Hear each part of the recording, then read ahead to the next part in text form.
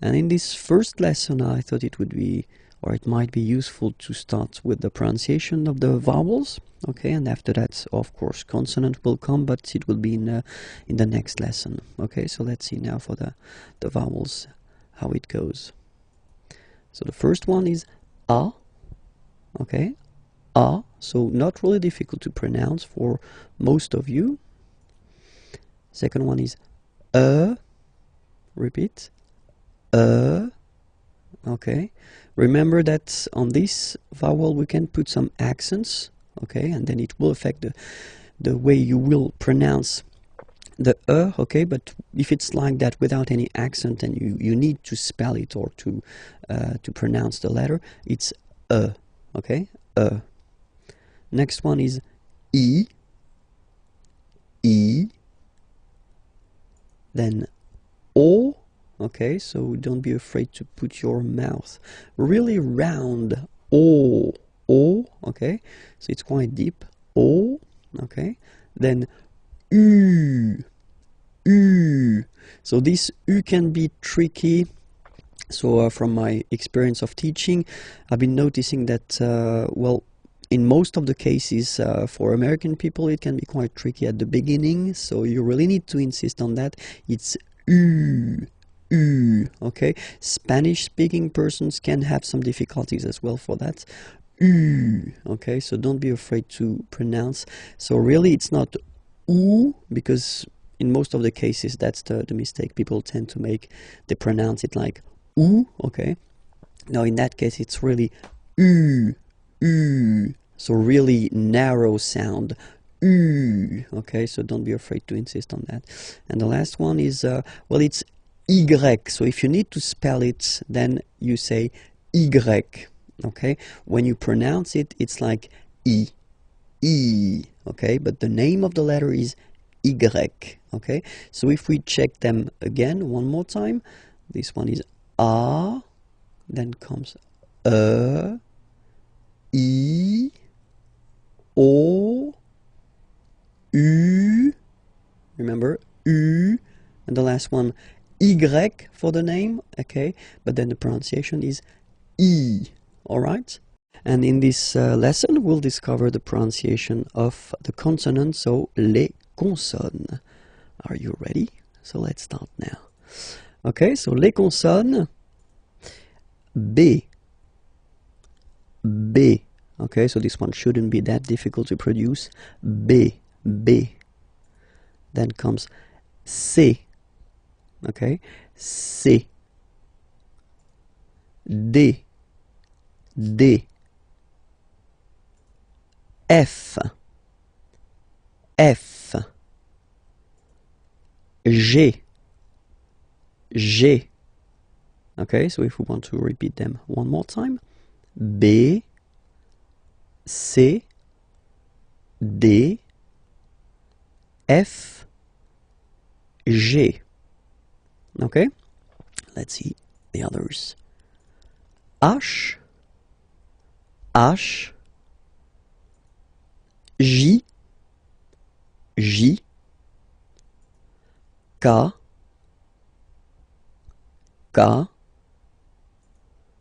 L, M. Okay, one more time. H, J, K, L, M. Okay, and then of course it continues. N, P, Q, R. So it's quite important because people tend to think that French people are making this R like that, really deep and really, well, it will hurt your throat if you try to insist too much on that. And if you listen to me, well, basically it's not that strong. R. Okay, so it's quite soft. R.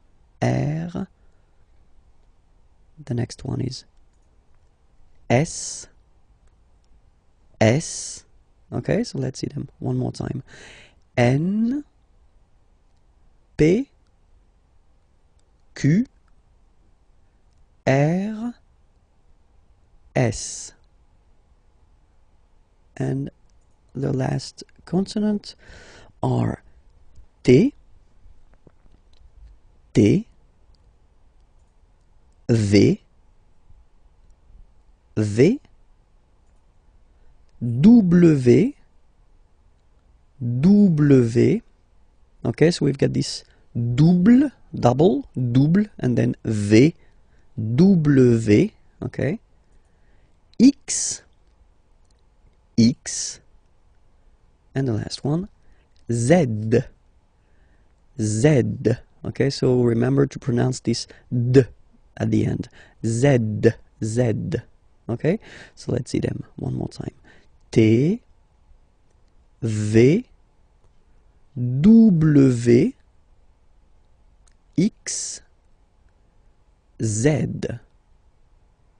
Discover les accents, so the accents. And normally when we talk about the accents, we tend to insist on the accents which are on the top of the letter E, okay, because they will change the pronunciation of the letter. When you put the accents on the top of O, I, or A, well, nowadays we don't really pronounce the differences, but then E is still affected by that, so you should really first remember the name of the accent, okay, and it's normally like that, okay, and then the sound that you will have to pronounce or to produce when you see it on the top of the okay, because so without any accent, this letter, if you remember, we saw that previously, is pronounced okay, but then when you put this one, so this one is called accent aigu, okay, it goes like that, in that direction, okay, and you will pronounce the letter like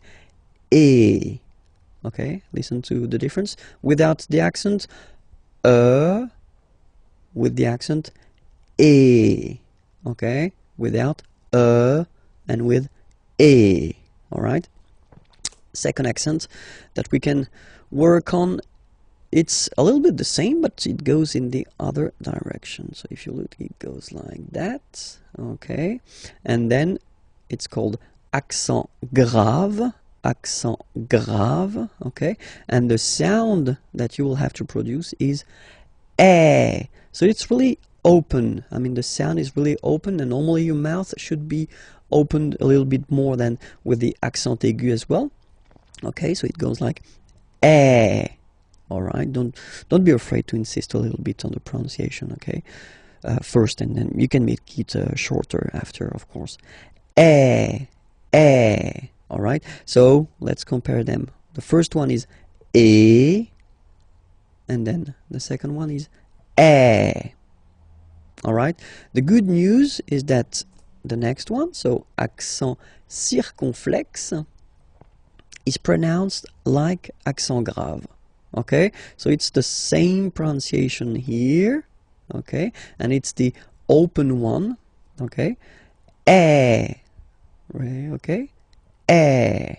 All right, so you can see that it's just like a little hat that you get to put on the top of okay.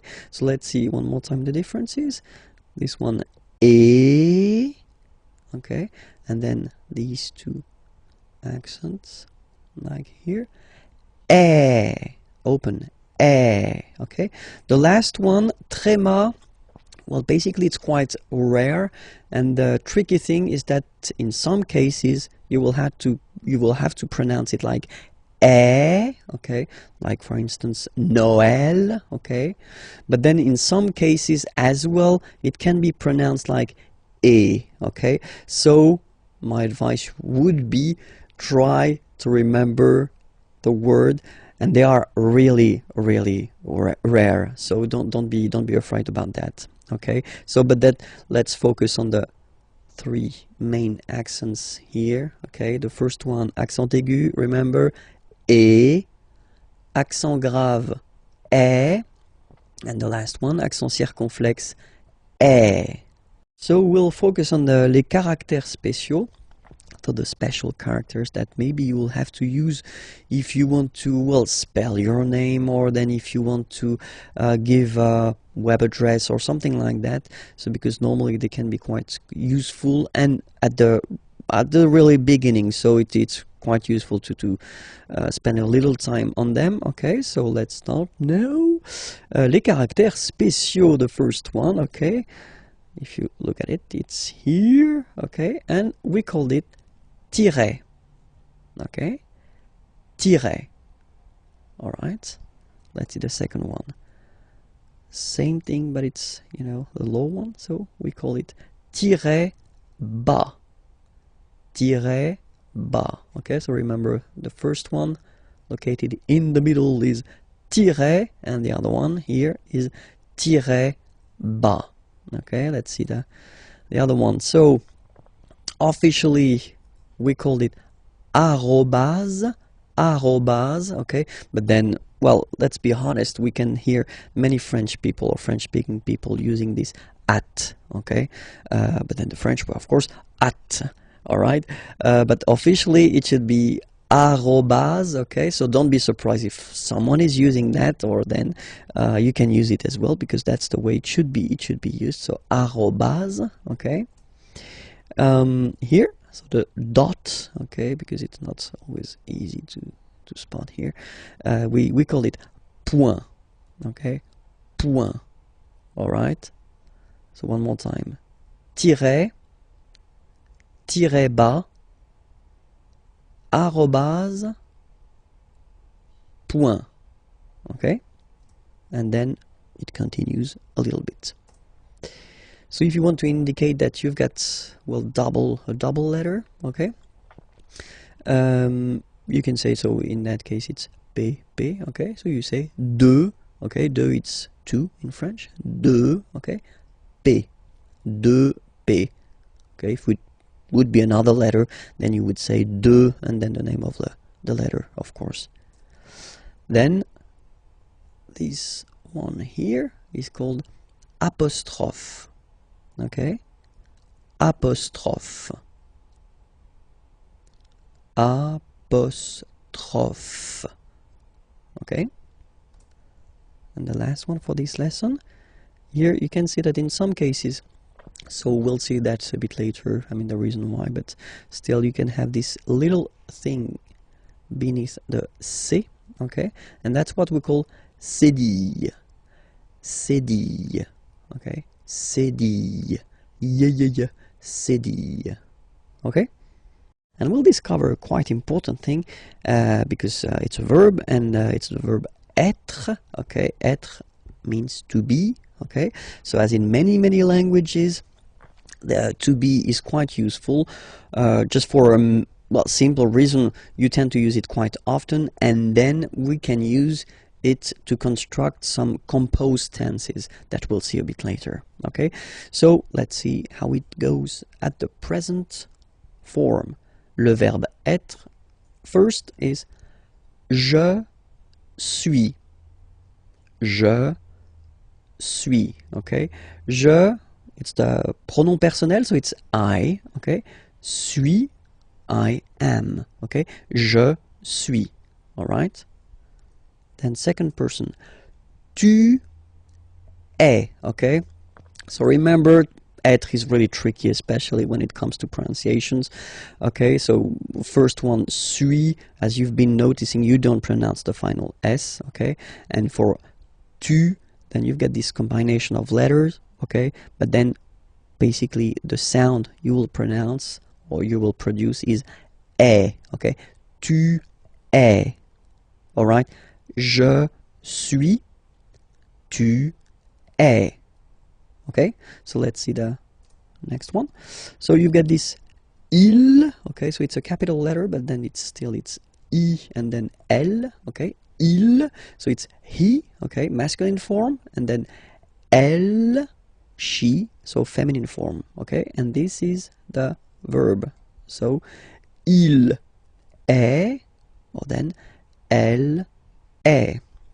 So you can notice that even if we write them differently, this like that and like that, we pronounce them the same way. And that's usually the difficult thing, you know, with a French language. What you write and what you pronounce can be quite different. Okay, so remember, je suis, tu es, il est, elle est. Okay, so let's see how the next one comes. Here it's nous, okay? Sorry about that. Whoops. Nous sommes, okay? Nous sommes, okay? So you don't pronounce the final S here. It doesn't exist. Sommes. Nous sommes, okay? Then the next one is coming. Vous êtes. Same thing here. Notice that final S is not pronounced. Et. Okay? And then in French we tend to have this liaison. So liaison, it's like a link, okay, that we can make between the words. So in that case, vous is ending with S, and then you tend to make a little link between them. So vous êtes, z, it goes like that. Vous êtes, okay?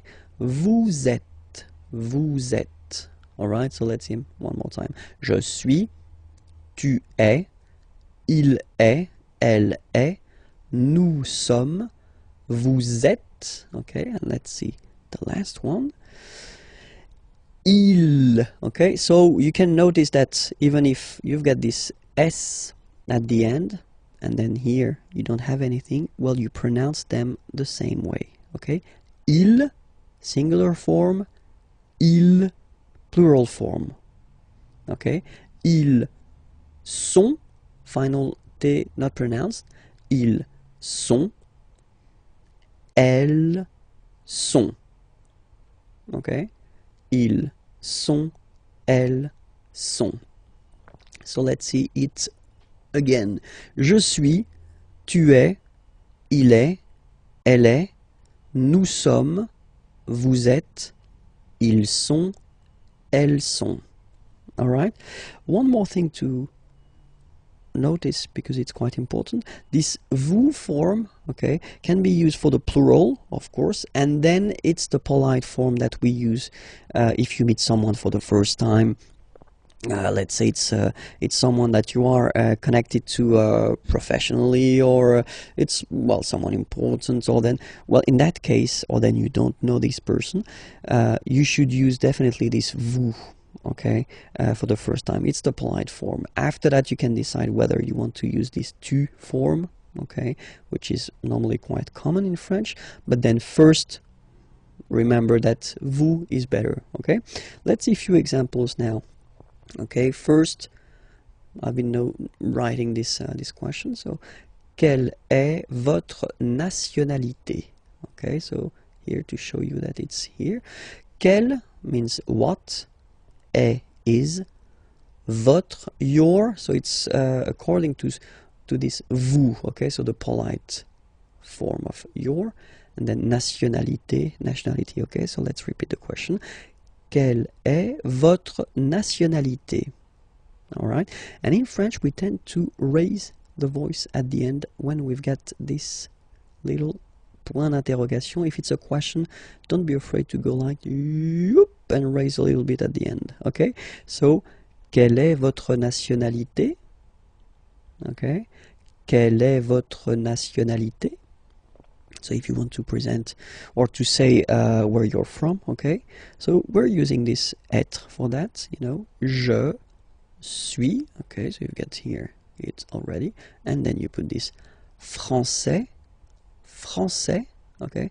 It's French. Je suis français. Je suis français. Okay? Then another example. Quel est votre nom de famille? Famille, family, nom, name. So nom de famille, family name, last name if you want. Okay.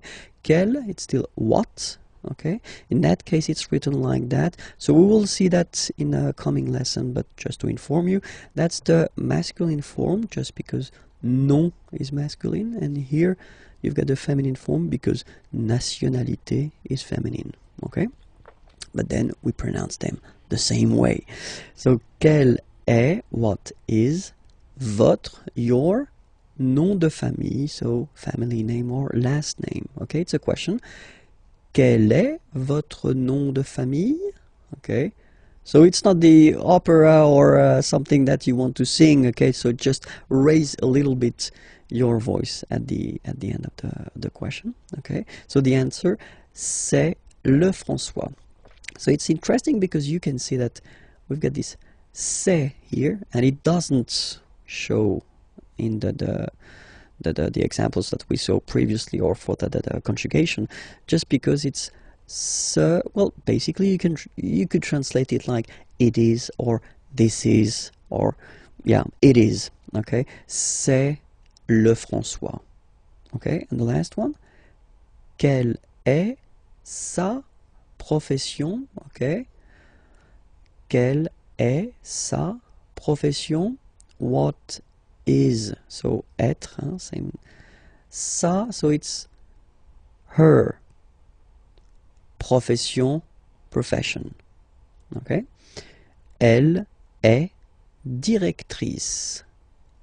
Elle est directrice. Okay, so she's a director, and then it's the feminine form here. All right.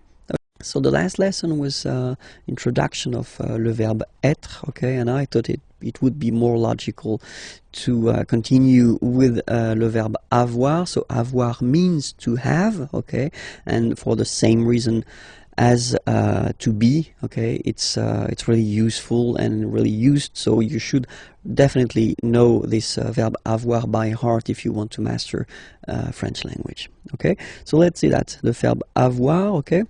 And so we'll see the different forms. So the first one is j'ai. Okay, j'ai. All right. So if you remember correctly, we had this je, personal pronoun, and then when it comes near another vowel like a, for instance, then it tends to disappear.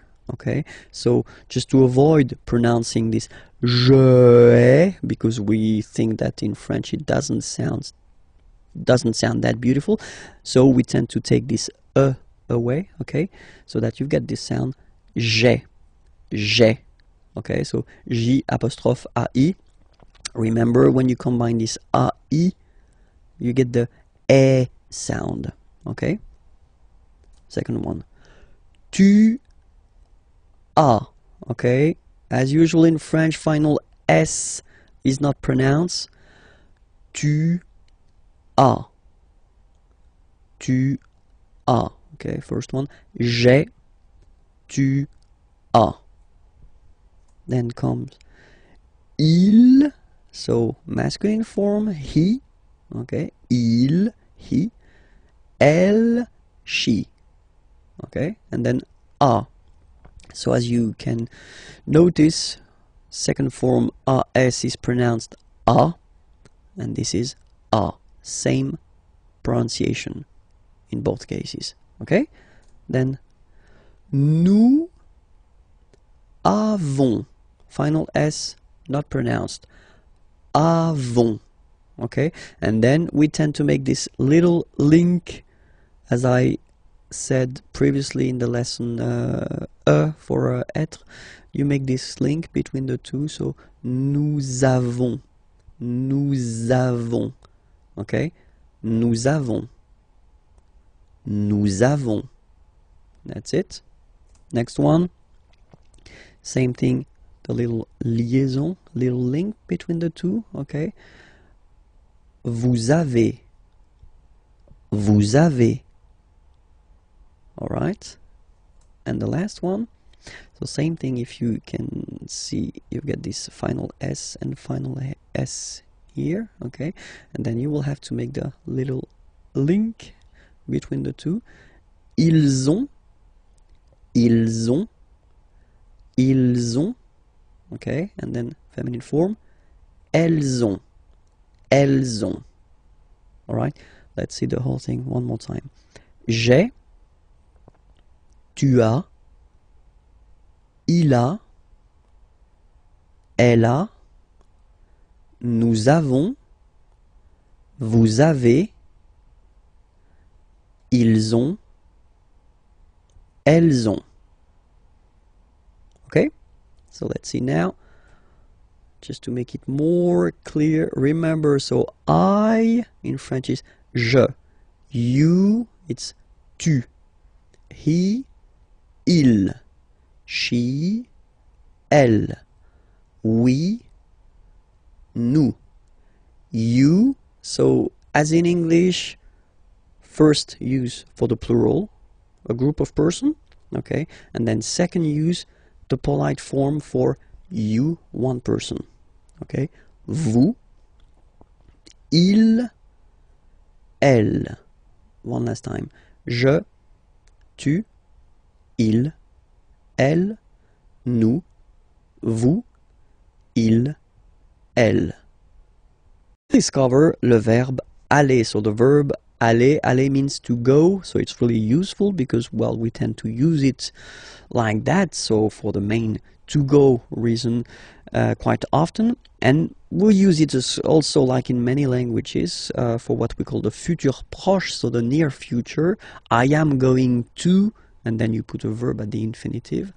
So it is quite used, especially in the oral language. We tend to maybe use it a little bit more than the real future. Okay, so let's see how you conjugate this aller verb.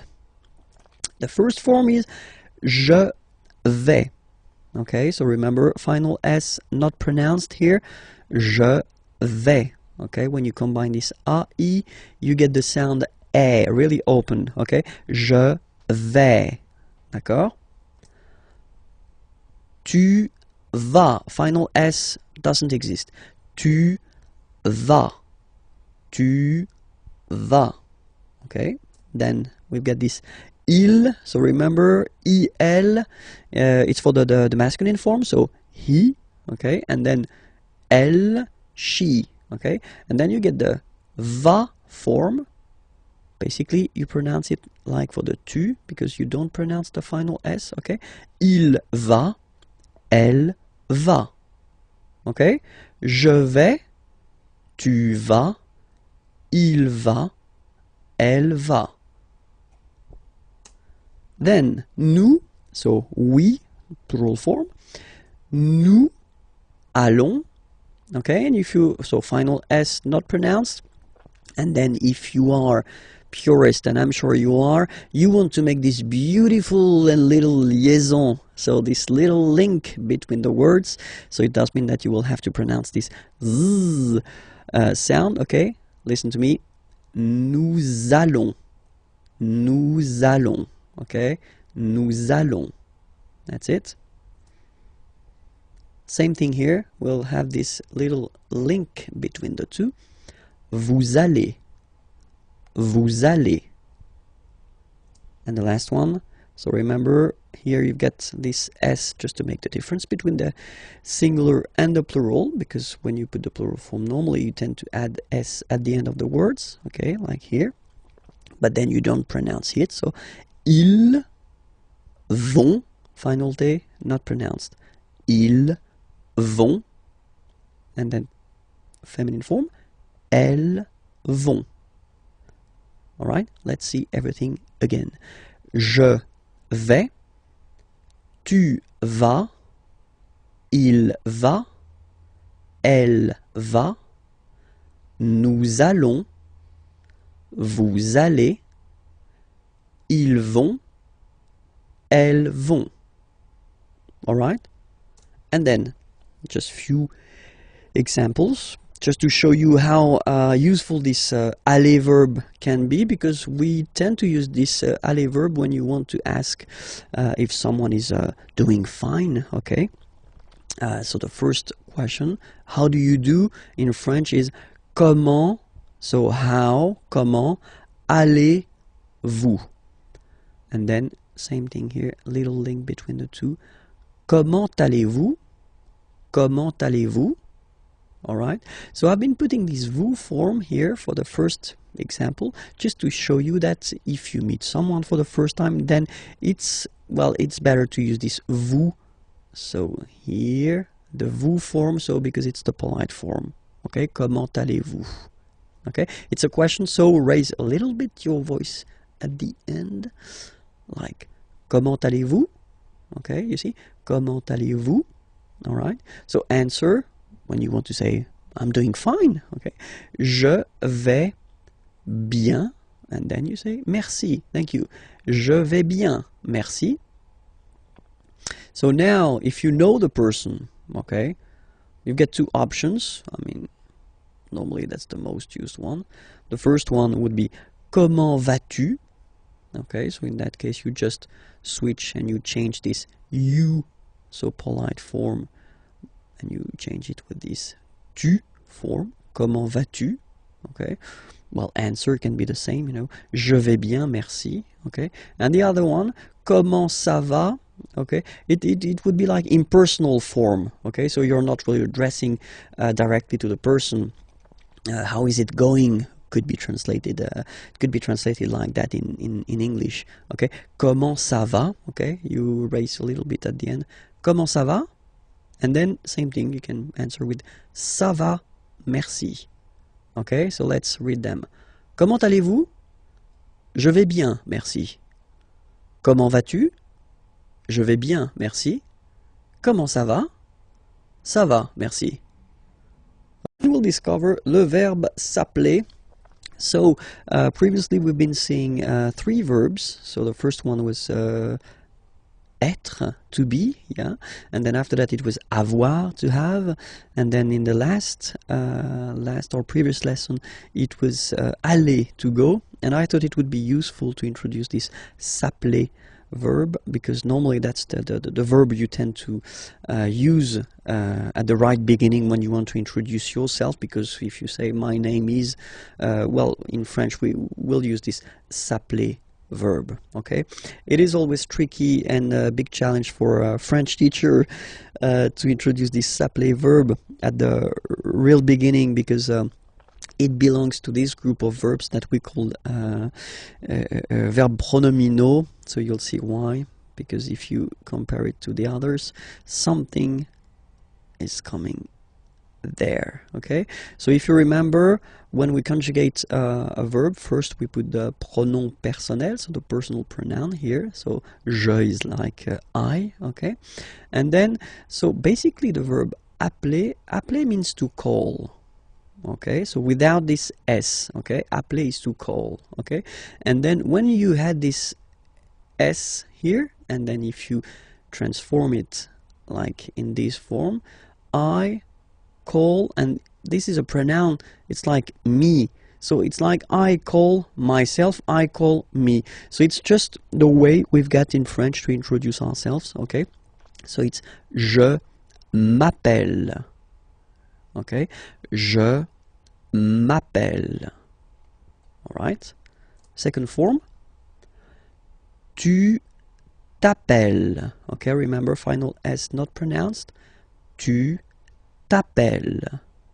Okay, then il s'appelle. Il s'appelle. Elle s'appelle. Elle s'appelle. And then the funny thing for nous or vous, you'll see that, well, basically we repeat it, or repeat, it's just a pronoun. So we call ourselves, if you want, okay, but then we put the pronouns before the verb. Okay, nous appelons. And then little link would be perfect, so let's pronounce the whole thing again. Nous appelons. Nous appelons. Okay, final S doesn't exist. Nous appelons.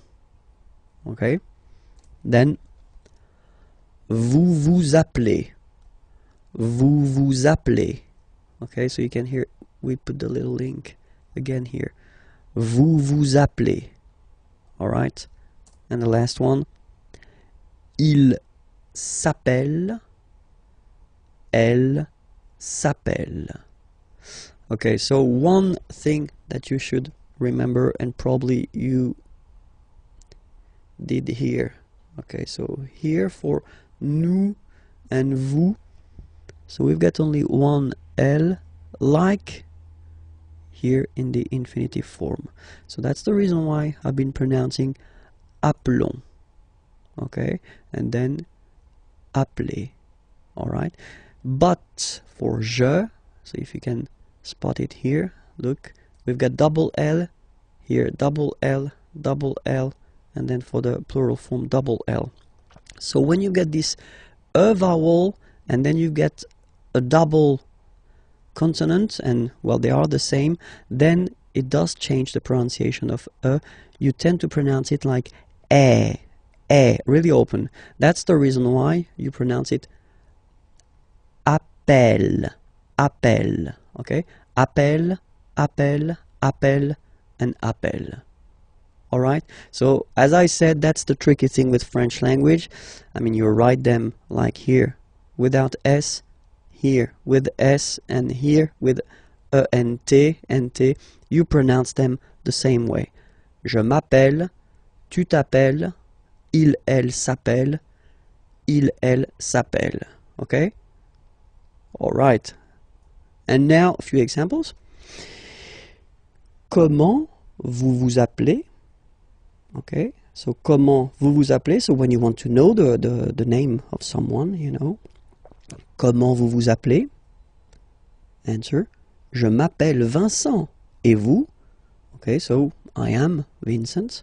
I call myself Vincent if you want. Vincent. Et vous? And you? Okay, so you want to know the name of the person who is asking this question. Okay. The other possibility that you would have, you know. So first you've been starting with comment and then vous vous appelez. Okay, so that's the, well, a common way of asking the question. All right. Other possibility would be to start with vous vous appelez. Okay, so technically you just take the verb and then you put this comment, how, at the end. Okay, it would be possible as well. Okay, remember to raise your voice. Vous vous appelez comment? All right.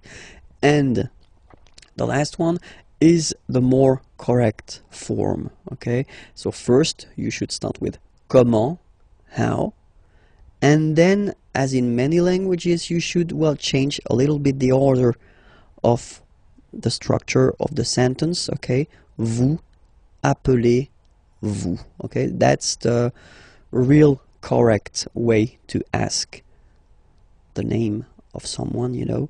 Comment vous appelez-vous? All right, and then you raise your voice. Comment vous appelez-vous? All right, so let's repeat them. Comment vous vous appelez? Vous vous appelez comment? Comment vous appelez-vous? All right, we'll discover in this lesson pour se présenter. So if you want to present yourself, okay, so it will be a really short lesson, but still quite useful. Because, well, technically you will have to present yourself at one point when you speak with French people or French-speaking people. Okay, so let's discover how it goes. The first one, well, you tend to use this appeler verb, okay. Je m'appelle Vincent Lefrançois.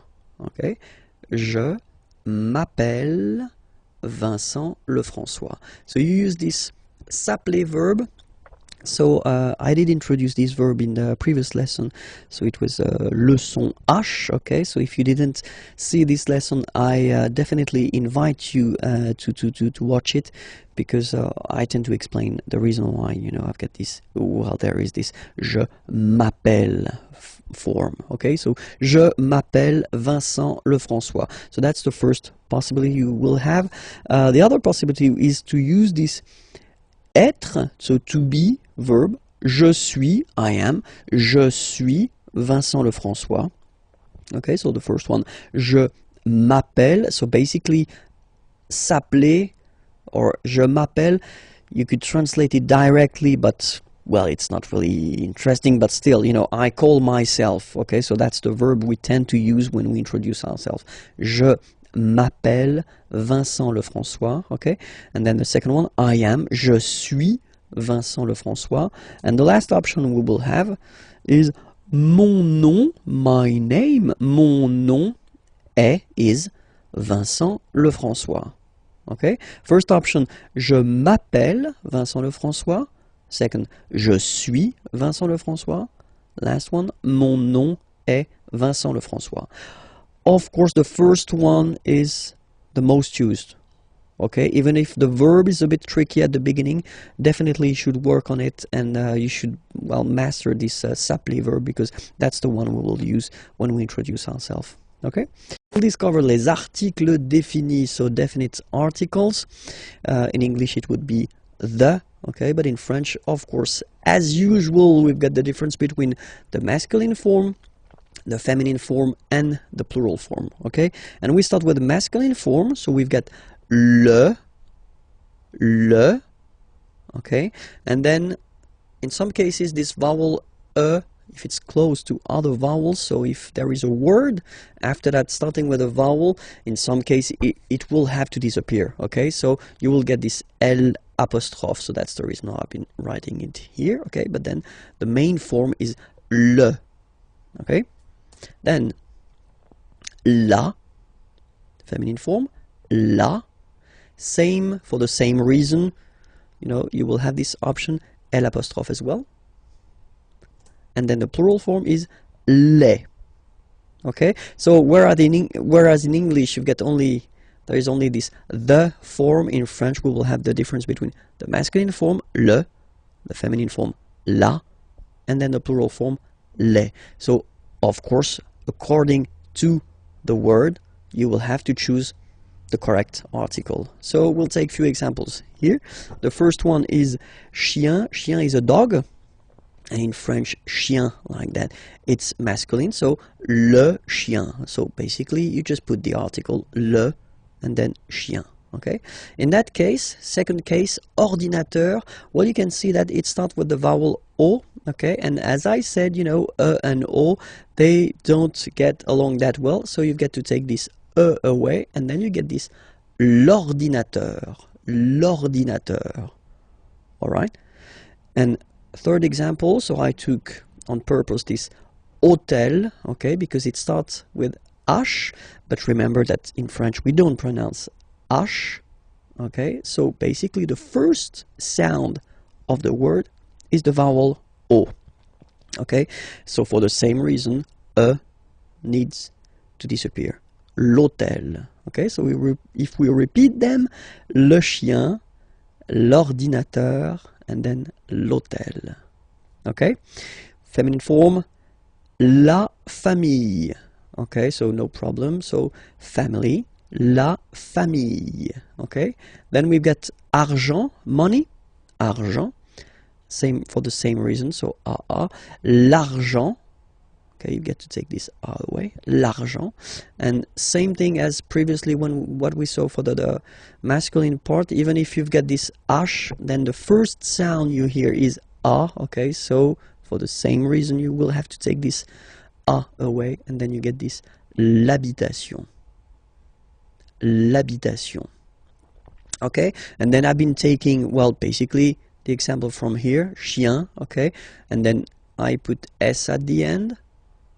And it's the mark of the plural, okay? So you put les chiens, the dogs, okay? Les chiens. And then you take famille, family, okay? You just add this final S, and you get the plural form, les familles, okay? Remember, chien, singular form, chien, same pronunciation, but you put this S, okay? Final S, not pronounced. Famille, singular form, famille, plural form, same pronunciation, S, not pronounced. Okay? We'll discover les articles indéfinis. So, indefinite articles. So, in English, there is only one, and it's or un. Okay? And in French, we've got always the difference between the masculine form, the feminine form and the plural form, as we saw in the previous lesson. Remember, for the definite articles, okay, it was the same, okay, and in this lesson, so article indéfini, well, it's the same. We'll start with the masculine form, and the masculine form goes like that. So when you put these two letters together, it can be quite tricky to pronounce at the beginning. Of course, after that you will master it without any problem and without any doubt, but you've got to pronounce it like un. So it's what we call the nasal, so it goes in your nose, okay? So if you listen to me, you don't hear any N, okay? So it's just a combination of the two. Alright? Okay, so that's the masculine form. Then the feminine article is here, and it's easier because if you have this U-N-E, then you pronounce it une. Okay, masculine, un, feminine form, une. Okay, and then the plural form, des. Alright, here S, you pronounce it like e. Okay, un, une, des. Alright, let's see a few examples now. Okay, here ami means friend. Okay, un ami, and then we tend to make this little link between the two. Un ami. Okay, soleil, sun. Un soleil. Livre, book. Un livre. Voiture, car, feminine. Une voiture. École, school, feminine form as well. Une école. Décision. Une décision. Don't ask me to translate this décision. Come on, please. Ami, so I've been taking this now. Look, ami here. So we've got the masculine form and it's the singular. Remember, if you want to put the plural form, then you just add this final S here. Okay, but then technically you pronounce it the same way. So singular form ami, plural form you add this S, but it's ami as well. Okay, in that case you get des, so here des, okay, here, and then there is this little liaison. Remember, it's been introduced in a previous lesson. You put this little link between the word. Des amis. Okay, I've been taking voiture here, voiture, a car. Okay, just add this S at the end and then you get the plural form, des voitures. Okay, and then I've been taking back this livre, same thing, you just add S at the end, des livres. Okay, let's repeat them one more time. Un, une, des. Un ami, un soleil, un livre, une voiture, une école, une décision, des amis, des voitures, des livres. Discover together l'article interrogatif. So it's really useful, and we'll see that now. So l'article interrogatif, here you get the masculine form, and it's quel. Quel means what. Okay, so that's what you'll use when you want to ask a question with what. Okay, and you've got a good example here. So quel est votre nom de famille? What is votre, your, so the polite form of your. Nom de famille, family name, last name, okay? Quel est votre nom de famille? What is your last name? Second example, quel est votre prénom? Prénom is first name. What is votre, the polite form for your? Quel est votre prénom? What is your first name? Okay, so you can see now, more in detail, that nom, prénom are masculine words. And that's the reason why, in that case, you get to choose the article here according to the gender of the word it is connected to. Quel, masculine form, because nom is masculine. Quel, masculine form, because prénom is masculine. Okay, let's see now the feminine. And the good news is that, as usual in French, we write the thing differently, but then we can pronounce them the same way. And then the feminine form is written like that, Q-U-E-L-L-E, but it's pronounced like the masculine form. Quelle at the masculine, quelle at the feminine. Okay, so it's basically same pronunciation. Okay, and then here we've got two examples.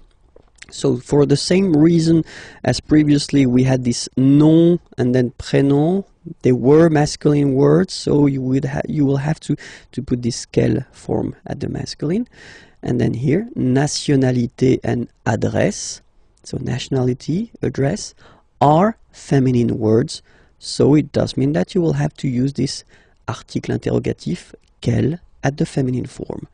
Quelle est, what is, votre, your, nationalité.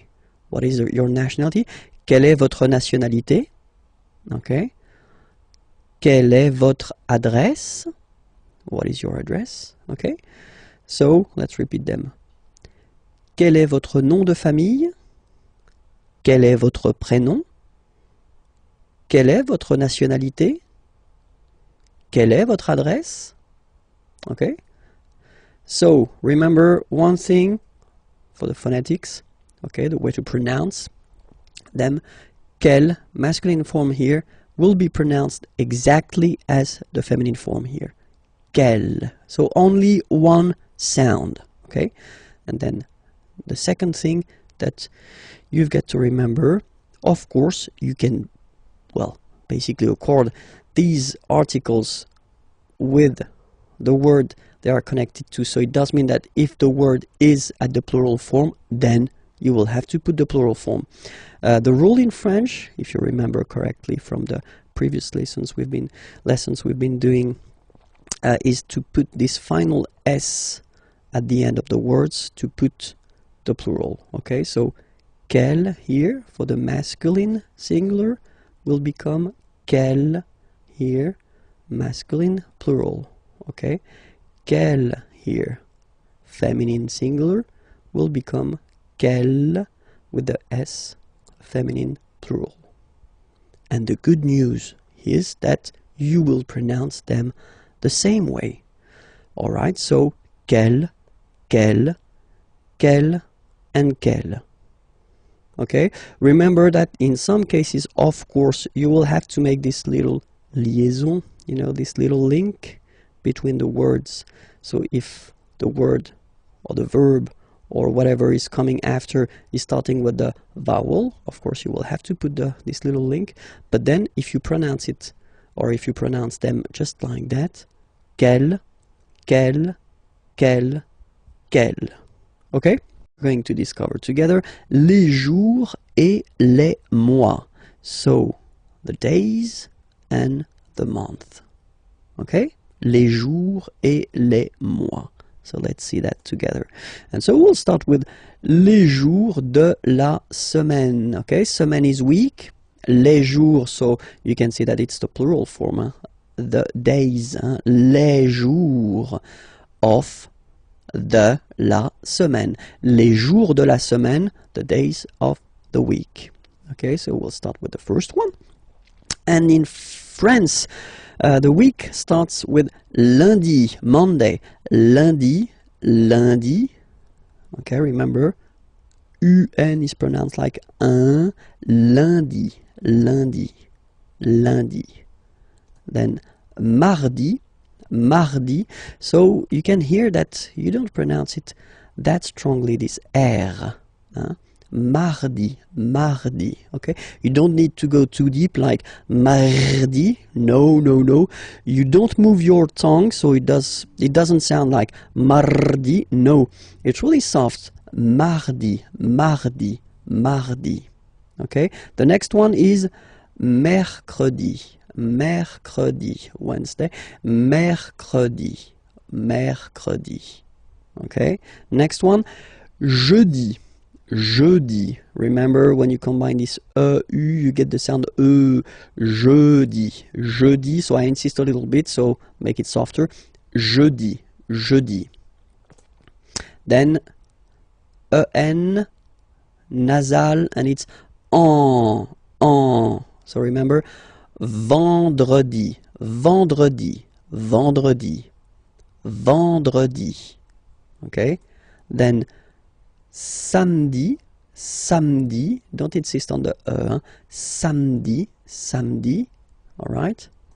And the last one, dimanche, dimanche.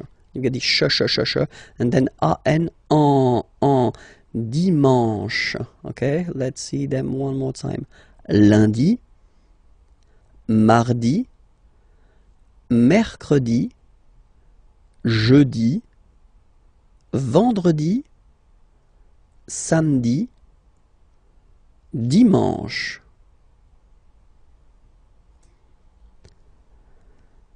Normally, in France, we tend to use this le weekend. So if we're talking about the weekend, okay, but then pronounce it the French way, weekend.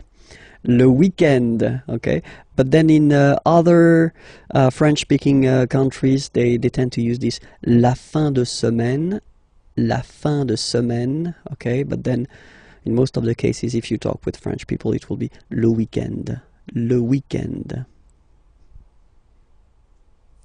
If you want to talk about les mois de l'année, okay, année, year, mois, month, okay, les mois de l'année. So we'll see now the first one. The first one, January, so it looks, well, it looks a bit the same, no? No, wow, no. But anyway, janvier, so that's the way to pronounce it. Janvier, A-N, en, okay, and then ye, janvier. Then comes février, février. Okay, remember when you have this accent aigu on the top of then you pronounce it e. Okay, there is a lesson regarding this topic, so don't be afraid. And if you're not sure about that, well, try to practice it. Février, février. Okay, then mars. Okay, so in a way it's an exception because normally final S is not pronounced in French. Okay, we've got some exceptions and this one is one of them. So mars, pronounce the final S, mars, mars. Okay, then avril, avril, avril. Nothing really tricky about this month, I mean, for the pronunciation. Avril. Okay, here be careful because people tend to try to pronounce it the English way. In French, remember when you combine this a and then e vowels, you get the sound e. So really open e, okay, and then you pronounce it me. Okay, so don't pronounce e. Don't try to pronounce it. No, it's me. So it's not my, it's me. Okay. And then here, well, it's a bit tricky, but still, en goes like un, okay? And then you get juin,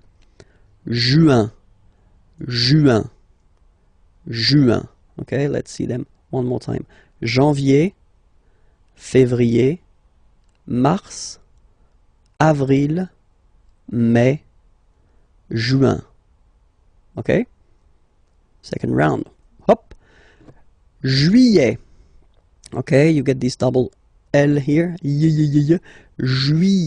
Juillet. Don't pronounce this final T, E-T here at the end. E. Juillet. Juillet. So it's July. And then here, two options because, well, two options are acceptable in French. The first one, you don't pronounce the final T. Ou. Second one, you pronounce it août. Alright, so remember, first option, don't pronounce it ou. Second option, you pronounce it août. Okay? Then, well, it's quite simple normally for English-speaking persons, or then it's quite close to other languages as well. So septembre, septembre. Remember this em en septembre. Brr. You don't insist on the final septembre, septembre. Then same thing here. Don't insist on the final octobre, octobre, octobre. Novembre, novembre, novembre. Okay, em en novembre, novembre.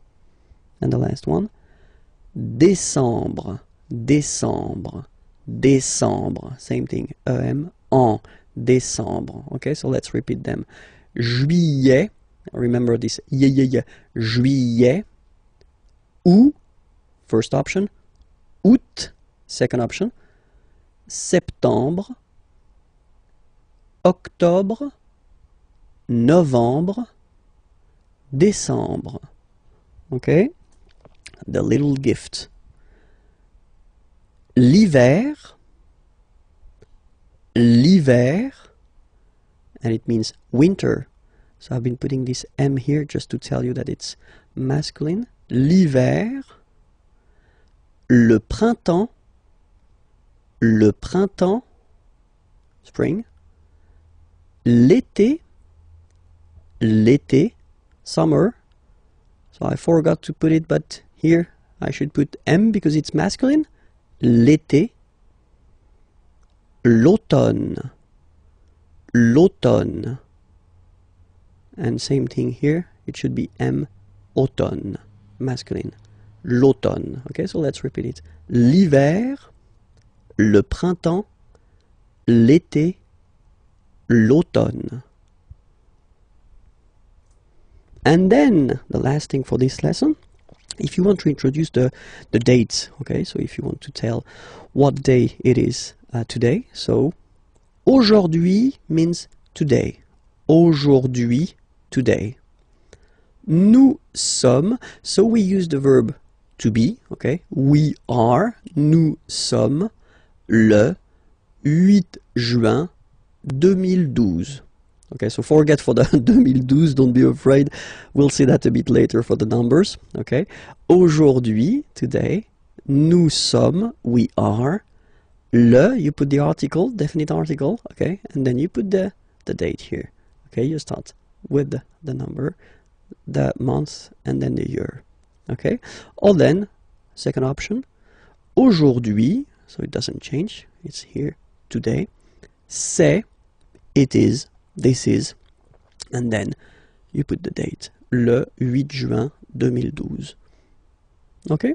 Le masculin et le féminin. So let's see how we will modify some words that are masculine into a feminine form here.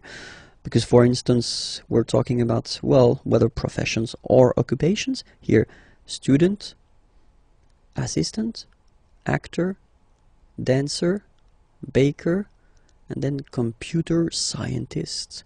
It looks quite nice in English. Informaticien is nice, but still in English. Computer scientist, it's really interesting. Okay, so the rule in French is to add a at the end of a word to put the feminine form. Okay, so for instance here we've got étudiant, and then we've got assistant here. Okay, you just take it back here, étudiant, and then you will add this a at the end without modifying the first part. Okay, so it will of course change a little bit the pronunciation, because you will pronounce it at the masculine form. Il est étudiant. Okay, A-N-T, étudiant. Okay, but then for the feminine form, elle est étudiante. Okay, t. Okay, you don't really insist on the e, but you insist quite much on the t. Elle est étudiante. Il est assistant. So don't pronounce the final t here. But for the feminine form, elle est assistante. Okay, étudiant, étudiante. Assistant, assistante. All right.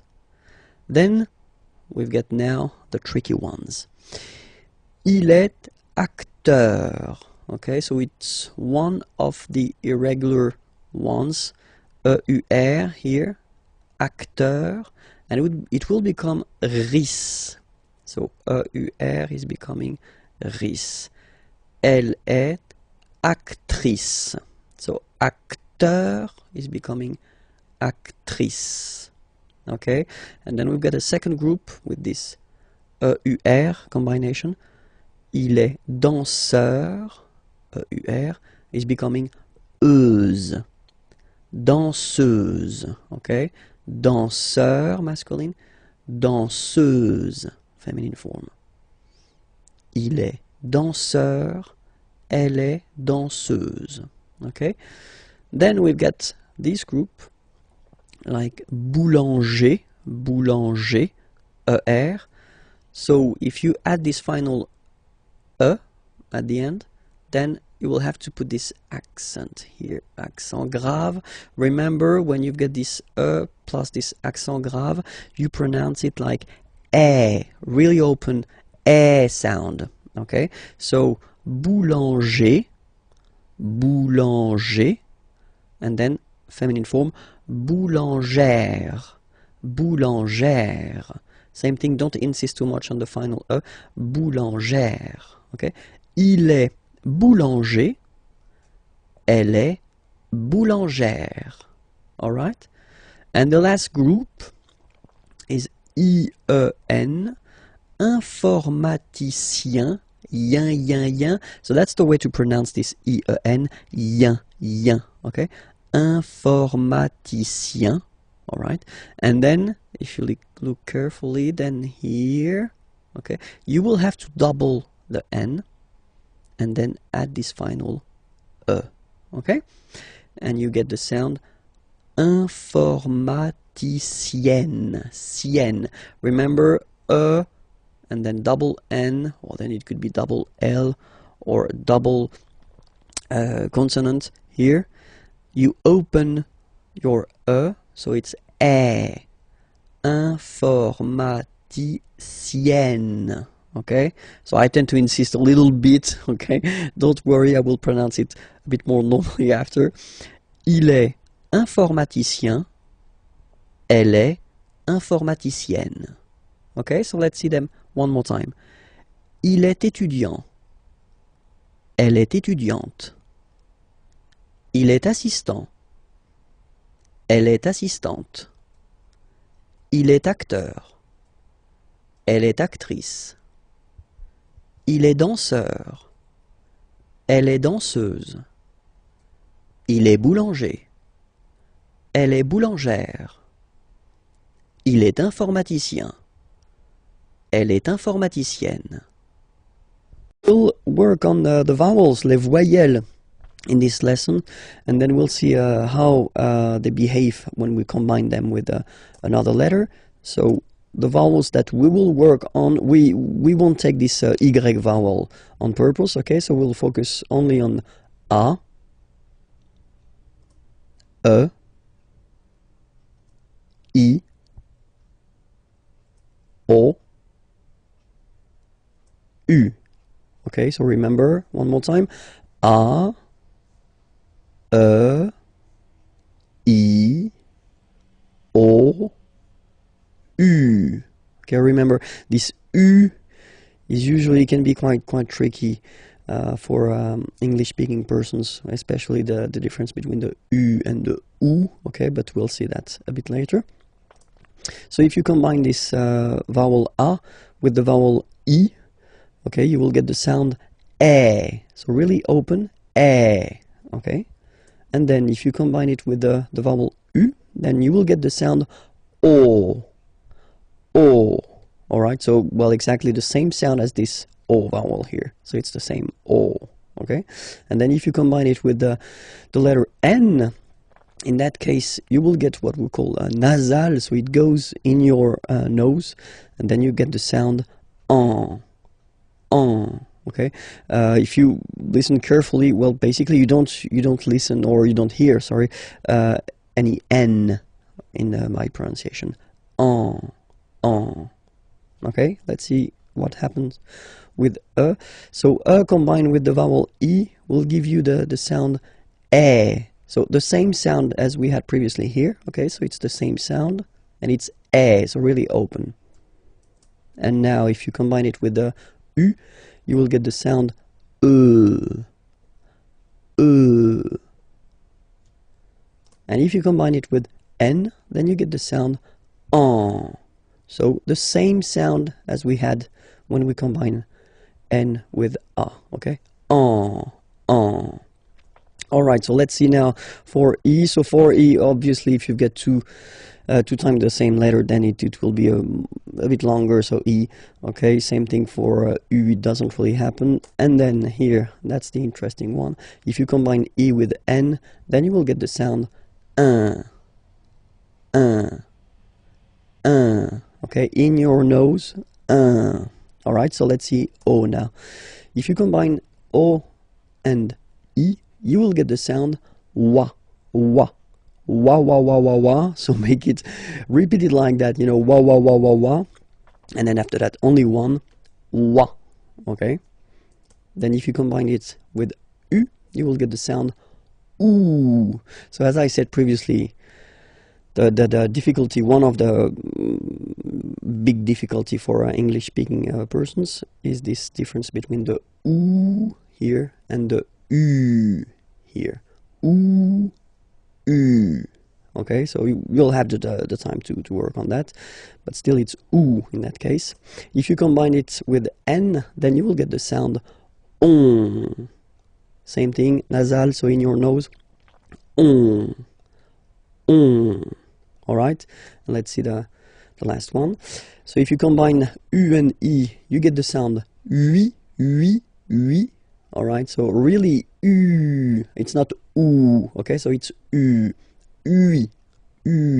Alright, and then, well, basically it doesn't exist, this uo, and if you combine it with the n, then you get the sound un.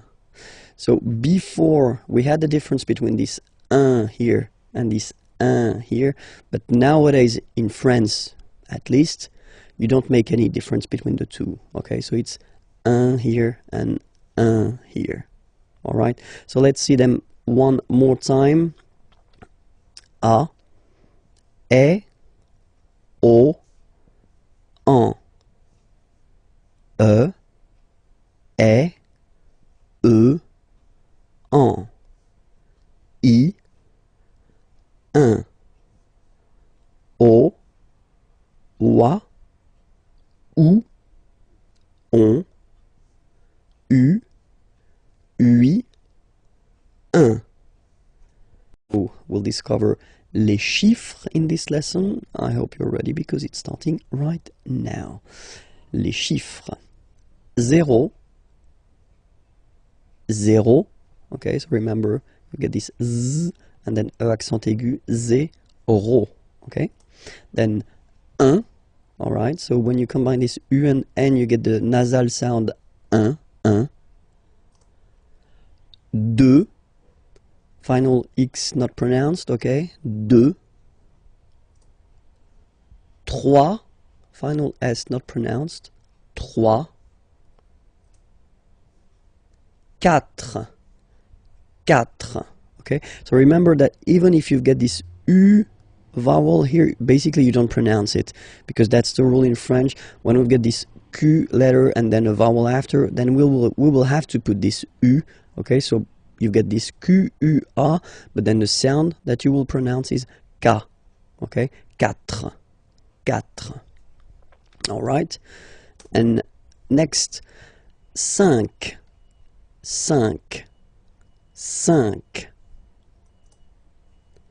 Then be careful here, because even if it's ending with this X, well, you'll have to pronounce it like S, okay? So you get the 6 pronunciation. 6. Okay, so it's not 6, it's 6. Alright? Then here, remember, P is not pronounced. Okay, it doesn't exist, so you get this set sound. Set. Okay? Then here, final T is pronounced, so huit, huit. Remember in French this H letter here, okay, doesn't exist phonetically, so we don't really pronounce it, okay? So if you listen carefully, you will only listen or hear these vowels at the beginning of the word. Huit, huit, okay? And then neuf, neuf, neuf, okay? And we'll discover a quite useful thing, because in leçon B, if you remember carefully, I did introduce the numbers till 9, and then we'll continue, so from 10 to 20, okay? De 10 à 20. Okay, so let's start now. 10, okay, so remember, final X here is pronounced like S. 10, 10, okay? Then 11. 11, okay, so O plus N give you the sound on, onze, onze, okay? Final E doesn't exist phonetically, onze, okay? 12, 12, O, U, the two together will give you the sound OO, okay? And then Z, 12, 12, all right? Then now if you combine this E and E, you get the sound E, really open. 13, 13. Final E, as usual, not pronounced. 13, 13. Okay? And here, 14.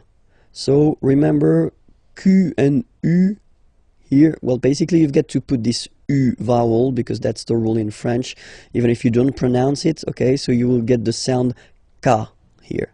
K, 14, 14, okay? Same thing here, U doesn't exist, so 15, 15, 15, all right? IN, nasal, so it's 1, 1, 15, 15, okay? Then it continues, of course. Now you get this 16, 16, same thing, final E doesn't exist, 16. E and E together, they give you the sound really open. 16, 16, okay?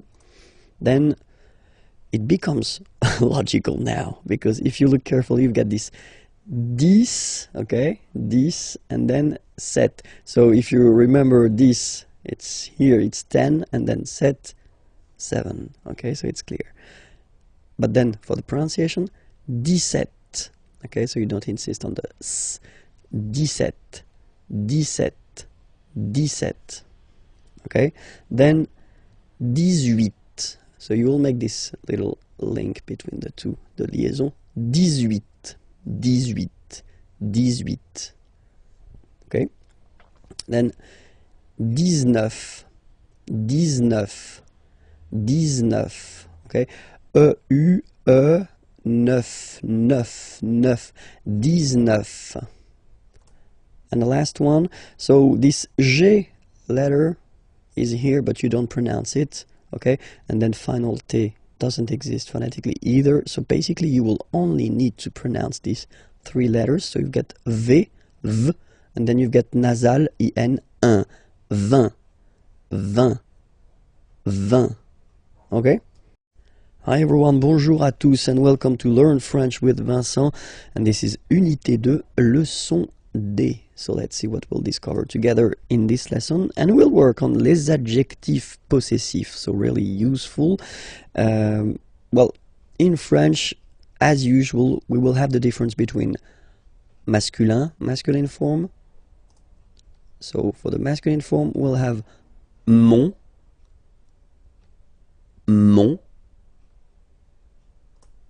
ton, ton, son, son, notre, notre, votre, votre, leur, leur. Okay, so let's be clear, you know, when we talk about les adjectifs possessifs, in English it will be my, your, his, are, your, their. Okay, but then in French, well, basically we'll have the difference between the masculine, the feminine, and the plural. And then keep in mind, we'll see that a bit later when I will give you some examples, that in French we don't decide whether it's masculine, feminine, or plural according to the subject, like in English, because in English you put whether the masculine or the feminine according to the subject, but we will in French put the masculine according to, or the feminine or the plural, according to the word it is connected to. Okay, so it's quite important to just remember that, because it will be really important for the decision whether you put the masculine or the feminine or the plural form. Okay, so we saw first now here the masculine form. Let's check the feminine form, and it's ma, ta, sa. Okay, so you can see well, of course differences, but then still, you know, it works like m, t, and then t, and s. Okay, so, well, mon, masculine, ma, feminine form, ton, masculine form, ta, feminine form, son, masculine form, sa, feminine form. And then the good news is that notre is the same, votre is the same, and then leur is the same. Okay, so you don't really have a difference between these three persons. You will have to use the same adjective possessive. Okay, so the only difference is there: mon, ton, son, ma, ta, sa. Okay, and now let's see the plural part here. Okay, so for the phonetical or pronunciation aspect of it, then remember that this es here combined will give you the sound eh. Okay, so you'll pronounce it like me, me, me. Okay, te, so logical, same pronunciation here, te, se. All right, so me, te, se. Okay, and then for the plural, no, vos,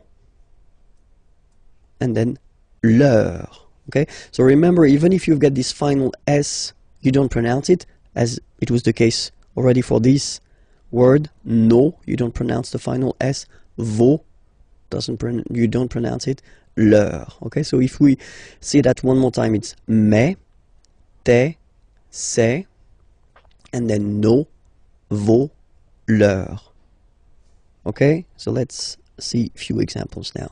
So for the masculine, mon père. Okay, so père means father. Okay, so father is masculine, and so you will put mon père. So you will put here the masculine adjective possessive, my father, just because father is masculine. Okay, so the subject, the person who is actually talking about his father or her father, doesn't really affect the fact that you use the masculine or the feminine here. You put the masculine because father is masculine. Okay, so vélo, bicycle. If you want to say my bicycle, you will say mon vélo. Okay, just because vélo is masculine. Un vélo, and then mon vélo. All right, let's see now a few or two examples for the feminine. Mother. Mother is feminine, and then you will have ma mère. Ma mère, my mother, ma mère. Okay, here you've got voiture. Voiture means car, a car. Okay, and it's feminine, so une voiture. Same thing here, you will put the feminine form, ma voiture. Ma voiture. Okay, and let's see now for the plural. So parents, parents, mes parents. Okay, because it's the plural form here. Okay, so you get the plural form here as well. Mes parents. Okay, and then amis, friends. Okay, it's the plural form, so it's mes amis. Okay, and then let's be purist and make this beautiful liaison between these two words. Mes amis, mes amis, mes amis.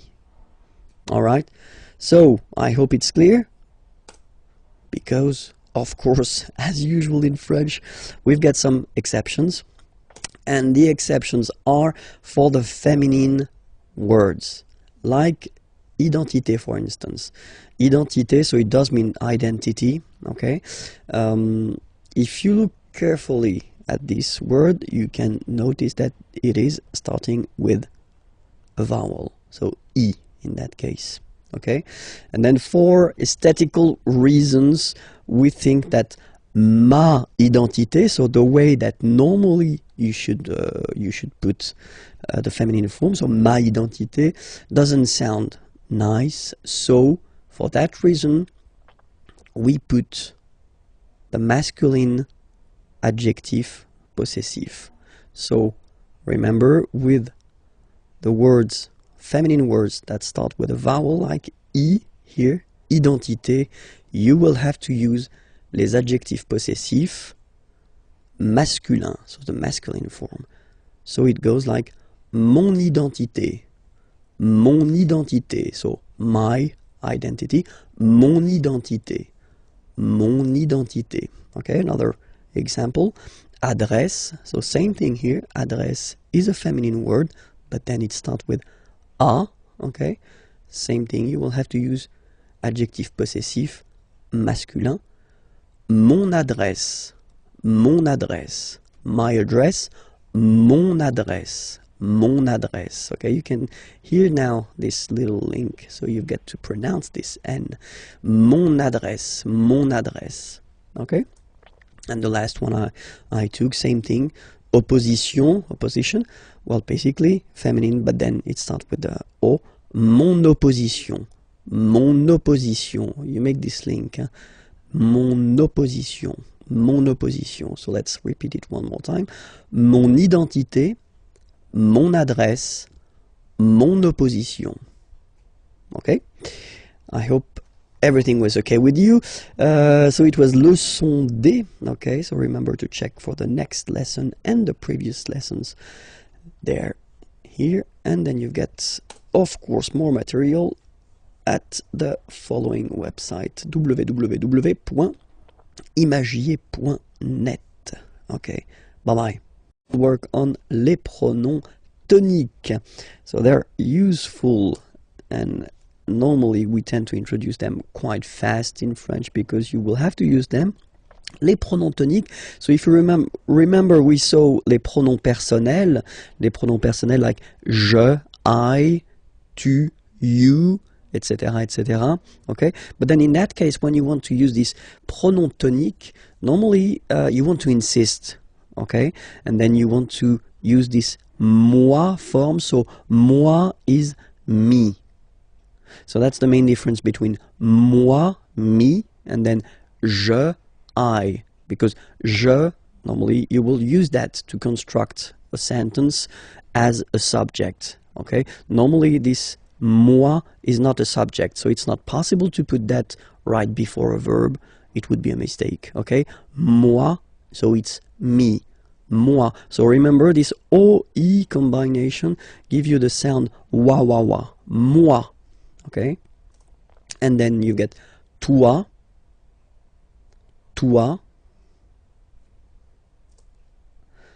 For the masculine form we get lui, okay? And for the feminine form we've got elle. So you can notice that, well, basically for the masculine it does change because pronom personnel is il, okay? And in that case pronom tonique is lui, all right? But then for the feminine form it's the same, so it's elle, okay? And then good news, same thing for the plural, nous, vous, okay? So they don't change. You get nous and then you get vous as for the pronom personnel, and same thing here for the plural form, third person of the plural. So the masculine form will change and you get the sound remember, final X not pronounced, and then plural elle. Okay, so let's see them one more time. Moi, toi, lui, elle, nous, vous, eux, elle. Okay, so I did prepare a few examples. So the first one, moi, j'aime le tennis. Okay, so here you can see that you start the sentence with moi, okay, so me, okay, and then you have to put pronom personnel, je, okay, so in that case you take the away because the verb is starting with a vowel, okay, but then j'aime, so this j'aime form, I like, or then I love, okay, le tennis. Moi, j'aime le tennis.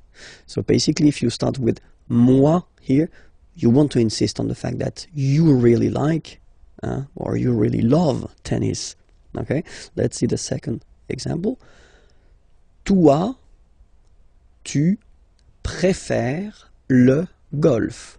Okay, préférer, to prefer, obviously. Okay, toi, tu préfères le golf. Toi, tu préfères le golf. Okay, and then here, so we've got here the masculine form, and here we've got the feminine form, so let's see the masculine form first.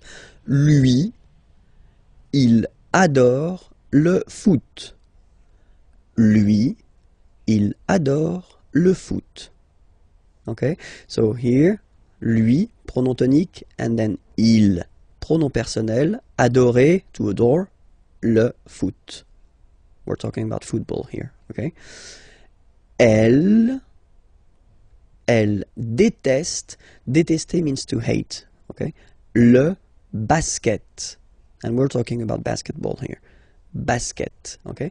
Elle déteste le basket, okay? So even if you see them twice, I mean, you've got this elle, okay? Then remember that in that case, basically you want to insist, really, so you put first pronom tonique. It does look the same as pronom personnel here, but still, you get two different pronouns here. Pronom tonique and then pronom personnel. Elle déteste le basket. Okay? Same thing here. Nous aimons bien la boxe. Okay? So the difference between aimer here, like I love, okay, and aimer bien, normally when you put this bien after aimer, well, it's because you want to insist on the fact that you like, you don't love something, you like it, okay. Nous aimons bien la boxe. All right, next example. Vous détestez la natation. Vous détestez la natation.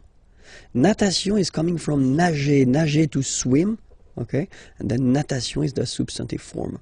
Vous détestez la natation. And then the two last examples. So first the masculine here, and then the feminine here. So let's see the masculine form. Eux, so if you remember, it was eux, pronom tonique.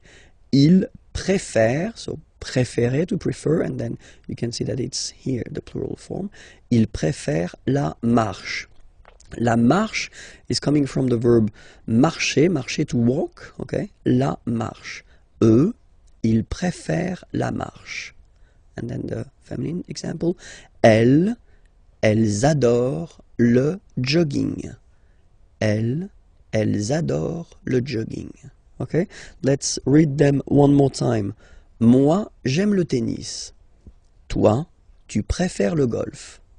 Lui, il adore le foot. Elle déteste le basket. Nous aimons bien la boxe. Vous détestez la natation. Eux, ils préfèrent la marche. Elles adorent le jogging. Work on the questions, so les questions, and especially the little words that you will have to use or to put at the beginning of your questions. And the first example that we can see is quand. Quand means when, okay? So let's see two examples.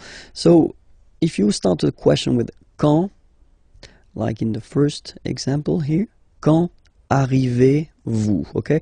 Arriver is to arrive, okay? So vous, second person of the plural. You can use that for a group of person, or then you can use that for one person, and that's the polite way to use.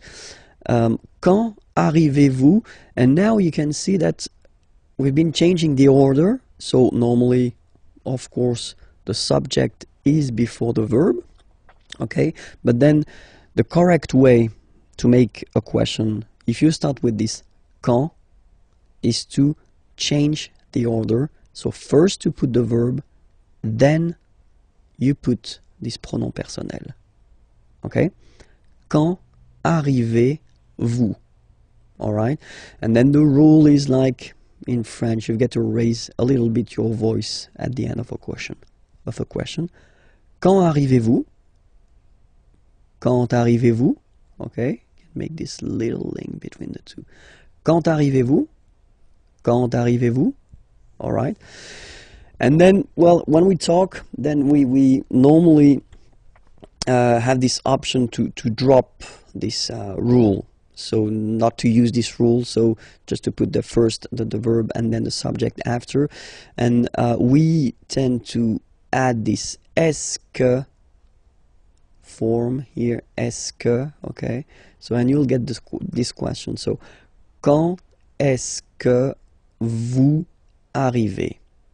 It is exactly the same question, okay? It is quite long if you compare it to the first one.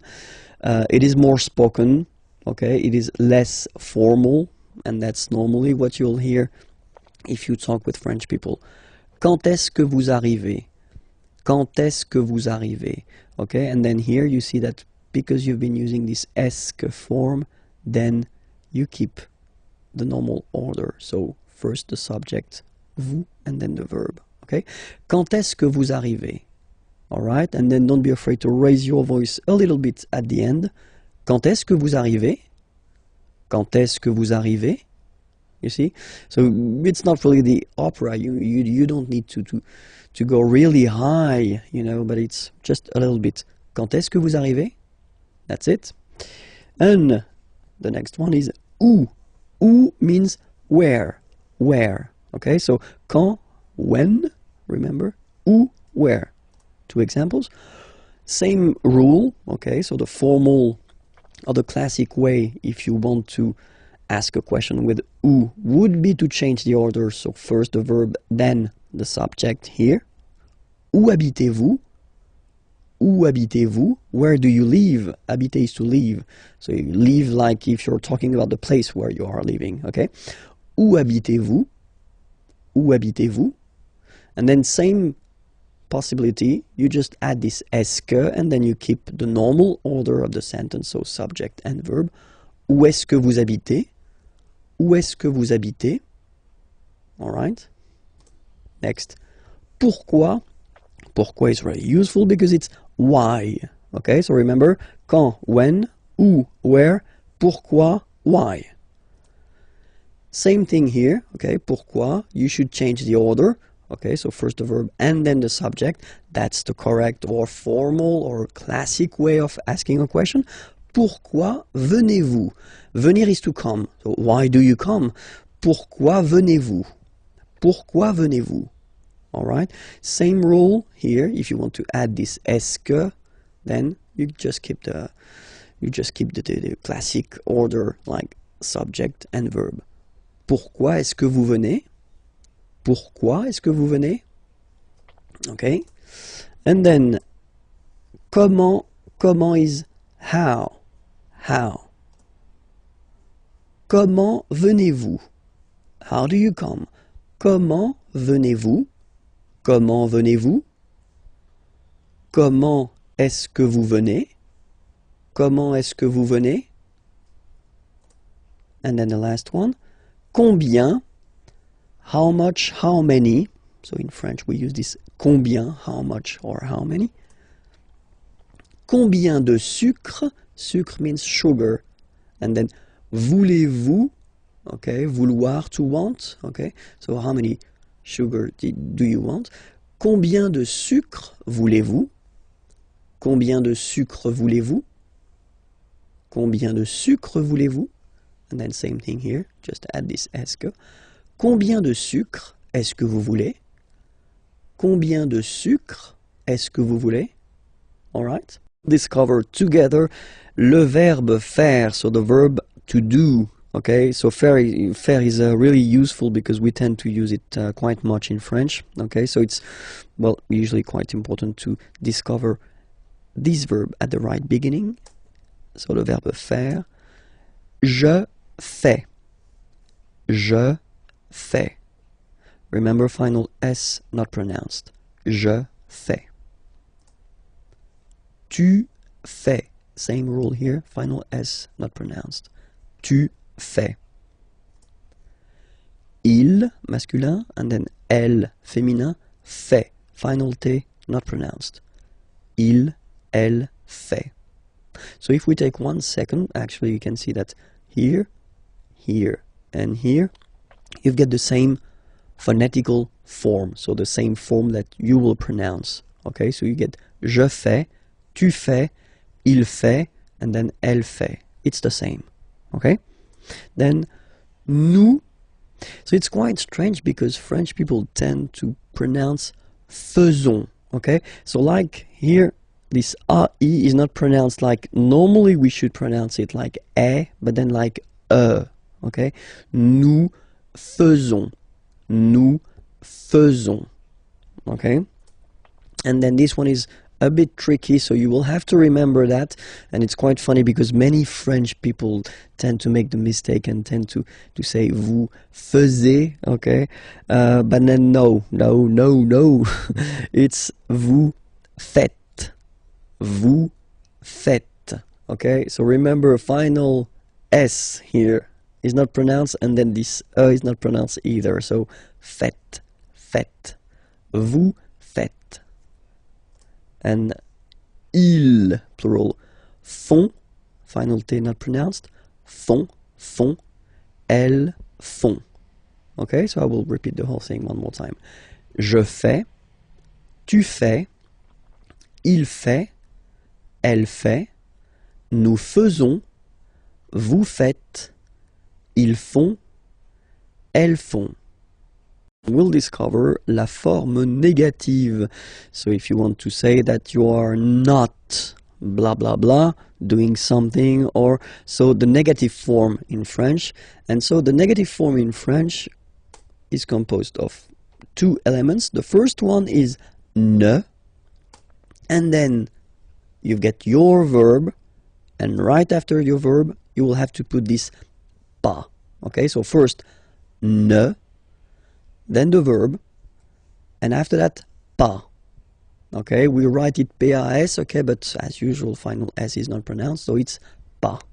Okay, remember one thing, in some cases, we will have verbs starting whether with a vowel, or then with H, plus a vowel, and in French, H is not pronounced, okay, so for these verbs, will have to disappear, and it will be written like that. N. Okay, then will come the verb, and after that, doesn't change, it will be pas. Alright, so let's see a few examples now. So for ne pas, so if you get a sentence like il parle avec moi. So il parle, he is talking, avec, with, moi, me. Okay, remember this moi, we introduced that in this unit, and it was a pronom tonique. Okay, il parle avec moi. So if you want to put the negative form of this sentence, so remember, first part ne, so before the verb, then you put your verb, parle, basically you don't change it, just put it there, parle, and after that you put the second part, pas. Okay, then you get the sentence, il ne parle pas avec moi. And that's it. You've got your negative sentence here. Okay, let's see now how it will go with N apostrophe pas. Okay, so nous allons en France. Okay, so in that case, if you look, you've got the verb aller. Aller means to go. Okay, nous allons, we are going. Okay, en France, to France. Here, first letter is A. Okay, remember the rule. If it's not with a vowel, like here it is the case, you will have to drop and take away this E form. So that's the reason why we've got this N apostrophe like that. N'allons. Nous n'allons. And then you don't really need to think. You just put this pas after the verb en France. Nous n'allons pas en France. Nous n'allons pas en France. And that's it. Okay, second example here, it's with the verb habiter. Habiter is to live. You know, when you introduce the place where you live. Okay, and then here I took this example or this verb just because, of course, it's starting with ash, but as I said, you don't pronounce it. So the first sound you hear here is the vowel, and that's enough just to drop and to take away this e. So you will basically make it like in this example. You will put this N apostrophe. Elle n'habite pas dans cette maison. So elle habite, she lives or she is living, in this house. Elle habite dans cette maison, and then negative form. Elle n'habite pas dans cette maison. This lesson will work on les adjectifs démonstratifs. So les adjectifs démonstratifs, in English it would be this or these, okay? But then as usual in French, we've got the difference between the masculine, the feminine, and the plural, okay? So we'll see that. So for the masculine form, it will be ce, and then it will be cette, okay? So as usual in French, remember, it can be tricky if a letter, an adjective like that, for instance, is ending, or it could be an article, is ending with a, okay? Just because for some words starting with a vowel or with ash plus a vowel, then we will have to modify it, okay? And that's the reason why here we've got set, okay? But then it's still the masculine form, ce, set.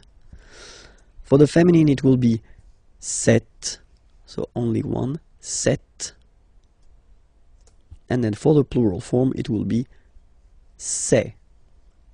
Okay, so let's see that again. Ce, or then set, féminin set. So you can notice that phonetically these two are pronounced the same way. Okay, set here and then set here. And for the plural, c'est.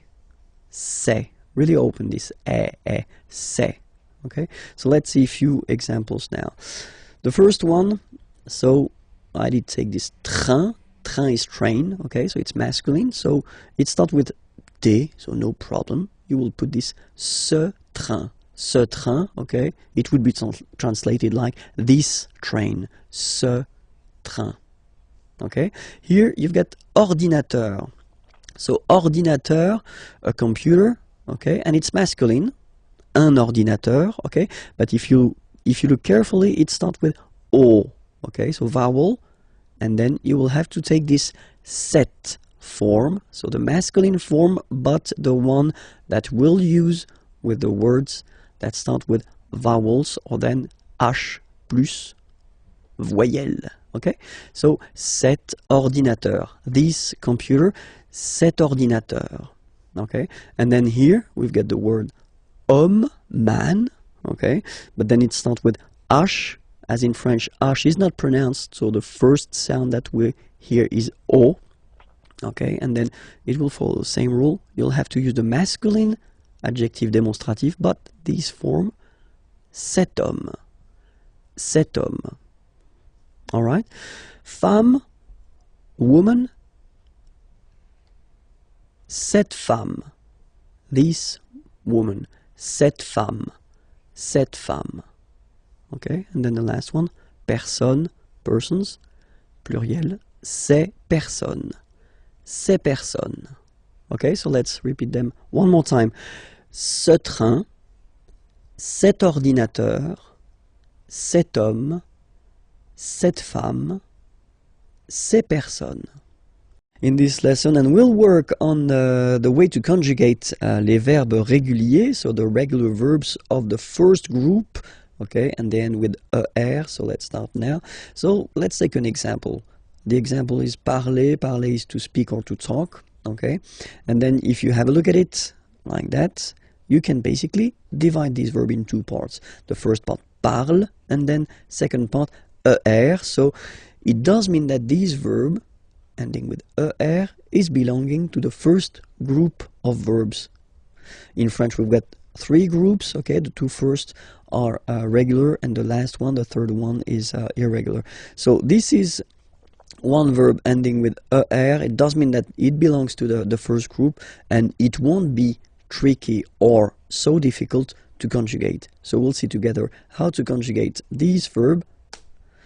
The first person, like je here, so you will put this parle again, so remember, and after that you just put the ending e, and then the way to pronounce it is je parle, parle. So remember, we put it, okay, but then we don't really pronounce it, je parle, okay. Then for tu, you will have to put es, okay, phonetically tu parles. So you've got the two first forms, you pronounce them the same way. You write them differently, of course, because you've got here, and then you've got and s, okay, but then phonetically they are the same. Je parle, tu parles, okay.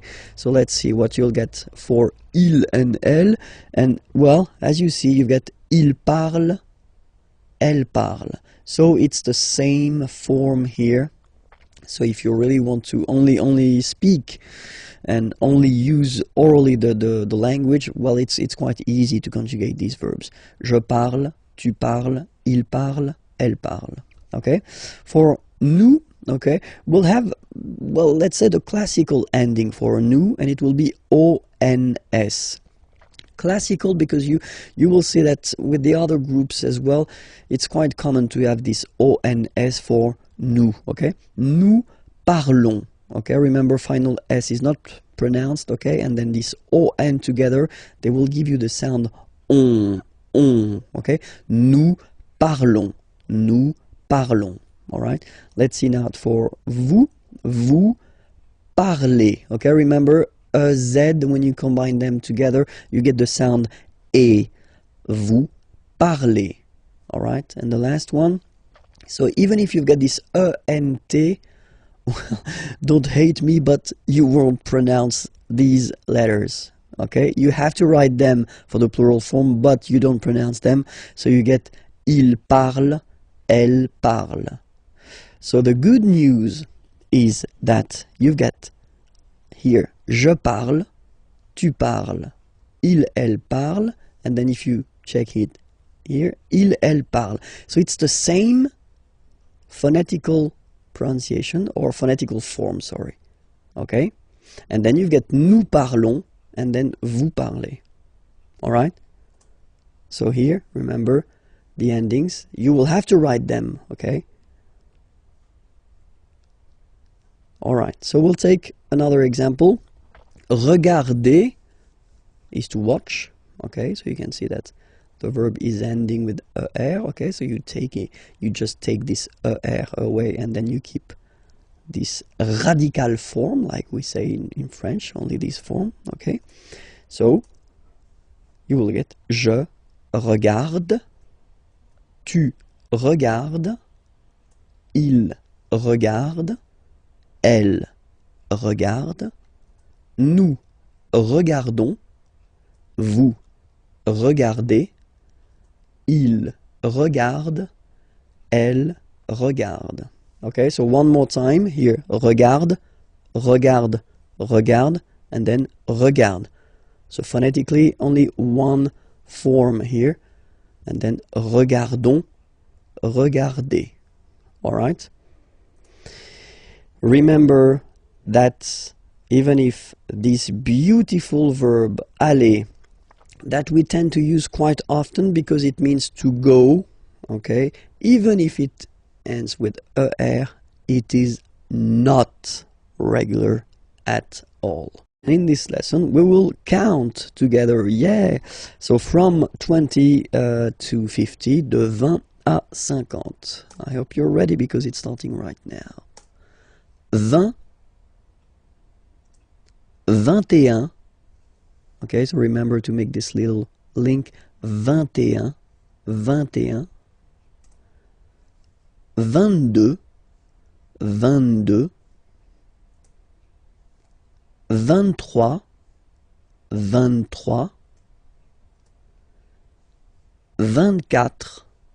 24, 25, 25, 26, 26, so remember it's ending with X, but then we pronounce it S, 26, 27, remember set, it was this P disappear, you don't pronounce it, 27, 28, so here you make the liaison, 28, 28, 29, 29, 29, then here remember this en, 30, 30, 30, okay, don't insist on the it doesn't exist here, 30, 31, 31, 31, 32, 32, 33, 33, remember final S doesn't exist, 33, 34, 34, 34. Remember in French the rule is that if you start with, well, if you get this combination Q, U, A, well, you will pronounce it K, K. Same thing for the other vowels, okay? So because that's the rule, after Q, normally we put U and then another vowel, but then this U, well, basically it's not pronounced, okay? So K, 4, 34, 35, 35, 36, 36, 37, 37, 38, 38, 39, 39, 40. Okay, so same rule as previously, as for 4, okay? 40, 40, okay? 41, 41, 42, 42, 43, 43, 44,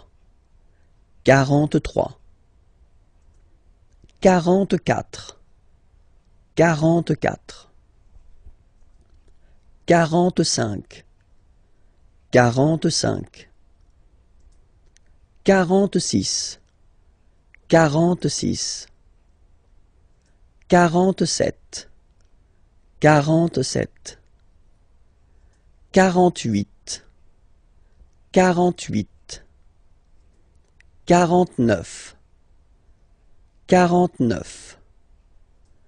50, 50. Same thing here, okay, remember that you get this QU, but then you don't pronounce the U, and then you get the nasal, un, and then en, 50, 50, okay? We'll discover together le verbe venir. Venir means to come, okay, to come, so it's quite useful, and then you will have to use it quite often in French. So let's see how you conjugate this verb at the present form, okay, because this verb is not regular, just wanted to tell you first, okay? So the first form is je viens, je viens, okay? Remember this I, viens, viens, and then this nasal final S not pronounced. Je viens. Tu viens. So it's the same form, okay? Tu viens. Il, elle, vient. Final T not pronounced. Il vient, elle vient. So if we take 1 second just to have a look at the je, tu, il, elle forms, they are phonetically the same. Vient, vient, vient. Okay? You write the S, S, T, but then you pronounce these forms the same way. Okay? For nous it will be different because nous is here. Nous venons. Okay? O-N-S, classical ending for nous. Okay? Final S not pronounced. So O-N, on, venons, venons. Nous venons. Nous venons. Okay? And then vous venez. Remember a Z combined like that? Et venez. Venez. Vous venez. Okay? And then the last form. So remember here, it's quite interesting because we've got this E vowel here, and then we've got a double N after. Okay? And the rule in French is that when you get this E and a double vowel after, you will have to pronounce this E like eh. Alright? So, vienne, vienne, vienne, vienne. Okay? Ils viennent, elles viennent. Ils viennent, elles viennent. Alright? E-N-T, you don't pronounce them. Ils viennent, elles viennent. Alright? So, je viens, tu viens, il vient, elle vient, nous venons, vous venez, ils viennent, elles viennent. Alright? This lesson will work on vocabulary and then the vocabulary connected to la famille, so the family, la famille. And then we'll start with the grandparents. Les grands-parents. Les grands-parents. Remember, you don't pronounce this final S here. Grands-parents, okay? So, le grand-père, grandfather. Le grand-père. Remember, E accent grave like that. It's this open père. Le grand-père. Le grand-père. And then the feminine form, grandmother, la grand-mère. La grand-mère. Okay, so les grands-parents, le grand-père, la grand-mère. Okay, so let's see now the parents. Les parents, le père, the father, le père, la mère, the mother, la mère. Okay, so les parents, the parents, le père, la mère. Alright? So till now, I think that it's not really difficult to remember. Okay? Let's see now. Les enfants. Okay? So first, I don't make the liaison. Les enfants, just for you to see that we've got this en, and then we've got this en as well. Same pronunciation here. Enfant. Don't pronounce the T, you don't pronounce the S. Enfant, okay? And now we can focus on the liaison here. So you should make the little link. Les enfants. Les enfants.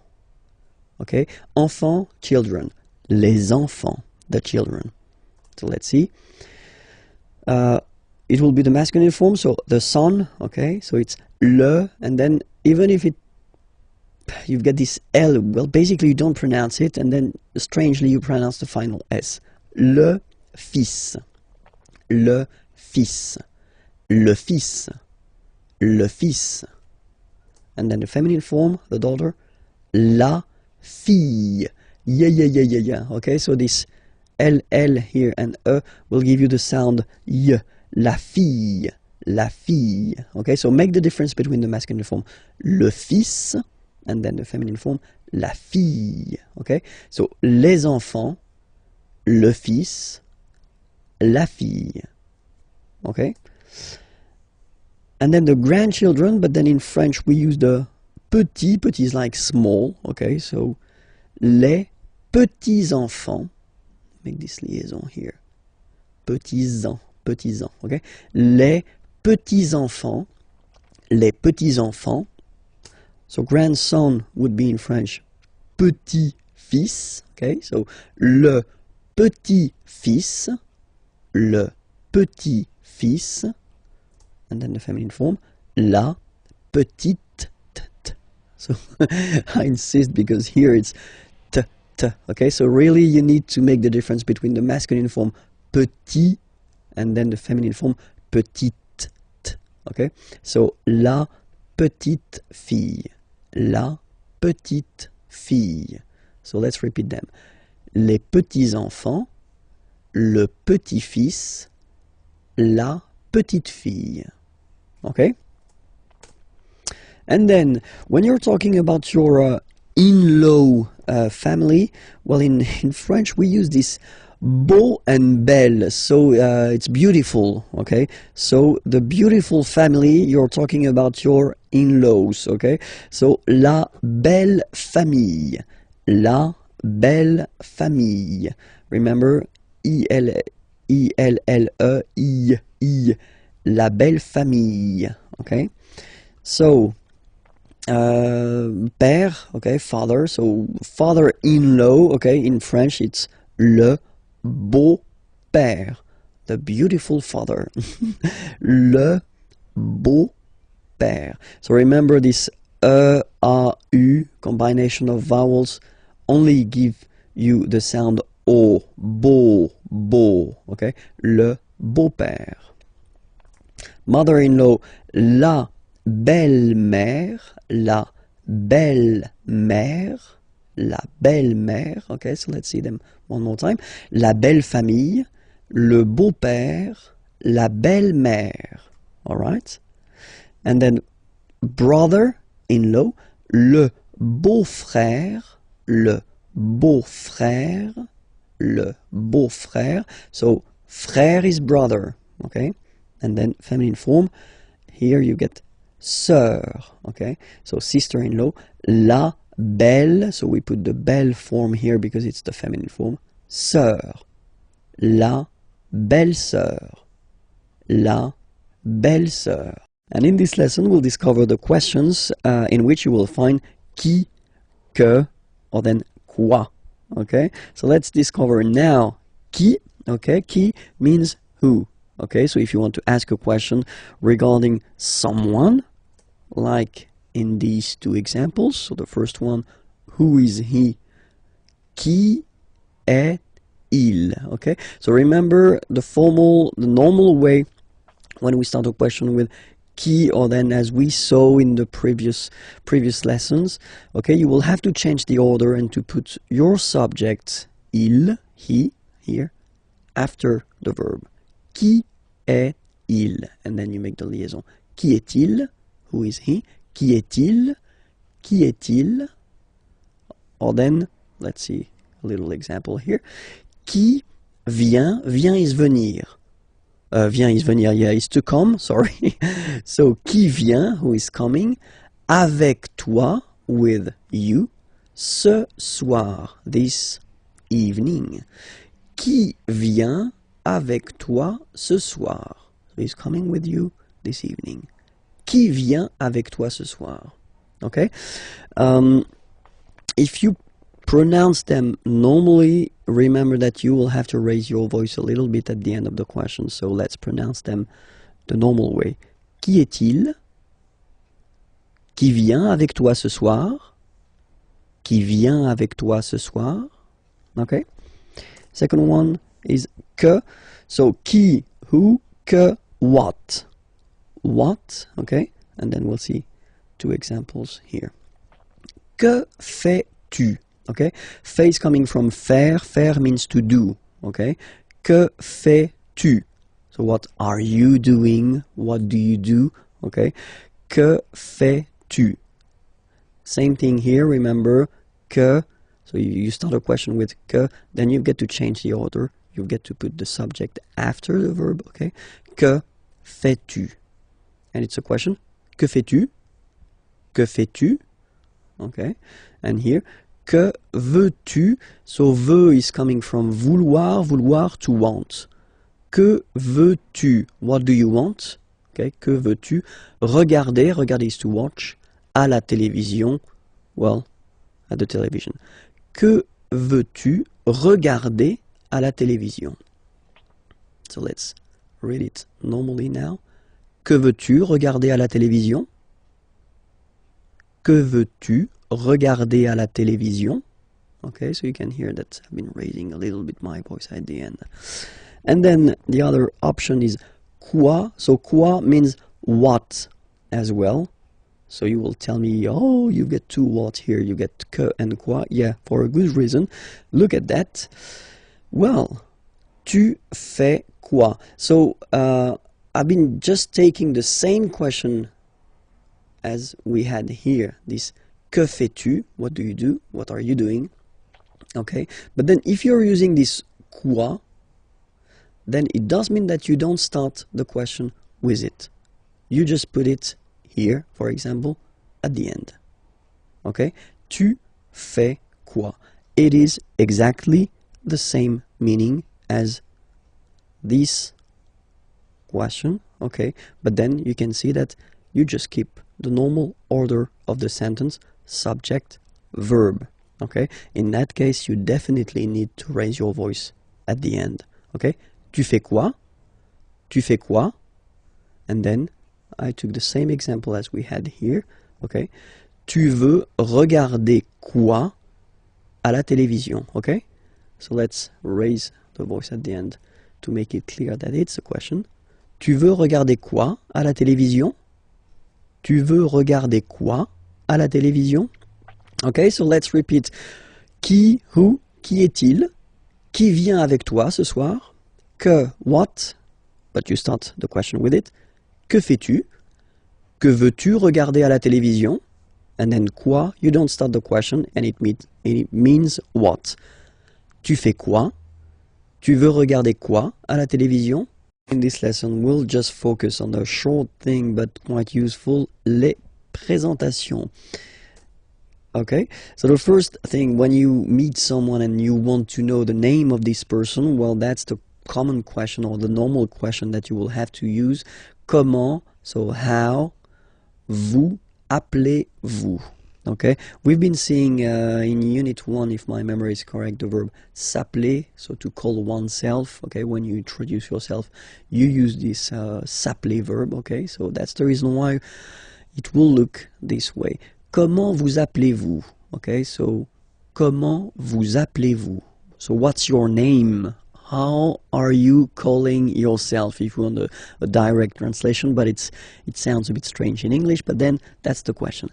Comment vous appelez-vous? All right.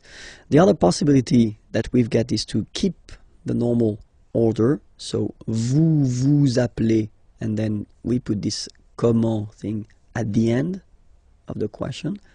Okay, so in that case, remember to raise your voice at the end. Vous vous appelez comment? Vous vous appelez comment? Okay, so it is exactly the same question. Okay, it is a bit less formal, this second option. Okay, because the first one is the classic option that we've got.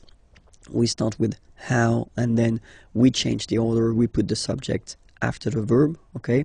But then it is, completely correct to ask a question like that. Vous vous appelez comment, okay?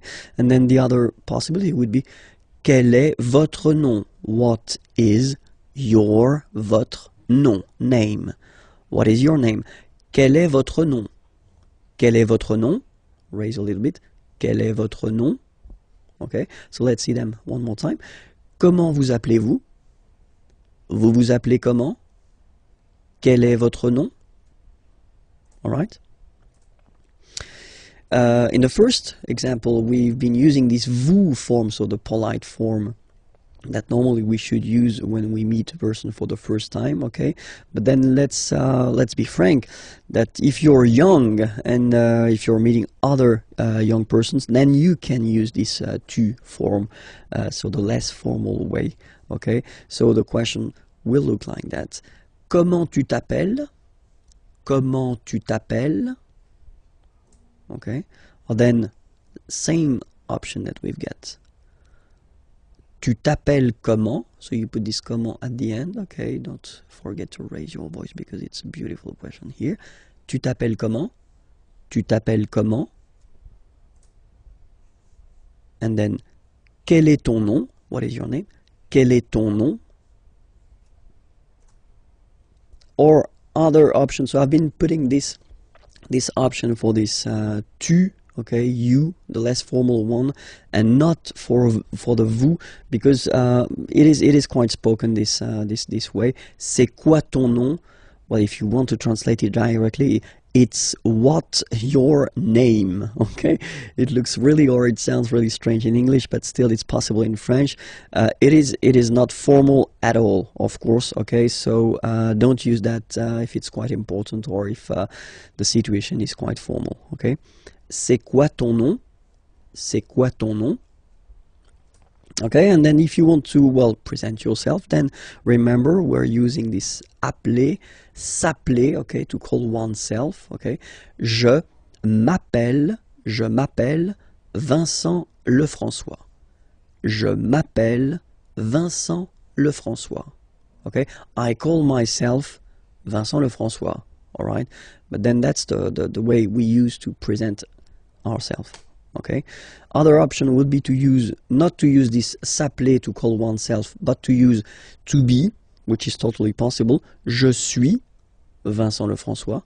Je suis Vincent Lefrançois. I am, okay. Je suis Vincent Lefrançois. And then, third option, mon nom, my name, okay. Mon nom is, mon nom est Vincent Lefrançois. Mon nom est Vincent Lefrançois. Okay, so let's see them one more time. Je m'appelle Vincent Lefrançois. Je suis Vincent Lefrançois. Mon nom est Vincent Lefrançois. This lesson will discover la situation de famille. So if you want to say what is your situation, your personal situation, then that's the correct lesson to watch now. Let's start. Je suis célibataire. So I know that many of you will laugh when they will see this beautiful célibataire word. It doesn't have any other indication but the fact that you are single. Okay, so if you want to say that you are single, whether it's the masculine form or the feminine form, it will be like that. Je suis célibataire. I am single. Okay, second option. J'ai un copain. Okay, boyfriend would be copain, okay, and then it's the feminine form here, girlfriend, copine. J'ai, so j'ai, I have, okay, j'ai un copain. I have a boyfriend. J'ai un copain. Féminin, j'ai une copine. I have a girlfriend. J'ai une copine. Okay, so if you're in couple, en couple, je suis, I am, je suis en couple. Je suis en couple. So here you want to indicate that you are living with someone, but then you're not married, okay? Je suis en couple. You can make the liaison here. Je suis en couple, okay? And then fiancé, engaged, all right? And then here you've got the masculine form. I've been putting here the feminine form. All right, so you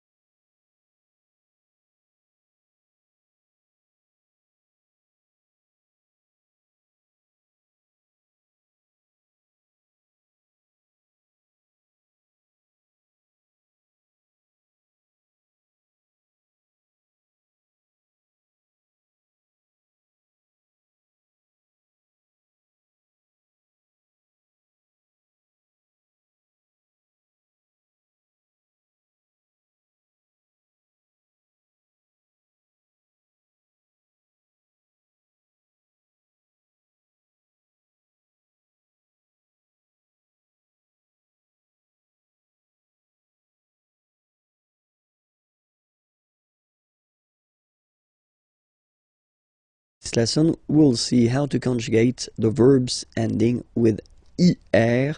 So not all the IR verbs are belonging to the second group, but some of them, and then we'll see how to conjugate them at the present form. Okay, so we'll take an example.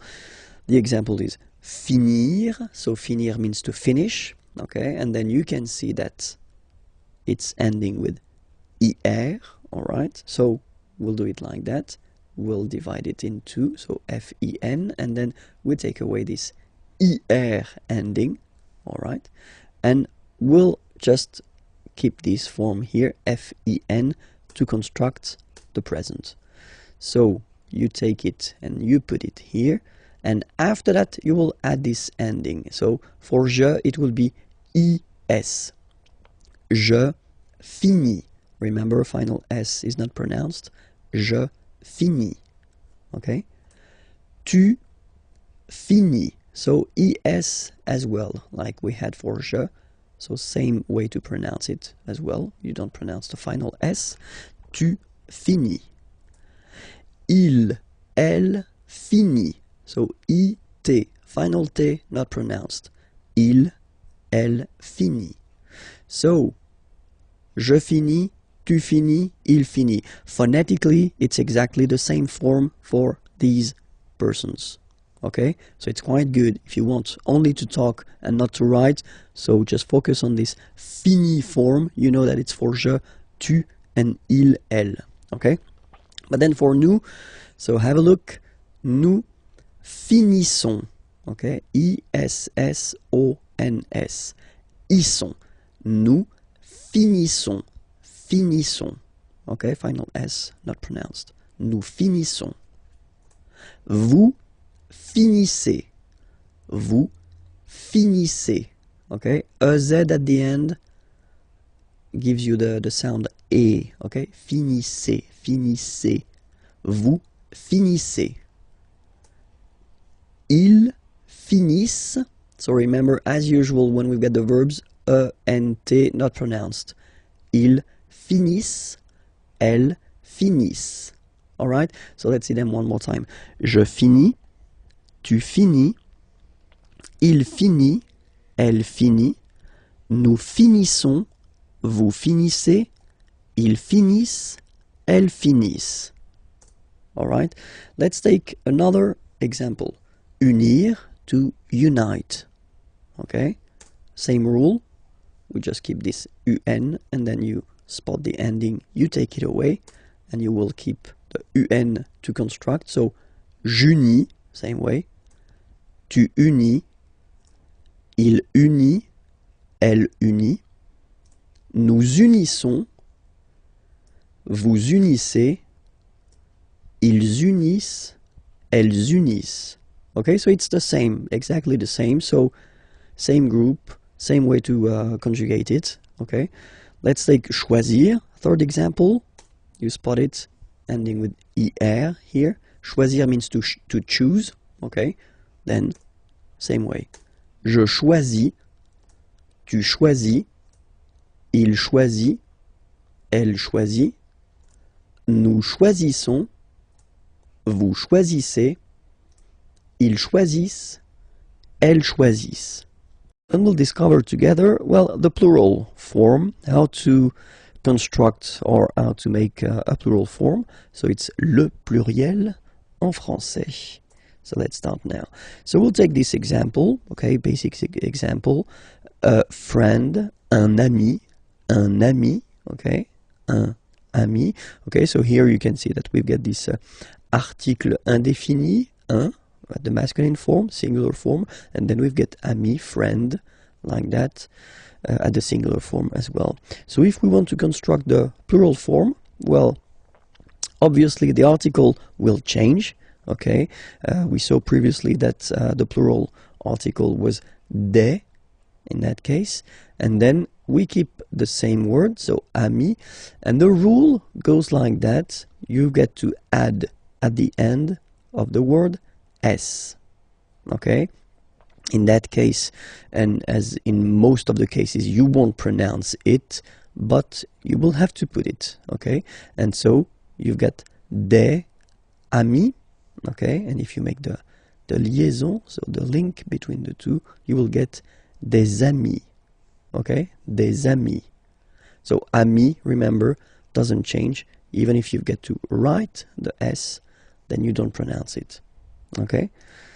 And now, let's see a few examples. So this one, une femme, okay? So if we think about the rule that we saw previously, then une is changing, and then the article become des, okay? Femme, you write it like it was at the singular form, and then you just add this S at the end, and as we said, you don't pronounce it, so you get des femmes, okay? Des femmes. So une femme, singular, and then des femmes, right? And then un homme, if we make this little link between the two, un homme, and then we'll put this word at the plural form. So same thing here. So this article indéfini un is becoming des in that case, and then you rewrite the word homme, and after that you just put the S at the end. You don't pronounce it, so you get des hommes, okay? Un homme, singular form, des hommes, plural form, okay? And then I took, well, this example with this article défini le, okay? So le livre,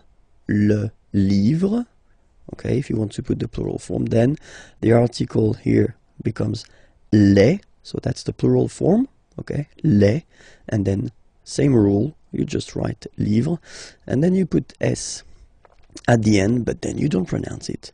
Les livres, le livre, les livres. So it's quite interesting in this example here, because if you listen carefully, le livre, les livres, so the only way to know whether it's singular or plural is to pronounce correctly the article, in that case le, and here les. So it's really this le, and then les, that will make the difference between the singular form and the plural form, okay? As usual in French, we've got exceptions. So you get words that will end with this a, u, combination of vowels, like for instance une, o. So remember, when you get these vowels like that, then you get only the sound o, okay? Une o. So in that case, well, you won't add the S as like we saw previously, but then it will be, the rule is that you get to put X here at the end, but then same rule, you don't pronounce it. Des os, okay? Une eau, des os, all right? Second group, words ending with a, u. Here is an example, un tuyau, okay? Same rule here, you won't add S at the end, but instead of S you will put X, okay? Des tuyaux. Same rule, you don't pronounce it. Des tuyaux, okay? Un tuyau, des tuyaux.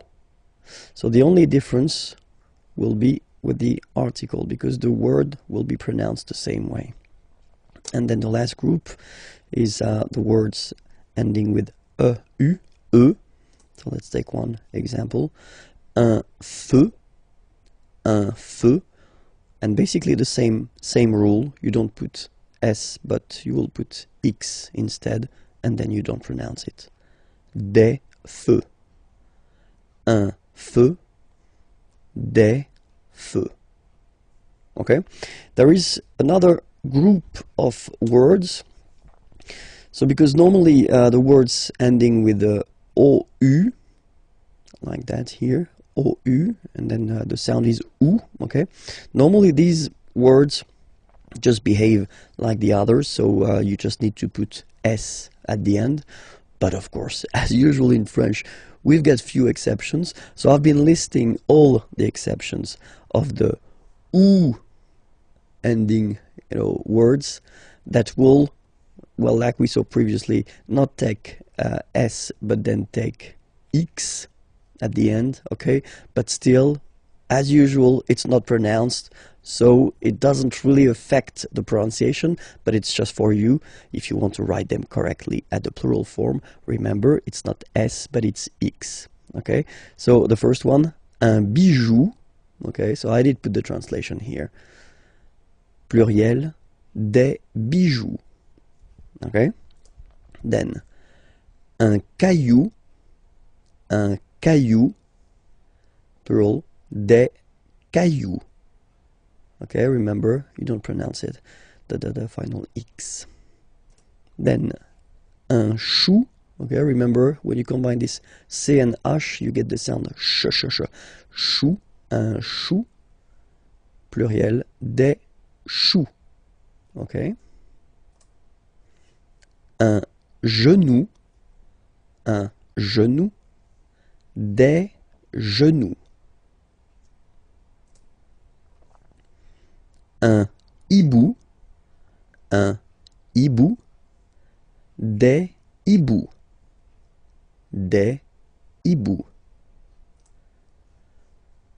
un joujou, des joujoux,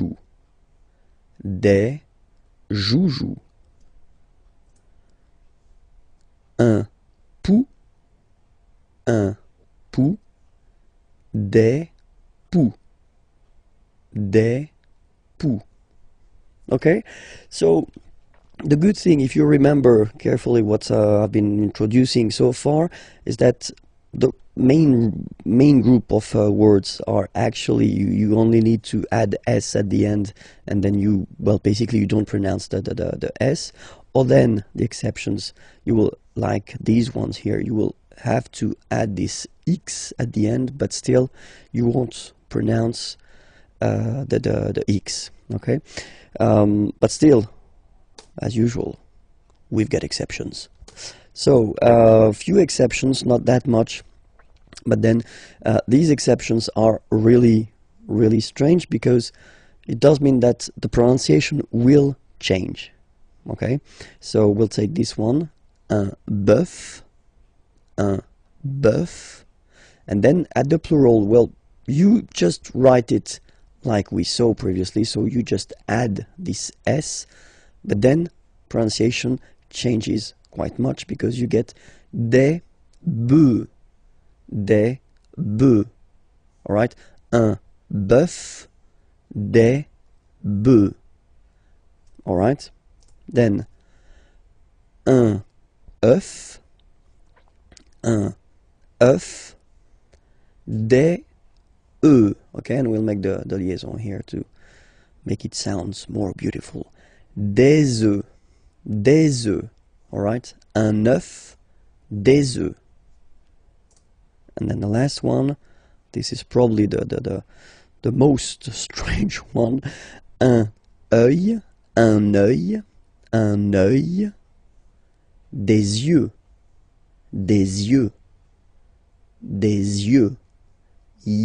yeux, okay? Don't pronounce the final x as usual. Des yeux, all right? Let's cover together le verbe pouvoir. Pouvoir means to can, okay, so it's quite useful. And then we'll discover it because, well, it's not a regular verb, so it's always quite interesting to take a few minutes to really work on it and try to remember the way it is conjugated at the present form, okay? So the first form that we'll have is je, as usual, so je peux, okay? Final x not pronounced here, okay? So you get x, but you don't pronounce it, so basically you get the sound peut, je peux. Okay, so I can, je peux. Okay, then tu peux. Same pronunciation and same spelling or writing. Okay, P-E-U-X. Okay, don't pronounce the final x. Tu peux. Okay, je peux, tu peut. Then il, elle, peut. So you will put T at the end, you don't pronounce it. Il peut, elle peut. Okay? So if you look carefully, you've got peut here, you've got peut here, and you've got peut here. Okay? So for the three first, or four, because there is the feminine form as well, for the four first persons here, well, it's the same phonetical form. It's peut. Okay? And then nous. So classic ending for nous, this ONS ending for nous. Okay? Nous pouvons. Nous pouvons. Okay? You don't pronounce the final S. Nous pouvons. Then vous pouvez. Okay? Classic ending as well for the vous form. A Z like that. Okay? Remember you pronounce it E. Okay? Vous pouvez. Vous pouvez. And then plural form, ils, elles, peuvent. Ils, elles, peuvent. Okay? So be careful because as you can see, you've got this EU here, EU here, EU here, and then it's coming back here as well. Okay? So the only OU that does connect to the infinitive here. Pouvoir, it's only for nous and vous. Okay? So let's read them one more time. Je peux, tu peux, il peut, elle peut, nous pouvons, vous pouvez, ils peuvent, elles peuvent. Okay? As usual, this ending, this ENT ending, you write it, you don't pronounce it. Okay? Peuvent, peuvent, peuvent.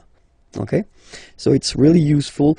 You should really, definitely know it by heart. Okay, so try your best.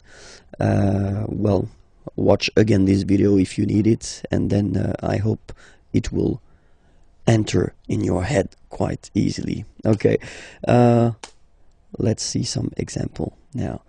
Je peux chanter. Okay, je peux chanter. So you can see that in that case, when you construct a verb, you construct a sentence with the verb pouvoir, here you've got a second verb, chanter, and it means to sing, okay? So I can sing. Well, you should all the time put the second verb at the infinitive form, okay? So when we talk about the infinitive form, normally it's the basic form of the verb, okay? Je peux chanter. Another example, tu peux partir. Partir is to leave. You can leave. Tu peux partir. All right, same thing here. Okay, second verb, well, basically coming right after, of course, and then at the infinitive form. All right.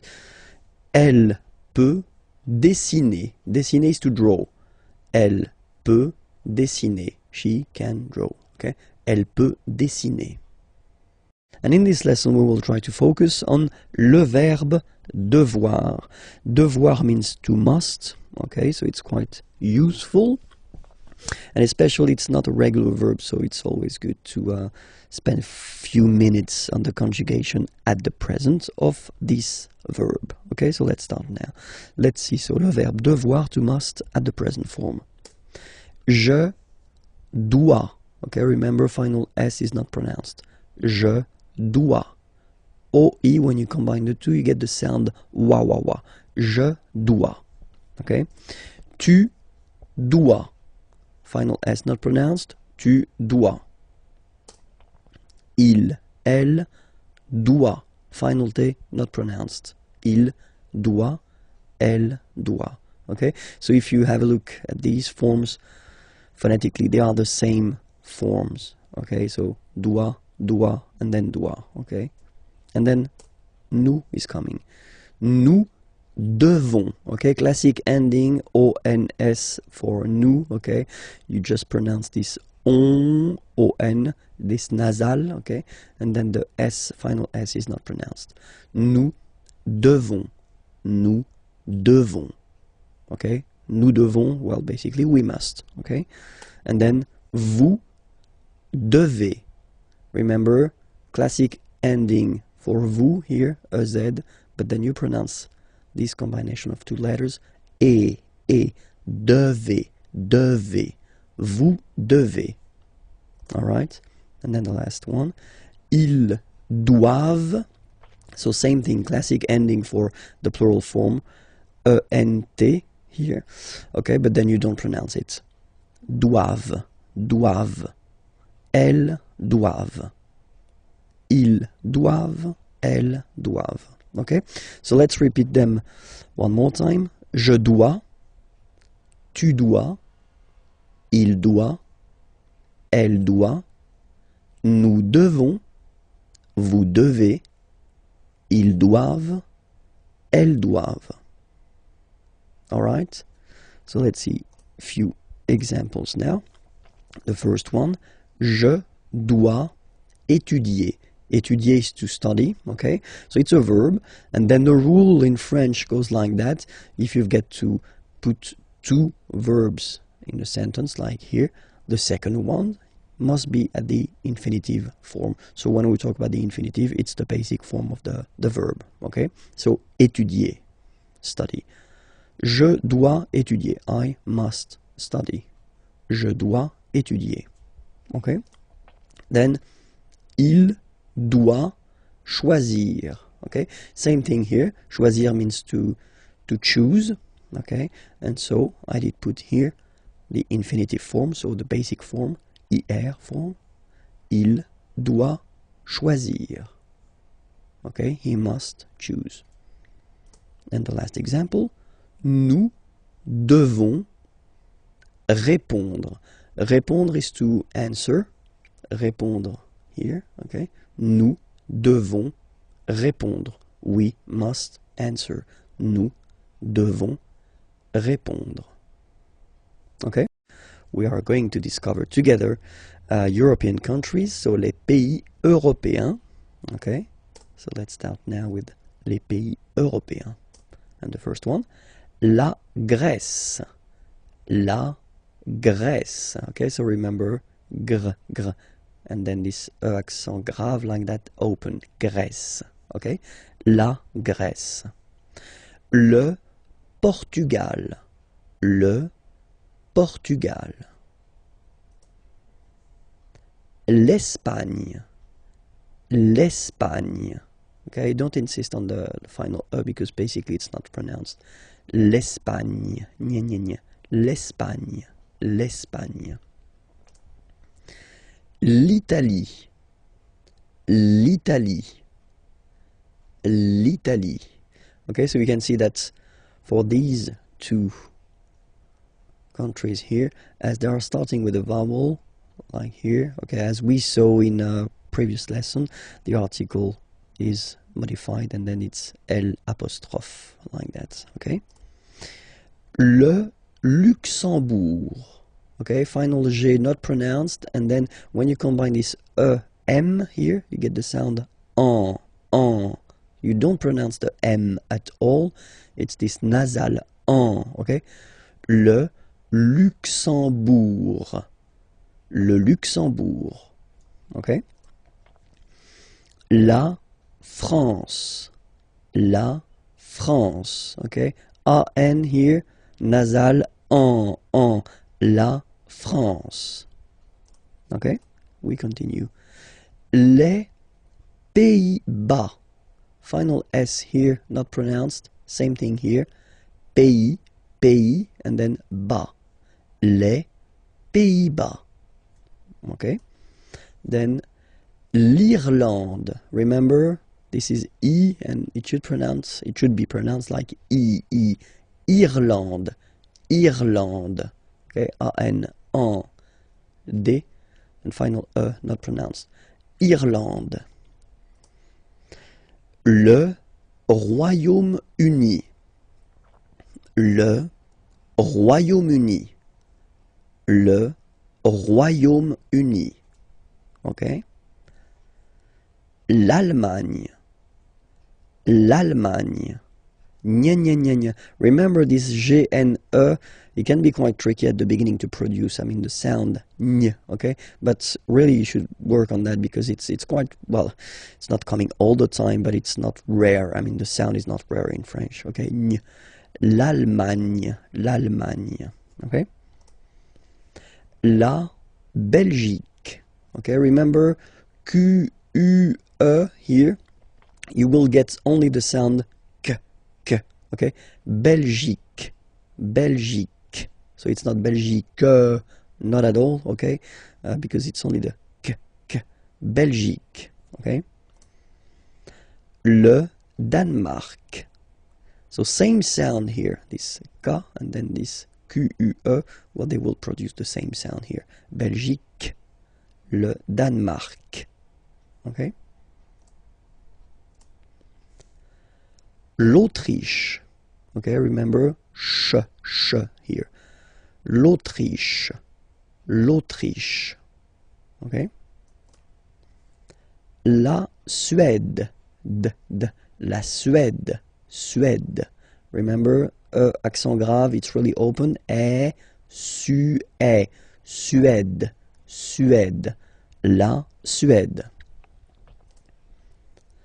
La Finlande. IN here, nasal, un.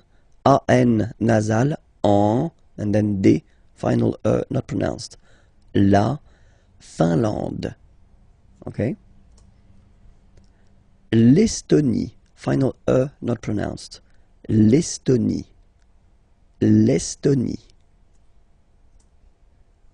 La Lettonie.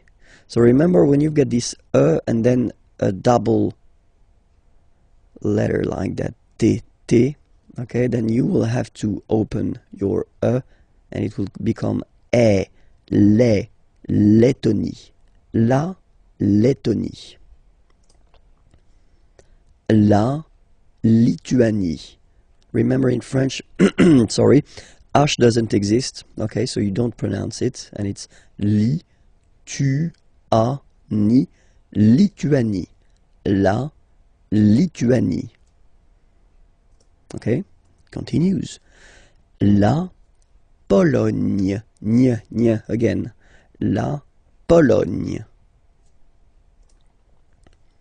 La République tchèque.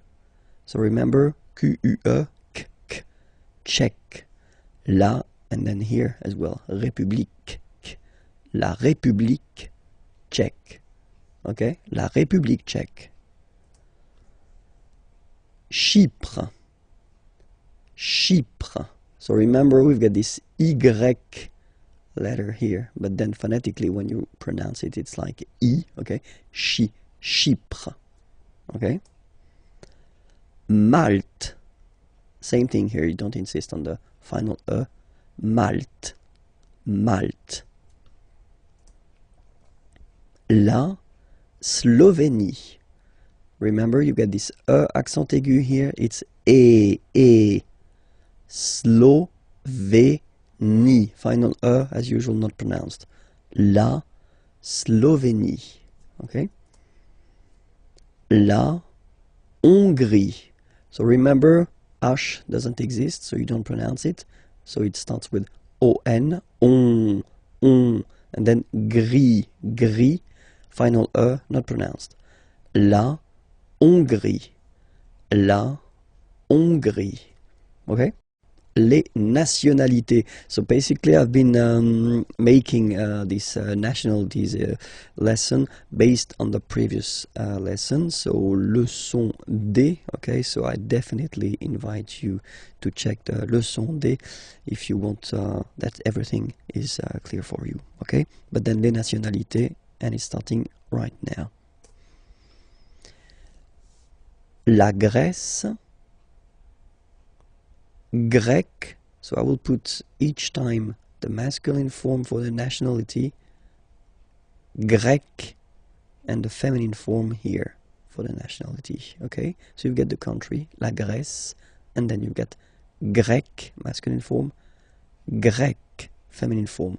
You write them differently, but then, if you listen carefully, Grec, grec, you pronounce them the same way. Okay?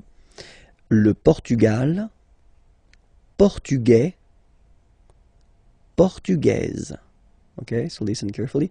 Portugais, portugaise. The only difference between the two, as usually when we'll have some, nationalities ending with AES, like that, and then the feminine form, es, okay, it will be only in this z sound, the difference between the masculine form and the feminine form, okay? Masculine, portugais, you don't pronounce the S. Feminine form, portugaise, you pronounce this z sound, okay? And then l'Espagne, espagnol, remember, espagnol, espagnol. So you get this final for the feminine form, but then phonetically it's the same. L'Italie, italien, italienne. Remember, when you get this followed by a double consonant like here, then you will have to open it. Italienne, italienne. Okay? Le Luxembourg, luxembourgeois, luxembourgeois, and then feminine form, luxembourgeoise. Okay? Same thing here, only difference, joie, joie, joise, z. Okay, you insist on it. Luxembourgeois, masculine form, and then luxembourgeoise, feminine form.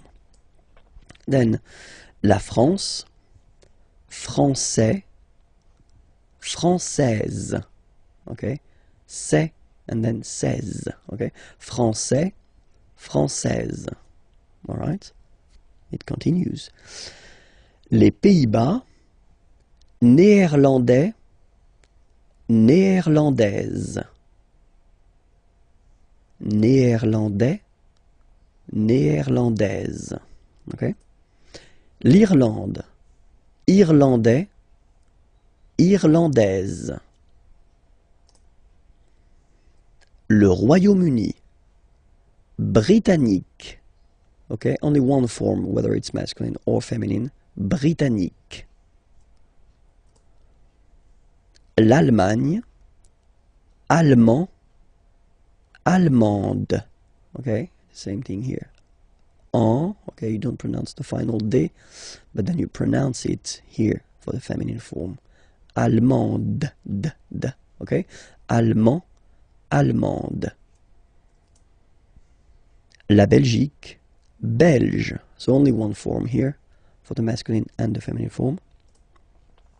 Le Danemark, danois, danoise. Z, okay, insist on that. Danois, don't pronounce the final S. Danoise, here you pronounce it. L'Autriche, autrichien, autrichienne. So same thing here. You get and then double N. You open the autrichienne. Okay, autrichien, autrichienne. La Suède, suédois, suédoise. Okay, suédois, suédoise. La Finlande, finlandais, finlandaise. Finlandais, finlandaise. L'Estonie, estonien, estonienne. Same thing here, double N, and then you open it. Estonienne, estonienne. La Lettonie, letton, lettonne. Letton, lettonne. La Lituanie, lituanien, lituanienne. Same thing here. You open the lituanienne. Okay? Lituanien, lituanienne. La Pologne, polonais, polonaise. polonais, polonaise. La République tchèque, tchèque. Okay, so here as well, you get only one nationality. So whether for masculine or feminine form, it will be the same. Tchèque. Okay. Chypre, same thing here. Chypriote. Remember this Y is pronounced like I, okay? Chypriote. Chypriote. Okay? Malte, Maltais, Maltaise. So remember, as I said previously, the only difference, est. Maltais, Maltaise. La Slovénie, so only one form here, Slovène. Slovène. Remember, E accent grave, you open it, est. Slovène. La Hongrie, hongrois, hongroise. Okay, hongrois, grois, hongroise. Okay, so here final S not pronounced for the masculine form, and then you pronounce it here for the feminine form. Hongrois, hongroise. Okay, les Amériques, les Amériques. So let's see now. Les États-Unis. Okay, so if we make every links, we'll have it here and then here. Okay, les États-Unis. Les États-Unis. Le Canada. Le Canada. Le Mexique. Le Mexique. Mexique. It's really the X. Huh? Le Mexique. And then remember this Q-U-E, it's only K. Mexique. Okay. Le Brésil. Le Brésil. Okay, you will pronounce the final L here, and then remember, accent aigu goes like E. Brésil. Le Brésil. L'Argentine. Okay, so you've got this nasal here, en, l'argent, and then tin. Don't pronounce the final E, it just gives you the pronunciation of the N, in. L'Argentine. L'Argentine. Le Chili. Le Chili. Okay, remember, C-H, sh. Okay, Chili. Le Chili. La Bolivie. Okay, final E not pronounced. La Bolivie. La Bolivie. Alright, so I assume everything is clear. We can repeat them one more time. Les États-Unis, le Canada, le Mexique, le Brésil, l'Argentine, le Chili, la Bolivie. Okay, and then we'll see now the nationality. So you will see here each time first the masculine form and then the feminine form. Okay, so les États-Unis, américain. So when you talk about the nationality, américain, masculine form, un, américain, and then feminine form, américaine, américaine. Okay, it's really open, this A-I, américaine. Okay. Le Canada, canadien, yin, here, canadien, canadienne, yen. Remember, here you've got double N, so you get to open the so it will become canadienne. Okay.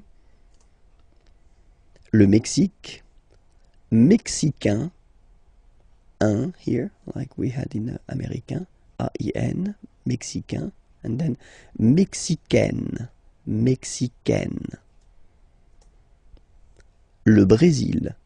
Brésilien, yen, brésilien, like we had for canadien, brésilien, feminine form. Brésilienne, yen, brésilienne. Okay? And then l'Argentine. Argentin, in, gives you this un sound. Argentin, okay? And then Argentine. Argentine. Okay, if you look carefully, well, basically the feminine form is the same as the name of the country, okay?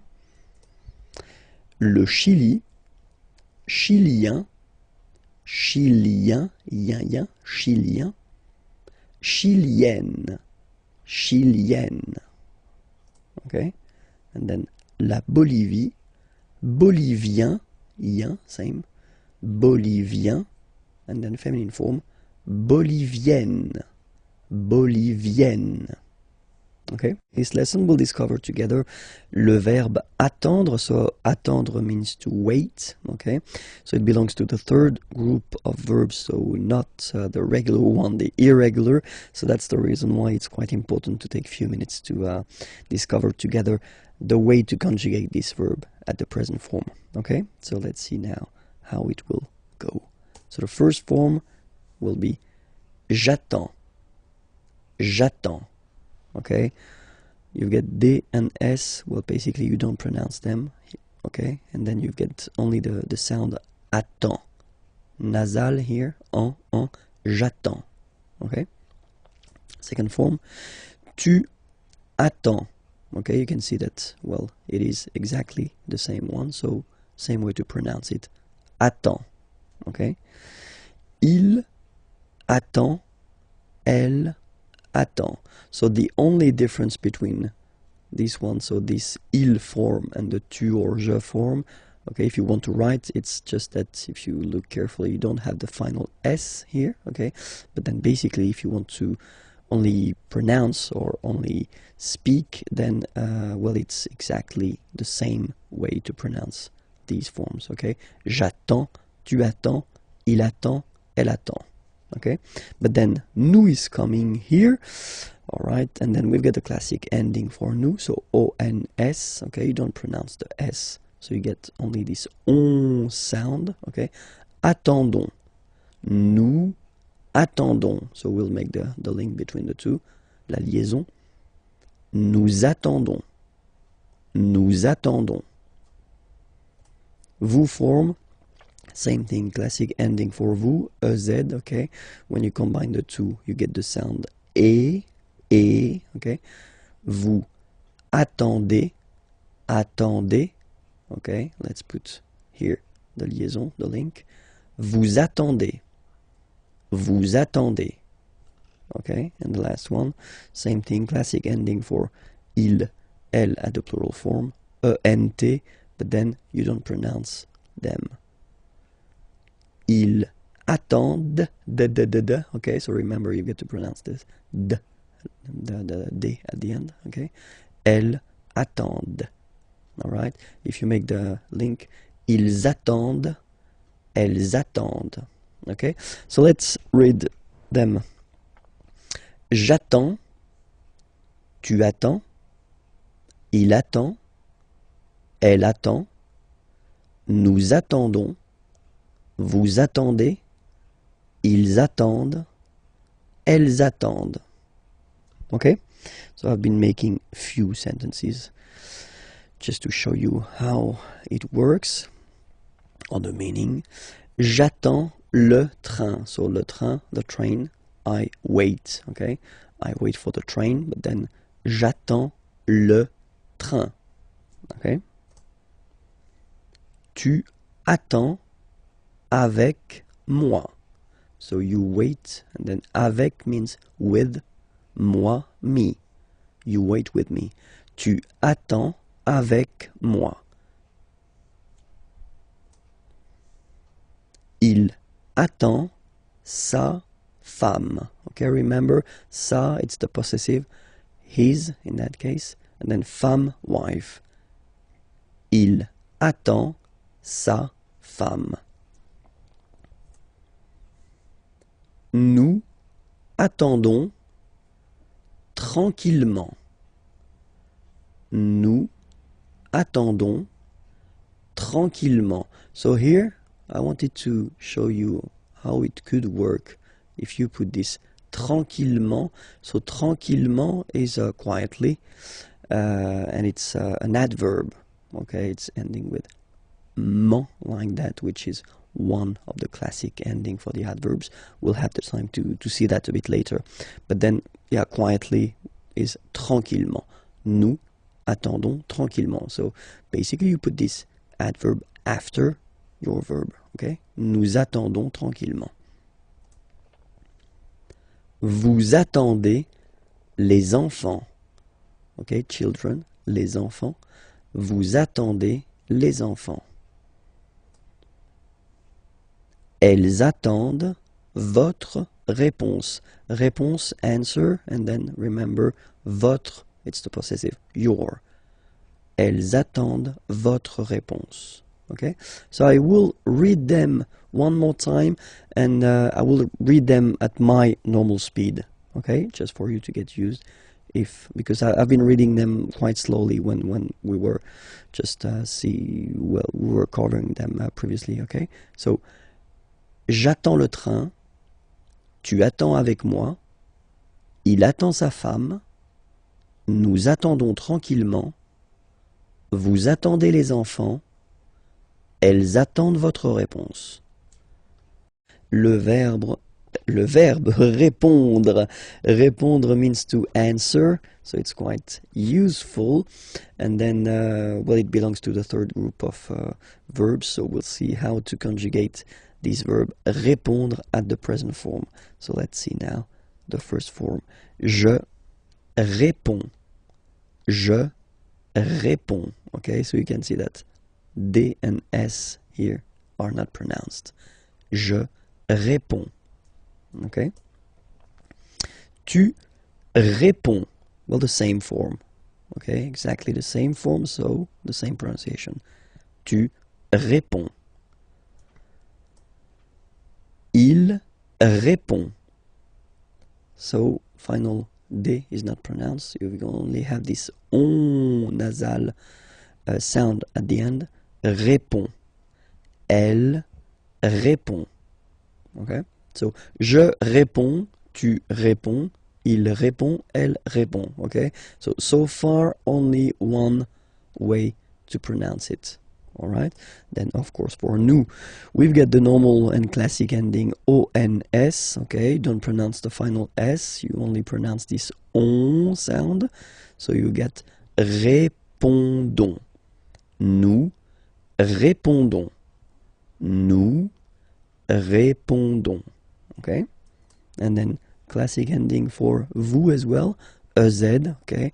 Remember, you combine these two letters, you get the sound E. So, répondez. Vous répondez. Vous répondez. Okay? And then the last persons here. Ils répondent. So same thing here, classic ending, ENT, but then you don't pronounce it. Okay? Répondent. Répondent. Ils répondent. Elles répondent. Okay? So let's see all the form one more time. Je réponds. Tu réponds. Il répond. Elle répond. Nous répondons. Vous répondez. Ils répondent. Elles répondent. Alright? Hier. Yesterday. Aujourd'hui. Today. Demain. Tomorrow. Okay? Hier. Yesterday. Aujourd'hui. Today. Demain. Tomorrow. So let's see now. Hier. So yesterday. Hier matin. Matin is morning. Okay, so yesterday morning will go in French like hier matin. Hier matin. Okay. Après-midi means afternoon. Hier après-midi. Yesterday afternoon. hier après-midi. Hier après-midi. All right? And then soir, evening. Hier soir. Hier soir. Okay, so let's repeat that. Hier. Hier matin. Hier après-midi. Hier soir. Okay? So now, aujourd'hui. Today. Aujourd'hui. Ce matin. So we put here this this matin, morning, this morning, ce matin. Cet après-midi, this afternoon, cet après-midi, cet après-midi.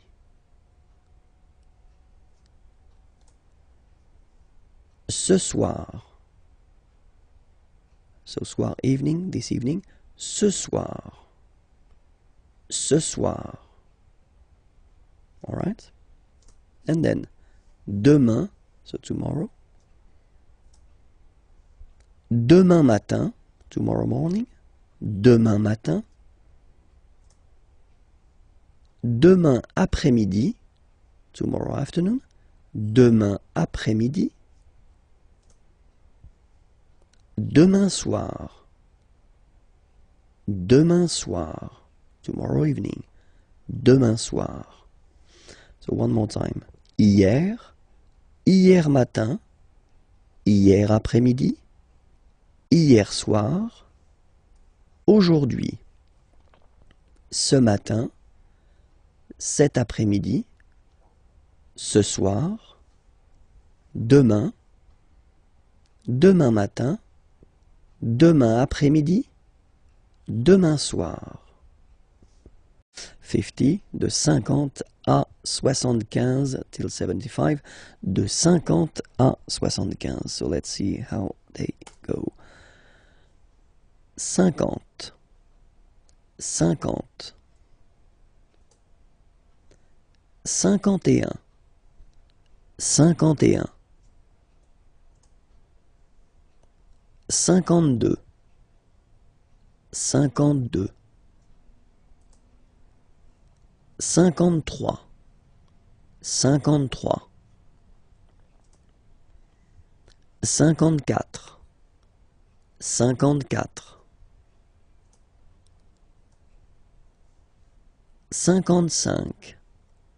55, 55, 56, 56, 57, 57, 58, 58, 59, 59, 60, 60, 61, 61,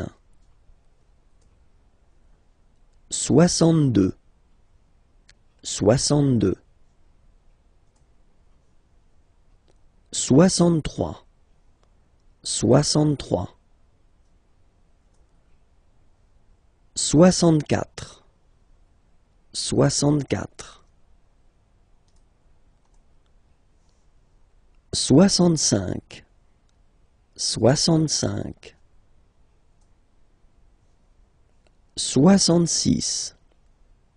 65, 65, 66, 66, 67, 67, 68, 68, 69, 69. And that's normally when my students, when I'm in class with them, start to look at me like they would like to kill me, because now we're getting to the tricky point in French, okay? So have a look here. Now we've got this 70, of course, but then in French, it's a bit more tricky because you take back the 60, 60, and then you will add the 10. Okay, so for this 70 session here, you will have to use this 60 and then 10, and so all the numbers from 10 to 19, you will have to put them right here after. Okay, so let's see how it goes. 70, 70, 71, 71. Okay, so you can see here now. 60, 60, and then 11, 11. 71. 72, 72. Same thing here. 60 and then 12. Okay. 73, 73. 74, 74. 75, 75. Okay, so we won't go further, not to be more traumatized, because I've got some nice surprises after that as well. Okay, so remember that well, till 70, well, it's quite not easy, because it's always difficult to remember the numbers, but still it's not that tricky. Okay, so remember that for 70 here, so from 70 to 79, you will have to use this 60, so 60, and then the numbers from 10 to 19. Okay, 10, 11, 12, 13, 14, 15, etc. So we'll see the rest in a coming lesson. So now what we'll do, we'll go to till 100, and then we'll see all the well, tricky and irregular forms. Okay, so if you remember, when we stopped, it was here. Okay, so 75 in French, we'll have to use this 60, so 60. Okay, and then after that you will have to put this 15, 15. Okay, so remember, from 70 to 79, it will work the same way. So you will have to put this 60 and then the numbers from 10 to 19 after. Sorry, yeah, 19, yes. Okay, so in that case it's 75, 75, okay, 60, and then 15. Okay, next one, 76. Okay, so 60 and 16. Okay, 76. All right. 77. 77. 78. 78. 79. 79. And then 80. Okay, so for 80 it's 80. 80. All right. 81. 81. 82.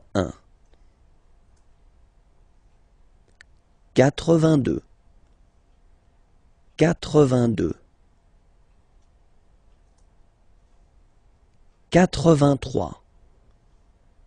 84. 84. 85. 85.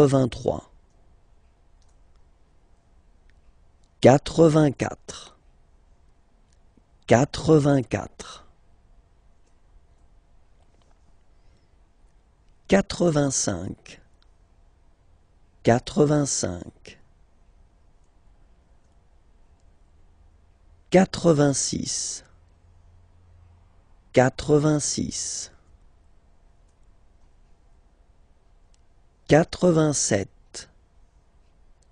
87. 87. 88.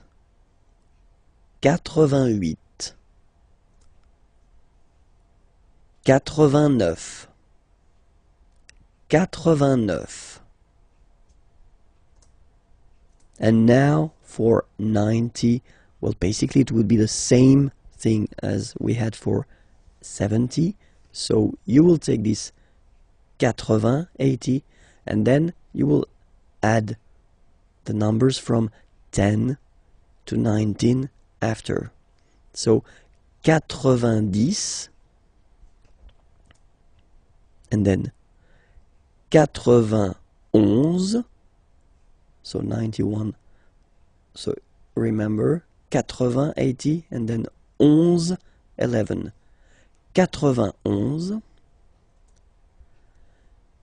91, 92,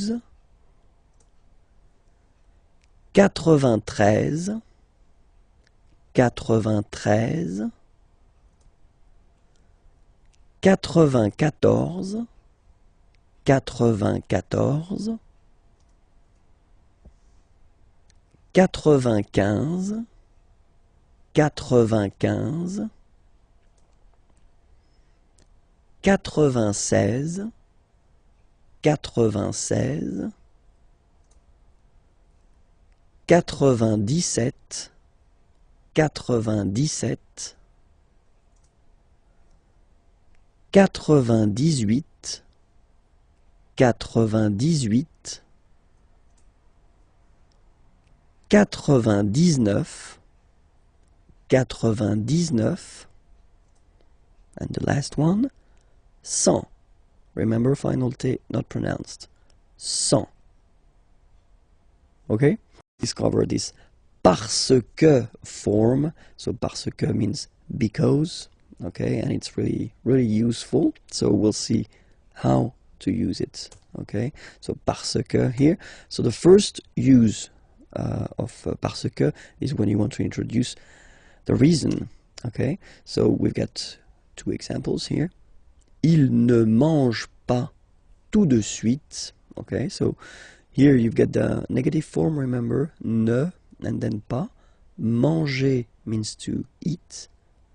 Il ne mange pas, so he doesn't eat. Tout de suite, well, basically it means right now.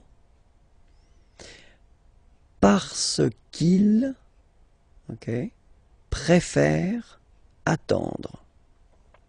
So in that case, because he prefers to wait.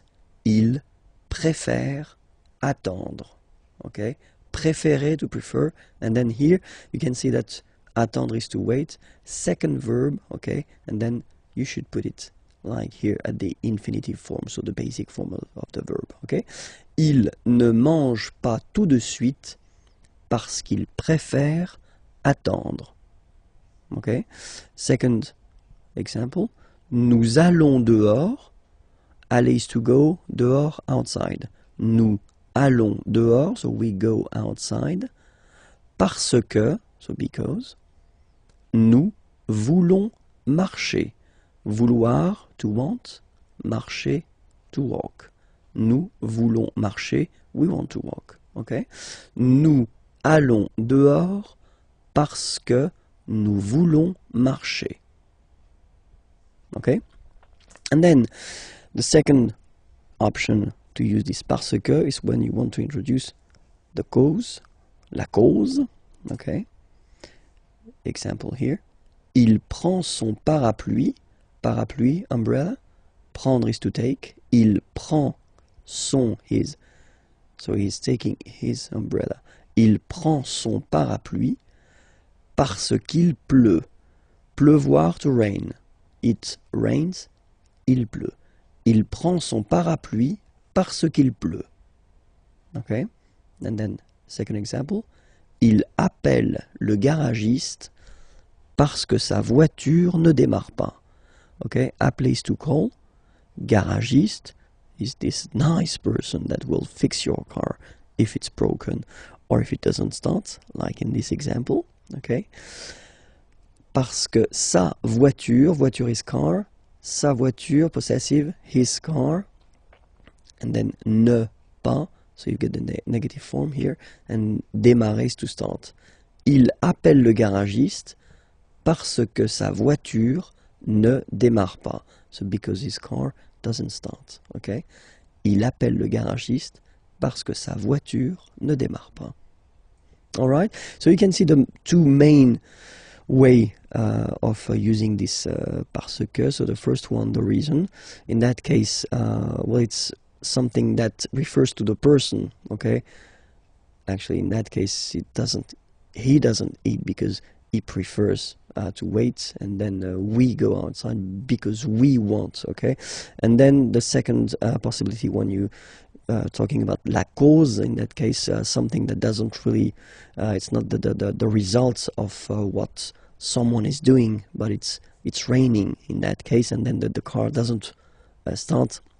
It doesn't really, it's not the result of the action of someone. Okay, so that's the two main use of parce que. We'll work on le Moyen-Orient, the Middle East. Okay, let's start. Le Moyen-Orient. So it's interesting here because normally if you would have only this word here, you would pronounce it moyen, moyen, okay? But then as you've got this vowel after, okay, you get to make the liaison between the two, le Moyen-Orient, Moyen-Orient, okay? Let's start now. Israël, Israël, la Palestine, la Palestine, le Liban, le Liban, la Jordanie, la Jordanie. Okay, so let's repeat them one more time. Le Moyen-Orient, Israël, la Palestine, le Liban, la Jordanie. Okay, and now we'll see the nationalities. Okay, so Israel, and then I will put the masculine form here and the feminine form here. Israélien, Israélien, so masculine form and then feminine form.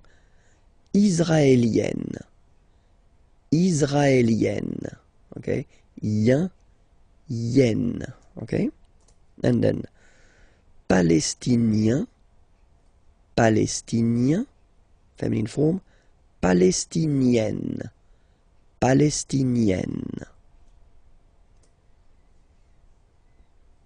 Le Liban, Libanais, Libanais, Libanaise, okay, aise, Libanais, Libanaise. And then Jordanie, Jordanien, Jordanienne, okay, yen,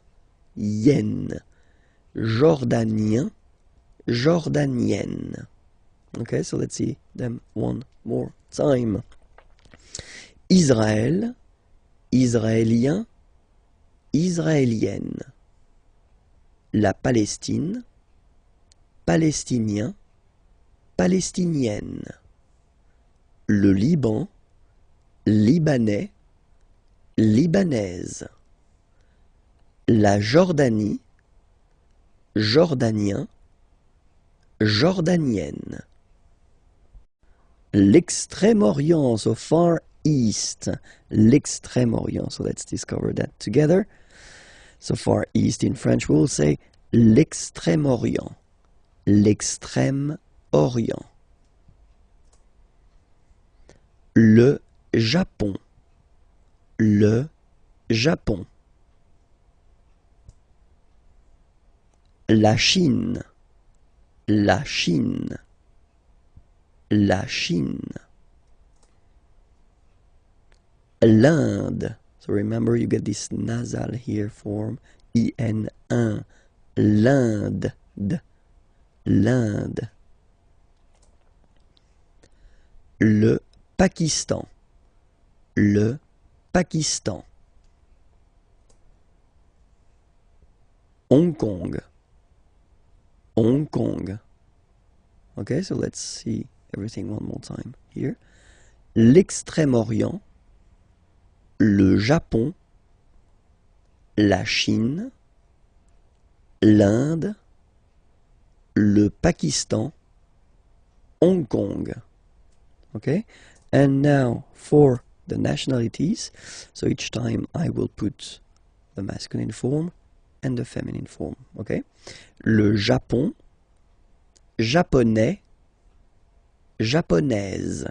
Okay, so the only difference is there. Est, aise. Japonais, japonaise. La Chine, chinois. So it's really this wa wa wa sound, remember? Chinois, chinoise. Z, z, was. Chinoise. So chinois, chinoise. L'Inde, indien, yen, indien, indienne. So remember this double N, you open it, indienne. Le Pakistan, pakistanais, pakistanaise. Hong Kong, chinois de Hong Kong, chinoise de Hong Kong. So let's see them one more time. Le Japon, japonais, japonaise. La Chine, chinois, chinoise. L'Inde, indien, indienne. Le Pakistan, pakistanais, pakistanaise. Hong Kong, chinois de Hong Kong, chinoise de Hong Kong. Le verbe pronominal. So, what is le verbe pronominal? So first we'll take an example. Regarder, to look, to watch. Okay? And then se regarder. In that case it would be to look at oneself. Okay? So that's the important thing about this verb pronominal. Le verb pronominal will be constructed all the time with this se before the verb. Se regarder, okay? And this se will basically change the meaning of the verb because regarder, to look, to watch, se regarder, to look at oneself, okay? So we'll take an example. So if we take the regarder verb, okay? So normally you will construct this sentence, je regarde la télévision, okay? I watch the television. Je regarde la télévision, okay? But then, if you use this se regarder, so as I said, to look at oneself, in that case, je me regarde. Alright, so you will have to add this me thing here before the verb. Je me regarde. Okay, so let's see how we will conjugate this verb at the present form. Je me regarde. Tu te regardes. Il se regarde. Elle se regarde. Nous nous regardons. Vous, vous regardez. Il se regarde. Elle se regarde. So now you can see that you've got to add this me, te, se, nous, vous, se before the verb when you conjugate it. Okay? Let's take another example. Appeler, to call. Okay? And then the important thing in that case is that, as usual, you know, appeler is starting with a vowel. A here. And it does mean that, as usual in French, normally we should have this se, but then e will disappear and it will look like that. S'appeler. So appeler, to call, and then s'appeler, to call oneself. Okay, so let's see how we will conjugate this verb. Je m'appelle. So same thing here, the that we had previously disappeared. Je m'appelle. So remember, that's normally the verb that you use when you introduce yourself. Like I call myself, so my name is, of course, but then in French it's like I call myself. Okay, je m'appelle. Tu t'appelles. Tu t'appelles. Il s'appelle. Elle s'appelle. Nous nous appelons. Okay, so I will make the liaison. Nous nous appelons. Vous vous appelez. Il s'appelle. Elle s'appelle.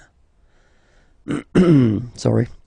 So if you look carefully here as well, so you will have to add this m, t, s, okay, and then nous, vous, s, okay. So remember, it's just because the verb is starting with a vowel. It would be the same if the verb would start with the letter h plus a vowel, because we don't pronounce h, so that's the reason why. My God, I'm losing my voice. Let's hope I will finish. Be careful, because in some cases when you will add this se in front of the verb, then le sens, so the meaning of the verb, will change. So I will put a few examples here. Trouver is to find, okay, and then se trouver means to be, être. Okay, trouver, to find, but then se trouver is to be, être. Passer, to pass. Se passer, avoir lieu, so to take place. Se passer, to take place. Passer, to pass. Okay? And then mettre, to put. Se mettre, well, it's to start. Commencer, to start something. Okay? So remember, trouver, to find. Se trouver, être, so to be. Passer, to pass. Se passer, avoir lieu, to take place. Mettre, to put. Se mettre, commencer, to start something. Le futur proche, so basically if you want to translate it directly, it would be the near future. So what is le futur proche exactly? It's the possibility that we have in French and in other languages to construct basically a future with aller at the present form, followed by the infinitive, so the basic form of the verb. Okay, so like in English you would say I am going to travel, for instance. In French we would say je vais voyager. Okay, so remember, first aller, that you conjugate at the present form, and then you will put your verb at the infinitive form. Okay, so first, of course, we did introduce the verb aller and the way to conjugate it, but still I think that it is really important to see how it goes. So we will see one more time the conjugation of aller at the present form. Okay, first person here, je vais. Remember, final S not pronounced. Je vais. Okay, tu vas. Same thing here, final S not pronounced. Tu vas. Il, elle va. Nous allons. Final S not pronounced, and then when you get this ON combination, you get this nasal on, really in your nose, okay? On. And then let's make this little liaison here to make it sound more beautiful. Nous allons. Nous allons. Okay? Same thing here. Vous allez. Vous allez. Alright? Remember, classic ending for vous, a Z, okay? But then when you combine these two letters, you get the sound E. Okay? Allez. And then vous allez. Alright? And the last persons, ils, elles, vont. Ils vont, elles vont. Okay, remember, final T not pronounced, so you get this O-N nasal here. On, vont. Okay, so let's see them one more time. Je vais, tu vas, il va, elle va, nous allons, vous allez, ils vont, elles vont. Okay, so that's the first part that we will use to construct this futur proche. Okay, and then the second part will be, well, the verb that you want to express, but at the infinitive form. So I've been writing few examples here. So the first sentence, je vais voyager. Voyager means to travel. Avec, with, ma famille, my family. Je vais voyager avec ma famille. Okay? So, quite simple way to construct a future form.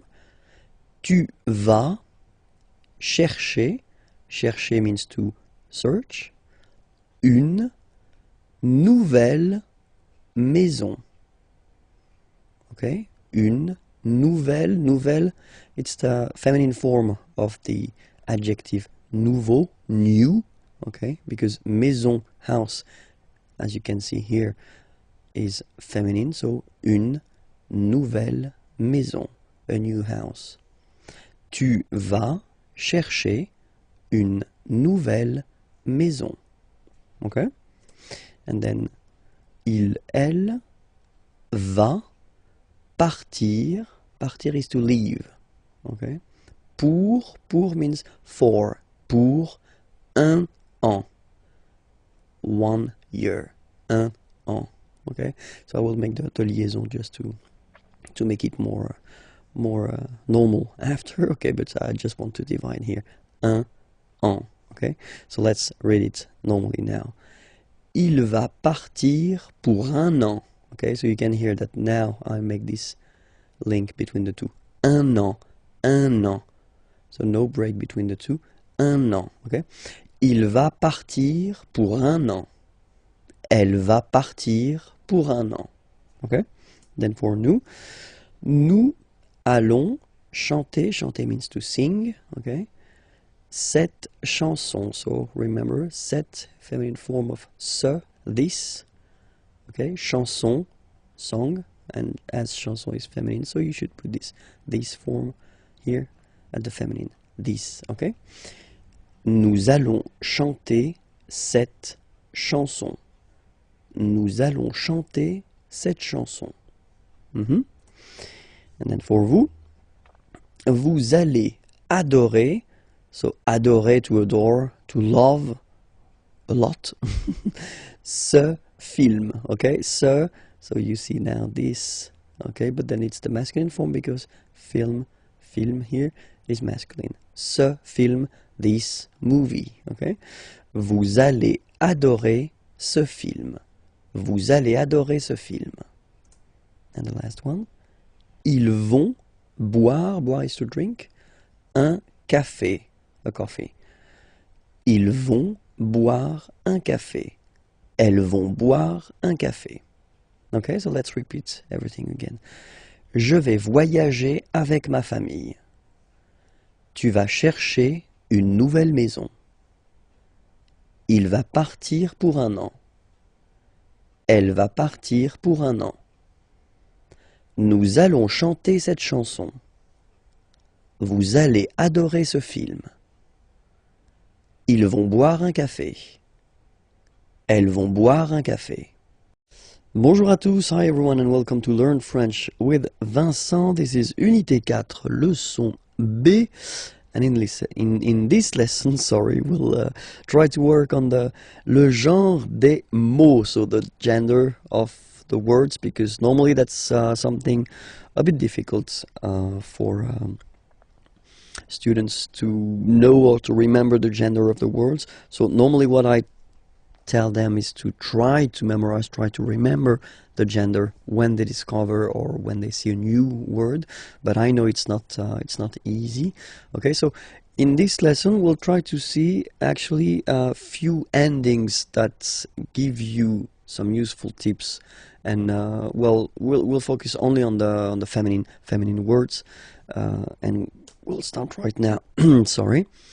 So when you see words that are ending with this ion, so you can be almost, this is quite important, never say always when you talk about French language, because you always find some exceptions, okay? So I won't say always, I will say in most of the cases, okay? When they end with ion, okay, in most of the cases they will be feminine, okay? So for instance here, la libération, or then la nation. Okay. Other ending is t. So when a word is finishing or ending with t, like that, la rapidité. Rapidité means speed, and then la santé, health. Okay. In this case, you can be almost sure that these words will be feminine. Okay. When they're ending with ure, ur. Okay. La peinture, paint, la voiture, car, okay, so they are feminine. And then when they're ending with s, like that, sse, so for instance, la politesse, la vitesse. Vitesse means speed, okay? So these words are feminine, and these endings are classical ending for feminine form, okay? So let's see them one more time. La libération, la nation, la rapidité, la santé, la peinture, la voiture, la politesse, la vitesse. Okay? So let's see a few more. So still for the feminine form. So when you will have a word ending with this double T, et, okay, for instance, la chaussette, la roulette, so they will be feminine, okay? Chaussette means sock, and then roulette, well, it's the same, the thing you will find in casinos. And then when they're ending with ie, like here, okay, so basically you don't pronounce the okay, so it will be only the sound i, okay, for instance, la vie, life, okay, la partie, the part, okay, so they will be feminine as well, okay, and then words ending with accent aigu, and then here, okay, remember this final is not pronounced, so you will have this e, remember accent aigu, it's e sound, okay, la poupée, the doll, l'arrivée, the arrival, okay, la poupée, l'arrivée, so feminine as well. In that case, remember that normally it should be la arrivée, but as arrivée, as usual, you know, start with a vowel, then a is disappearing, and then you just put this apostrophe, okay?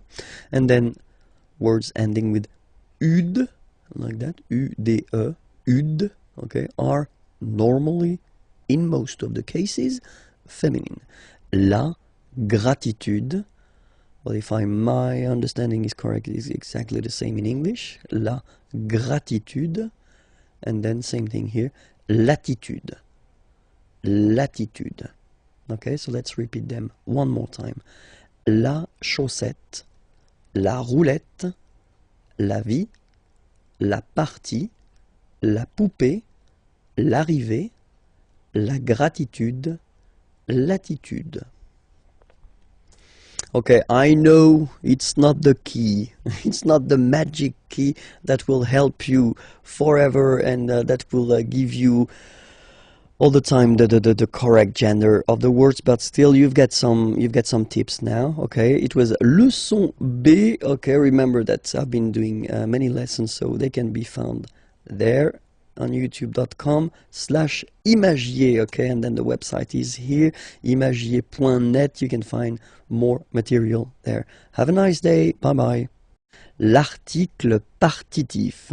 So what's l'article partitif? Well, basically it's when you want to say that you want some sugar, for instance, so you don't want to specify the quantity, okay, just want to say that you want some, but you don't want to say 1, 2, 3, okay, then as usual we will have the difference between the masculine form and the feminine form, okay. So for the masculine form it will be du, okay, du, simple thing, d, u, this is u, this is de, du, alright?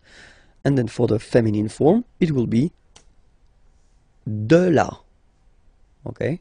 De la, alright? Masculine form, du, feminine form, de la, alright? Let's see a few examples now. Je bois, boire is to drink, okay? So je bois du café. Alright, so you can see the difference here. It would be possible to say je bois un café.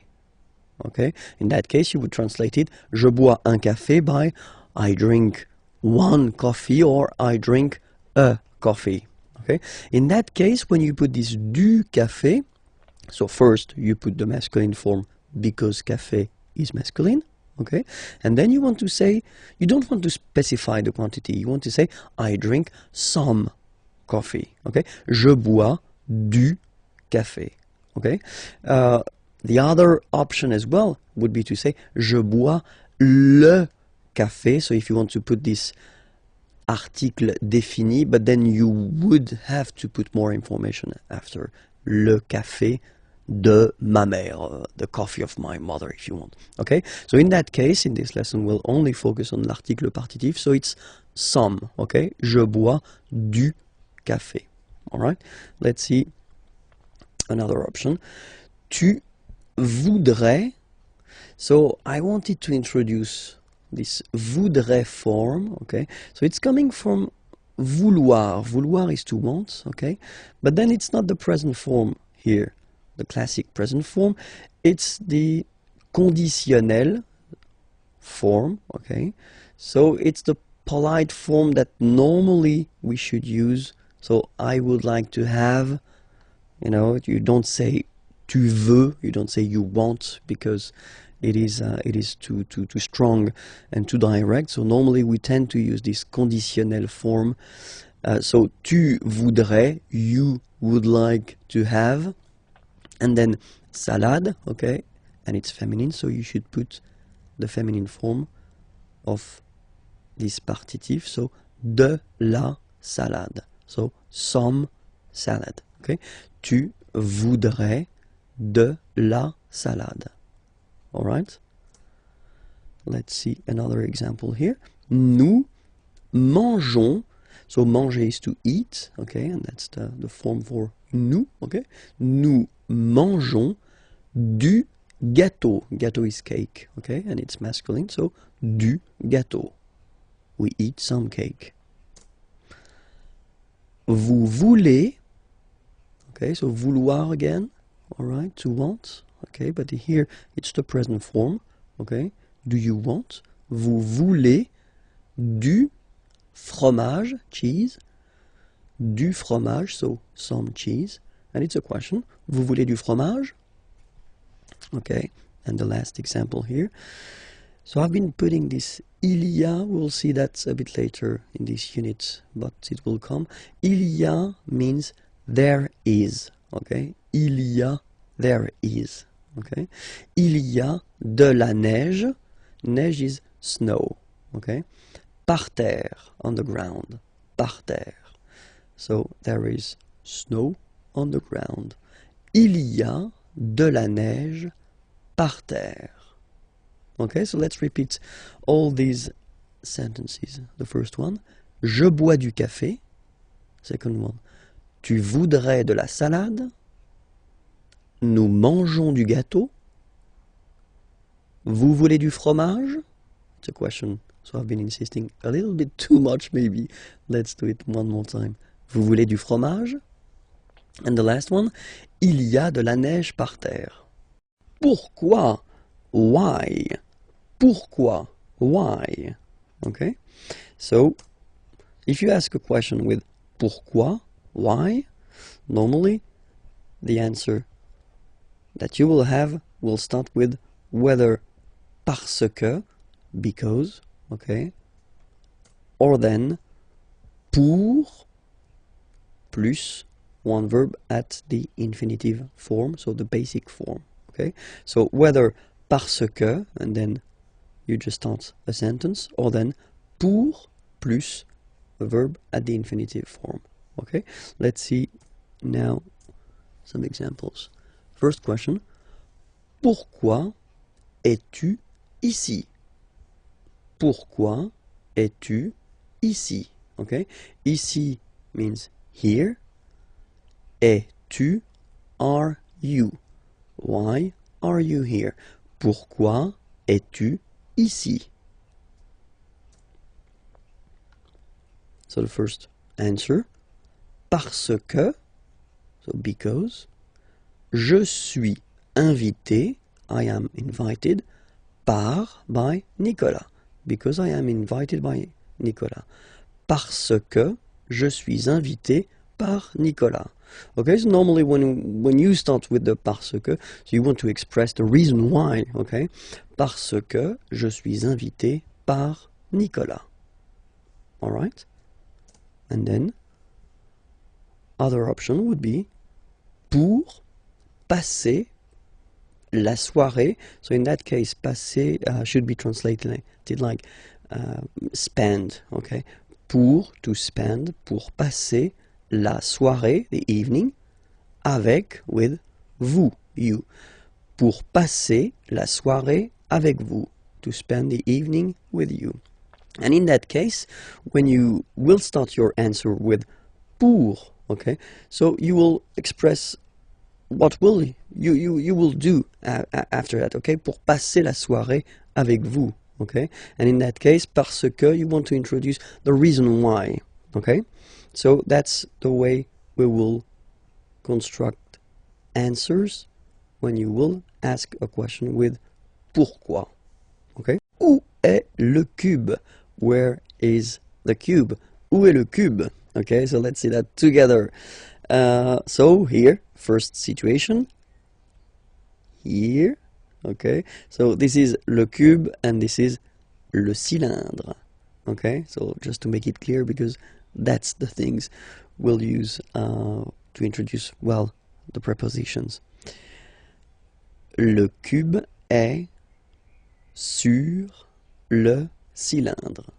So you can see it's on, okay, so sur le cylindre, okay, and there is contact here, okay, it's quite important.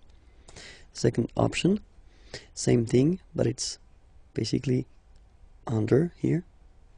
Le cube est sous le cylindre, okay, le cube est sous le cylindre.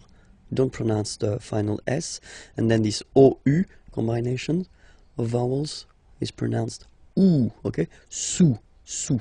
Le cube est sous le cylindre. Alright? Then, here, no contact, and that's really important, okay? Le cube est au-dessus du cylindre. So let's repeat it.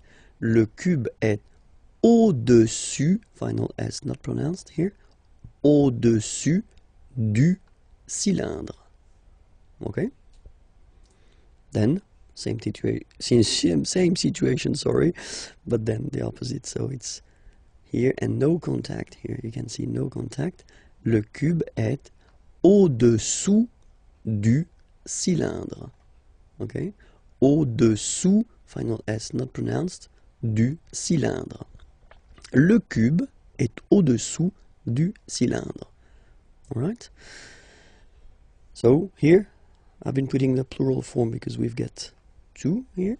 Les cubes sont à côté du cylindre. So next to, okay? Les cubes sont à côté du cylindre. Le cube est à gauche du cylindre. Okay, gauche, left, on the left of le cylindre. Le cube est à gauche du cylindre. Okay, then the next one. Droite, obviously it's right, on the right. Le cube est à droite du cylindre. Le cube est à droite du cylindre. Okay? In front of. Le cube est devant le cylindre. Le cube est devant le cylindre. And now, behind, it's not possible to see it, that's the reason why. Le cube est derrière, so behind, le cylindre. Le cube est derrière le cylindre. So I've been taking away the color just to show you that it's inside, okay? So in, le cube est dans, so in, le cylindre. Le cube est dans le cylindre. Les adverbes de lieu. So really useful. And we're starting right now. So the first one that we'll see. So I've been putting each time the English first and then the French version here. Okay, so here. So I won't read the English one. I will focus on the French one if that's okay with you. Ici. Ici. Okay. Then là. So remember you've got this accent, but well, you don't pronounce it. Okay, so it's là. Là. Oops. Là-bas. Là-bas. Remember final S not pronounced. Là-bas. Loin. Loin. So remember when you get this combination O-I-N, it's ouin, ouin, ouin, okay? Loin. Alright? So let's see them one more time. Ici, là, là-bas, loin. Okay? Devant. Final T not pronounced. Devant. Devant. Derrière. So if you look carefully, you've got E here and then double R, so it will open the sound of this E, and you should pronounce it E, okay? Derrière. Same thing here. You've got this E accent grave, E. Derrière, okay? Don't pronounce the final E. Derrière, okay? Final S not pronounced. Dessus. Dessus. Dessus. Dessous. Dessous. Final S not pronounced here. Dessous. Okay, so let's repeat them. Devant, derrière, dessus, dessous. Okay? Dedans. Final S not pronounced. Dedans. Dedans. Dehors. Okay, so remember final S not pronounced, and then this H in French doesn't exist phonetically, so you don't pronounce it. Dehors. Dehors. Dehors. En haut. En haut. Okay, final T not pronounced, and then this H as previously, you don't pronounce it, so this is haut. En haut. En haut. En haut. En bas. Final S not pronounced. En bas. En bas. Okay? Quelque part. Don't pronounce the final T. Quelque part. Quelque part. autre part, autre part, autre part. Ailleurs. Look, final S not pronounced, and then you've got this y sound. Ailleurs. Okay, so sorry, I insist a little bit too much maybe, but still, let's read it normally now. Ailleurs, ailleurs. Okay. Autour, autour, autour. Okay, so repeat them one more time. Quelque part, autre part, ailleurs, autour. Comment exprimer l'obligation. So when you must do something, well, there is a verb for that to express must, and this is falloir. Falloir, okay, falloir. And then you will have two options. The first one will be il faut. So you get to remember that falloir is what we call verb impersonnel, okay, because there is only one form and it's il, third person of the singular. Il faut, okay. So je, tu, nous, vous, etc. They don't exist for falloir. It's only il, okay. Il faut. And then the verb coming after will be at the infinitive, okay? So that's the way to express to must, okay? And then, or to have to if you want, il faut, okay, same form, but then you will add after that un nom, a noun, okay? So whether a verb at the infinitive form or then a noun. So we'll see few examples now. So the first scénario, as we would say in French, is falloir plus infinitif. Okay. So here, il faut respecter les règles. All right. Il faut respecter, so to respect, les règles, the rules. Il faut respecter les règles. Alright, and then another option, so I've been putting here and here the two parts of the negative form. Il ne faut pas fumer, fumer is to smoke, ici, here. Il ne faut pas fumer ici. Okay, so now we'll see the way it works with noun, a noun. And here, for instance, il faut. So still il faut, remember, as I said, it's only il faut, so it's a verbe impersonnel, okay? Une carte d'identité. Il faut une carte d'identité. Second example here. Il faut un parapluie, umbrella, un parapluie, car, because, il pleut. It's raining. It rains. Il faut un parapluie, car il pleut. Les adjectifs ordinaux. Les adjectifs ordinaux, so in English it would be first, second, third, fourth, etc., etc. So we'll see how they go in French.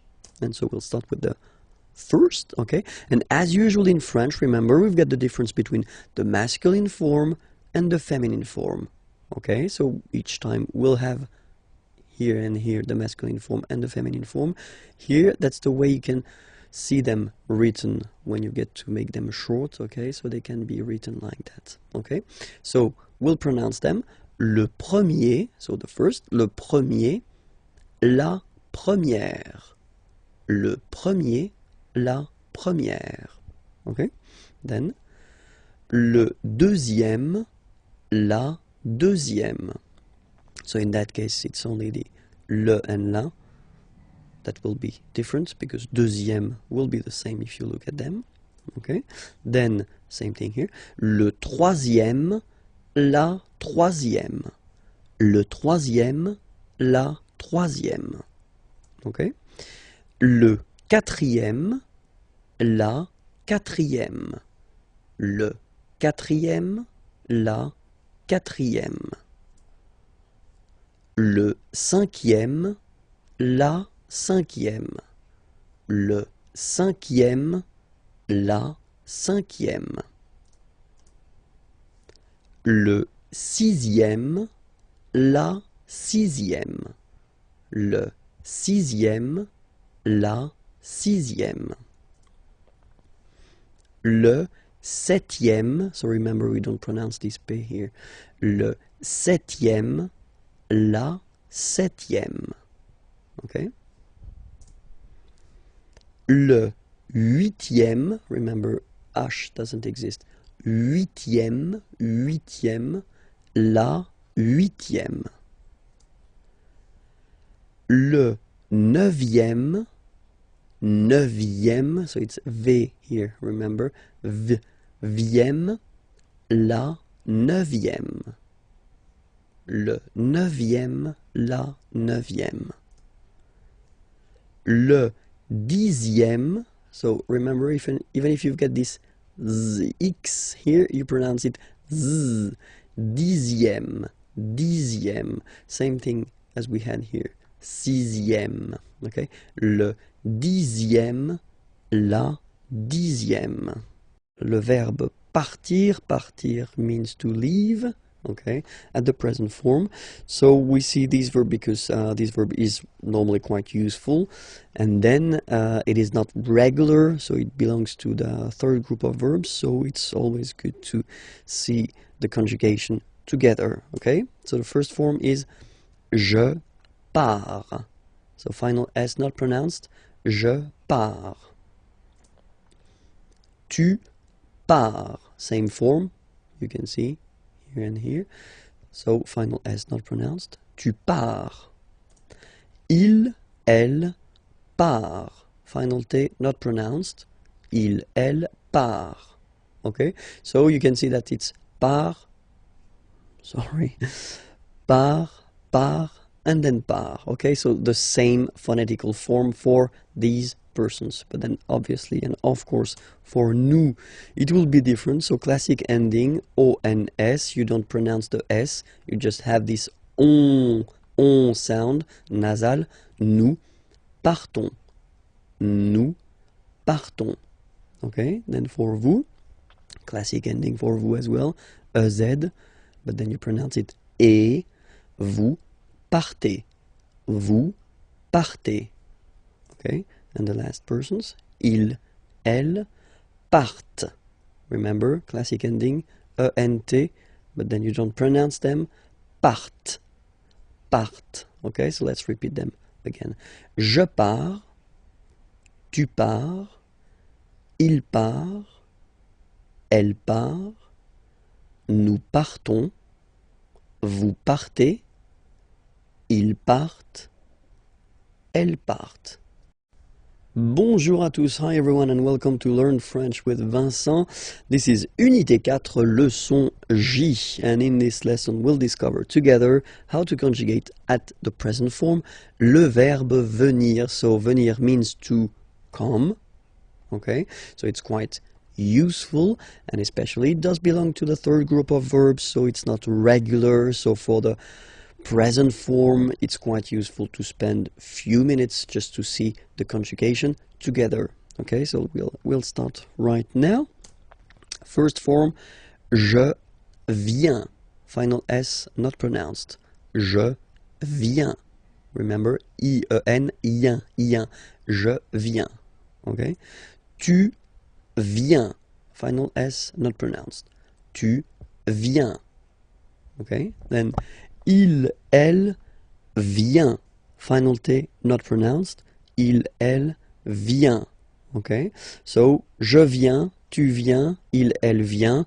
Phonetically, it's the same form, okay? But then, for nous, it will be a bit different. ONS, remember, classic ending for nous, at the present form. Final S not pronounced, so you will get the sound venons. Nous venons. Nous venons. Okay?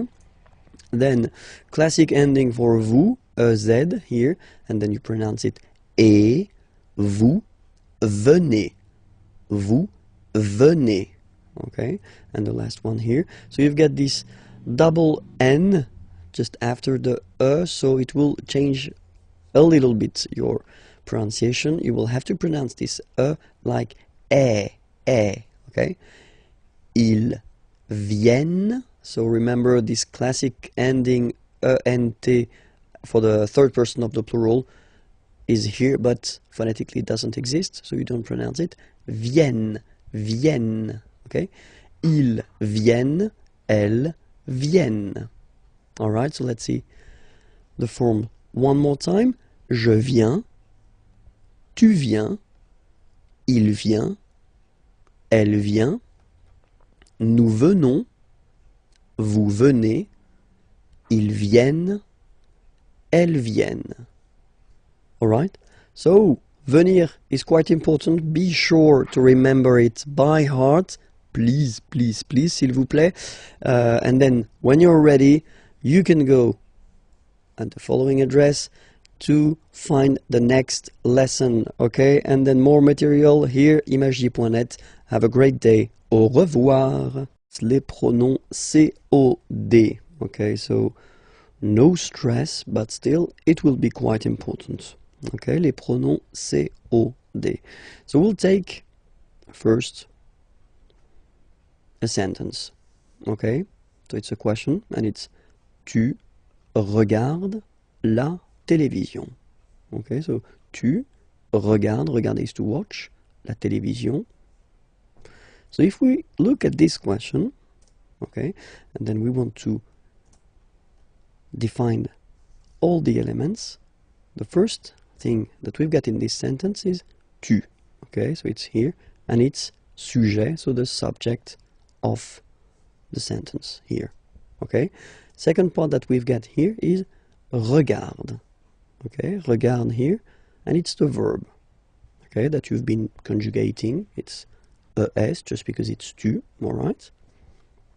And the second part, or the third part here, so the last part, la télévision. So la télévision, that's what we will call complément, okay, because it's a complement, it will complete the sentence here by giving some information. It's objet. It doesn't have anything to do because it's la télévision, okay? So it's not an object like that, but it's what we call grammatical object, okay? And we say that it's direct because you don't have any preposition between the verb and this complément, okay? So no preposition, so it's direct, okay? So why do we say that it's quite important to use les pronoms COD? Just because when you've got a question, so if someone is asking you, tu regardes la télévision, okay, the first option would be oui, je regarde la télévision. So of course it's possible to repeat, this part, la télévision, okay? But then if we're honest, then in most of the cases, we won't repeat la télévision. In that case, we will use what we call pronouns, okay, just to avoid repeating this word, okay? So let's see these pronouns together.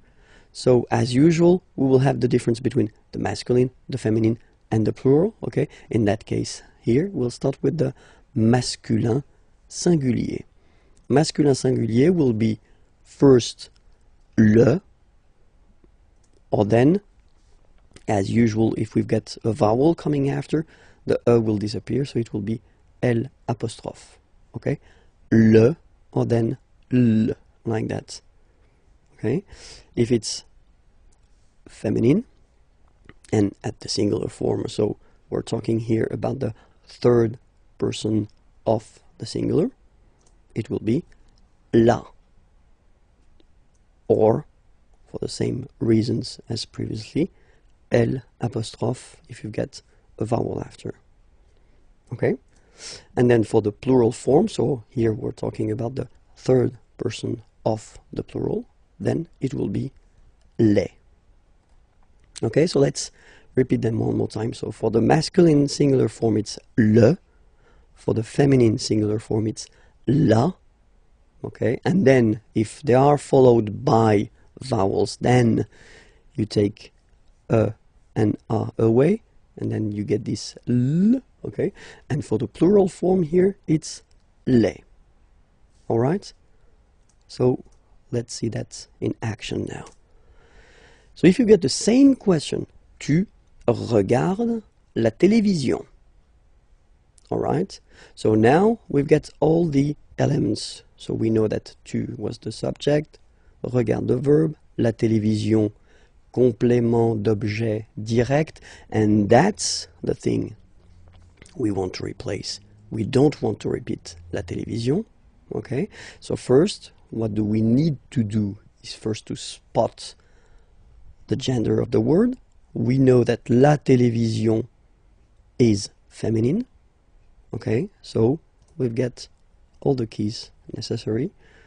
Oui, je la regarde. So, as I said a long time ago in a lesson, remember that in French, the pronouns, like this one for instance, are coming before the verb. So that's the reason why you will have this la here before the verb. Oui, je la regarde. Okay? Let's take another question. And here you've got tu vas regarder la télévision. So what's the difference between the previous question and this question? Well, this is, and we saw that in a previous lesson, I guess it was on this unit, so you can check it if you're not sure about that. That's what we call the futur proche, so the near future. Tu vas regarder la télévision, you are going to watch. Okay, so that's the near future.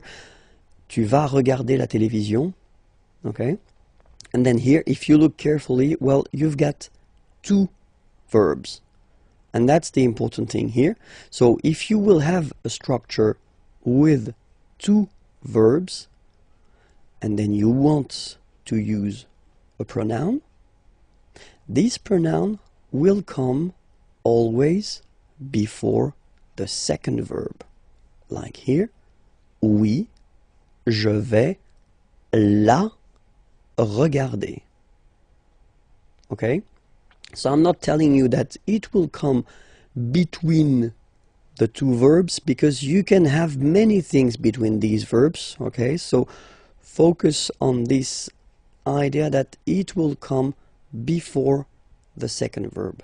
Oui, je vais la regarder. Okay? So we'll see that les pronoms complément d'objet direct can replace all the persons. So for the first person it will be me, second person it will be te, third person of the singular, so the one we saw, le for the masculine form, and then la for the feminine form. First person of the plural, nous, so basically it's quite easy to memorize this one, to remember it. Same thing here. Second person of the plural, vous. And then third person of the plural, les. Alright, so me, te, le, la, nous, vous, les. Alright? So we'll see now a few examples. So the first one, il me regarde. So if you want to say that he is looking at me, il me regarde. Okay, so remember, as I said previously, these pronouns are coming before the verb. Okay, il me regarde. Present form, only one verb, you just put it before. Il me regarde. Il te regarde. So he's looking at you. Il te te regarde. Il le regarde. Il la regarde. He's looking at him, he's looking at her. Il nous regarde. Il vous regarde. Il les regarde. Okay, it's not that difficult when you try to remember. Well, first, of course, the pronouns, and then this idea that it will come before the verb. Well, honestly, it's not that tricky. Okay, I've been putting the same sentence, but then at this near future form. Okay, so just to show you, if you forgot it, that it should come before the second verb. Okay, so il va me regarder, so he's going to watch me, or to look at me. Okay, il va me regarder. Il va te regarder. Il va le regarder. Il va la regarder. Il va nous regarder. Il va vous regarder. Il va les regarder. Les pronoms COI. Okay, les pronoms COI. So, well, let's say that it's the second part of les pronoms CO, complément d'objet. Okay, so if you didn't watch the previous lesson, well, maybe it would be better to do so that you could understand maybe more clearly the whole thing. Okay, but then still we're starting right now. So, les pronoms complément d'objet direct. So we'll start with une question, a question. Okay, so we'll see. It's a basic question. Okay, you get tu parles à ton frère. Okay, parler is to talk. Tu parles, you talk to your brother, à ton frère. Okay, so if we have a look at the elements in this sentence, the first part or the first element is tu. Okay, and that's the subject of the sentence, tu, all right? Then the second element is parle, okay? And that's the verb. So it's ending like that because you've been conjugating this verb according to tu, okay? But it's a verb here. And then we've got this last part here, à ton frère. So that's what we call complément, so it will come to complete the sentence, okay? And it's objet, okay? So be careful, it's really what we call a grammatical object. So it's not an object, because in that case it's a good example because it's a person, okay? But then it's a grammatical object, and it's indirect because you've got this preposition à here, okay? So in the previous lesson we saw the direct ones, okay? They were without any preposition, okay? But then in this lesson it's indirect because you've got the preposition à here, okay? And it will change the things. So let's see the question. You can ask the question, so it's the same. Tu parles à ton frère, okay? And then the answer that you could give, of course, would be oui, je parle à mon frère. But let's say that in most of the cases in French we won't repeat this à mon frère part, okay? We'd rather use pronouns just to avoid repeating this complément d'objet indirect, okay? So we'll see how they go. As usual in French, we will have the difference between the masculine form, the feminine form, and the plural form, okay? And here, just to start, we'll start with masculine singular, okay? Masculine singular form will be lui, okay? Ui, lui, all right? Féminin singulier, so feminine form and the singular form here, it will be lui. So it's quite easy to memorize, to remember, okay, because it is the same form for the masculine and the feminine form, okay? And then for the plural form, so third person of the plural, to be more precise, it will be leur. Okay, so masculine singular, third person of the singular, lui. Féminin singulier, feminine singular form, third person of the singular, lui. And then the plural form, third person of the plural, leur. Okay, let's see now the same question. Okay, tu parles à ton frère. Okay, and the idea in that case, of course, is to avoid repeating this part here, so complément d'objet indirect, and to replace it with the pronoun. Okay, so first we know that it's indirect because we've got the preposition here. We know here that it's masculine because it's brother. Okay, and then we've got the information here because it's ton. All right, so we've got all the elements just to reply using the pronoun. Oui, je lui parle. Okay, so the only thing you should really think about here is the position. So you should remember, as I said previously, that the pronouns in French will be placed before the verb. So, je lui parle. Oui, je lui parle. All right? And then we could have, well, basically the same question, but then this question would be like it is here at the near future. So if you didn't see the lesson regarding the near future, maybe it would be more useful for you to watch it, but still the near future, it's a way to construct the future, but at the present tense with the verb aller, to go. You are going to speak or talk, okay, to your brother. Okay, so you are going to, but then the important thing in that case is that you've got two verbs. Okay, you've got aller here, to go, and then you've got parler, to speak or to talk.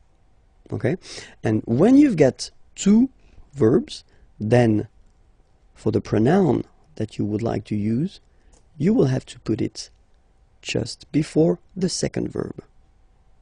Oui, je vais lui parler. Okay, so I'm not telling you that it should be between, because that's the case here, but then between these two verbs you could put many things, okay, like adverbs or other things. Okay, so remember that this pronoun lui should be before the second verb. All right, so now we'll see these pronouns, but then for all the persons. Okay, for the first person of the singular, it will be me. Second person of the singular, te. Then third person, like we saw, so masculine and feminine, I only put one, so lui, because it's the same. First person of the plural, nous. Second person of the plural, vous. Third person of the plural, leur. Okay, me, te, lui, nous, vous, leur. All right, so let's see examples now. So he's talking to me. Il me parle. Okay, remember, me, and then before the verb, il me parle. He's talking to you. Il te parle. Il lui parle. I don't know why lui is still white. Well, maybe it was a mistake from my... Yeah, it is a mistake. It should be orange, but then still. Il lui parle. Okay. Il nous parle. Il vous parle. Il leur parle. All right? Il me parle. Il te parle. Il lui parle. Il nous parle. Il vous parle, il leur parle. Okay, so these examples are with one verb, okay, and then I've been rewriting the same sentence, but then at the near future, okay, with the two verbs, and then we can see how they go now. Il va me parler, he's going to talk to me. Il va me parler, so remember, you know, me before the second verb. Il va te parler, he's going to talk to you. Il va lui parler, he's going to talk to her, or he's going to talk to him, okay? Il va nous parler, he's going to talk to us. Il va vous parler, he's going to talk to you. Il va leur parler, he's going to talk to them, okay? Il va me parler, il va te parler, il va lui parler, il va nous parler, il va vous parler, il va leur parler. Bonjour à tous, hi everyone and welcome to Learn French with Vincent. This is Unité 4, leçon M. And in this lesson we'll see how to conjugate together le verbe vouloir. Vouloir means to want, and it belongs to the third group of verbs in French, so irregular. So that's the reason why I think it's quite good to see the conjugation at the present form together. So here it goes. Vouloir, first person, je veux. Final X not pronounced. Je veux. Tu veux. Final X not pronounced, the same form. Il veut. Final T not pronounced. Elle veut. Okay, so here, so far we've got one phonetical form, it's veut. Then for nous, classic ending, ONS, don't pronounce the S, just pronounce the on. Nous voulons. Nous voulons. Same thing here, classic ending EZ for vous, but then you pronounce it et. Vous voulez. Vous voulez. Vous voulez. And the last one, here, EU, and then ENT, classic ending, but then you don't pronounce it, so you get veulent, veulent. Ils veulent, elles veulent. Ils veulent, elles veulent. Okay, so let's repeat it one more time. Je veux, tu veux, il veut, elle veut, nous voulons, vous voulez, ils veulent, elles veulent. So that's it for this lesson. It was leçon M. Well, you can find more lessons right here. Imagier is the name of the channel on YouTube, and then more material can be found there at imagier.net. Have a great day. Au revoir. Le verbe savoir. Savoir means to know, and it's quite useful, and but then it is irregular, so it belongs to the third group of verbs, so it's quite good to see the way to conjugate it together, okay, at the present form, and we'll see it right now. Okay, so let's start now. Je sais. Okay, final S not pronounced, and then you get this A-I, E, okay? Je sais, sais. Okay? Tu sais. Same form, final S not pronounced. Tu sais. Il sait, final T not pronounced. Elle sait. So one phonetical form so far. Nous savons. So classic ending for nous, O-N-S. You don't pronounce the final S. Nous savons. Nous savons. Okay? Then vous savez. Classic ending for vous, EZ, but then phonetically it's E. Vous savez. Savez. And then il. Here, classic ending for il and elle at the plural form, E-N-T. You don't pronounce it, so you get the sound savent. V-v-v-v, savent. Okay? Ils savent, elles savent. So let's see that one more time. Je sais, tu sais, il sait, elle sait, nous savons, vous savez, ils savent, elles savent. Il y a, so we saw it in a previous lesson quite shortly.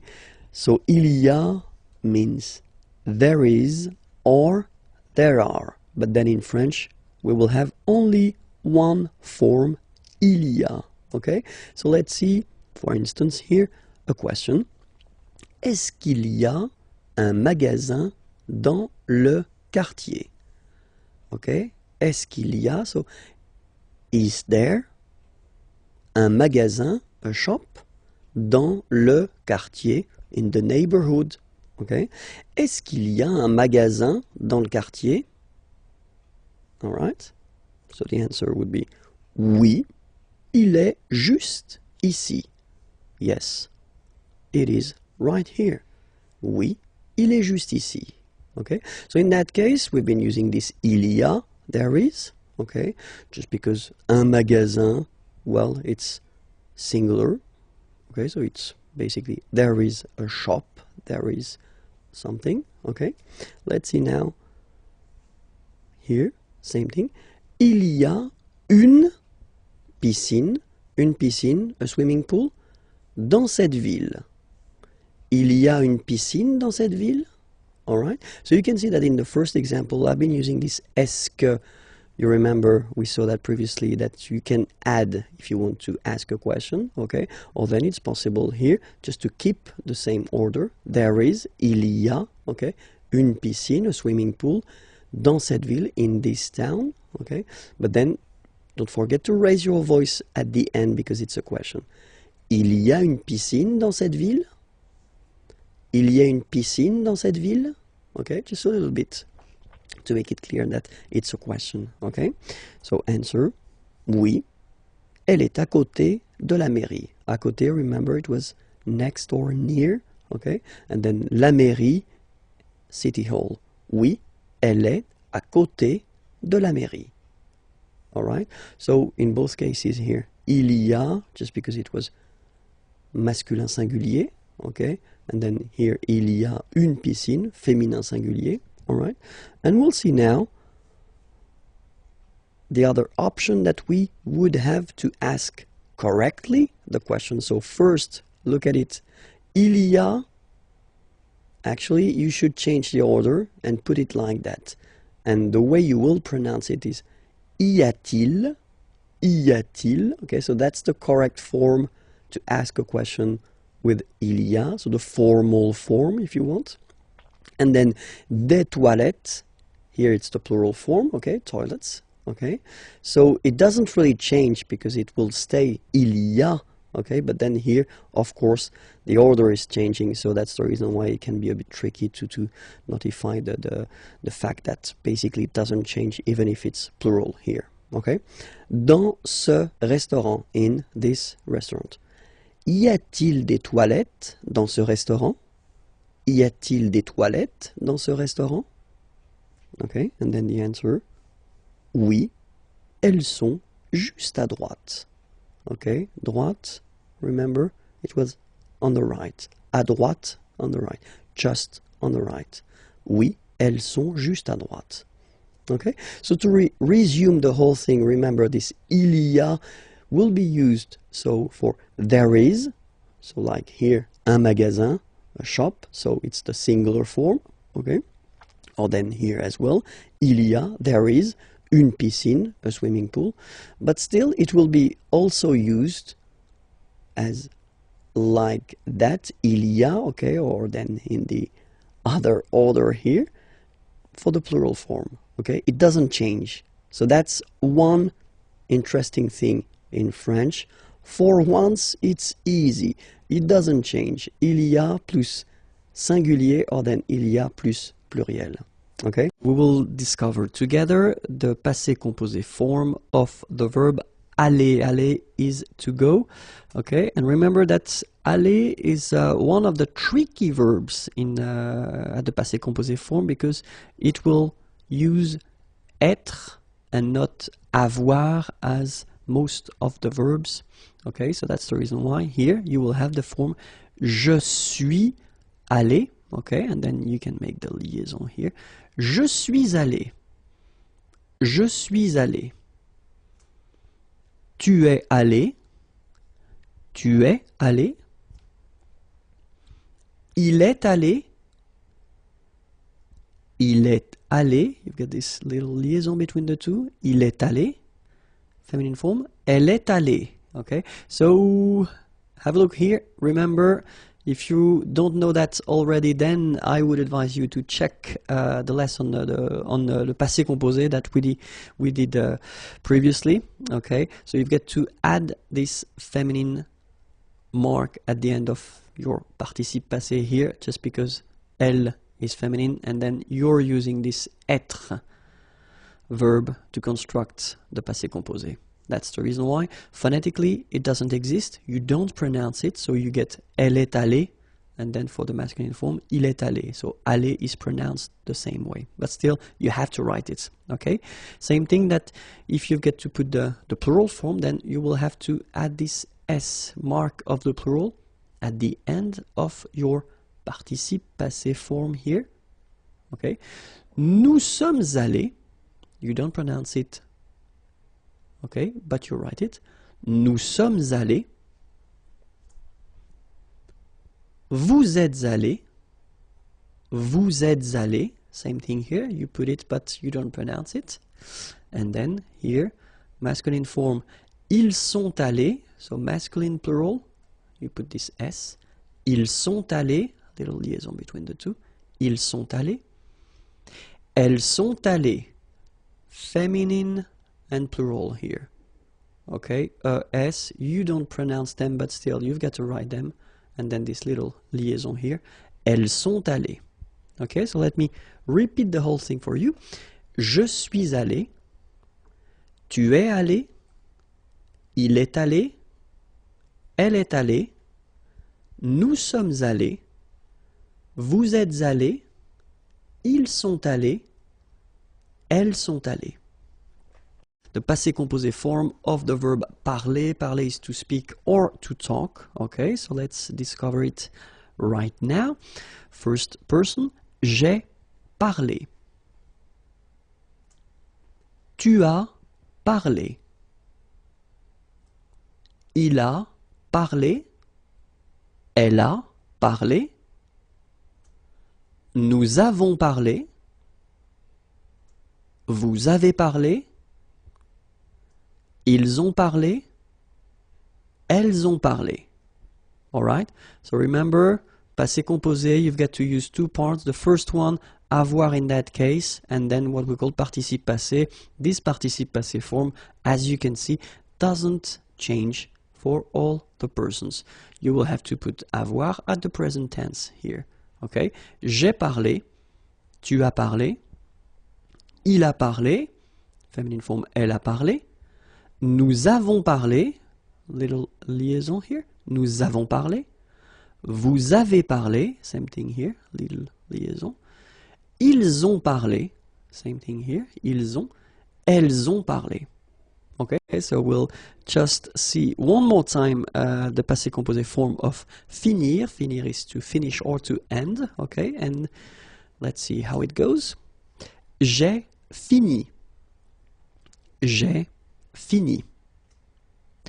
Tu as fini. Tu as fini. Il a fini. Feminine form, elle a fini. Nous avons fini. Nous avons fini. Vous avez fini. Vous avez fini. Ils ont fini. Elles ont fini.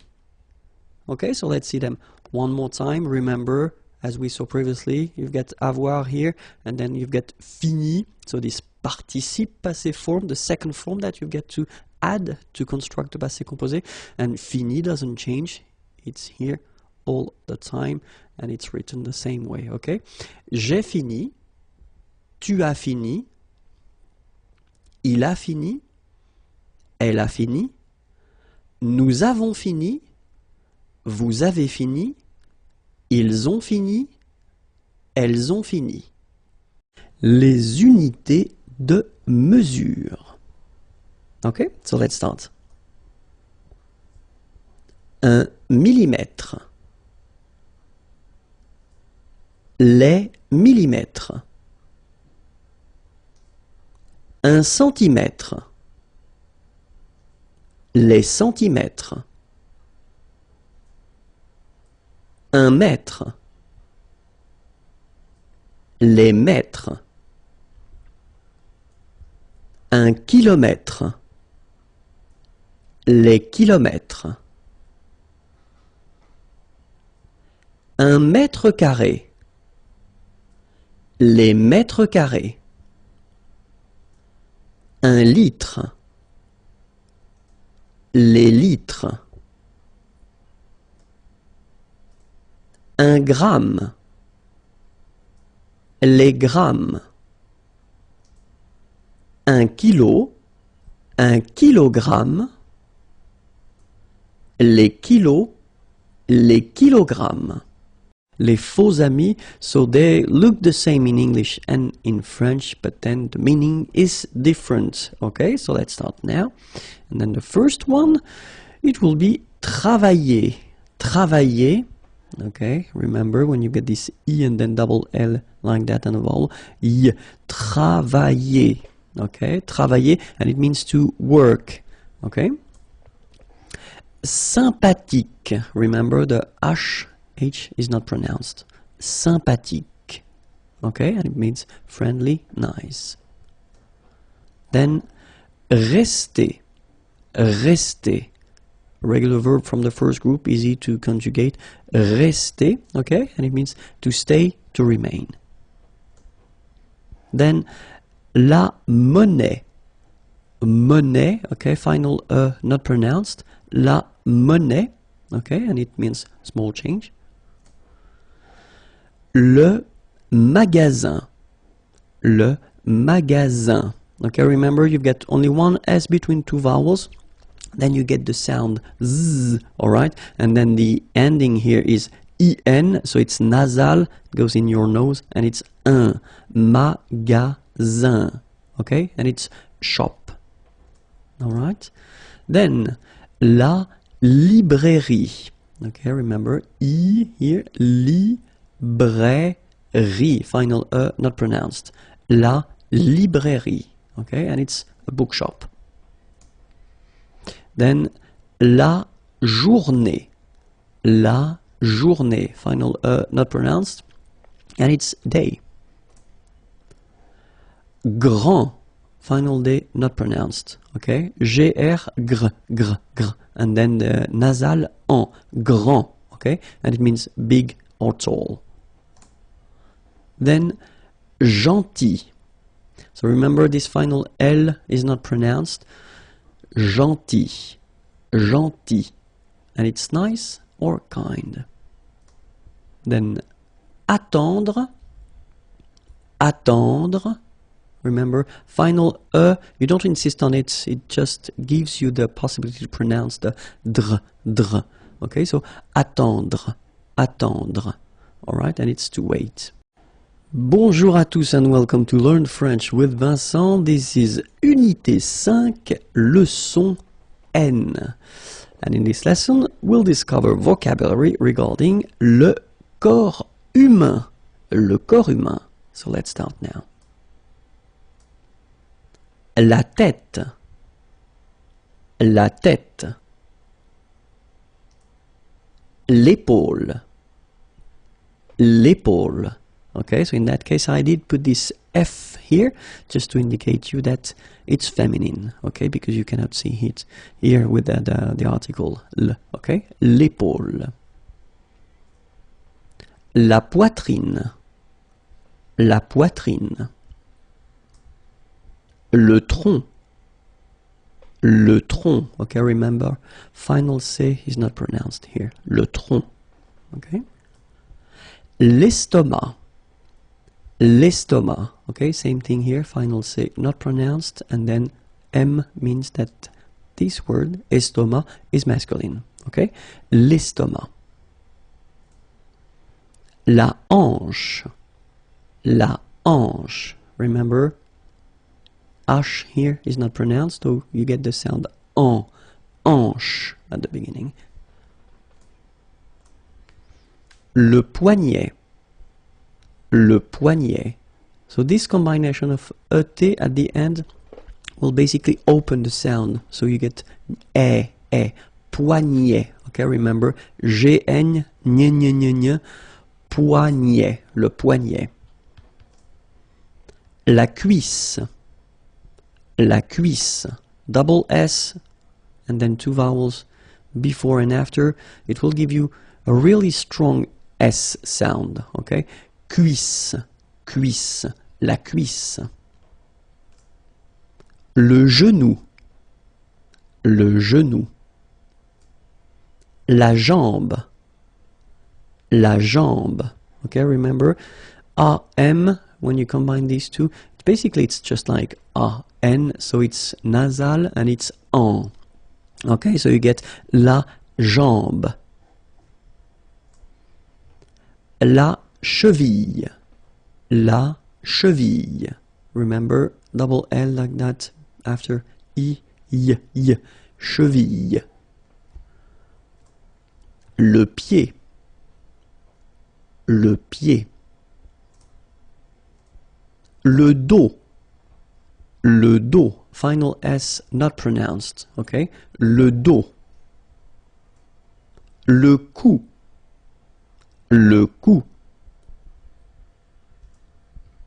le bras,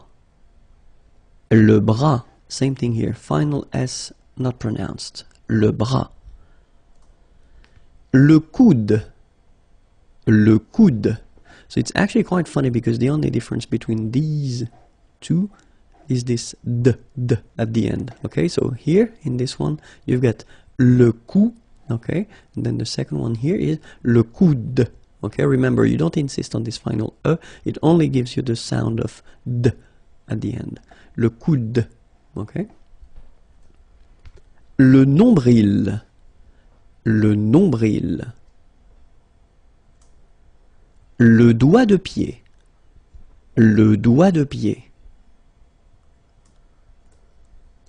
la main, so this combination A-I-N is quite interesting because it will give you the sound un, so it's really a nasal, it goes in your nose, okay, and it's un, main, la main. Le doigt, okay, so don't be frightened by this G because basically you don't pronounce it and then the final T you don't pronounce it. So the only thing you get to pronounce is this combination of three letters, sorry, here, D, O, I, okay, O, I, it's wa, and then D, doigt, that's the only thing, doigt, le doigt, okay. Le pouce, l'ongle, okay, I forgot to write it but it's masculine, okay, l'ongle. La peau, okay, remember this combination of three vowels, well it's quite rare in France, but then well you can see it, but then so the sound that you will have to pronounce when you've got these three vowels combined together, it's the sound O, okay, so really simple, O, okay, so you get la peau, okay, la peau. That's it. If you want more, then the address is here, youtube.com/imagier, and then the website is here. If you want to see more material, then write me a beautiful letter or a mail. Okay, have a great day. Bye-bye. Le visage, the face, so we just saw the human body previously, and so we'll continue with le visage, if that's okay with you. Let's hope so. So let's start now. Les sourcils. Okay, so it's quite strange because you get this LS at the end, but then, well, you don't pronounce them. Les sourcils. L'œil, strange combination of vowels here, okay, and then you will get the sound and then y, œil, alright, and it's masculine by the way. Un œil, l'œil, okay. Plural form, les yeux, okay, so that's the tricky thing when you compare the singular form and the plural form, okay, so l'œil, singular, and then the plural, Les yeux. Okay, you make this liaison between the two. Les yeux. Okay, final X not pronounced. Les yeux. Les cils. Les cils. Final S not pronounced. Les cils. La joue. La joue. Final E not pronounced here. La joue. La gorge. La gorge. Okay, remember when you get this combination G and O, you get the sound go, go. Okay, so gorge. And then G and E gives J. La gorge. La gorge. Le front. Final T not pronounced. Le front. Okay, remember this nasal on, on. Le front. Le menton. Okay, same thing here. So you get two nasal. The first one here, en, and then the second one here, on. Le menton. L'oreille. Remember, when you get this I-L-L and then a vowel, it's I. L'oreille. Alright? And it's feminine, by the way. Une oreille, l'oreille. Le nez. So remember when you get this combination, EZ here at the end of a word, it's E. Le nez. Le nez. La bouche. So remember, CH combined together will give you this sh sound. La bouche. Okay? La lèvre. Remember, accent grave here. Really open. La lèvre. La lèvre. La bouche. Again, I don't know why. Don't ask me. I was tired when I made this one. So, la bouche. One more time. La langue. Remember, when we've got this G and then U and then E, we get the sound G. Because when you combine this G and then E, remember it was the sound J. Okay, so you get to put this U between the two to get the sound G. So you get la langue. Langue. Okay? La dent. Final T not pronounced. La dent. Les cordes vocales. Les cordes vocales. So you can notice that as usual in French, you've got this mark of the plural at the end, S, and then S here as well, but you don't pronounce them, okay? Les cordes vocales. Indicateur de temps. So if you want to introduce some sentences or concept at the past, present, or future tenses, then you will have to use them. So let's start now with the past, le passé, okay? And then the first one is hier. Hier means yesterday, okay? Hier. So remember, this H here is not pronounced, okay? So hier. Then la semaine dernière, okay? So it's last week, okay? But then if you look carefully, we've got la semaine, so semaine means week, okay? And then dernière is coming after, okay? So la semaine dernière. And in that case, if you look carefully as well, you get dernière, so it's the feminine form, because la semaine, la, is a feminine word. Okay, so la semaine dernière, last week. And then we get this autrefois, so it could be translated like in olden days or in olden times, okay? Autrefois, so A-U, autrefois, final S not pronounced, okay? Autrefois. Then for the present now, we've got aujourd'hui means today, okay? So don't be afraid by this word because it looks a bit scary if you look at it like that, but take the time to, well, divide it. So the first one, A-U-O, jour, and then dui, okay? H is not pronounced, so you only get this dui thing. Aujourd'hui. Aujourd'hui. And it means today, okay?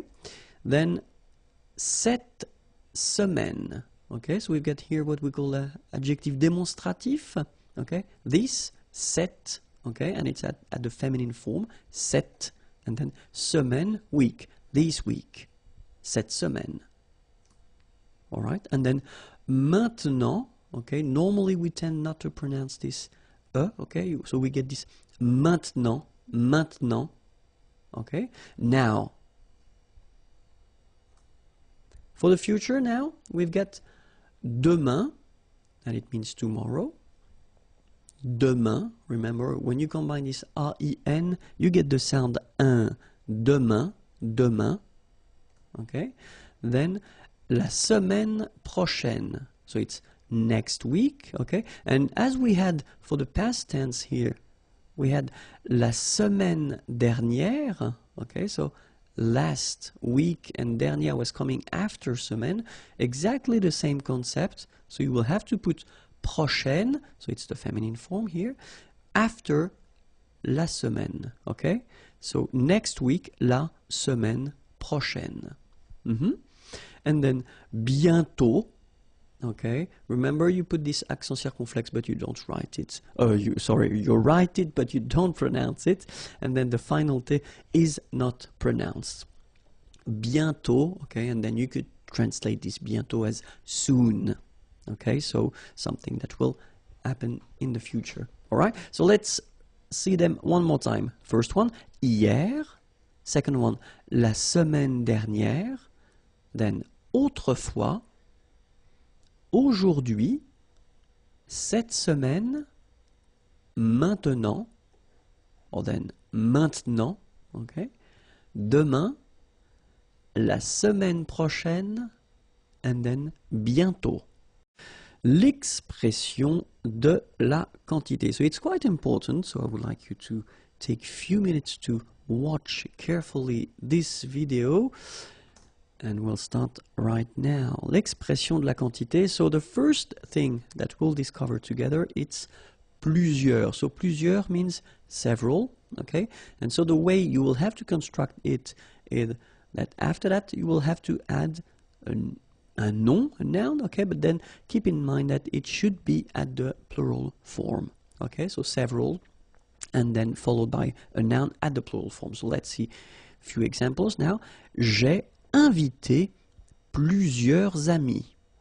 J'ai invité plusieurs amis. Okay, so remember, j'ai invité, so it's the past form of inviter, to invite. Okay, plusieurs, and then amis, friends. Okay, j'ai invité plusieurs amis. Second example, il y a, there is, plusieurs enfants, kids, dans le jardin, in the garden. Il y a plusieurs enfants dans le jardin. Okay? And then, elle a fait plusieurs gâteaux. So, faire here at the passé composé form. Plusieurs, faire, sorry, it means to do, okay? Plusieurs gâteaux, cake, okay? So, what you can see here is that ami here is with S, so it's the plural form, okay? Here, right after plusieurs, you've got enfant with S at the plural form, and then here you've got that gâteau with X, so it's the plural form. All right? So let's see now the second one. Quelques, you don't pronounce the final S here. Quelques means few, okay? And same thing as we had previously, you will have to add a noun at the plural form, okay? So let's see the first example. J'ai rencontré, rencontrer is to meet, so it's the past form. J'ai rencontré quelques collègues. J'ai rencontré quelques collègues. Okay, second example. Nous avons, so it's avoir, to have at the present form, quelques petits problèmes, petit, small, problème, problem, avec lui, with him. Nous avons quelques petits problèmes avec lui. Okay, and then the last example. Elle a mangé quelques bonbons. Oh, we get 2 dots here, I don't know why, but only one is enough. Elle a mangé quelques bonbons. Okay, so manger here is to eat, past form, and then bonbon, candies. So same thing here. If you look carefully, you've got collègue with S, so plural form. Okay, here it's quite interesting because we've got this adjective petit, small, little, but then it's still at the plural form with S, and problème at the plural form as well. Okay, and then bonbon here at the plural form with S as well. Okay, so now other possibility would be ne, and then aucun masculine form, or aucune feminine form. So no or not any. Okay, and after that you will have to put a name or a noun, sorry, at the singular form.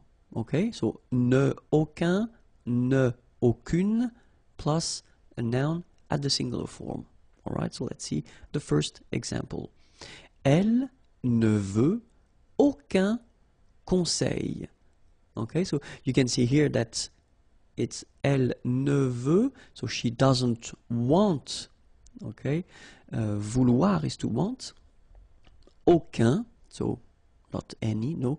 And then conseil, it's advice. Okay, so elle ne veut aucun conseil. Other example, je n'ai eu aucun problème. Okay, so here, ai eu, so it's the verb to have at the passé composé form. Okay, je n'ai eu aucun problème. Problème, problem. So I didn't have any problem. Il ne fait aucune erreur. Il ne fait, faire is to do, and it's the present form, aucune erreur. Error is mistake. Alright? So if you look carefully here, you get ne and then aucun. Okay, so that's the masculine form because conseil is a masculine word. Here it's quite interesting because as usual in French, when we've got this ne and then we've got a vowel after, so it can be quite tricky. So in most of the cases this will disappear. Okay, so you take it away, but then still aucun is coming here. Alright, and then it's at the masculine form because problème is a masculine word. Alright, and then the last example, well, you've got the first part, ne, okay, not modified because faire starts with F, so no problem. But then here you've got this aucune, okay, aucune, so because erreur is a feminine word, so you will have to put this aucune. Alright, so let's proceed now. Un peu, or peu, and it means a few or few, okay? So will be constructed with la préposition de, so you will have to put this de after, and then you will have to put the noun without the article. Okay, so if you want to construct this a sentence with a few or few, so remember, un peu or then peu, then don't forget to put this de, and the noun without the article. Okay? Then if you want to use this autant, it means as much. Same construction, you will have to put this de and the name, or the noun, sorry, without the article. Alright, so as much, we use this autant de and the noun without the article. Alright? If you want to use moins, moins means less. Same thing here, you will have to use de after and the noun without the article. Alright, so remember, less, in French it's moins, de, and the noun without the article. If you want to use plus, more, okay, in some cases you will have to pronounce it plus, okay, so you will see that a bit later. De, and then the noun without the article. Alright, remember, more, plus, or then plus, de, and the noun without the article. If you want to use beaucoup, beaucoup means a lot of. It looks a bit strange, huh? Beaucoup, like that. Remember, you don't pronounce the final P, okay? And then you get this combination of vowels, E, A, U, and you get the sound O. So technically it's beaucoup, okay? So it's not difficult to produce orally. Beaucoup, a lot of, okay? Same construction, you will have to put de after, and then the noun without the article, okay? A lot of, beaucoup de, and the noun without the article. If you want to use trop, and trop means too many, okay? Then you will have to put de and the noun without the article, okay? Remember, too many, trop, don't pronounce the final P. Trop, de, and the noun without the article. All right? And then assez. Assez means enough. Okay? Assez. Remember, two vowels here, a and then e, and then double s. So it's really strong, the s. Assez. Assez. Okay? Assez. So same construction, de, and the name, or the noun without the article. Okay? So enough, assez, de, and the noun without the article. Well, we'll see few colors, les couleurs, okay, so not all the colors because we're just starting, okay, so let's see what we've got. Blanc, blanche, okay, so I wanted to put for each color the masculine form here and then the feminine form here, okay, so here, masculine, blanc, don't pronounce the final C, and then blanche. Okay, remember when you combine this CH, you get the sound sh, blanche. Okay, so blanc, blanche. Noir, noir. So it's quite funny because you will have to add this E at the end of noir for the feminine form, but then you don't pronounce it. Okay, so phonetically it is exactly the same. Noir, noir. Okay? Gris, don't pronounce the S, but then for the feminine form, grise. Remember? Grise. Alright? So when you add this E, basically it gives you the pronunciation or the possibility to pronounce the previous letter here. It's Z. Grise. Alright? So gris, masculine form, feminine form, grise. Bleu, bleu. So same thing that we had for noir, you just add this E at the end, but then you don't pronounce it. Bleu, bleu. Alright? So let's see them one more time. Blanc, blanche. Noir, noir. Gris, grise. Bleu, bleu. Okay? So let's continue. Bleu foncé. Bleu foncé. Okay, so foncé, this adjective, well, basically it will be like dark. Okay, bleu foncé. Bleu clair. So same thing here. This clair adjective is like light. Okay, bleu clair. Jaune. Okay, so it will be the same at the masculine and the feminine form. Jaune.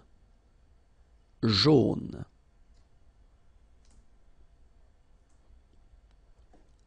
Rouge. So same thing here, same form for the masculine and the feminine. Rouge. Remember, G-E, je. Rouge. Vert. So masculine form, don't pronounce the final T. Vert. Feminine form, verte. So listen carefully. I don't say te, but it's t. Verte. Verte. Okay, so as usual, this final E only gives you the possibility to pronounce this t. Verte. Okay? Marron. Same thing for the masculine and the feminine form. Marron. Les verbes impersonnels, so they are really useful and it's quite important to see them. And so we'll focus on three verbs. The first one, être, to be. Second one, faire, to do. And the last one, avoir, to have. Okay? And so the important thing with this concept or this idea, les verbes impersonnels, is that, well, you will see in the examples, they are not connected to a person, and that's the main concept. So even if in French we use this il, so the pronom personnel il, okay, technically if you want to translate that directly in English, it would be translated by it, okay, but then in French we use this il instead of it, okay. So let's see now for être, for instance. So if you use this il est, you will use this structure if you want to talk about the time, okay. For instance, we've got the first example here. Il est tard. Tard is late, okay. So il est tard, it is late. Il est tard, okay. So even if we use this il, so it doesn't have the concept of he as normally we have, okay. It's really this impersonal form, okay. And then il est tôt, it is early, okay. Same thing, that's the reason why we use this il form when we put when we give the time, okay. Il est 12 heures, or then il est midi, 12 hours, okay. And then this midi, it's noon, okay. So il est 12 heures, il est midi. All right. Second example is faire, and then it's really useful to use this faire. So il fait, if you want to talk about the weather, pour parler du temps, okay, pour parler du temps. So for instance, il fait chaud, okay, chaud, warm, hot, okay. So il fait chaud. So if you want to say it is hot, it is warm, then that's the structure you will have to use. Same thing if you want to say that it is cold, okay, froid is cold, il fait froid, okay. Il fait chaud, il fait froid. All right. And then if you want to talk about the weather, okay, in that case it's beau, okay, it's a nice weather. Il fait beau, okay. The opposite, mauvais, bad. Il fait mauvais. All right. Il fait chaud, il fait froid, il fait beau, so it's a beautiful weather. Il fait mauvais, it's a bad weather. Okay, and the last one, avoir. Avoir, so if you, well, we did introduce that a little bit earlier, but then this il y a structure is quite useful because you can, well, situer dans l'espace, parler du temps, parler de l'heure. So if you want to locate into space, say where things are, or then parler du temps, talk about the weather, or then parler de l'heure, talk about the time. So that's the structure you will have to use, this il y a, il y a. Okay, so let's see one example. Il y a un parc ici. Okay, so there is un parc, a park, ici, here. Il y a des nuages, clouds. Il y a des nuages. So even if we've got this il y a, okay, remember that it can be for the singular, or then it can be for the plural as well. So this a won't change. Il y a des nuages. Il y a du soleil, sun. Il y a du soleil. So there is sun. Il y a de la neige. Snow. Il y a de la neige. Okay? And then, if you want to talk about the time or a period, il y a 15 ans. So in that case, it's quite interesting because when we use this il y a 15 ans, technically it's 15 years ago. So this il y a will mean ago. Il y a 15 ans, j'ai voyagé en Chine. Okay, voyager is to travel. You've got the passé composé form here. En Chine, in China. Il y a 15 ans, j'ai voyagé en Chine. So let's see them one more time. Il y a un parc ici. Il y a des nuages. Il y a du soleil. Il y a de la neige. Il y a 15 ans, j'ai voyagé en Chine. Les démonstratifs. Les démonstratifs, so we'll see two types of demonstrative. The first one will be adjectif, démonstratif, okay? And then the second one will be pronom démonstratif.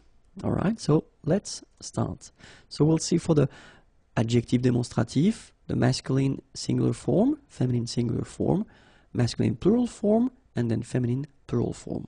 Okay? Masculin singulier, féminin singulier, masculin pluriel, and then féminin pluriel.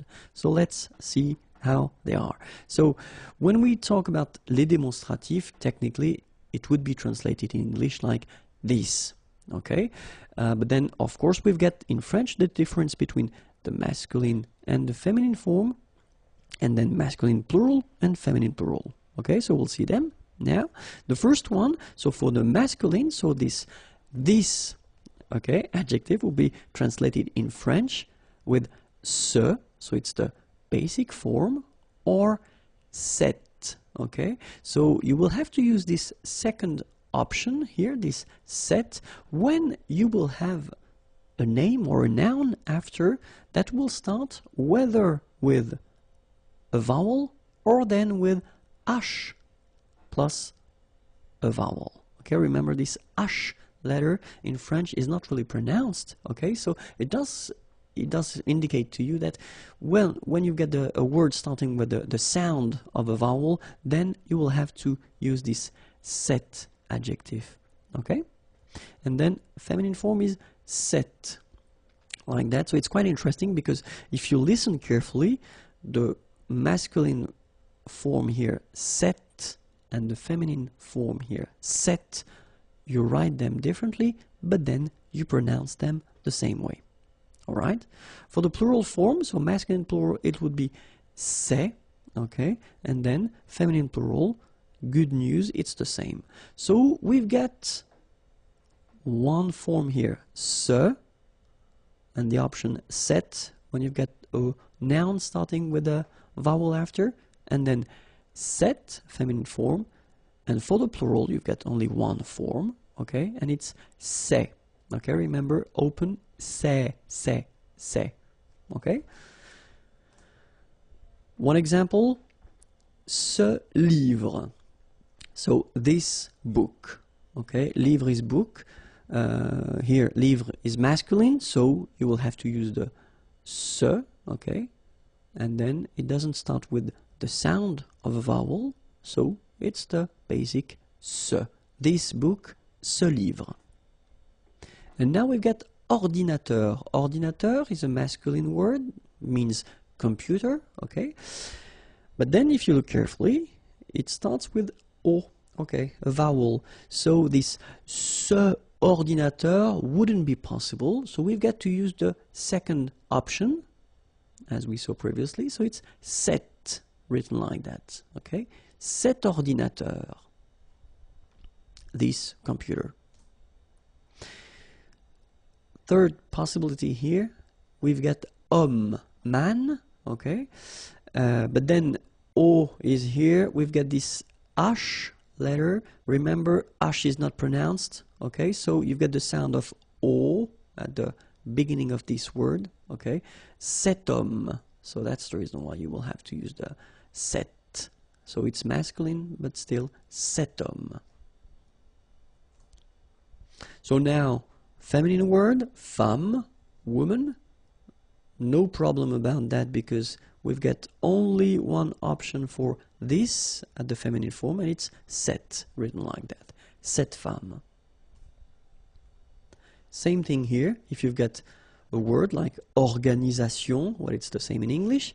So it starts with a vowel, but it doesn't change anything for the feminine demonstrative here. Okay, cette organisation, cette organisation.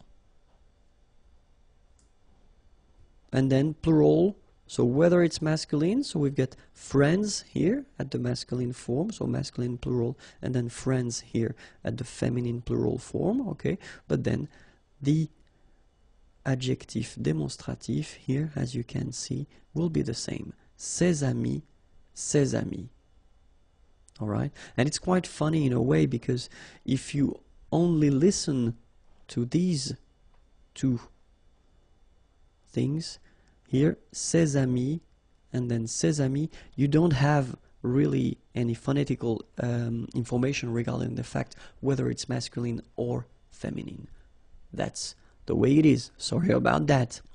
But, so let's continue now with les démonstratifs. So we'll see now the pronouns. Okay, so same thing. We'll see the masculin singulier, then féminin singulier, then masculin pluriel, and then féminin pluriel. Okay, so pronouns. Okay, so it does mean that you will have to use these pronouns instead of the name. Okay, so for the masculine form, we will have celui-ci and then celui-là. Okay, so we'll see the difference of use, but then celui-ci, celui-là. In English, it would be directly translated as this one. Okay, so you don't want to repeat the name or the thing that was previously stated, so you use this one. Okay.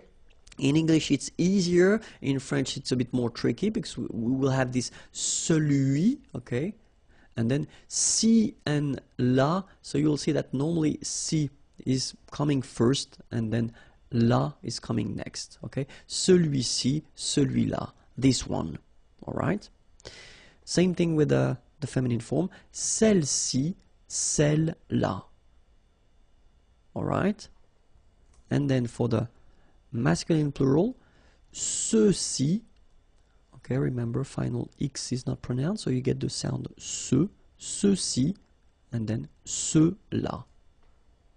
Alright, feminine plural, celle-ci, okay, don't pronounce the final S, celle-ci, celle-là.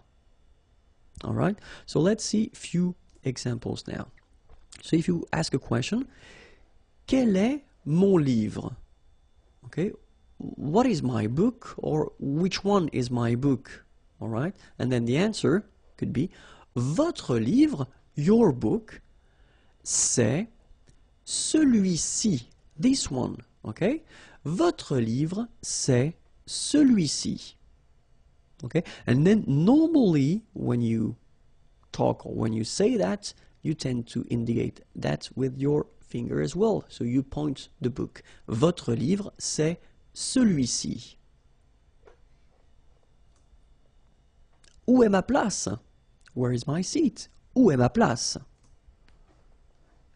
C'est celle-là. Okay, same thing, you tend to point it at the same time. Okay, c'est celle-là.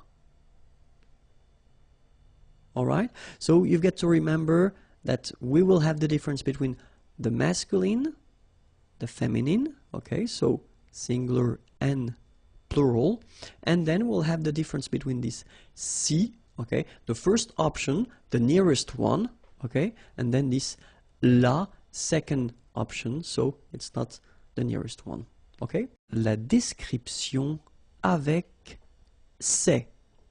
So let's start. So if you want to use this c'est option to make a description, so c'est technically would be directly translated as it is or this is, okay? But then in French, you will have to add after that the adjective, but the adjective should be all the time at the masculine form. Okay, so remember, if you want to describe something, okay, you can use this c'est, and that's really, you know, a common way to describe things. Okay, it is, this is, but then remember, the adjective that will come after should be at the masculine form. Okay, so we'll see a few examples now, and the first one would be the option to describe un lieu, a place. Okay, so let's see now. C'est chaud. Okay, it is hot. Warm, could be an option as well. C'est chaud, it's warm. Okay, c'est froid, cold. It is cold. C'est beau. Beau is beautiful. Okay, and then c'est tranquille, quiet. Okay, so what you can see here is that we've got adjectives like chaud, froid, beau, and then tranquille. They are all at the masculine form. Okay, even if, I mean, the place would be feminine and you want to describe it, remember that it should be all the time at the masculine form. Okay, let's see another example. So if you want to describe a situation, for instance, okay, it would be an option. So idéal, ideal, c'est idéal. Formidable, c'est formidable. C'est parfait. So it's perfect. And then c'est injuste.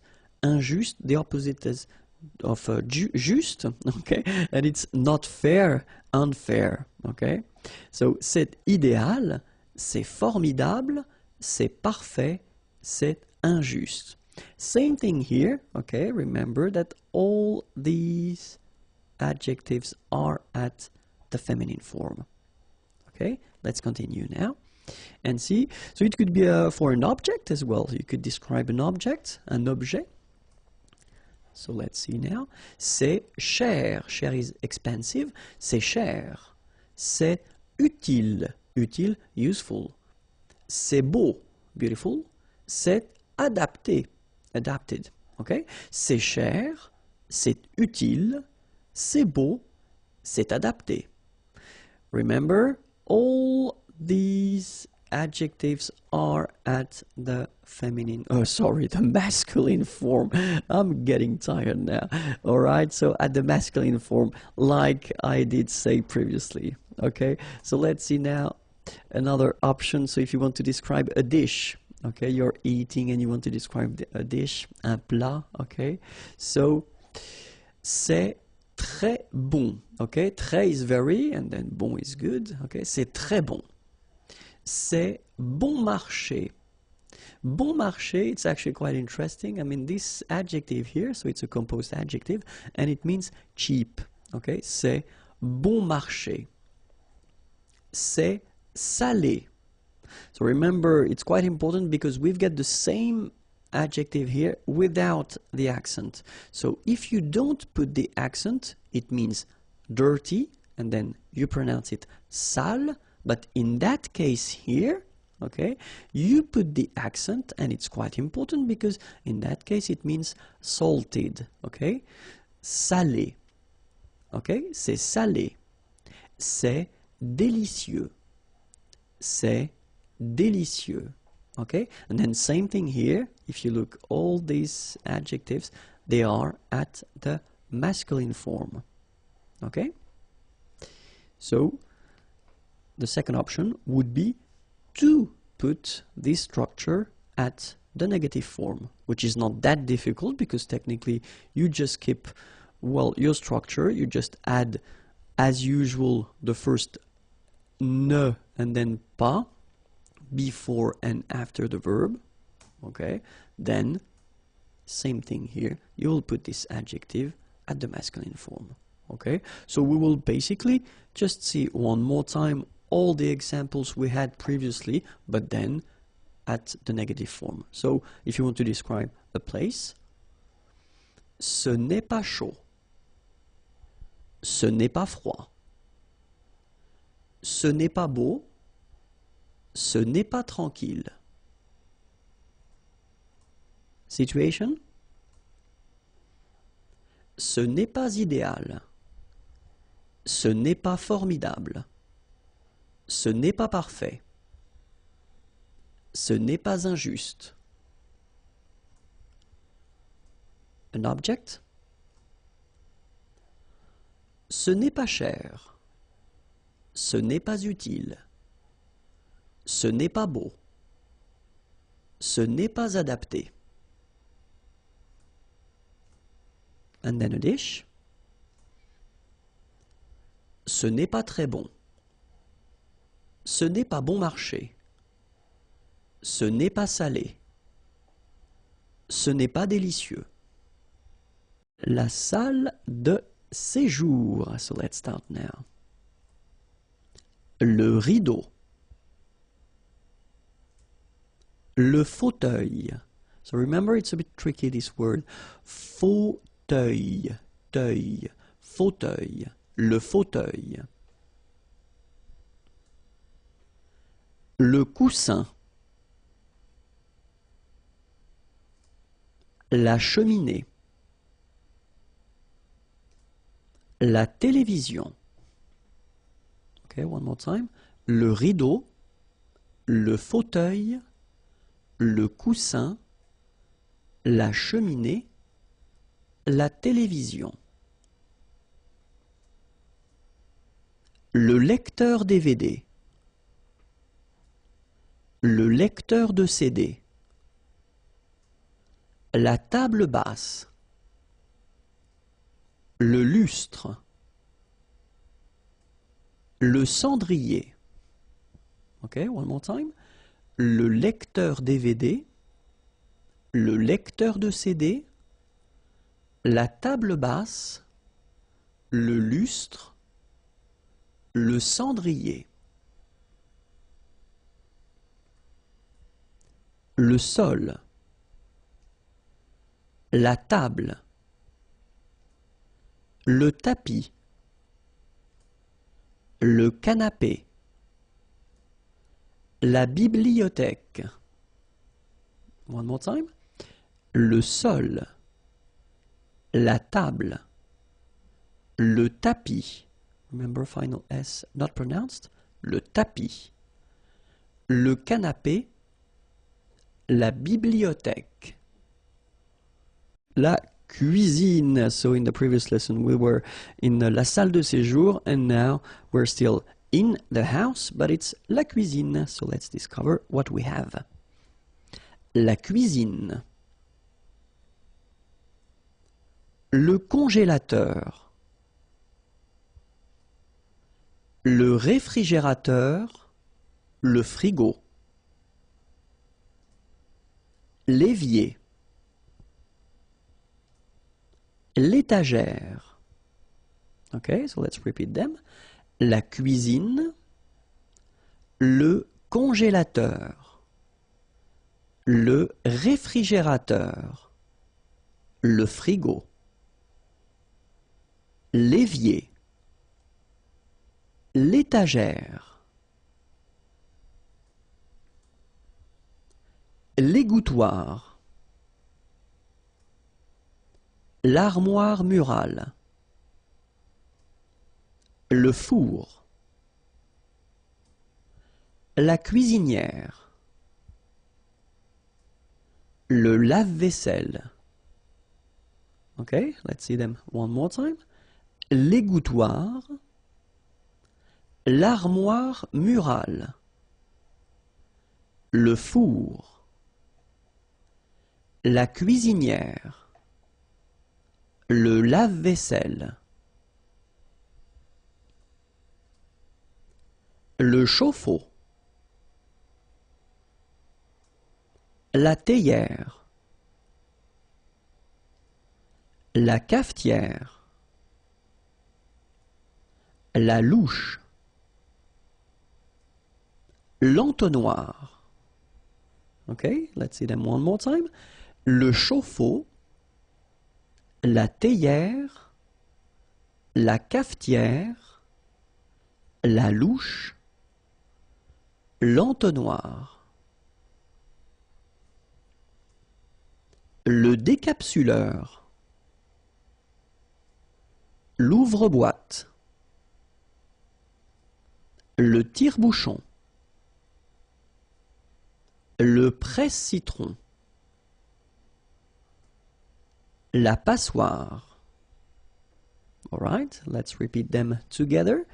Le décapsuleur, l'ouvre-boîte, le tire-bouchon, le presse-citron, la passoire.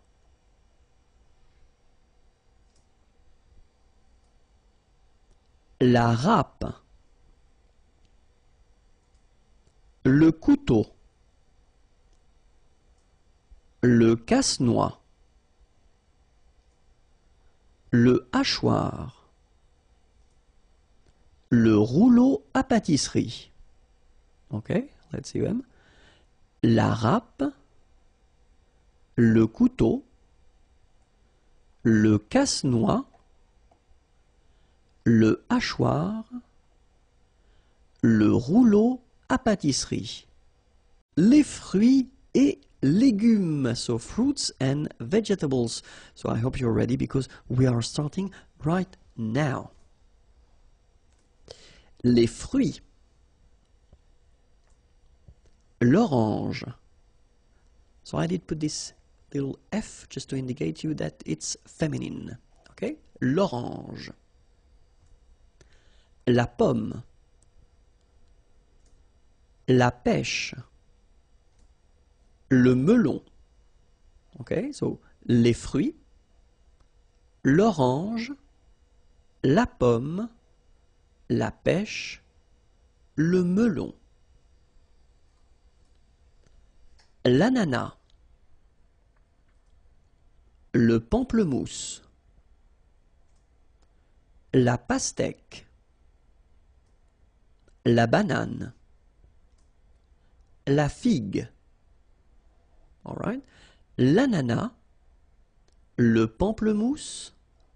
La pastèque. La banane. La figue. La prune. La mandarine. Le citron. L'abricot. La cerise. La prune. La mandarine. Le citron. L'abricot. So by the way, I didn't put it, but it's masculine, just for your information. La cerise. La poire. Le raisin. Le marron. La date. La poire. Le raisin. Le marron. La date. Les baies. La fraise. La framboise. La groseille à maquereau. La groseille rouge.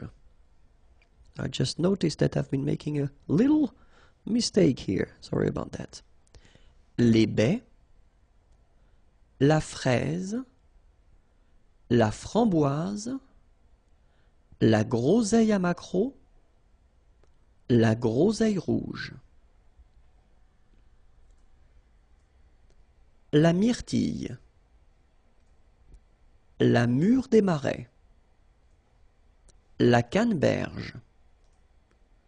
Le cassis. L'airelle rouge.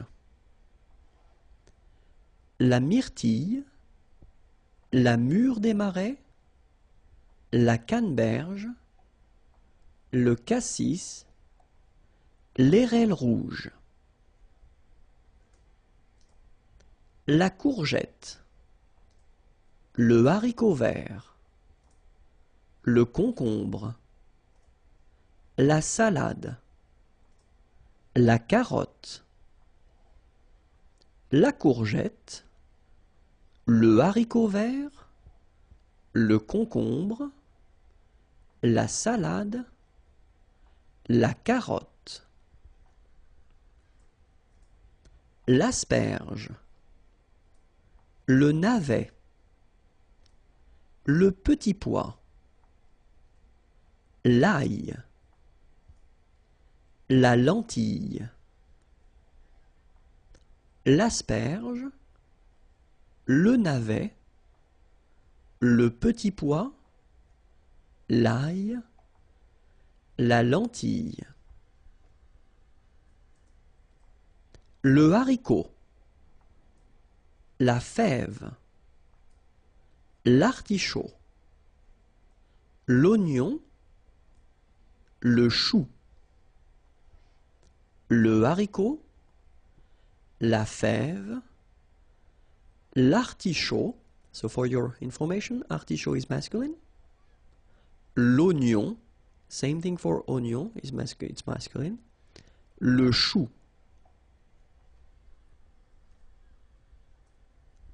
La tomate. Le chou-fleur. La pomme de terre. Le poivron. L'aubergine. La tomate. Le chou-fleur. La pomme de terre. Le poivron. L'aubergine. For your information, aubergine is a feminine word. L'épinard, le fenouil, le champignon. L'épinard, so it's masculine, le fenouil, le champignon. Bonjour à tous, hi everyone and welcome to Learn French with Vincent. This is Unité 6, leçon F. And in this lesson we'll discover together les comparatifs. So if you want to compare in French, well, this is the lesson you should definitely watch. So in this lesson, we'll discover three types of structures. The first one, avec un nom, with the noun. Second one, avec un adjectif, with an adjective. And the last one, avec un verbe, with a verb. Okay, so if you want to compare with these structures, then we'll start with the first one, avec un nom. Okay, so if you want to compare with a noun, then remember that if you want to say more, then you will have to use this plus, de, and then here you will put your noun, after that followed by que, than, and the rest of the structure. Okay, let's see one example. J'ai plus de chance que vous. J'ai plus de chance que vous. Okay, chance is luck. Okay, j'ai plus de chance que vous. Vous is you. All right. Il a plus d'amis que moi. Il a plus d'amis que moi. Amis, friends. Nous avons plus de livres que. Nous avons plus de livres que. Okay, so if I want to be really honest, and I will be, there is a strange thing in French language with this plus. Okay, because in some cases you will have to pronounce the final S, and in other cases you won't. So what I would advise you to do, because we are at a beginning stage, it would be to pronounce it each time, especially with this type of structure. So if you want to construct it followed by a noun, then in that case my advice would be pronounce it. Okay. After that, if you get the chance to go in French-speaking countries or meet French-speaking persons, then you can listen to them and you will learn how to use it or not. Okay, but the first advice would be, if you're using this kind of structure with nouns, then pronounce it. Okay, so let's see now if you want to say as. Okay, so if you want to compare, so it would be autant de followed by the noun, then with this que, than, and you continue your structure. Okay, j'ai autant de chance que vous. Okay, so I kept exactly the same sentences just to make it more clear. Okay, j'ai autant de chance que vous. Il a autant d'amis que moi. Il a autant d'amis que moi. Okay, so as usual in French, you know, you get this de here, but then if the word, you know, coming right after is starting with a vowel or h plus a vowel, then you should definitely take this away. Okay, il a autant d'amis que moi. Nous avons autant de livres que. Okay, and then same thing here, as you can see here, you get this que. Okay, but then followed by a vowel. In that case, needs to go away, and then you get this que. All right. Then if you want to say less, it's moins in French, so no discussion about the S here. Don't pronounce it, okay? Moins de, and then you put your noun, que, than, and the rest of the structure. So let's see. J'ai moins de chance que vous. J'ai moins de chance que vous. Il a moins d'amis que moi. Il a moins d'amis que moi. Nous avons moins de livres qu'eux. Nous avons moins de livres qu'eux. Alright, so that's it. Now let's see if you want to compare and use a structure with an adjective. Donc avec un adjectif, okay. First structure, if you want to use this more, okay, so you will use this plus, and in that case you don't pronounce the S, okay, plus. Then you put your adjective, and after that you put this que, than, and the rest of the sentence. Okay, so let's see now. Elle est plus rapide que moi. Rapide is fast. Okay? Elle est plus rapide que moi. Il est plus fort que son frère. Fort is strong. Il est plus fort que son frère. Nous sommes plus intéressés que vous. Okay? And in that case, well, you make this little link, little liaison between the two, so you hear a little bit this S, okay? Nous sommes plus intéressés que vous. Alright, so let's see them one more time. Elle est plus rapide que moi. Il est plus fort que son frère. Nous sommes plus intéressés que vous. Alright? And then, aussi, then you put your adjective, que, then, and the rest of the sentence. Okay, so the same examples. Elle est aussi rapide que moi. Il est aussi fort que son frère. Nous sommes aussi intéressés que vous. Okay, so I'll repeat them. Elle est aussi rapide que moi. Il est aussi fort que son frère. Nous sommes aussi intéressés que vous. All right? And then, moins, same thing here. Remember, we don't pronounce the final S. Then you put the adjective que, than, and the rest of the sentence. Okay? Elle est moins rapide que moi. Il est moins fort que son frère. Nous sommes moins intéressés que vous. Okay, one more time. Elle est moins rapide que moi. Il est moins fort que son frère. Nous sommes moins intéressés que vous. All right? And so the last structure, if you want to compare with a verb, then in that case, remember, plus will be with the S. So pronounce it plus que. Okay, let's see now. Elle parle plus que toi. Elle parle plus que toi.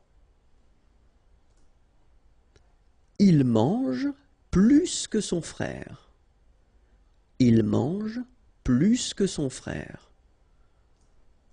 Nous voyageons plus que vous.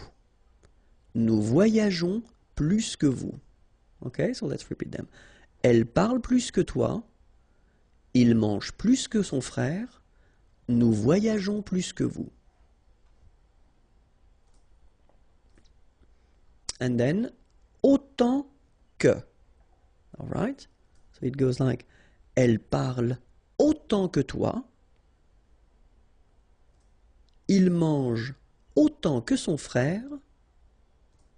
Nous voyageons autant que vous. All right, so let's repeat them one more time. Elle parle autant que toi. Il mange autant que son frère. Nous voyageons autant que vous. And the last one. Moins que. Elle parle moins que toi. Il mange moins que son frère. Nous voyageons moins que vous. One more time. Elle parle moins que toi. il mange moins que son frère. Nous voyageons moins que vous. And this is it. Okay, the next lesson is here on YouTube/Imagier, and then the website is here, imagier.net. Have a great day. Bye bye. Bonjour à tous and welcome to Learn French with Vincent. This is Unité 6, leçon G, and in this lesson we'll see together, let me click, le passé composé of the verb faire. Faire is to do, and then we'll see together the passé composé form. So we did introduce the passé composé in the Unit 5, okay, but I just want to check and make it clear that everything is okay for you. So we'll start with faire. It will be quite fast, but still quite useful. Let's start. J'ai fait. Tu as fait. Il a fait. Elle a fait. Nous avons fait. Vous avez fait. Ils ont fait. Elles ont fait. Alright, so to make it clear one more time, remember that in most of the cases for the passé composé, you will have to use avoir at the present form, followed by this participe passé form. So if you're not sure how to construct that, check Unité 5 and then you will see the lesson that explains everything, okay? But then we'll repeat it one more time. J'ai fait. So remember, final T is not pronounced. J'ai fait. Tu as fait. Il a fait. Elle a fait. Nous avons fait. Little link between the two. Nous avons fait. Same thing here. Vous avez fait. And same thing here. Ils ont. Ils ont fait. Elles ont fait. Alright? So that's it. It was the verb faire at the passé composé. Really important. If that's okay with you and if it's clear, then you can continue. And the website is youtube.com/imagier. Or then more material, imagier.net. Have a great day. Au revoir. Well, basically it's for important verbs, and this one, venir, to come, is quite important, especially because it's a bit tricky in a way, so we'll see why. Je suis venu. Tu es venu. Il est venu. Elle est venue. Nous sommes venus. Vous êtes venus. Ils sont venus. Elles sont venues. Okay, so if you remember carefully when we introduced the passé composé construction in the Unit 5, I told you that most of the verbs were constructed with avoir, but then we had the list of the verbs that requires this être verb. Venir is among them, okay, so that's the reason why you put être here at the present form, okay, and then remember that if you get to put être, then have a look at the feminine form here. You will have to add this final e, okay, feminine singular, but then for the plural form you will have to add this s here, okay, and then for the feminine plural you will have to add this es. Alright, but then the good news, there is a good news, yes, it's that you don't pronounce them, so basically you get the pronunciation venu, venu, venu, and then the same thing, venu, you don't pronounce this final e. Venu, you don't pronounce the final s. Venu, you don't pronounce the final s either. Same thing here, venu, and same thing here, venu, you don't pronounce s. So phonetically, you only have one way to pronounce it, but remember, if you want to write correctly, you will have to put e for the feminine, s for the plural, es for the feminine plural. Okay, let's repeat them one more time. Je suis venu. Tu es venu. Il est venu. Elle est venue. Nous sommes venus. Vous êtes venus. Ils sont venus. Elles sont venues. So we'll see together le passé composé form of pouvoir, pouvoir, can, and then we'll see how it goes at the past form, this passé composé form. Okay? So, j'ai pu, tu as pu, il a pu, elle a pu, nous avons pu, vous avez pu, ils ont pu, elles ont pu. Okay, so if you remember carefully, as I said in Unit 5 when I introduced this passé composé form, most of the verbs are using avoir at the present form, so that's the case here. And then after that you've got to put the participe passé. Same thing, it was introduced in Unit 5, so check it if you want. And then for pouvoir, it's a bit tricky because pouvoir becomes pu, like that. Only 2 letters, okay? But then it doesn't change. If you look carefully, then it's always the same form. Okay, so let's see them together. J'ai pu. Tu as pu. Remember, you don't pronounce the S here. Il a pu. Elle a pu. Nous avons pu. Little link, little liaison between the two. Nous avons pu. Vous avez pu. Same thing here. Little liaison between the two. Ils ont pu. Same thing here. Elles ont pu. Le passé composé, and the verb is attendre. Attendre is to wait, okay? And so we'll see the past form. So it's just some reviews that we are doing, but they are really important. So let's see how it goes now. J'ai attendu. Tu as attendu. Il a attendu. Elle a attendu. Nous avons attendu. Vous avez attendu. Ils ont attendu. Elles ont attendu. Alright, so if you remember, when I introduced the passé composé form, I told you that most of the verbs are using this avoir verb at the present form and then the participe passé. Okay, in that case, attendre becomes attendu at the participe passé, and then that's the form you will have to add at the end, and it doesn't change here, as you can see. J'ai attendu, tu as attendu, il a attendu, elle a attendu, nous avons attendu, so 2 liaisons here, nous avons attendu. Nous avons attendu, vous avez attendu, same thing here, vous avez attendu, okay? Vous avez attendu, then same thing here. Ils ont attendu, okay? Liaison here as well. Ils ont attendu, okay? But make it fast. Ils ont attendu, elles ont attendu. A passé composé of répondre. Répondre is to answer, and it's quite useful. So let's see how it goes for the passé composé form. J'ai répondu. Tu as répondu. Il a répondu. Elle a répondu. Nous avons répondu. Vous avez répondu. Ils ont répondu. Elles ont répondu. Alright, so it's not that difficult. Keep in mind that répondre, so the infinitive form, becomes répondu at the participe passé form. Okay, so this form that you will have to add each time here doesn't change. You know, you don't put the feminine form or the plural form. You just keep it like that. Okay, so let's see them one more time. J'ai répondu. Tu as répondu. Il a répondu. Elle a répondu. Nous avons répondu. Vous avez répondu. Ils ont répondu. Elles ont répondu. Okay? Le passé composé, but this time it will be for the verb partir. Partir is to leave. Okay?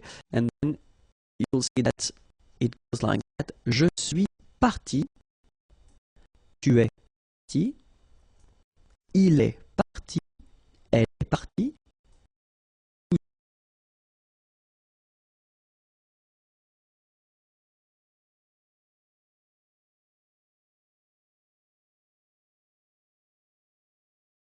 Nous sommes partis, vous êtes partis, ils sont partis, elles sont parties.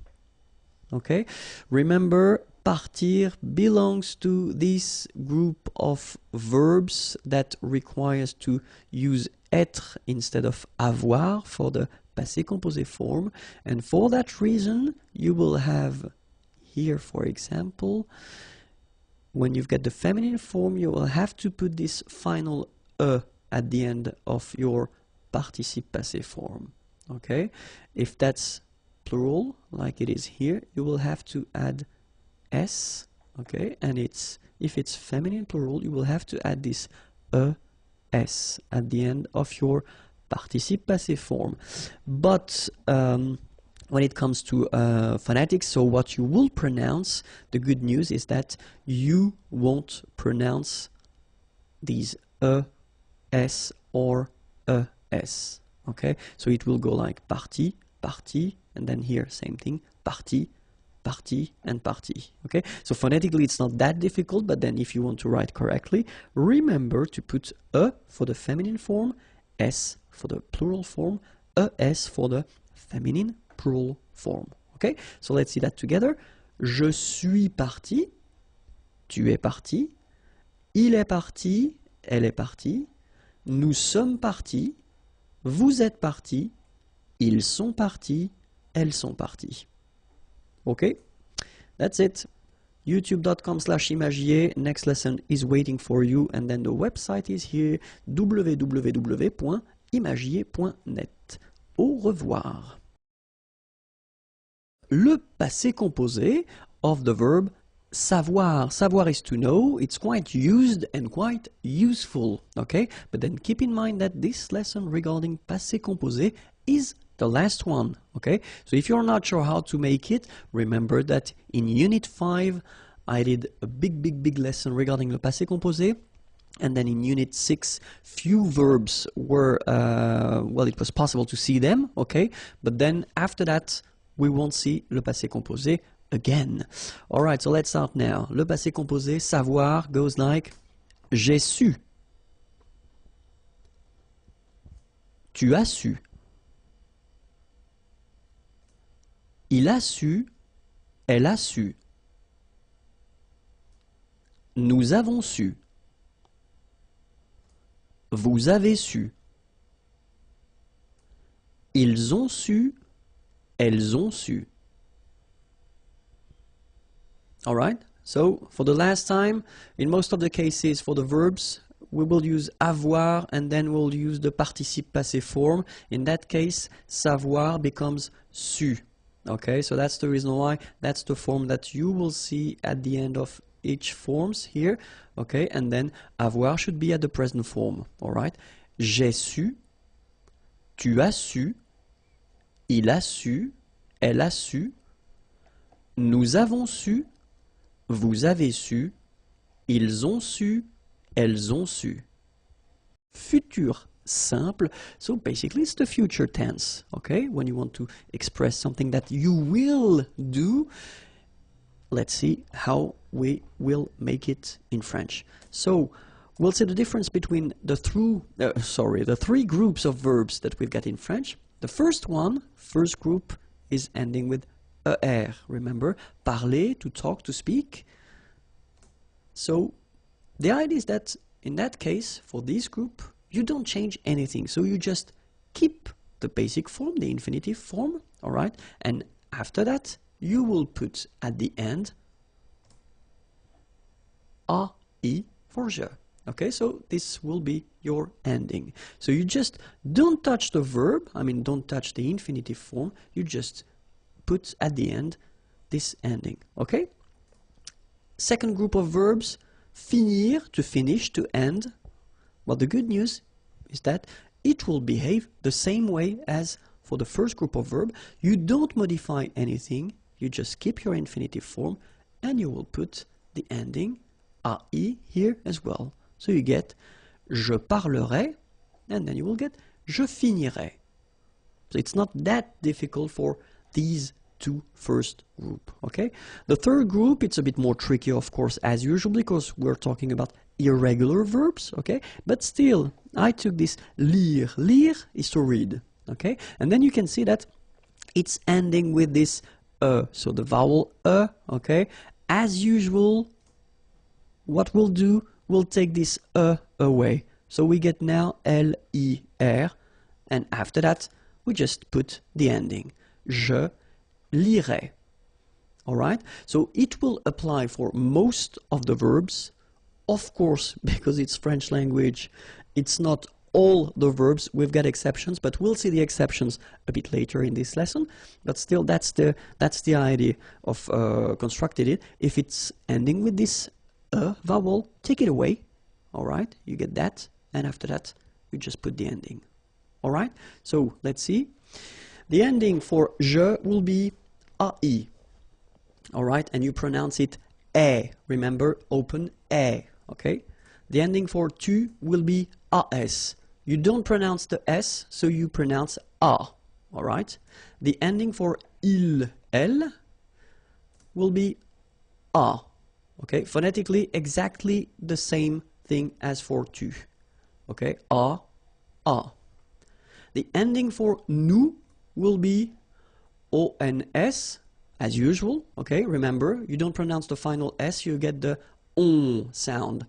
Okay? Nasal in your nose, on. Alright?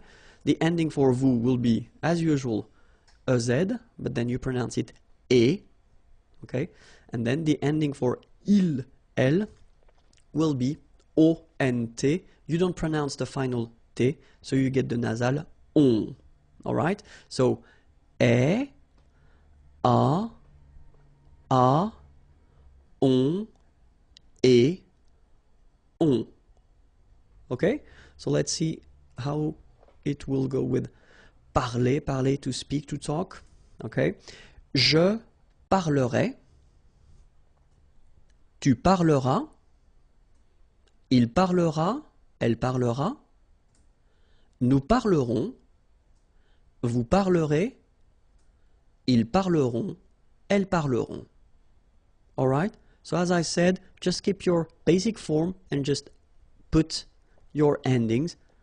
Okay? E, a, on, et, on. That's it. Let's see now. Choisir, to choose. Second group of verbs. Je choisirai.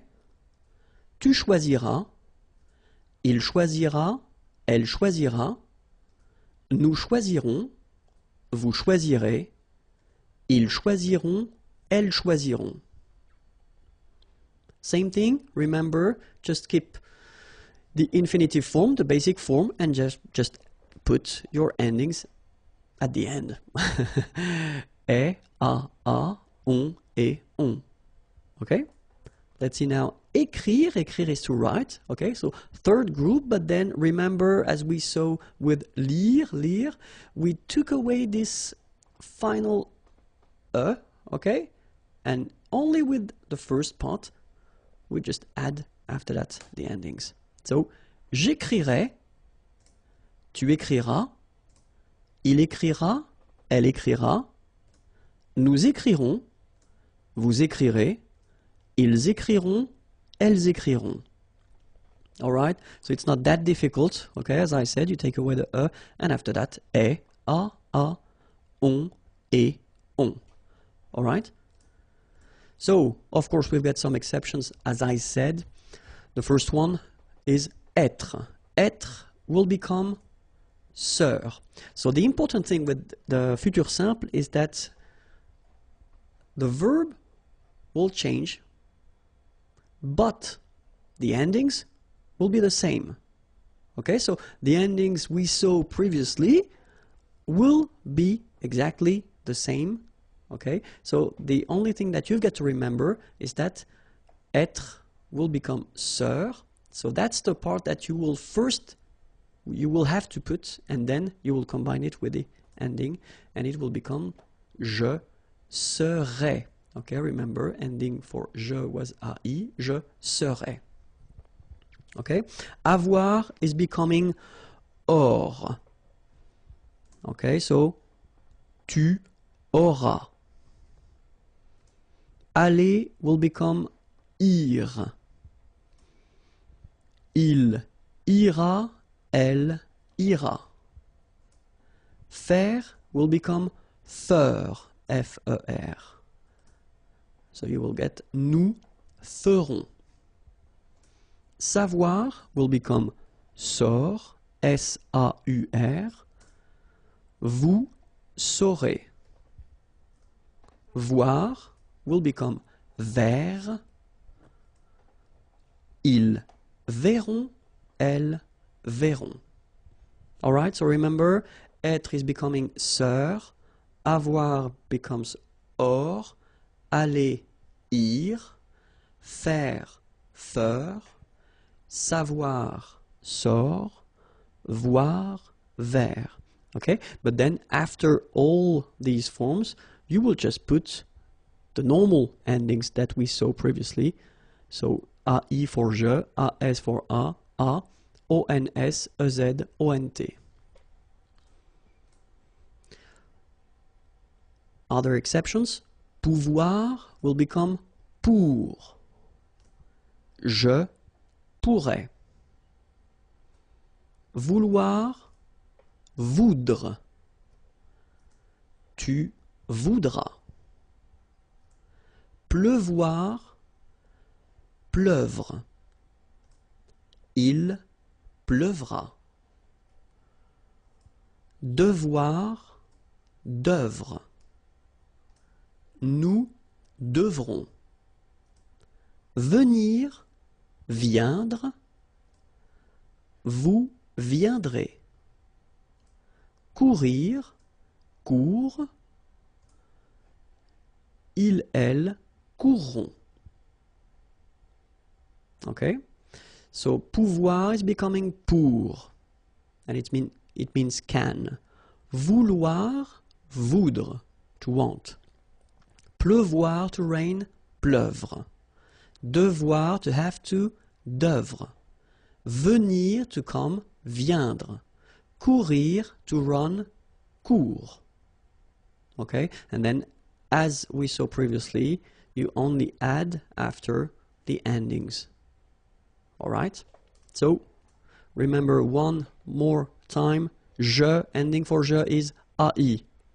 Tu, ending for tu is AS. Il, elle, A. Nous, ONS. Vous, EZ. Il, elle, ONT. Okay? So, est, a, on, et, on. Le pronom complément en. So let's see now. We can use this pronom complément en whether with an article partitif, so this some concept, or then it can be an article indéfini, a. In English it would be a, un, une, or then it can be at the negative form, so that's what we'll see, and then we'll start first with l'article partitif. Okay, so let's see now how we can make it. So if you have a question like Nicolas mange du pain, so of course first possibility that you could have would be to answer oui, Nicolas mange du pain. So manger is to eat, du pain, some bread. Okay, in that case, that's really the partitive form. Okay, so you don't want to specify the quantity, but it's some. Okay, so of course, the first option that you would have would be to answer like that. Oui, Nicolas mange du pain. So you repeat everything. Normally, that's not the way we will do, because we tend to replace things with pronouns when it's possible. Okay, so the first option would be to replace Nicolas in that case. You don't want to repeat Nicolas, so you can say oui, il, he, instead of Nicolas because it's masculine, mange du pain. So that's the first step. Okay, the second step, you want to replace this du pain. Okay, so this partitive thing, and that's when this pronoun en is used. All right, so oui, il, en mange. Okay, so in that case you use this il just to avoid repeating Nicolas because it was previously stated, and then you want to use this en, the pronoun, just to avoid repeating du pain because it was in the question. Okay, oui, il en mange. So remember that this en pronoun should be before the verb. Okay? So let's see now another example. In the first example we had the masculine form, and now I wrote same sentence, but then here we've got de la salade. Okay, salade is feminine word, so in that case it's not du, but then it's de la. Okay, but still it's the partitive form, some. Okay, Nicolas mange de la salade. Okay, so as we saw, first option would be oui, Nicolas mange de la salade, so you repeat the whole sentence. Second option, you don't want to repeat Nicolas, oui, il mange de la salade. Okay, and the last option, you don't want to repeat either Nicolas nor de la salade, so you get oui, il en mange. Okay, let's see now if you've got de l'eau. Nicolas boit de l'eau. Oui, Nicolas boit de l'eau. Second option, you don't want to repeat Nicolas. Oui, il boit de l'eau. Third option, oui, il en boit. Okay? Same rule, en goes before the verb. Boire, here, it's the infinitive form is boire and it's to drink. Okay? De l'eau, some water. D'accord? Okay, let's continue now. Second structure, if you want to use le pronom en instead of an article indéfini. So let's see how it goes. In that case, you know, you've got a question. Nicolas mange un biscuit. So it's quite interesting because the difference between what we had previously with this partitif, some, when you use this partitif form, you don't really give any information regarding the quantity. In that case, you use un, so that's clear, it's only one. Okay? Nicolas mange un biscuit. First answer, oui, Nicolas mange un biscuit. Same thing as previously, you just put everything again. Second possibility, you don't want to repeat Nicolas. Oui, il mange un biscuit. Alright? Last option, you don't want to repeat Nicolas and you don't want to repeat biscuit. Okay?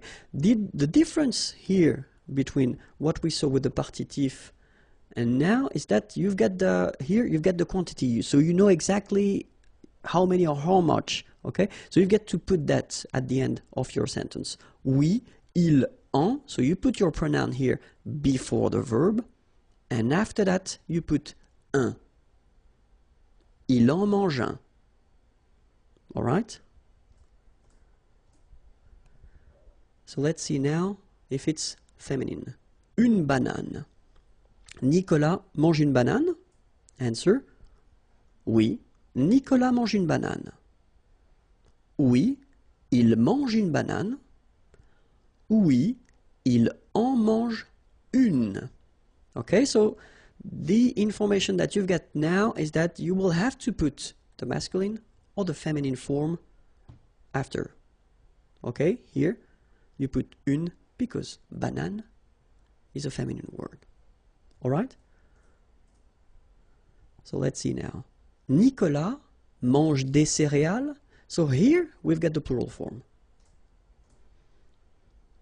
Oui, Nicolas mange des céréales. Oui, il mange des céréales. Oui, il en mange. Alright? So basically when you've got the plural form for des céréales here, you don't put anything after your verb. Alright? So when you use this article indéfini, you will only need to put something after your verb if it's un or une, or then in other cases, but we will come to that a bit later. Okay? So let's see now la forme négative. Nicolas ne mange pas de céréales. Okay, so you've got the question, but here you've got the ne and then the pas, so you know that it's negative. Nicolas ne boit pas d'eau. So let's see the answers. Non, il n'en mange pas. Non, il n'en boit pas. Okay, so the concept is still the same. You put your pronoun here and here before your verb, And then, as usual in French, normally you should have your ne coming here, but then look, the pronoun is starting with a vowel, it's starting with a, okay, so you should take this a away. All right? Il n'en mange pas, il n'en boit pas. All right? And then le pronom en, well, it can replace the preposition de plus a noun, and especially a noun for a thing. Okay, so let's see now. Est-ce que Frédéric est content de son nouvel ordinateur? Okay, est-ce que Frédéric est content? Content is to be happy, satisfied, okay, de son new ordinateur, computer. D'accord? Est-ce que Frédéric est content de son nouvel ordinateur? All right, so it's exactly the same concept. You could answer, I mean, you could make a long answer reusing every objects or everything in the question, but then in that case we'll try to go a bit faster, and so we don't want, of course, to repeat de son nouvel ordinateur here. Okay, so the concept is that we will use this pronoun en instead. Oui, il, en est content. All right, so en, same thing here, before the verb. And then after that, of course, you continue your sentence because satisfied should be in the answer. Okay, so oui, il en est content. Negative form, non, il n'en est pas content. So same thing, en stays before the verb, and then you get the first part of the negation ne, but then is going away. All right? Oui, il en est content. Non, il n'en est pas content.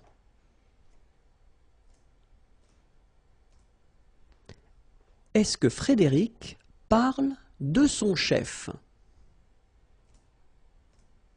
Oui, il en parle. Non, il n'en parle pas. Okay, so same thing, same concept, just put it before the verb. Okay, when you get the negative form, then you should take this away from the first part of your negative form. Il n'en parle pas. Est-ce que Frédéric a besoin de notre aide? Okay, avoir besoin, it's to need. Okay. Notre aide, our help. Est-ce que Frédéric a besoin de notre aide? Same thing here. We don't want to repeat de notre aide. So, oui, il en a besoin. Non, il n'en a pas besoin. All right? And now, let's see how it goes when you constructed with one verb, avec un verbe, with two verbs, avec deux verbes, and then if you constructed with one verb composed, like for the passé composé, for instance. So let's see now, avec un verbe, with one verb. So you've got a question. Laurent prend un biscuit. Oui, il en prend un. Non, il n'en prend pas. So remember, we saw that previously. Huh? If you've got un biscuit, in that case, you've got to state the amount here. Un. Okay, so in that case, it's masculine. Un biscuit, so it's un. Oui, il en prend un. Okay, so you put en before the first verb. Non, il n'en prend pas. Laurent prend deux biscuits. Oui, il en prend deux. Okay, so in that case, you've got to put the amount. Il en prend deux. So it would be the same if you would have trois biscuits, three. In that case, you would put oui, il en prend trois. But then keep in mind that if you put the negative answer, non, il n'en prend pas. So you don't need to state the amount. Okay, il n'en prend pas. Now we'll see the same structures but with two verbs, and so the best way to construct with two verbs, if you want to make examples like that, is to construct that with the near future. Laurent va prendre un biscuit. Is going to take a biscuit. Laurent va prendre un biscuit. Oui, il va en prendre un. So the interesting thing here is that if you look carefully, you've got first aller here, so the first verb is here, and then you've got the second verb here. So it's at the infinitive form because that's the rule in French. When you construct with two verbs, the second one will be at the infinitive. And keep in mind that your pronoun, en here, should be before the second verb. Okay, so I'm not going to tell you that it should be between the two because you could have other things between the two. Okay, it should be before the second verb. Oui, il va en prendre un. Okay, and you get a good example here for the reason why I told you it should be before. Non, il ne va pas en prendre. All right, because here you've got your aller verb, va, but then you've got the negative form, ne va pas. But then your pronoun should be before the second one. Okay? Il ne va pas en prendre. Let's see now. Laurent va prendre 2 biscuits. Answer. Oui, il va en prendre 2. Non, il ne va pas en prendre. Okay? So let's see now when you've got a composed verb. So we just need to put the same sentence at the passé composé form. Laurent a pris un biscuit. Oui, il en a pris un. Okay, so the important thing now is to try to remember that when you've got this form, a pris, even if you've got 2 parts, well, technically you don't have 2 verbs, you've got 1 verb. Okay, so your pronoun en should be before the verb, so it means before a here. Okay, one common mistake is to put this en between the two. Okay, because you tend to think that maybe you get 2 verbs, but no, it's here. Okay, il en a pris un. Negative form, il n'en a pas pris. Alright? Non, il n'en a pas pris. Laurent a pris 2 biscuits. Oui, il en a pris 2. Non, il n'en a pas pris. Le pronom complément Y. So in the previous lesson we saw another pronoun, so it's the pronoun en, okay, and in that case, in this lesson we'll see le pronom Y. Well, you pronounce it I, of course. So, le pronom Y, we'll say that it can replace un lieu, a place, okay, or then it can replace la préposition a and then a noun of thing, and then we'll see how to construct it when you get a negative form, okay? So let's see now for a place, un lieu. So let's see a question. Isabelle va en Finlande. So va, remember, it's aller, okay? And then en Finlande, in Finland. Isabelle va en Finlande. So of course, you will have many options to answer to this question. The first one would be maybe the more logical. Oui, Isabelle va en Finlande. So you just take all the elements that you had in the question and then you answer with that. Of course, in many situations we won't, because French people like to use pronouns when it's possible. So the first option that we would have is to avoid repeating Isabelle. Okay? So, elle va en Finlande. All right? And the other option we would have would be to avoid repeating this en Finlande. Okay, so it's a place, it's a country, okay? And in that case, it does mean that it would be possible to use this Y, so I, you pronounce it I, okay?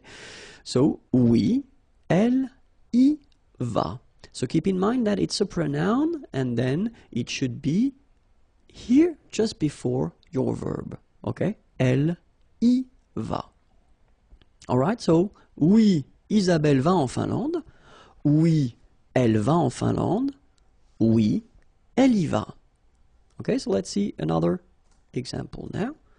So if you're using a name of a town, because previously we had a country and now it's a town, so it's Paris, okay? Isabelle va à Paris, so it's a question. Of course, you can answer like we saw previously, oui, Isabelle va à Paris. First option, repeat everything, no problem. Second option, you just want to avoid repeating Isabelle, oui, elle va à Paris. And then, last option, you just want to avoid repeating Isabelle and then Paris, oui, elle y va. All right? And now, it's a place, cinéma, okay? Isabelle est au cinéma? Oui, Isabelle est au cinéma. Repeat everything. Second one, you just don't want to repeat Isabelle? Oui, elle est au cinéma. All right? Third one, just want to avoid repeating Isabelle and au cinéma. Oui, elle y est. All right? Oui, Isabelle est au cinéma. Oui, elle est au cinéma. Oui, elle y est. Second situation when we can use this pronoun I or Y, it's when you replace it. When you replace this preposition a and then a noun of thing. Let's see now. Est-ce qu'Isabelle pense is to think, à son examen, exam, okay, to think about.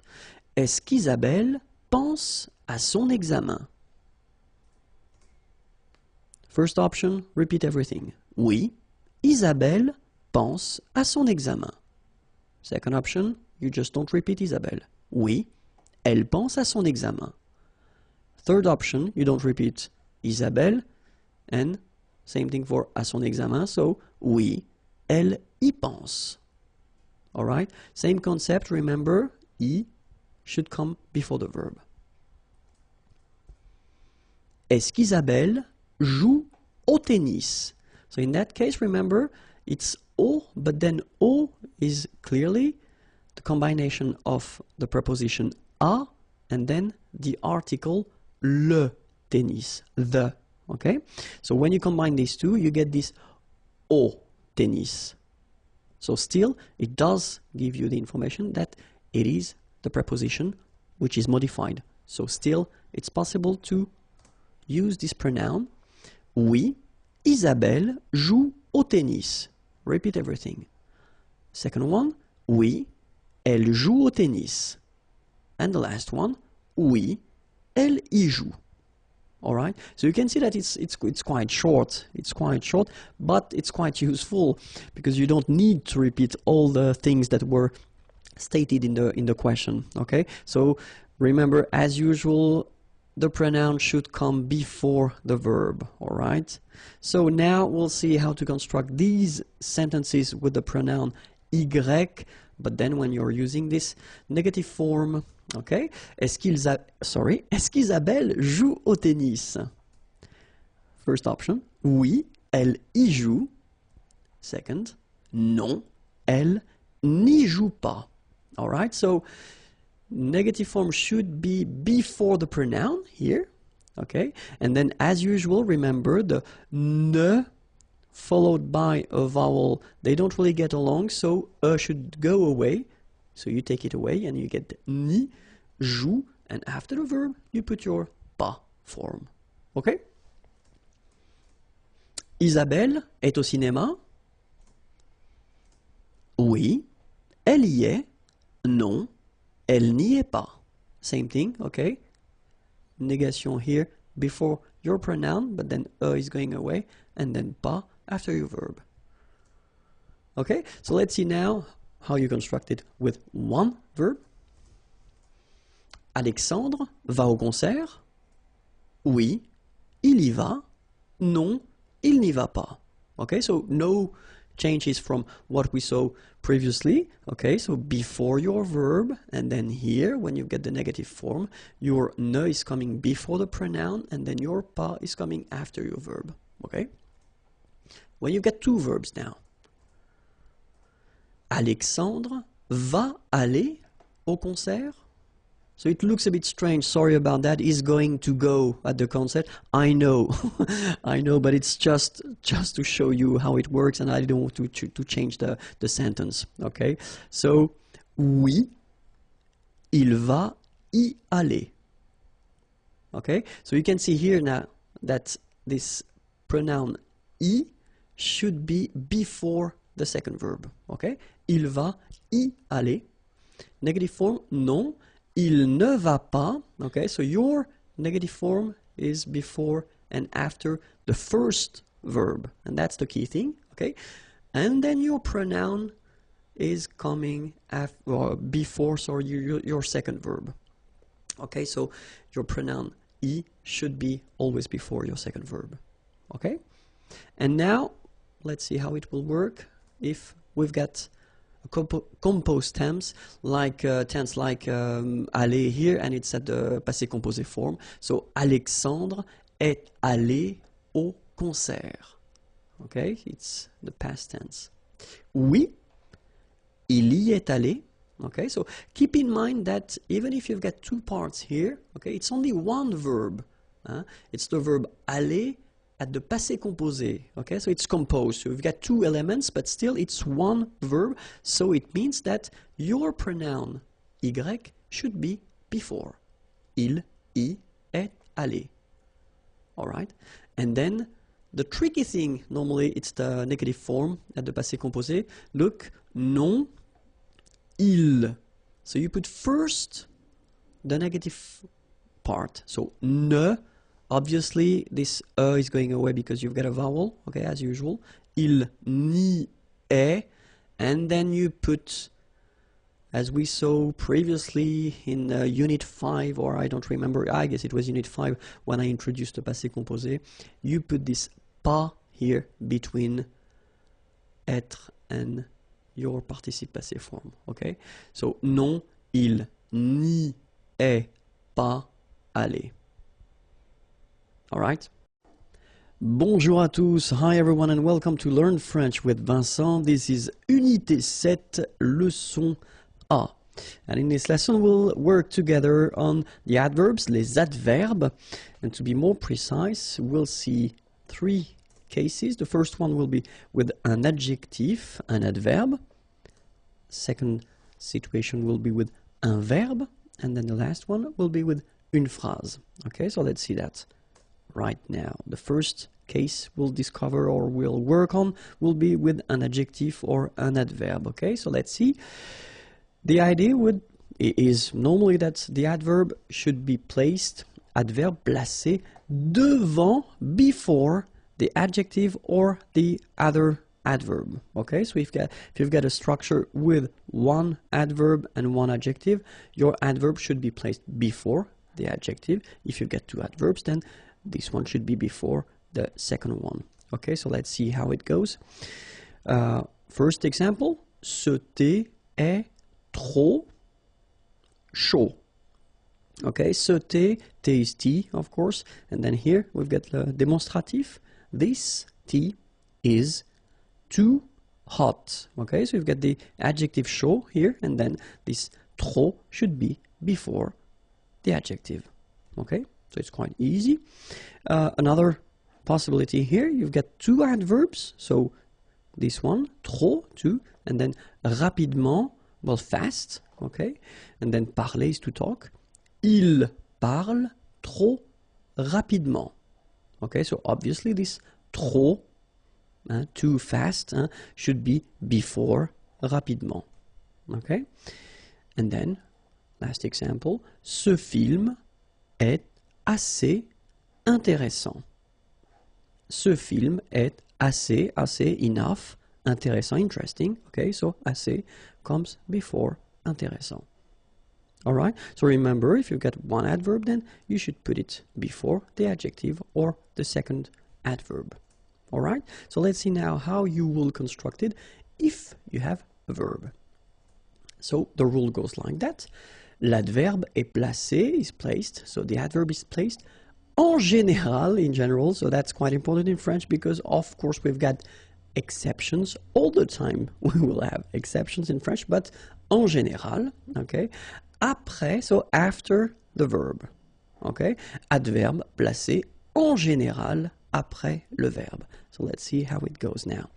Je lis, lire. Lire is to read. Okay, so it's the present form. Je lis, I read. Rapidement. Okay, so fast. Je lis rapidement. So you can see that this rapidement, fast, comes after your verb here, lire. Okay? Second example now. Elle parle, parler is to talk, doucement. Okay, quietly. Elle parle doucement. Same thing here. Your adverb is coming after your verb. Alright? And then the last one. Il conduit. Conduire is to drive. Il conduit très bien, very well, sa nouvelle voiture, his new car. Il conduit très bien sa nouvelle voiture. So as you can see here as well, this très bien, very well, is coming after the verb conduire, to drive. Alright? So remember, the adverb is placed in general after the verb. Okay? And then be careful, of course, if you construct it at the passé composé tense. So remember, we saw that previously. You should check the unit 5 if you want to know how to construct this passé composé. But then for the passé composé, we will have, of course, some exceptions. The exceptions are assez, enough, beaucoup, a lot, bien, well, déjà, already, mal, bad, mieux, better, trop, too much, too, okay, toujours, always, and then presque, almost. Okay, so assez, beaucoup, bien, déjà, mal, mieux, trop, toujours, presque. So try to remember them, and then in the next page I will show you how they change. So if you take this trop, remember it was too much. So je parle trop, I talk too much. So if we've got the present form as we do here, basically it does respect the rule as we saw previously, so it comes after the verb. Okay, je parle trop. But then, if you put the same sentence at the passé composé form, okay, so remember, passé composé, you've got avoir or être, and then after that you get this participe passé form, alright? So you will have to put this adverb, trop, between the two here. J'ai trop parlé. Alright? Let's see now another example. Il se repose. Se reposer is to rest. Okay? Il se repose beaucoup, a lot. And then, if you put the same sentence at the passé composé form, il s'est beaucoup reposé. Alright? Il s'est beaucoup reposé. So remember, present here, present form, you've got this adverb, it's coming after the verb, but then here, it must be here, so between the two. Okay? Another example. Je dors mal. So dormir, it's to sleep. Okay? Mal, bad. Passé composé form, j'ai mal dormi. So same thing. Doesn't come after, but it's right here. Okay? Elle sourit toujours. Sourire, to smile, toujours, always. Present form, elle sourit toujours. And then, passé composé form, elle a toujours souri. Alright? And now, let's see if you want to make a sentence. Because you will have to remember that in some cases, well, the place of the adverb can change. Est variable. Okay? So let's see. you got an example here. Malheureusement, so malheureusement means unfortunately, malheureusement, elle a perdu ses clés. Perdre, it's to lose, okay? Ses clés, her keys, okay? And it's the passé composé form. Malheureusement, elle a perdu ses clés. Okay, so that's one option. So you can start here, as you can see. You start with the adverb, and then you continue your sentence, all right? But then, it would be possible as well to change the order and to start like, elle a perdu ses clés, malheureusement. Okay, so you can see that it's possible to start with the adverb, or then you can end with it as well. So it's possible to move the adverb. In this case, it doesn't need to be at the right beginning of the sentence. Okay, we'll see another example. Récemment, récemment means recently.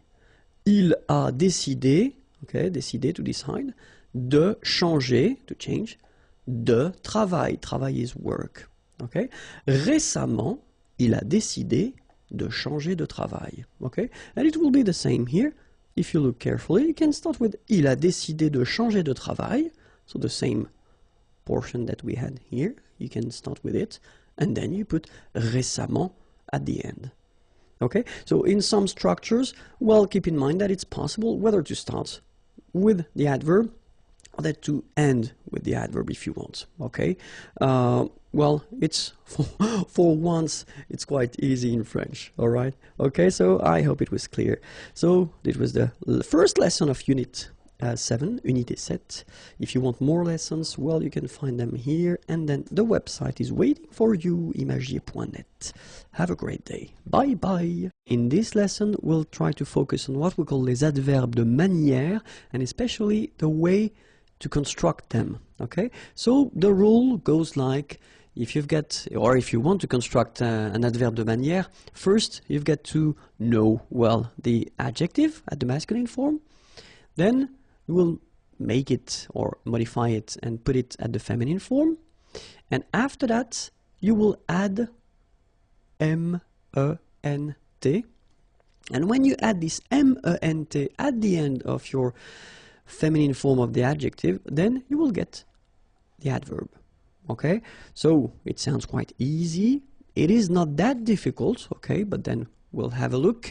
So we'll take a first example, easy one, and this is parfait. Okay, parfait means perfect in English. Okay, it's not that far. So we've got here this adjective, and it's at the masculine form. If we put the same adjective at the feminine form, well, the rule normally, we saw that previously, goes like you put this final you add this final at the end of your adjective to get the feminine form. Of course, we've got some exceptions, but then that's the normal rule, okay? And so based on this form, as we saw, you just add M-E-N-T, and then you get your adverb parfaitement, okay? In English, it would be perfectly, okay? So parfait, then parfaite, parfaitement. All right, so we'll see few examples, and then the first one is franc. Okay, so in some cases they will be a bit strange because the feminine will not follow the rule that we saw, but then, I mean, I told you that in advance, you know, most of them follow this rule, but then, of course, we've got exceptions, okay? But then, so franc, franche, so it's the feminine forms, the adjective, and then franchement, you get the adverb here, okay? So for each adjective, I will put the English translation here at the beginning, all right? Doux, you don't pronounce the final X. Douce, feminine form. Doucement, adverb. Parfait, parfaite, parfaitement. Certain, certaine, certainement. Joyeux, joyeuse, joyeusement. All right, so let's repeat them one more time. Franc, franche, franchement. Doux, douce, doucement. Parfait, parfaite, parfaitement. Certain, certaine, certainement. Joyeux, joyeuse, joyeusement. Okay, let's continue the list. Heureux, heureuse, heureusement. Spécial, spécial, spécialement. Clair, clair, clairement. Vif, vive, vivement. Sportif, sportive, sportivement. Okay, you can read them one more time. Heureux, heureuse, heureusement. Spécial, spécial, spécialement. Clair, clair, clairement. Vif, vive, vivement. Sportif, sportive, sportivement. Okay, and then we can see some subgroups. Okay, so it does mean that here you will have the ending of your adjective at the masculine form, then here the ending of the adjective at the feminine form, and here you've got the ending of your adverb. So it takes back this ending here, accent grave RE, and then you add this MENT. Okay, so this subgroup follow the rule that if it ends with ER, then the feminine form will be accent grave, it goes like that, RE. Okay, so let's see a few examples now. Entier, entière, entièrement. Premier, première, premièrement. Dernier, dernière, dernièrement. Léger, légère, légèrement. Okay? One more time. Entier, entière, entièrement. Premier, première, premièrement. Dernier, dernière, dernièrement. Léger, légère, légèrement. Okay? And then second subgroup. So if it ends with ET, then it will go like accent grave, TE, and then for the adverb, accent grave, TE, and you add this MENT here. Okay? Let's see. Secret, secrète, secrètement. Because I tend to insist a little bit on it just to make you hear the difference between the masculine. Secret, secrète. Okay, you're pronouncing the T. Okay? Complet, complète, complètement. Discret, discrète, discrètement. Okay, so one more time. Secret, secrète, secrètement. Complet, complète, complètement. Discret, discrète, discrètement. Okay, so let's see another subgroup. So actually you've got two things here. The first one, so if your adjective is ending with ENT, then it will be transformed for the adverb, like EMMENT. And if it ends with ANT, it will be transformed like AMMENT. Okay, but then I did put them in the same group because phonetically, and that's the important thing, phonetically you will pronounce them the same way. So you will pronounce amant, and here it will be the same, you will pronounce amant. Okay, so let's see how it goes. Patient, and then patiemment. So as I told you, even if you write it EMMENT, phonetically it goes like amant, patiemment. All right. Récent, same rule. Récemment, récemment, récemment. Okay.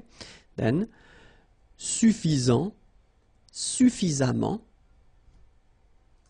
And the last example, élégant, élégamment. All right, so let's repeat them one more time. Patient, patiemment. Récent, récemment. Suffisant, suffisamment. Élégant, élégamment. Okay, and another subgroup, so if your adjective is ending with EL, then feminine form of the adjective will be double L E, and then the adverb double L E M E N T. Okay. Réel, réellement.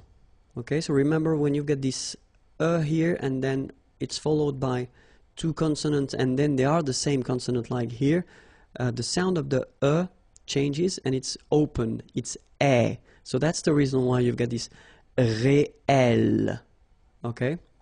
Réellement, all right? Then manuel, manuel, manuellement. Annuel, annuel, annuellement. Naturel, naturel, naturellement.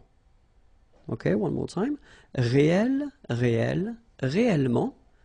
Manuel, manuel, manuellement. Annuel, annuel, annuellement. Naturel, naturel, naturellement. The topic will be dans la ville, so in the town, dans la ville. Okay, so let's start now. Une rue.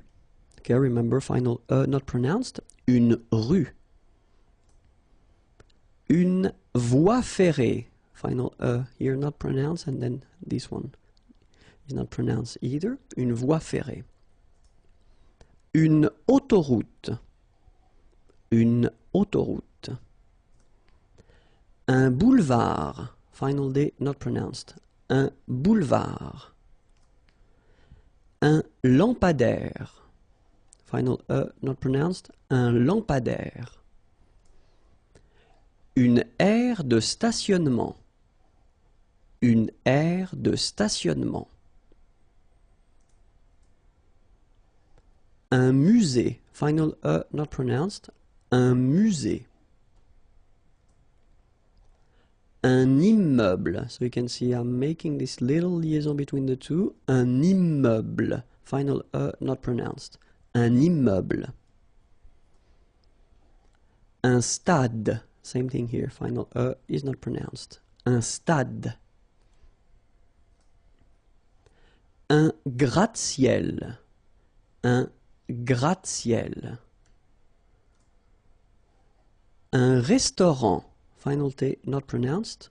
Un restaurant. Un hôtel. So you can see that I'm making this little liaison, this little link between the two. Un hôtel. Un hôtel. All right? Un terre-plein. Un terre-plein. Remember this E-I-N nasal. So it goes in your nose and it's un plein, plein. Un terre-plein. Une gare. Okay, remember when you get these G and A together, the sound is g, ga, ga. Une gare. Final not pronounced. Une gare. Une tour. Okay, O-U-U-U. Une tour. Un palais des congrès. Final S here and here are not pronounced. Un palais des congrès. Un parc. Un parc. Un espace vert. First thing, you've got this little link between the two. Un espace vert. Final not pronounced, and then final T not pronounced. Un espace vert. Un trottoir. Un trottoir.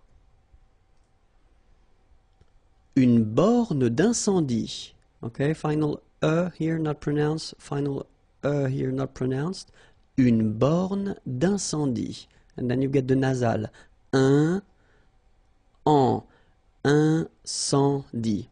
Une borne d'incendie. Un égout. Okay, little link between the two. Un égout. Final T not pronounced. Un égout.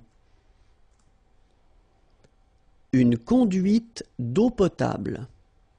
Une conduite d'eau potable. Final here and here are not pronounced. And then when you combine these two, these three vowels a, u, you get the sound o. Only o. Okay? Une conduite d'eau potable. Okay? Une conduite de gaz. Final not pronounced here. Une conduite de gaz. Un câble électrique. final here and here are not pronounced. Un câble électrique. Un abribus. Un abribus. Un arrêt d'autobus. So you can hear this little link between the two. Un arrêt d'autobus. Un passage pour piétons. Un passage pour piétons. Final S here, not pronounced, and then final not pronounced. Un passage pour piétons. Des feux de circulation. So here, final X not pronounced. Des feux de circulation.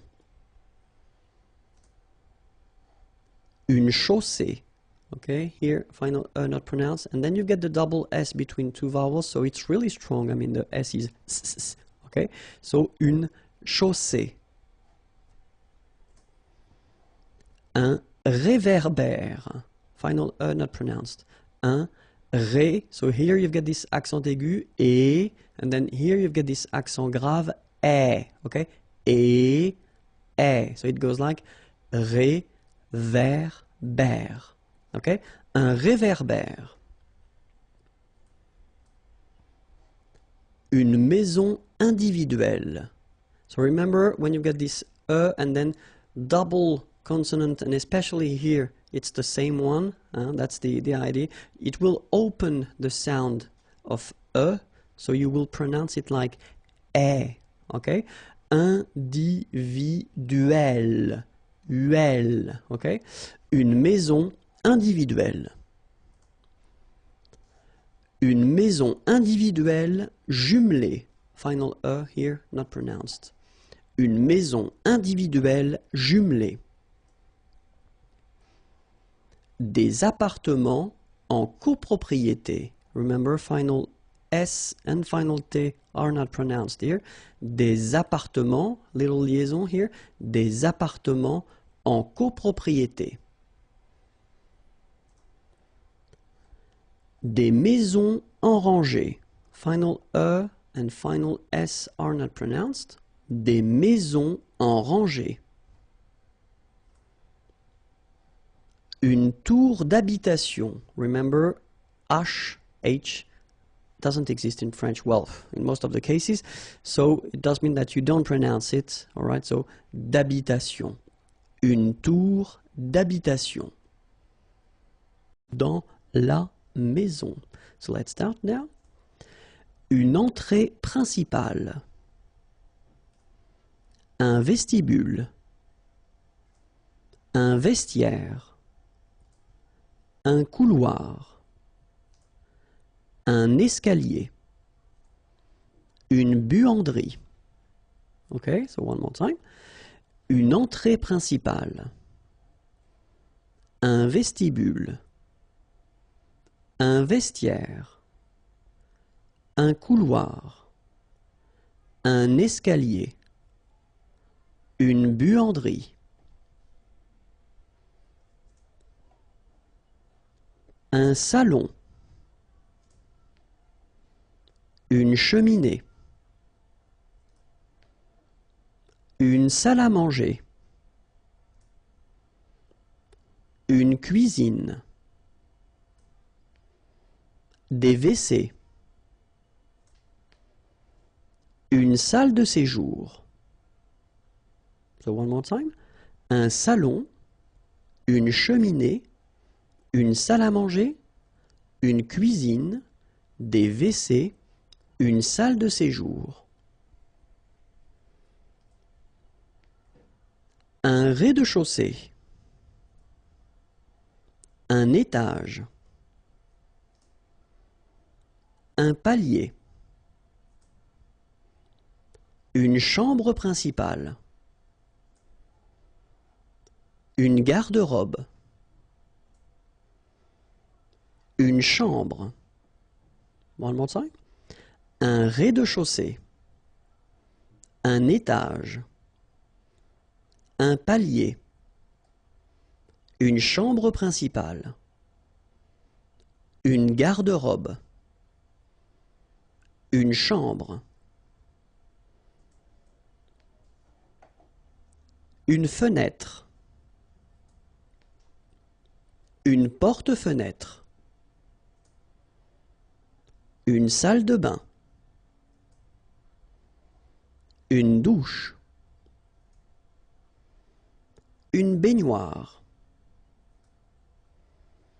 une porte pliante. So one more time. Une fenêtre, une porte-fenêtre, une salle de bain, une douche, une baignoire, une porte pliante. Une table,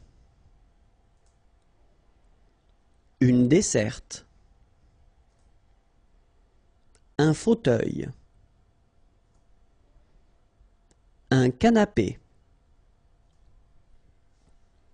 un banc, un tabouret. One more time.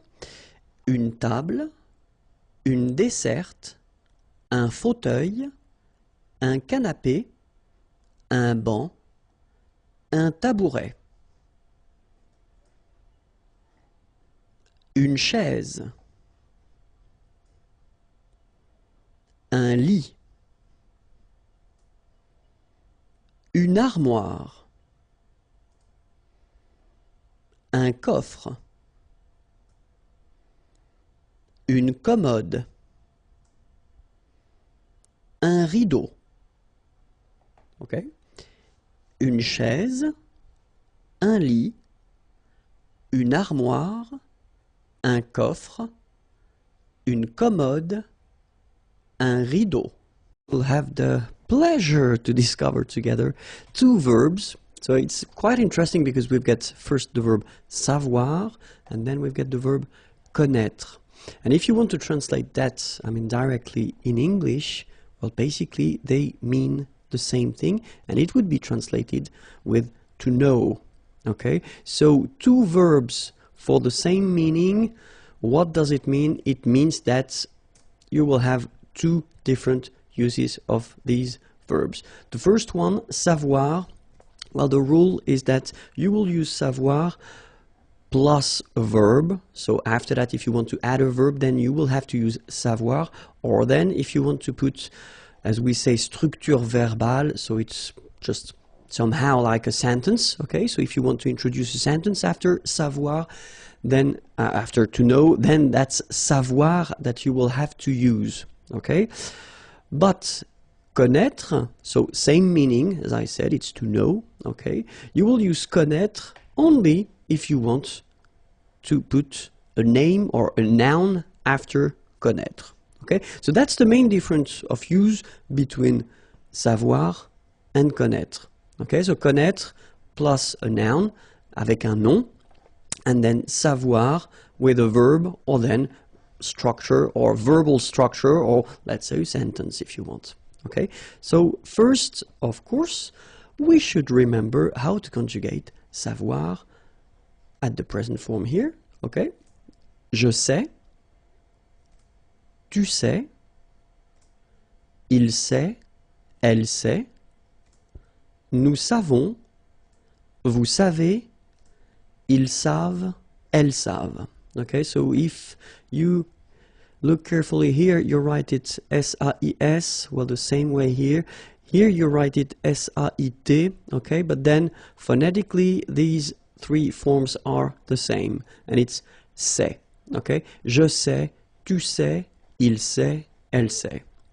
All right, so let's see now the passé composé form. J'ai su, tu as su, il a su, elle a su, nous avons su, vous avez su, ils ont su. Okay, so if you remember, when we introduced this passé composé form, it was in Unit 5, if my memory is correct. Then you put first, in most of the cases, the verb avoir at the present form, and then you put this participe passé form. And the participe passé form for savoir is su. Okay, so it doesn't change. That's the reason why you will put it right here after each form. Okay, so j'ai su, tu as su, il a su, elle a su, nous avons su, little liaison here, vous avez su, same thing here, Ils ont su, little liaison between the two, elles ont su. Okay? And now, let's see connaître at the present form. Je connais, tu connais, il connaît, elle connaît, nous connaissons, vous connaissez, ils connaissent, elles connaissent. All right? Same thing as we had for savoir, if you look carefully.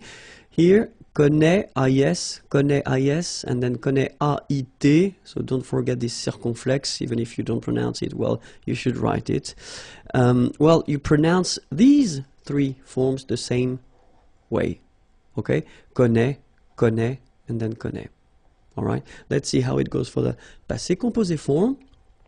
J'ai connu, tu as connu, il a connu, elle a connu, sorry, nous avons connu, vous avez connu, ils ont connu, elles ont connu. Okay, so same rule, first avoir at the present form, then participe passé form of connaître, it's connu. All right, so it will go everywhere for each person here. Okay, j'ai connu, tu as connu, il a connu, elle a connu, nous avons connu, vous avez connu, ils ont connu, elles ont connu. Okay, and now for the future form, as it was introduced in the previous lesson, unit 6. So savoir the future form, and it goes like je saurai, tu sauras, il saura, elle saura, nous saurons, vous saurez, ils sauront, elles sauront. And then for connaître at the future form, je connaîtrai, tu connaîtras, il connaîtra, elle connaîtra, nous connaîtrons, vous connaîtrez, ils connaîtront, elles connaîtront. All right? So, let's see a few examples now. So the first one, remember, savoir, so you construct it with a verb or a sentence. Okay, in that case I just put a verb, je sais chanter. Okay, so remember, savoir, to know, chanter, to sing. Je sais chanter. All right, so second verb here, chanter. Well, the rule in French is that if you've got a structure like that with two verbs, the second verb should be all the time at the infinitive. Okay, je sais chanter, like that. All right. If you put the same sentence at the passé composé, as we saw previously, the passé composé form of savoir, it goes like j'ai su chanter. All right. And then the future form, je saurais chanter. Okay. So it's quite easy. Hein? Je sais chanter, j'ai su chanter, je saurais chanter. That's it. Let's see connaître now. Je connais cette personne. Okay. So connaître, to know, okay? And then cette personne, person is person, and it's feminine, so if you want to put this, you should put it at the feminine, so it's this person, cette personne. Je connais cette personne.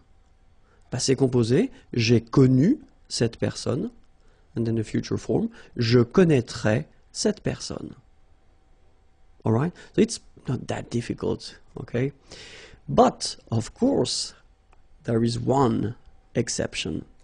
And the exception is savoir plus a noun. Okay, so you will use this structure only if you want to introduce this concept that we call in French par cœur, so by heart. Let's see one example. Je sais ma leçon. So in that case, savoir, to know, ma leçon, my lesson. Okay, so in that sentence, when you use je sais ma leçon, you really want to say that you know your lesson by heart. Okay, that's the reason why we use savoir in that case. Okay, same thing for the second example. Je sais mon texte, my text, or then my lines if you want. Je sais mon texte, okay, so it's the same. You want to introduce this idea that you know your text or your lines by heart. Okay, and that's the only exception when we will use savoir plus a noun. All right? Le conditionnel présent. So basically the conditionnel is, as in English, this conditional form, so would, could, okay? But of course, as in English, we've got different tenses for that. And the first one that we will see, so the more classic tense that we usually use, when we talk about the conditionnel, it's the present form. Okay, so let's start now. Le conditionnel présent.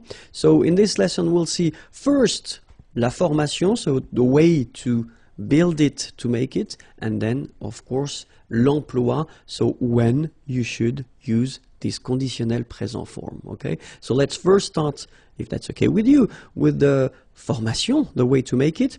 So you'll see that it's quite easy in a way, and normally that's the reason why we introduce it right after the future tense.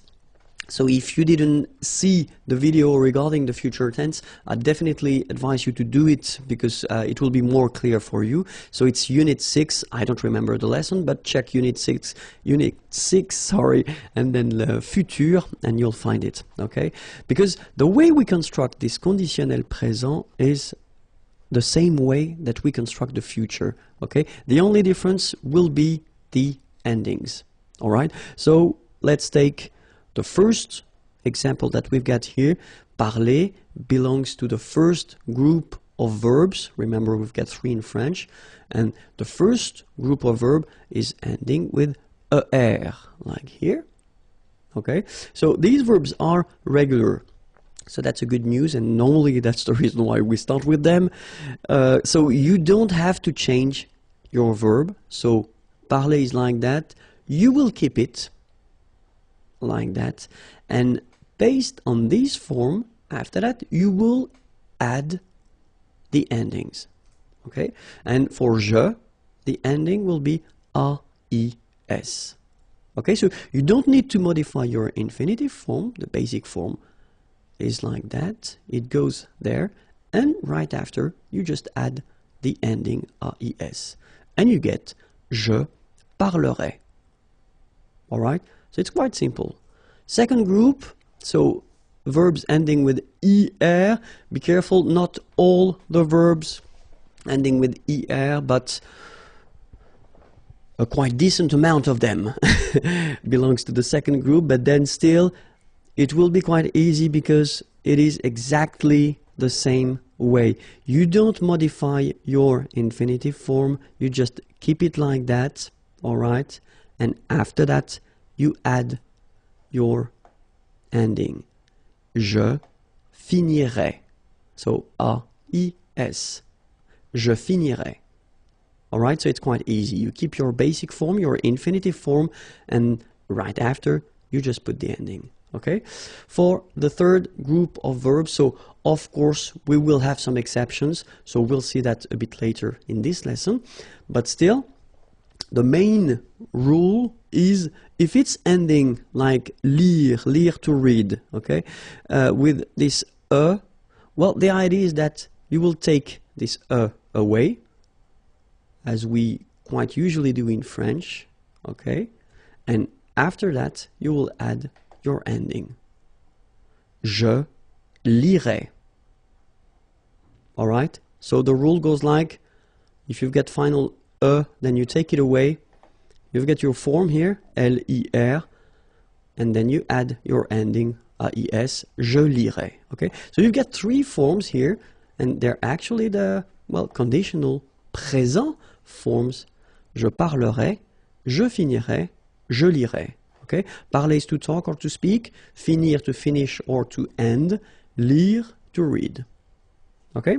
So the endings now.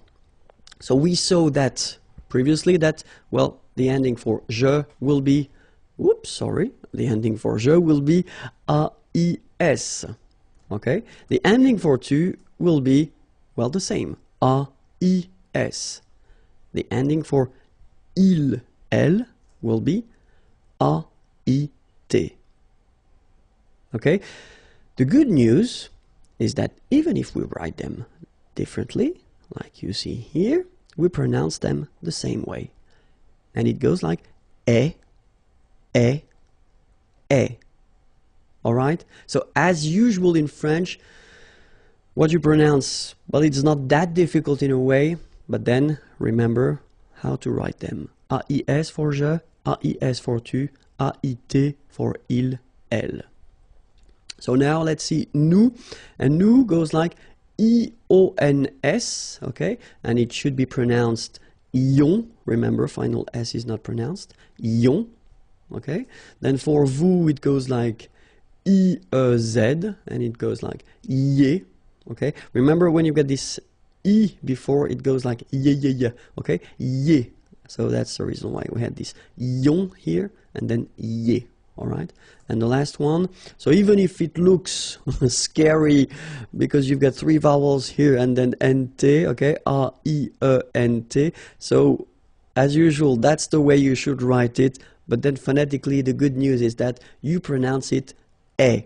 So the same way that we had here, e here, e, and then e. Okay, so let's pronounce them, e, yon, ye, e. So if you look carefully, you've got only three phonetical pronunciation. The first one is here and here. It's the same. So it's e. After that, we've got this yon. And after that, we've got this ye. All right? So let's see now for parler. Parler, it's to speak or to talk. Okay, so je parlerai. Tu parlerais, il parlerait, elle parlerait, nous parlerions, vous parleriez, il parlerait, elle parlerait. Second example, choisir from the second group of verbs. Choisir is to choose. Je choisirais, tu choisirais, il choisirait, elle choisirait, nous choisirions, vous choisiriez, il choisirait, elle choisirait. Okay, not that difficult. And the last example, so for the third group, it's écrire. Écrire is to write. Okay, so same rule, if you remember, the example was with lire, to read, but then it's exactly the same rule. So if you look carefully, it's ending with this e. Okay, so you take it away, and after that you put the ending. J'écrirai. Tu écrirais, il écrirait, elle écrirait, nous écririons, vous écririez, ils écriraient, elles écriraient. All right, so it's not that difficult anyway. But of course, we've got some exceptions, as I said in the beginning. So the idea for these exceptions is that the verb will change. So endings will be the same, so that's one good news. So all the endings that we saw previously, well, they will be the same, but then you've got to remember the way the verb will change. So if you saw, that's the reason why I spoke about the future lesson. If you saw the future lesson and you remember the way these verbs are changing for the future, the good news is that they will be changing the same way. So être will become sœur. All right? And then after that, you will have to put the endings. Je serai. All right? So you will keep this sœur all the time for your conjugation.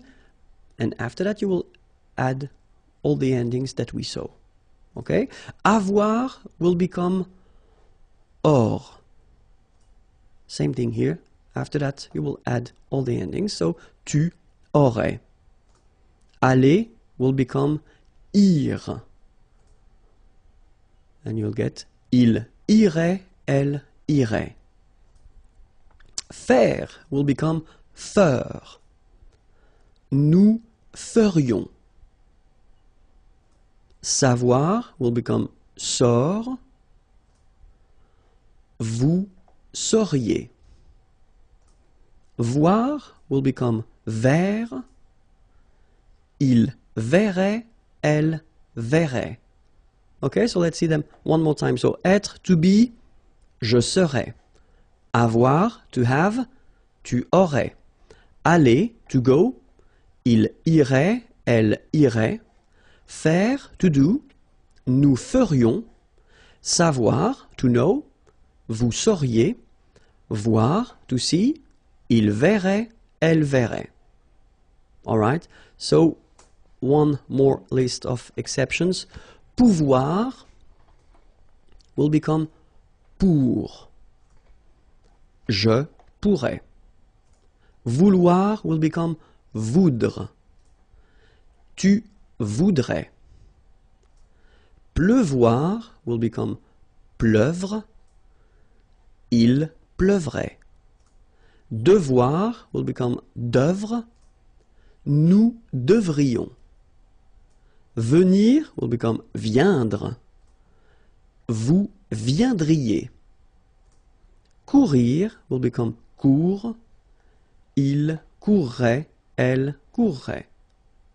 Alright, so let's see them one more time. Pouvoir, can, je pourrais. Vouloir, to want, tu voudrais. Pleuvoir, to rain, il pleuvrait. Devoir, to have to, nous devrions. Venir, to come, vous viendriez. Courir, to run, il courrait, elle courrait. Alright, so it was the first thing regarding the conditionnel présent, and then as I said, regarding the fact that it's quite close to the future, so the important thing is to remember that the endings for the future are AI, AS, A, ONS, EZ, ONT. Okay, but then for the conditionnel présent, if you remember them, it was AIS, AIS, AIT, IONS, IEZ, AIENT. So to be totally honest, if you think about that, because basically we construct these two tenses the same way, okay, so the endings here and here will be the only way to make the difference between the future and the conditional. So it's quite important to really remember them by heart. Okay, so remember future, AI, AS, A, ONS, EZ, ONT, but then conditionnel présent, AIS, AIS, AIT, IONS, IEZ, AIENT. Okay? And now let's see when we should use this conditionnel présent, because that's the most important thing. The first situation would be to express a desire or a wish, exprimer un désir ou un souhait. Okay? J'aimerais être en vacances. Aimer, to like or to love. Okay? And here you've got the conditionnel form. Être, to be. En vacances, on vacation, holidays. J'aimerais être en vacances. Second use will be if you want to donner un conseil, to give an advice. Vous devriez apprendre le français. Okay, devoir, to have to, but then in that case when you say vous devriez, you should. That would be the more correct translation. Vous devriez apprendre, apprendre is to learn, le français, French. And then if you want to ask something politely, that's the tense you should definitely use, and especially if you go in a coffee restaurant or if you go in a shop and you want to ask for something, then use this conditional form. I mean, trust me, it's quite important. Okay? Je voudrais un café, s'il vous plaît. Okay? Je voudrais un café, s'il vous plaît. Okay? So let's read them one more time. J'aimerais être en vacances. Vous devriez apprendre le français. Je voudrais un café, s'il vous plaît. Another use of this conditionnel présent is if you want to construct a sentence, like in English, for instance, with this if. Okay? So if in French is si. And then the rule is quite strict in French. If you start with this if, si, then it should be followed by the imparfait form. We didn't see this form yet. It will come in the next lesson or in the next unit, sorry. So no stress about that. It's just an example, but it's just for you to know that if you want to construct this if structure, then it should be followed by imparfait. Then comes le conditionnel. Okay, so let's take one example. Si j'avais le temps, je ferais du sport. Okay, so si j'avais le temps, so if I had, it's the same in English. You put this I had. Si j'avais le temps, so time, je ferais. Remember, it was faire, to do, but then at the conditionnel form, du sport. Okay. Another example. Si j'étais riche, so riche, rich, était, it's to be, remember. Je voyagerais, voyager is to travel, autour du monde, around the world. Oops. And then the last one. Si elle était là, so être, to be, là, here, nous irions, so remember it was to go, aller, and it becomes ir, irions, nous promener. Okay, so se promener, to have a walk. Question avec qui et que. So it's quite important, so please take the time to listen to me. So let's start now. Les questions avec qui et que. So we'll first start with qui, and then after that we'll see que. All right. So the first thing, qui, and it's starting right now. Qui est-ce qui parle? So it's a question. Okay. Qui est-ce qui parle? Second example would be, qui est-ce que tu regardes? Okay, so the first one, qui est-ce qui parle? And then, qui est-ce que tu regardes?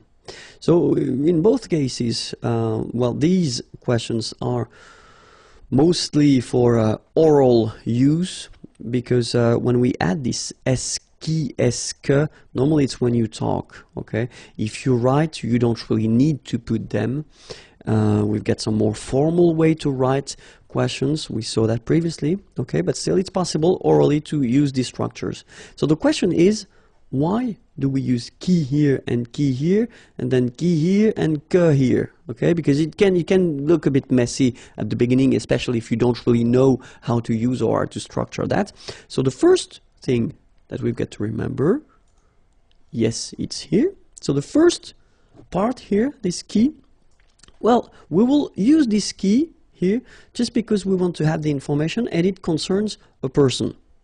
Who, okay? Qui means who when we start the question with it, okay? Qui est-ce qui parle? Qui est-ce que tu regardes? And then we've got the second part here, as we saw, and it's quite interesting because we've got two options here, the first one and the second one. So the first one, you will use qui just because you will ask the question regarding the subject of the verb. You get the verb here, parler, okay? And the information that you want to have concerns the subject of this verb. And then here, we will use que just because we want to have the information concerning the object of the verb. So you've got regarder here, but then if you look carefully, you already have the subject. It's tu regardes, okay? So, qui est-ce qui parle? So if you want to translate it directly, you could translate it like, who is talking? Okay? Qui est-ce qui parle? All right, so here you want to have the information regarding the person, and then here you want to have the information regarding the subject of the verb, parler. Okay? And here, qui est-ce que tu regardes? So, who are you watching? So, first thing here, because you want to have this information, the information regarding a person, qui est-ce que, and here it will be the object of the verb, so you are watching someone. Okay? So, let's see a few examples. The first one, qui est-ce qui parle? And then the answer could be, ma femme parle, my wife talks or is talking. Okay? So in that case, you can see that in the answer that you give here, it's ma femme parle. Okay? So it's the subject, ma femme parle. And then the second example we had, it's qui est-ce que tu regardes? Okay? Je regarde mon ami. Okay, mon ami, my friend. Regarder was to watch or to look. Okay, je regarde mon ami. And you can see here that it's, well, basically it's quite clear. It's quite clear. So qui, just because you want the information for a person, and then the second qui, just because it will be the subject. Ma femme parle. Okay, here qui because it's the person. Mon ami, my friend, it's a person. And then que, just because if you look carefully, it comes after your verb, because it's not the subject, it's the object. Okay, grammatical object. We're not talking about an object, but a grammatical object. So it can be a person, it could be a dog, animal, or an object if you want. Okay, so je regarde mon ami. All right. Now let's see que. First question. Qu'est-ce qui fait ce bruit? Okay. Second question, qu'est-ce que tu fais? All right? So remember that even if you don't have the que here, but you get this QU, all right? It does mean that previously we had the here and here, but then as usual, if you look carefully, we've got here another starting here. So we've got to take our away, okay? So let's see now. First part, we use this que because we want to have the information regarding a thing. Okay, so we had qui previously, and it was for a person, and then que it's for a thing. So it's not for a person. So que will be for a thing when you start the question with it. Okay, and then here. So remember, we've got this qui here, and then we've got this que here. Well, it will be exactly the same idea that we had previously. So you will use qui here just because you want the information regarding the subject of the verb. You've got the verb here, to do, okay? And then here you put this que just because you want to have the answer with the object of the verb, okay? You've got the verb here, faire, to do, same verb, but then you've got the subject, tu fais, you do. Okay, so the first question, qu'est-ce qui fait ce bruit? What is doing this noise? Qu'est-ce qui fait ce bruit? Or this sound if you want. Qu'est-ce que tu fais? What are you doing? Okay, so let's see now the same question. Qu'est-ce qui fait ce bruit? And the answer would be la voiture de mon père fait ce bruit. Okay? My father's car. Okay? La voiture de mon père. So if you translate it directly, it's the car of my father. And then you've got the verb. Okay? But then this long thing is the subject. La voiture de mon père fait ce bruit. Okay? So that's the reason why first we had this que, because it's a thing, it's not a person. Okay? And then qui here, because it's the subject of the verb faire. Okay? Second question, qu'est-ce que tu fais? So if you remember carefully, it was what are you doing? Qu'est-ce que tu fais?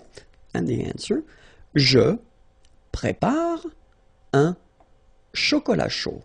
Okay, so I wanted to put another verb in the answer just to well show you that is you don't really need to answer with the same verb, you know. Qu'est-ce que tu fais? What are you doing? Je prépare, so I prepare. Je prépare, and then this is the object of the verb. So the object, just let me repeat, the grammatical object of the verb. So, je prépare un chocolat chaud. All right? So, now, remember that we can, of course, construct these things with preposition, okay? Just because in French we've got verbs, and verbs are in some cases constructed with preposition, so you will need to remember these things. So preposition can be à, avec, de, pour, and then chez. Okay? À qui est-ce que tu parles? Okay, remember, so parler, to talk, is constructed with à. To talk to, okay? Parler à quelqu'un. So if you want to know à qui est-ce que tu parles, who are you talking to, okay? À qui est-ce que tu parles? So it doesn't change. You just need to first start with the preposition and then you continue your structure. Okay? Jouer, jouer, it's to play. Okay? And then normally, if you're talking about a sports or activity, so sport or activity, then we tend to use this preposition à with it. Okay, so play, but then à, and then the name of the activity. It could be football, or it could be basketball, or it could be whatever. Okay, à quoi est-ce que tu joues? And then now, I assume that you will tell me, oh, have a look at that. What on earth is going on? Why do we have this quoi and not que? Okay, well, because that's the rule, and we'll see that, but that's the rule in French. If you want to construct a question like here with que, but then it is constructed with a preposition, then que will change and then it will become quoi. Okay, that's the reason why. Qui doesn't change, que will be transformed into quoi. So that's the reason why here we've got à quoi est-ce que tu joues. Okay? Now, avec qui est-ce que tu viens? So venir is coming, avec, with, okay? Avec qui est-ce que tu viens? Avec quoi est-ce que tu écris? Écrire is to write, okay? Same thing, with, okay? And then it's exactly the same rule, remember, I told you that, que becomes quoi here. That's it. Avec quoi est-ce que tu écris? Okay? So remember, preposition with qui, no problem at all. But then preposition plus que, no. You will have to use quoi. Okay? So remember, that's quite important because it can sound a bit strange if you're using this que instead of quoi with the preposition. Les nombres ordinaux. Les nombres ordinaux, premier, première. Okay, so you've got here the English version, so first, okay? But then as usually in French, we've got the difference between the masculine form and the feminine form, okay? So I will write here first masculine, then feminine, and I will read both, okay? So premier, première. Deuxième, second, seconde. Okay, so it's quite interesting because here you've got deuxième and then it doesn't change. It's the masculine or the feminine form is exactly the same. So that's a good news. And then we've got here another option, second or seconde. Okay, in that case, it does mean that nothing is coming after. Okay, so deuxième usually means that you've got after that third, fourth, etc. Okay, but then second normally it's the end. Okay, it's the second one. Okay, troisième. Okay, masculine form, feminine form, the same. Quatrième, cinquième, sixième. Okay, one more time. Premier, première, deuxième, second, seconde, troisième, quatrième, cinquième, sixième.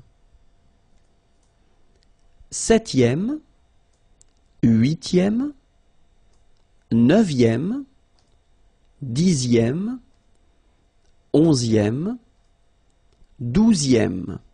So far, I assume that it's not that difficult. You've got to remember that it's M, okay? Septième, huitième, neuvième, dixième, onzième, douzième. Treizième, quatorzième, quinzième, seizième, dix-septième, dix-huitième. Okay? Treizième, quatorzième, quinzième, seizième, dix-septième, dix-huitième.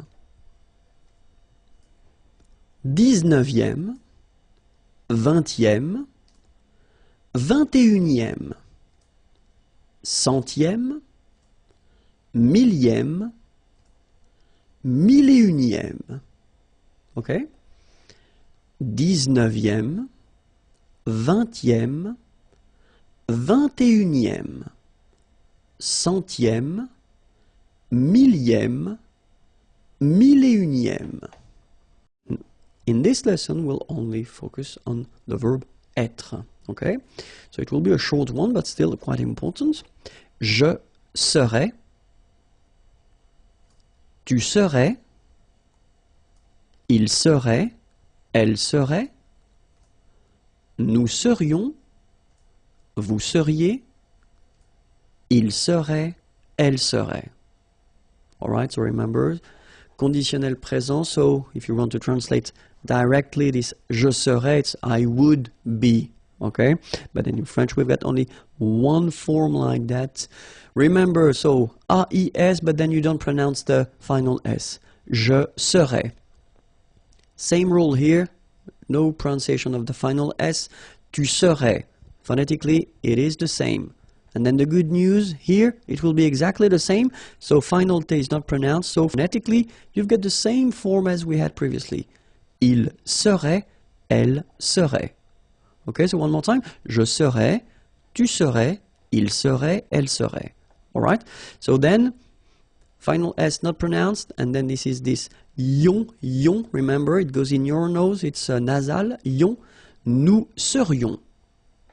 Okay, then vous seriez. And last but not least, and remember, it's quite strange, but A-I-E-N-T, many letters, only one simple sound, E, as we had here, here, and here. It's exactly the same sound. Il serait, elle serait. Alright?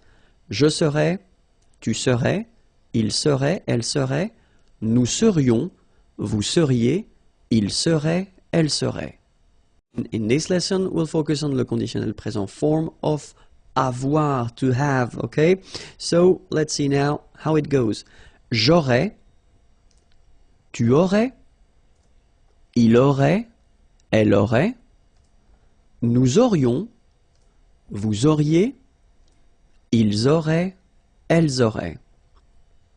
Alright, so if you remember carefully, this conditional present form, so it was introduced in this unit, so check the unit 7 and then put conditional present, you will find the whole description and the whole lesson of conditional present, but still, here, you can see that j'aurais, well, if you want to translate it directly, it would be I would have, okay, but then in French we've got only one form here, and then take a good look at the endings, AIS, AIS, AIT, IONS, IEZ, IENT, okay? The endings for the conditionnel present form. Okay, so let's see how you pronounce them now.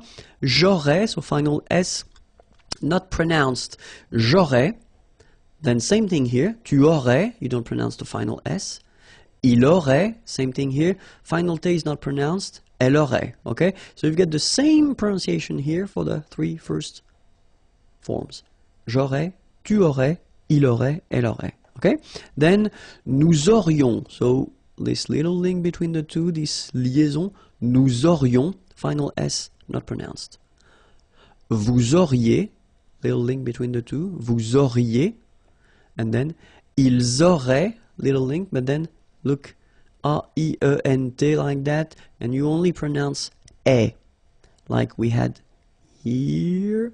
It will be exactly the same pronunciation here. Ils auraient, elles auraient. Okay, so let's see that one more time. J'aurais, tu aurais, il aurait, elle aurait, nous aurions, vous auriez, ils auraient, elles auraient. Bonjour à tous and welcome to Learn French with Vincent, and this is Unité 7, leçon K. And in this lesson we'll discover together the verb aller, so aller means to go, and especially the conditionnel présent form of this verb. Okay, so let's start right now. The first form goes like j'irai, tu irais, il irait, elle irait, nous irions,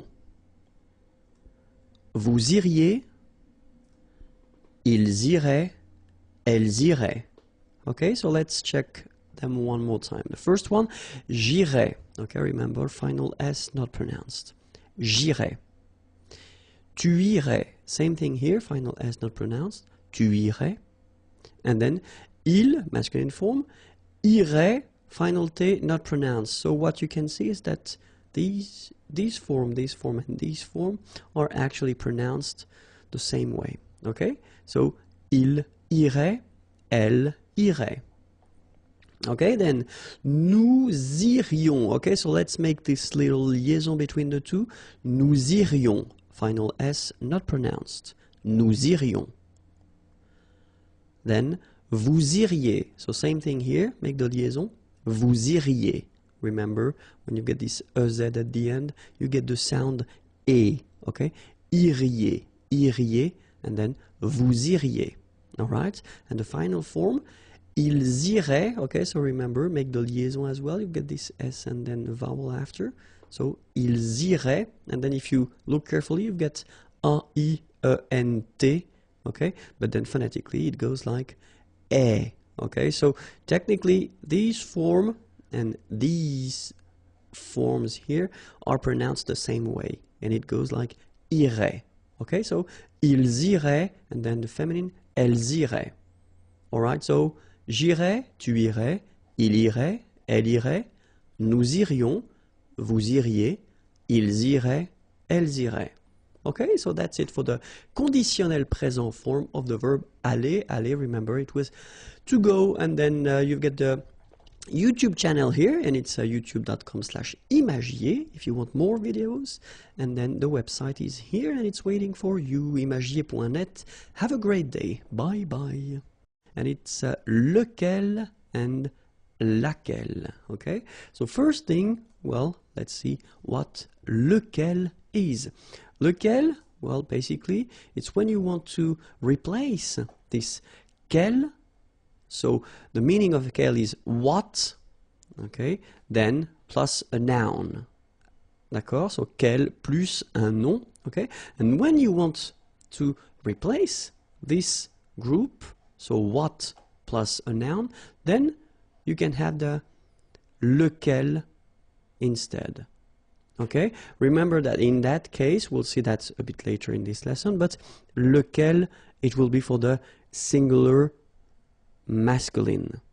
Okay, then let's see how it goes for the feminine form, singular as well. So it will be laquelle. Okay, and then it will replace this quel, so what, but in that case, as you remember probably, we've got the feminine and the masculine form plus a noun, so plus un nom. Okay, so if you want to replace quel plus un nom, then you will have to use laquelle.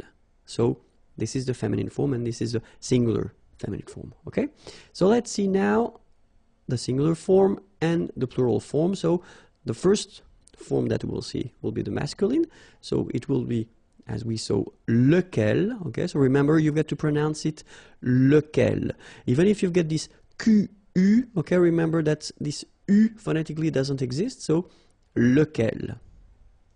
Then for the plural form, you will add this S here and then S at the end. okay? And it will give you the pronunciation lesquels. All right, so final S is not pronounced. So here, when you get this L-E-S, okay, it's just like the article, if you remember, les, okay? So it goes like lesquels, all right? And then the feminine form, so singular, we saw it laquelle, okay? So basically same rule, Q-U, U is not pronounced here. And then you get this double L-E, well, phonetically here, it is the same as what we have here. So laquelle. So the only difference between the feminine and the masculine form is this first part, okay? Laquelle, lequel. All right, phonetically, I mean, of course, if you write them, you get to put this double L here. And then let's see for the plural form. So it will be quite logical in a way because we will have this plural form. So les, okay, as we had here, les, okay, and then quel, you just add this final S at the end, okay, and the good news is that phonetically it's lesquels here for the masculine form and then lesquels for the feminine form, all right, so phonetically it's exactly the same when we talk about the plural form here, but then if you want to write it correctly, remember that for the masculine it will be LS at the end here, and then ELLES at the end for the feminine. All right, so let's see a few examples. So the first one, il y a deux cafés. Okay, so if you want to translate directly, it would be there are two coffees. Lequel veux-tu? So of course you could ask the same question and you could put this quel café veux-tu? What? Let's translate it straight. It would be more clear. Quel café veux-tu would be translated like what coffee do you want? Okay?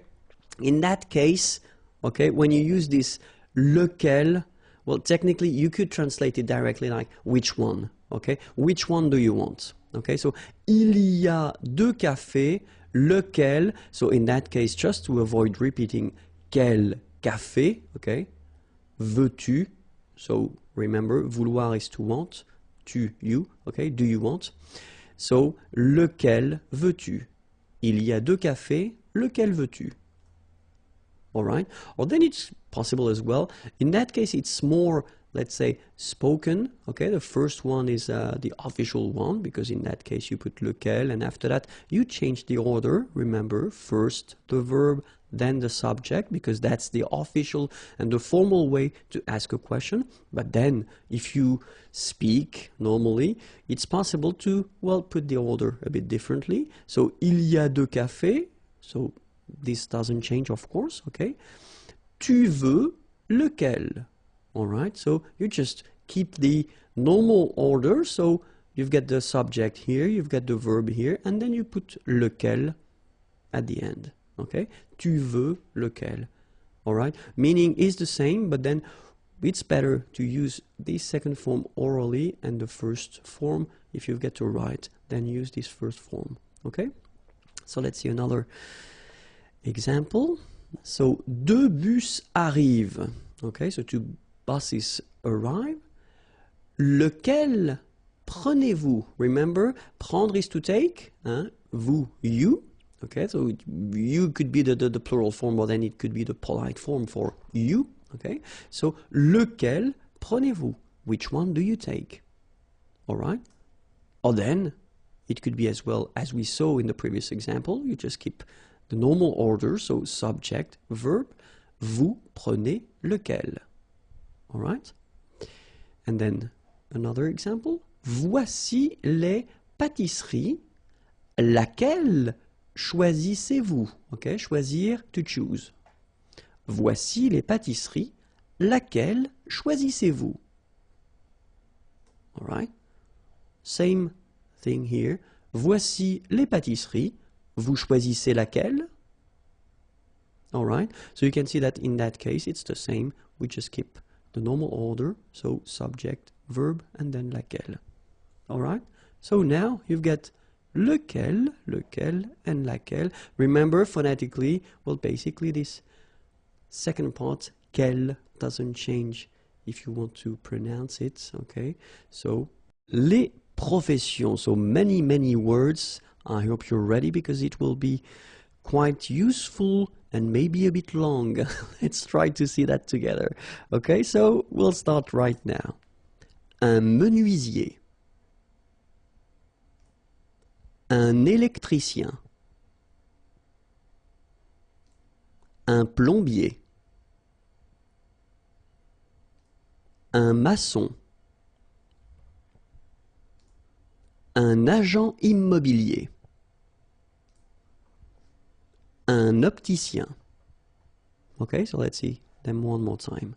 Un menuisier. Remember this UI.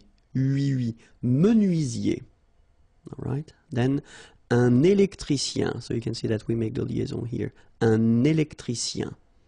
I-E-N, ien. Électricien. All right. Then un plombier. Remember O-M goes like O-N. So it's on. Plombier. All right. Un maçon.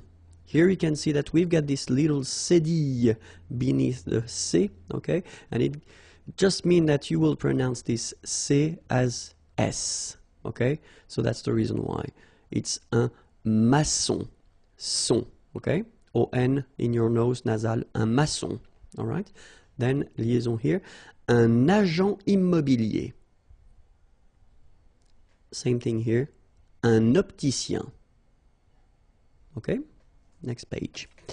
Un dentiste. Un docteur. Un jardinier. Un agent d'entretien. Un mécanicien. Un boucher.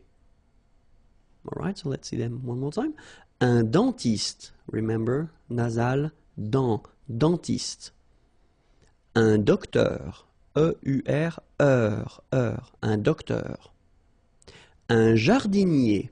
Remember, I-E-R, yé, jardinier. Un agent d'entretien. Liaison here. Un agent d'entretien.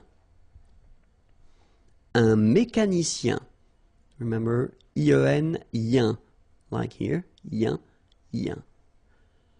Un boucher. C-H, un boucher. So I tend to insist a little bit, but then it goes like un boucher. Okay? Next page. Un coiffeur. Un bijoutier. Un pharmacien. Un infirmier. Un vétérinaire. Un fermier. Okay, so let's see them now.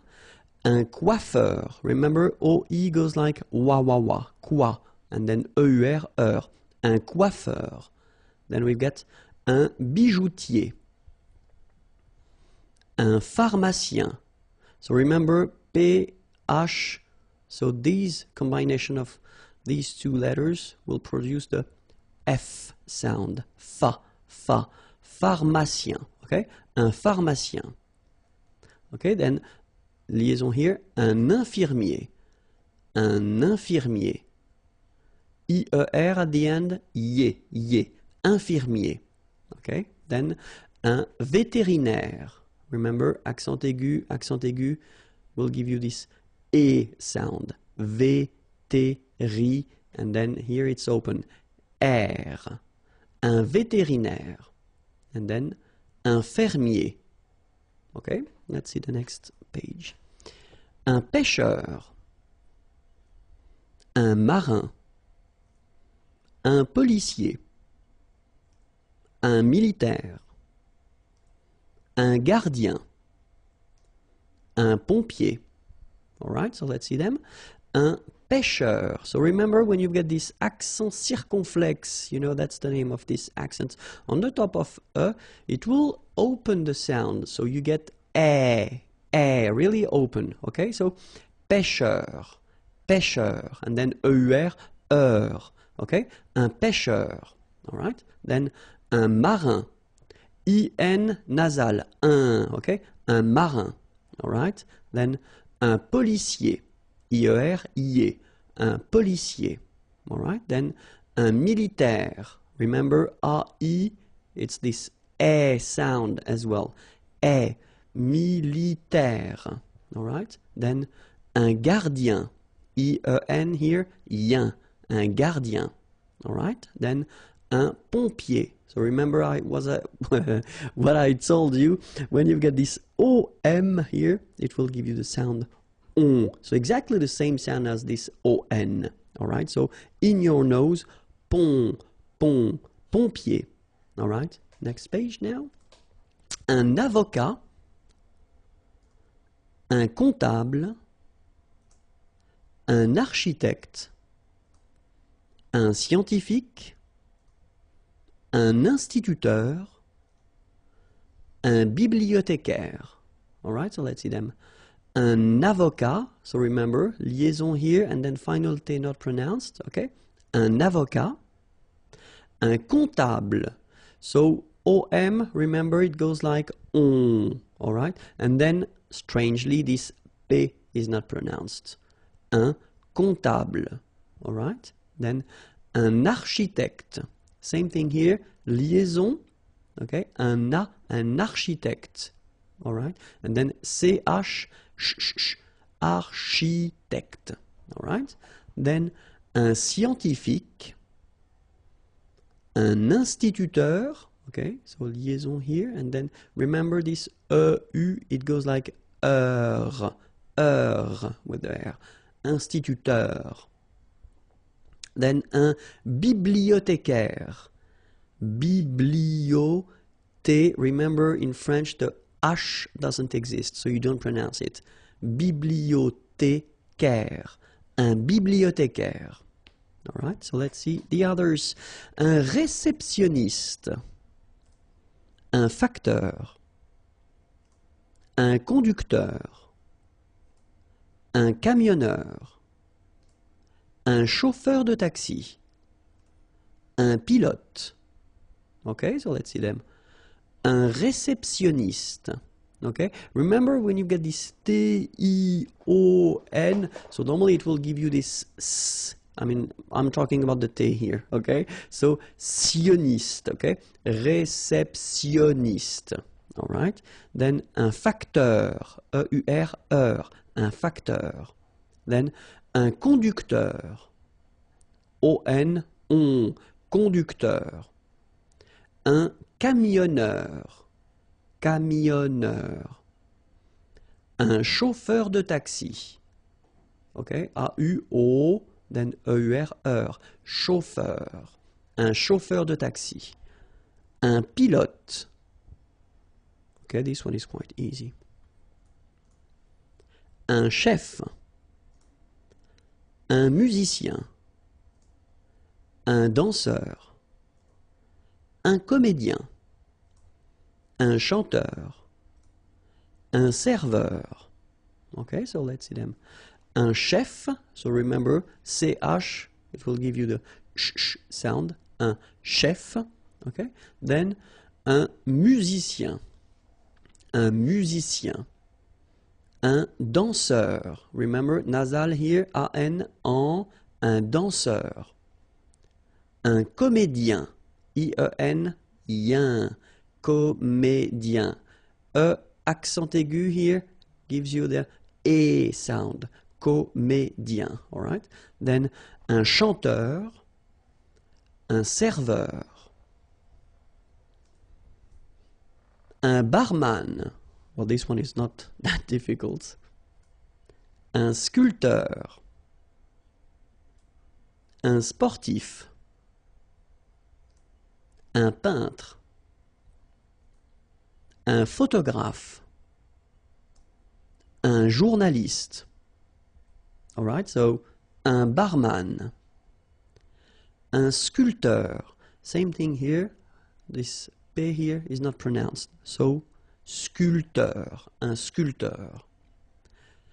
Un sportif, un peintre. So remember when you get this E-I-N together here, then you pronounce this un sound. So nasal in your nose, un peintre.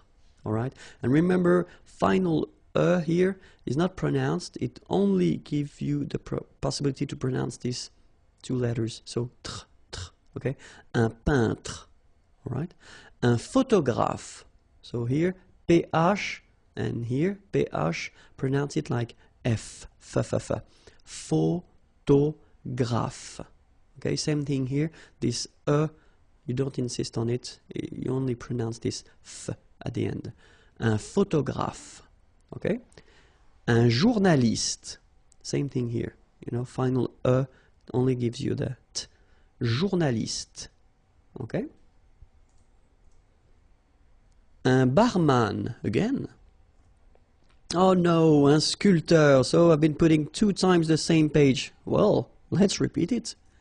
Un sportif, un peintre, un photographe, un journaliste. Okay, so let's see the last page. Un rédacteur, un dessinateur, un couturier. Okay, so un rédacteur. All right, remember, accent aigu here, so you will have this E sound. Rédac, and then this okay? Un dessinateur, and then un couturier. Remember, OU goes like OU, okay? Couturier. I-E-R-I-E, okay? Un couturier. This lesson, I thought it might be useful for you to have some vocabulary regarding cuisiner. So cuisiner is to cook, just because French people like to talk about food. They like to talk about cooking and all these things. So it's usually quite useful to have few words or few verbs to be able to discuss about that, okay? And especially at this level, Unité 7, I think it might be the time. So let's start now.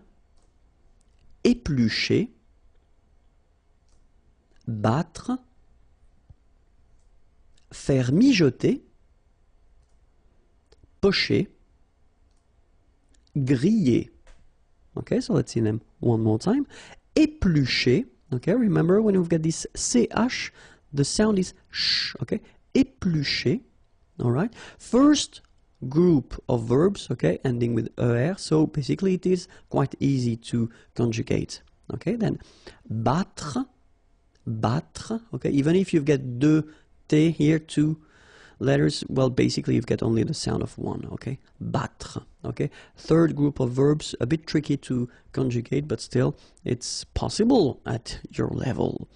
Then, faire mijoter, okay? Faire mijoter. Then, pocher, okay? First group.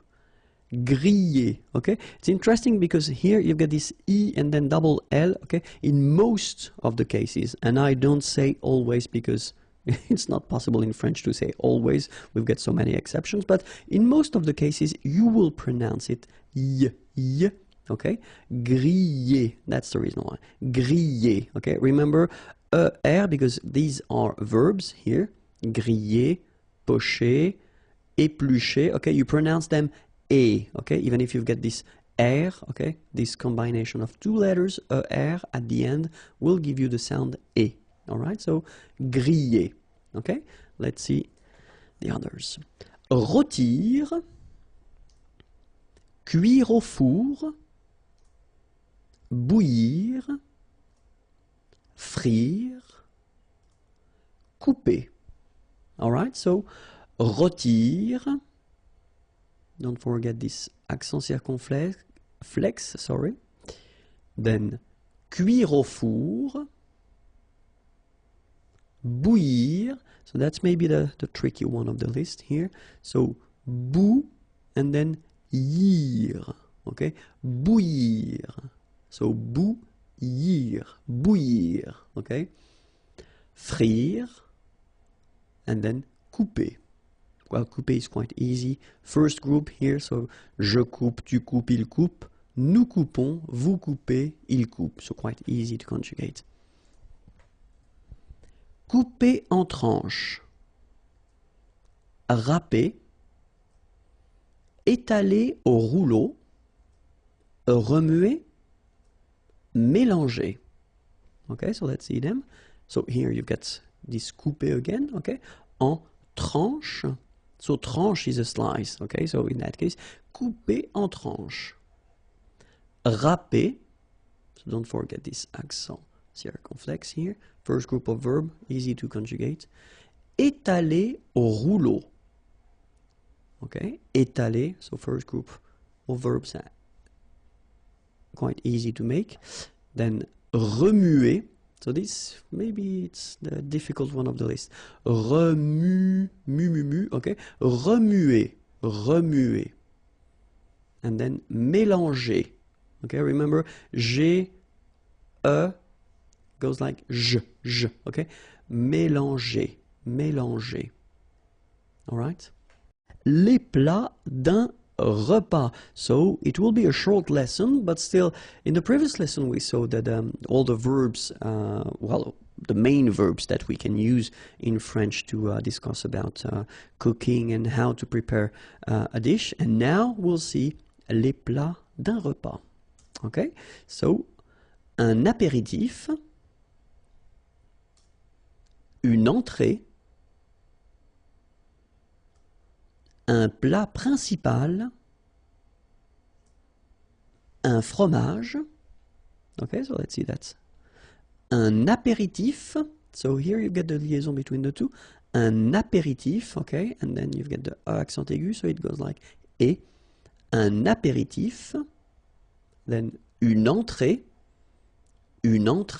okay, remember, well, technically this final here is not pronounced, so phonetically it doesn't exist, so it's et, okay, entrée, remember, nasal here, entrée, une entrée, then un plat principal, final T here, not pronounced, un plat principal, en, remember, it's nasal, it goes in your nose, un, principal, un plat principal.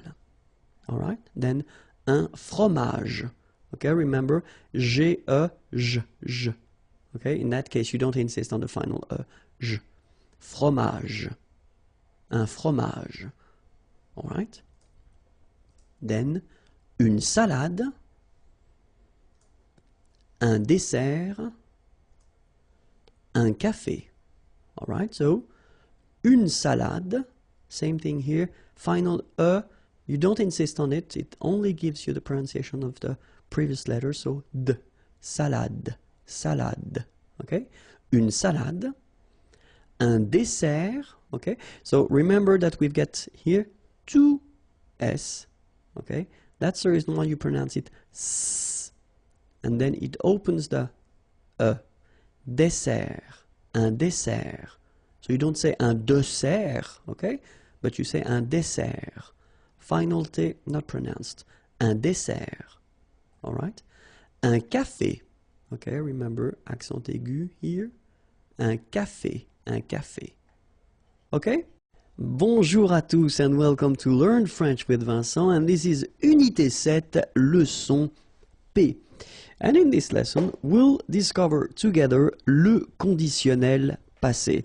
So maybe some of you might think that it's a bit early to introduce this conditionnel passé form because normally it comes a bit later, but still I think that we've been introduced this conditionnel présent form in this unit, so it's still warm and I still have the feeling, and I have the feeling that normally it should be okay for avoir un être, so at the conditionnel présent. That's the reason why I think it might be useful to introduce this conditionnel passé form, especially because it's not that difficult if you master the conditionnel présent form and then the passé composé. I mean by that these participe passé forms, okay? So we'll see how it goes. And then the first thing that we'll see in this lesson is l'utilisation, okay? So when do we use this conditionnel passé form? And the second thing that we'll work on is la formation, so the way we make it or we build it, okay? So let's start with the first one, so utilisation, okay? And then the first use that we will have for this conditionnel passé, it's to express regrets, exprimer les regrets, exprimer des regrets. Okay, so that's the first, well, one of the first use, let's say. The second one would be une information non confirmée. So if you're looking at the news, for instance, and then they want to talk about something that happened, but then they don't have all the elements to confirm this information. So normally in that case, they just use this conditionnel passé form, okay? And then something, I mean the last one would be imaginer des situations irréelles dans le passé. So you want to imagine some situations that, well, technically are not real and they take place in the past. So that's the use of le conditionnel passé. Okay, so first one, exprimer des regrets here. Second use, information non confirmée. And then the last one, imaginer des situations irréelles dans le passé. Okay, and now let's see how we make this conditionnel passé. All right, so first example I wanted to put is je mangerai au restaurant. Okay, so this sentence, if you remember, we saw that in, well, these units anyway, when we introduced this conditionnel présent form, okay? So you've got the verb is manger, je mangerai au restaurant. And then, if you look at the conditionnel passé, well, it will go like j'aurais mangé au restaurant, okay? Second example, tu regarderais la télévision. Tu aurais regardé la télévision. Okay? So same thing here. The first one is at the conditionnel présent form. Second one, conditionnel passé form. And then, il irait au travail would become il serait allé au travail. All right. So if you look carefully, then what you can see? I mean, you can see first that it is composed. So you've got two parts. The first one here is avoir. Then you've got what we called and what we saw previously for the passé composé form. This is participe passé, okay, past participle. Here the same way. Have a look. It's avoir and then it's the past participle. Regardez. And here we've got être and here we've got the past participle. So maybe if you want to construct this conditionnel passé form, you will have first to use avoir, like we saw, but then avoir should be at the conditionnel présent form. Okay?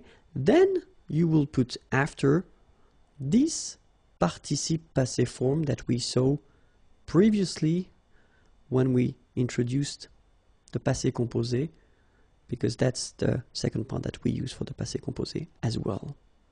Alright, so first, avoir at the conditionnel présent form plus participe passé, past participle, then you will get your conditionnel passé form. Okay? But we saw as well that in some cases we'll use être, but then same thing, it should be at the conditionnel présent form. Whoops, plus participe passé, so it doesn't change, and it will give you conditionnel passé. Okay, so you've got to remember that in most of the cases, you will use avoir.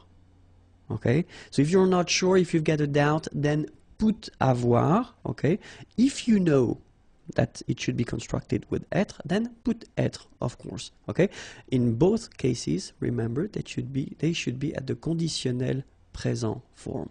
All right, so we'll see.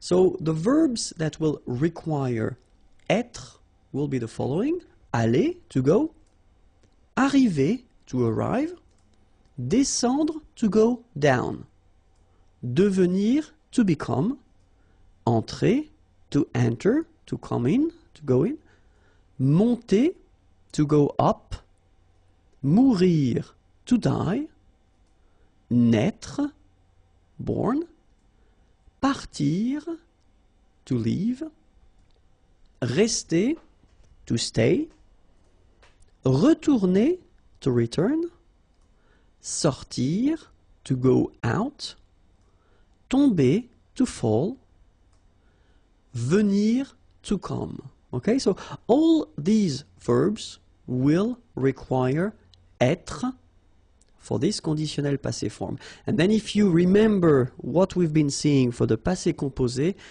well, there are exactly the same verbs that will require être, whether for the passé composé or then for the conditionnel passé. And the good news is that we've got other composed tenses in French, and this list will be always the same. So it means that this list of verbs that will require être will be the same for all these composed tenses. Okay? So remember, one more time, aller, arriver, descendre, devenir, entrer, monter, mourir, naître, partir, rester, retourner, sortir, tomber, venir. Okay, so remember, you will have to use être with these verbs. Okay, so as I said, être, but then for the conditionnel passé,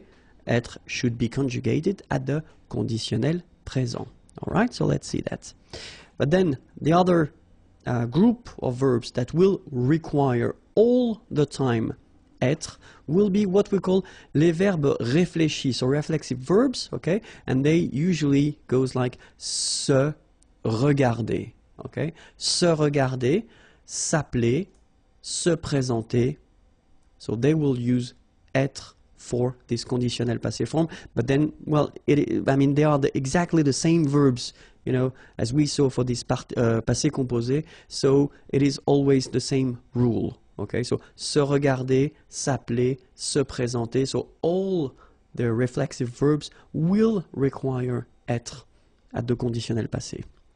Okay, so let's see now how avoir and être, how they go at the conditionnel présent, because that's the first part that you will have to put.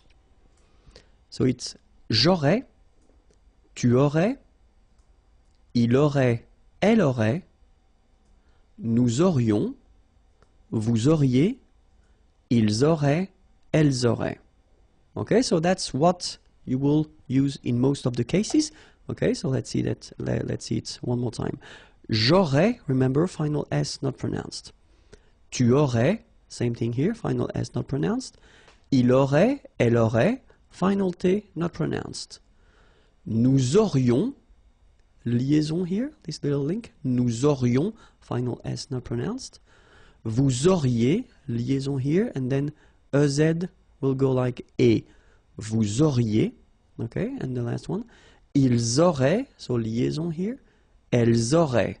And then look, if you've got A-I-E-N-T, then phonetically it goes like aurait. Okay, so phonetically you've got aurait here, aurait, aurait, and here as well, aurait. Okay, so it's quite easy to produce orally.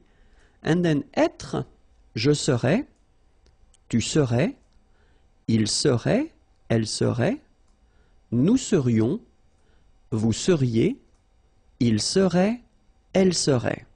Okay, so we'll see that one more time. Je serais, same thing here, final S not pronounced.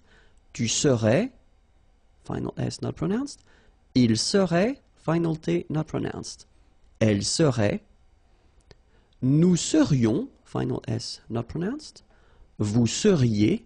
So here when you've got this EZ at the end, then you get the sound E, seriez.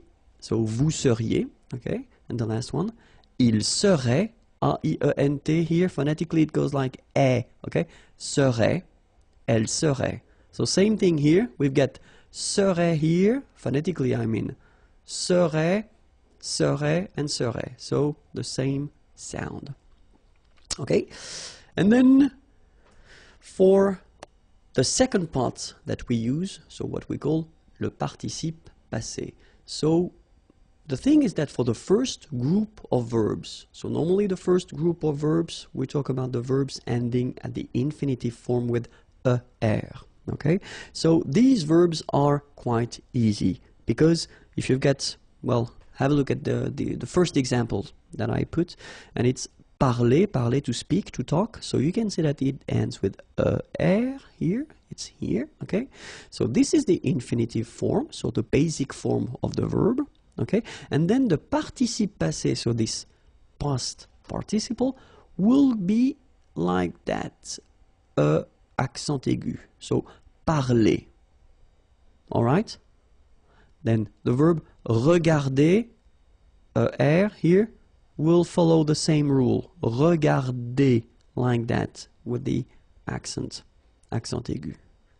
And here, when we talk about the first group of verbs, we are really talking about a lot of verbs, okay? So many verbs will follow this simple rule, okay? So the second part that you will use for this conditionnel passé will be written like that if the verb is belonging to the first group of verb.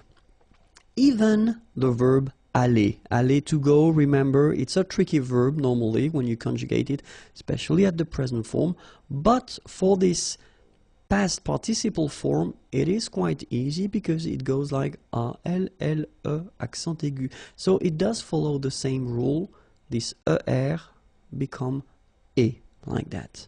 Okay, second group of verb, so regular verbs, not all the ER verbs, okay, quite easy as well. Let's take choisir, choisir is to choose, okay, ER like that, and it will become I.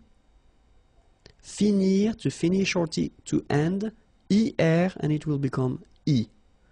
Unir, to unite, ER, and it will become I.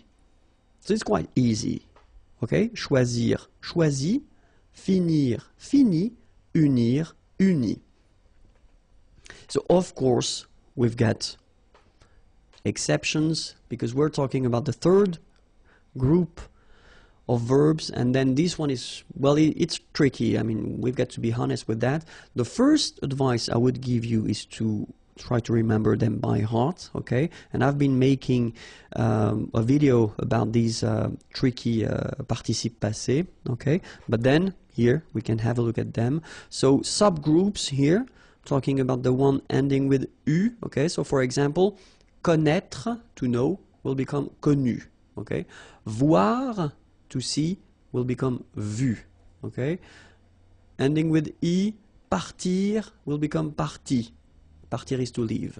Rire, to laugh, will become ri, okay? The one ending with ite, like here, écrire, to write, écrit. Dire, to say, dire. Sorry, dit. Getting tired. And then is, mettre, will become mis. Mettre means to put. Prendre, to take, will become pris. Okay? So here you've got the past participle, so les participes passés of these verbs here, okay? So we'll take one example. The example will be parler. Parler is to talk or to speak, okay? So we will have at the conditionnel passé form, if you remember, so first part here is avoir at the conditionnel présent, then here we've got the participe passé of parler, and it will give you j'aurais parlé, tu aurais parlé, il aurait parlé, elle aurait parlé, nous aurions parlé, vous auriez parlé, ils auraient parlé, elles auraient parlé. Okay, so I wanted to put this A like that in another color just to tell you that if you've got a normal structure like that, so you've got the subject and then you've got the verb, okay, nothing in between, so subject, verb, then if you use avoir, exactly the same rule as we saw for the passé composé, so if you use avoir here, you won't have to modify your participe passé. So it will change, it won't change, sorry, it will stay like a accent aigu, okay? Even if it's the singular, the plural, or then the feminine. Okay, it doesn't change, so it will stay like parler. all right? But if you use être, like here, il serait allé, okay? So remember, aller was belonging to this group of verbs that require être, okay, to construct this conditionnel passé, all right? Il serait allé. So in that case, you can see that at the end, it's allé like that without anything after. But then, if we look at the feminine form, elle serait allée, you will have to add this e at the end, okay? Remember, in most of the cases, when you have to add something, it's the mark of the feminine. Okay, so elle serait allée, okay? But then phonetically it doesn't exist, all right? So it's aller here and then aller here, the way you pronounce it. But if you want to write correctly, you should put it. And then the same thing for the plural. We will have to put the plural, and then the mark of the plural, the thing that we've got to add at the end, will be S. The good news as well, you don't pronounce it as usual in French. You write it, you don't pronounce it. Okay, so it doesn't change. It's aller here, aller, and then aller. Okay, phonetically the same thing, but remember, it's just a question of, well, being correct if you want to write it.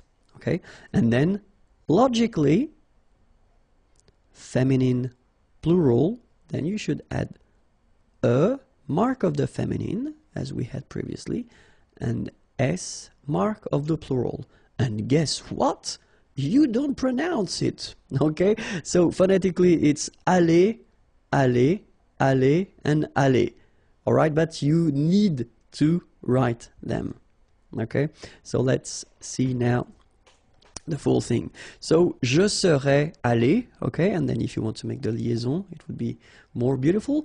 Je serais allé. Tu serais allé. Il serait allé, elle serait allée. Nous serions allés. Vous seriez allé. Il serait allé, elle serait allée. All right, so that's it. And then one example with these reflexive verbs that we saw, and then, well, I just wanted to use this se présenter. Okay, so je me serais présenté. Tu te serais présenté, il se serait présenté, elle se serait présentée, nous nous serions présentés, vous vous seriez présenté, il se serait présenté, elle se serait présentée. All right, so if it's not really clear yet for these reflexive verbs, I mean the way you should conjugate them, I definitely advise you to check the lesson regarding these reflexive verbs, because I've been making one video regarding that, so it would be easier for you to understand the way we construct it, especially in that case why we put this je, me, tu, te, etc. Okay? All right, so remember, the last thing that you should remember before ending this lesson is that when you construct this conditionnel passé, so in most of the cases you will have to use avoir at the conditional present form, then the participe passé, and it will give you conditional passé. Okay? In some exceptions, so we saw the list of verbs, you should really try to remember them by heart. I know it's not easy, but you know, try your best.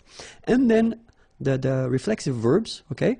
So for these exceptions, we will use être at the conditional present form, then the participe passé, and it will give you this conditional passé form. Okay, I hope it was clear. youtube.com/imagier, that's the place where you can find all the videos, and then the website is here, imagier.net. Have a great day. Bye bye. Beauté et hygiène. So let's start now. La beauté.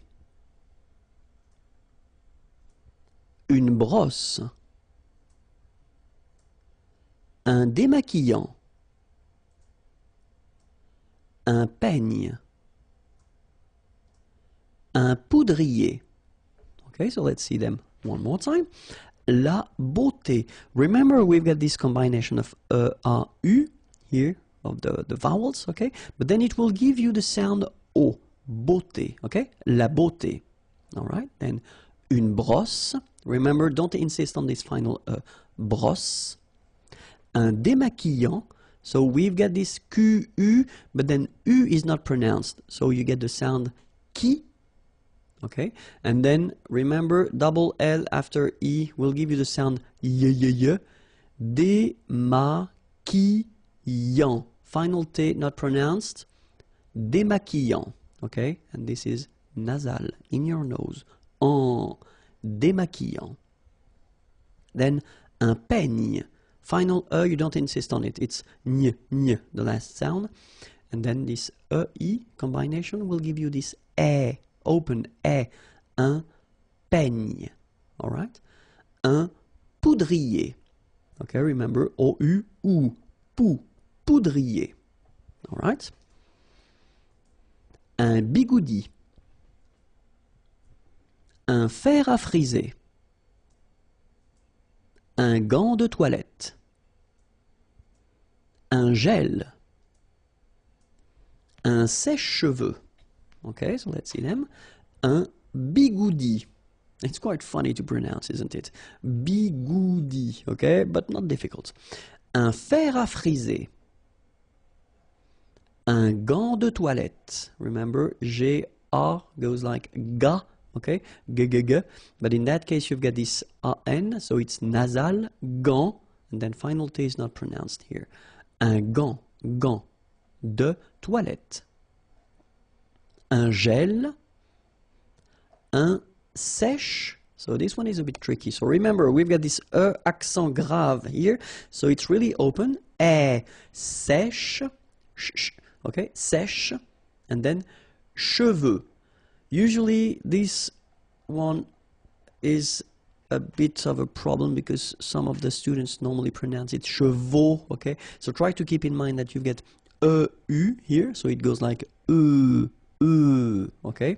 And then final X not pronounced, sorry, final X, should pronounce it the French way. Final X is not pronounced. So you get che, and then you get the, okay? Cheveux, okay? And the full thing, un sèche-cheveux. All right? Une laque. Une hygiène. Un crayon à lèvres.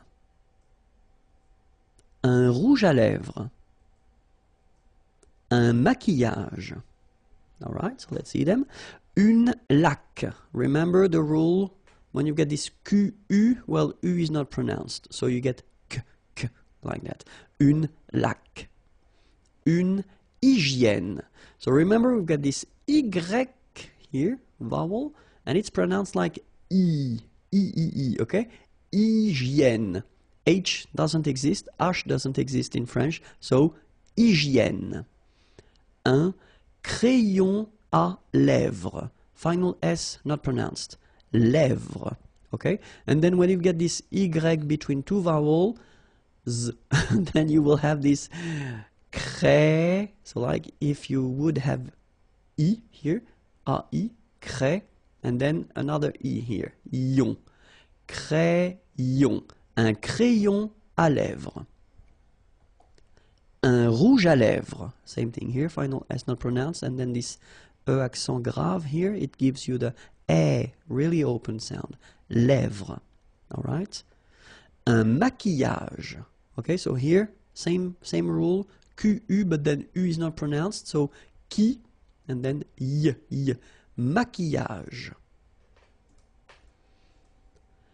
Une crème hydratante. Un coupe-ongles. Un vernis à ongles. Un parfum. Un shampoing. Okay, so let's cover them together. Une crème hydratante. So remember, H is not existing, and then this Y is pronounced like I. Hydratante. Okay, don't insist on the final E, and this is nasal. Hydratante. Un coupe-ongles. Okay, O-N, remember, nasal, ongle, un coupe-ongle. Un vernis à ongles. Final S here not pronounced. Same thing here. Vernis à ongles. Un parfum. So remember, even if you've got this UM like that, phonetically it's exactly the same thing as if you would have UN. So it's nasal and it's un. So it really goes in your nose. You don't pronounce the M at all. Un. Okay? So par fin. Parfum. Okay? Un parfum. And then un shampoing. Okay, this is a strange one, really. Try to listen to me and repeat. So maybe you shouldn't visualize the word, but still it goes like shampoing. Okay, shampoing. One more time, shampoing. Okay, the full thing, shampoing. Okay. Bonjour à tous and welcome to Learn French with Vincent. This is Unité 7, leçon R.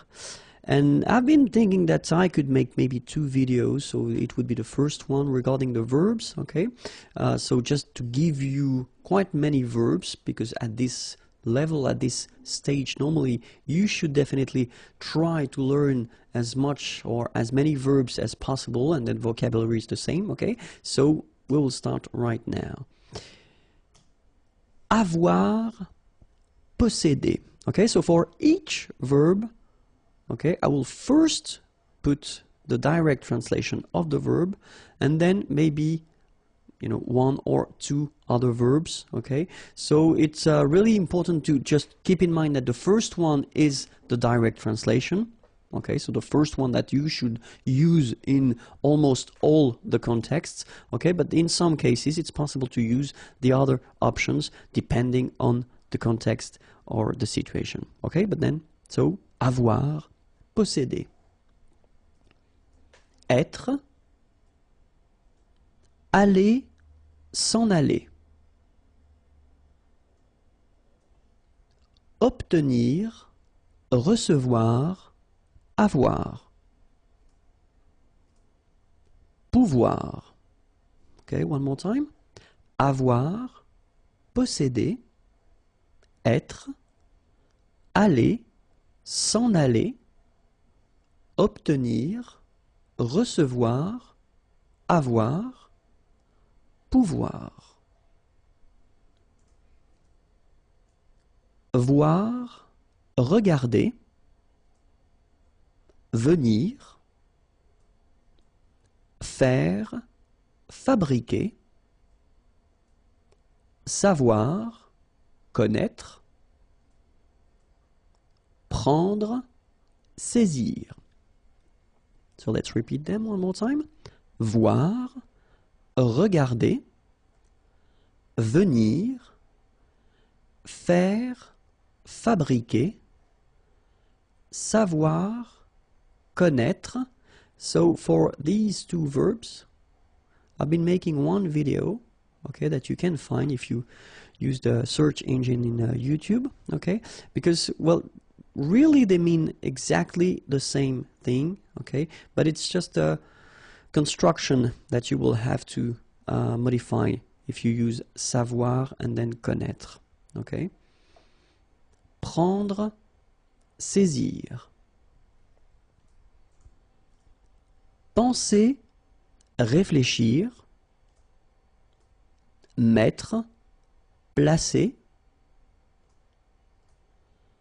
Vouloir, avoir envie de, désirer. Dire, raconter. Dire, déclarer. Ok? Penser, réfléchir, mettre, placer, vouloir, avoir envie de, désirer, dire, raconter, dire, déclarer, donner, offrir. Aimer bien, aimer, apprécier, regarder, travailler, écrire, donner, offrir. Aimer bien, aimer, apprécier, regarder, travailler, écrire, trouver, retrouver, jouer, falloir, devoir, utiliser, courir, se précipiter, trouver, retrouver, jouer, falloir, devoir, utiliser, courir, se précipiter, apporter, amener, montrer, exposer, présenter, garder, retenir, conserver, aider, assister, épauler, placer, poster, mettre, apporter, amener, montrer, exposer, présenter, garder, retenir, conserver, aider, assister, épauler, placer, poster, mettre. So that's it for the first part of the verbs. Okay, so the next lesson will be exactly the same thing.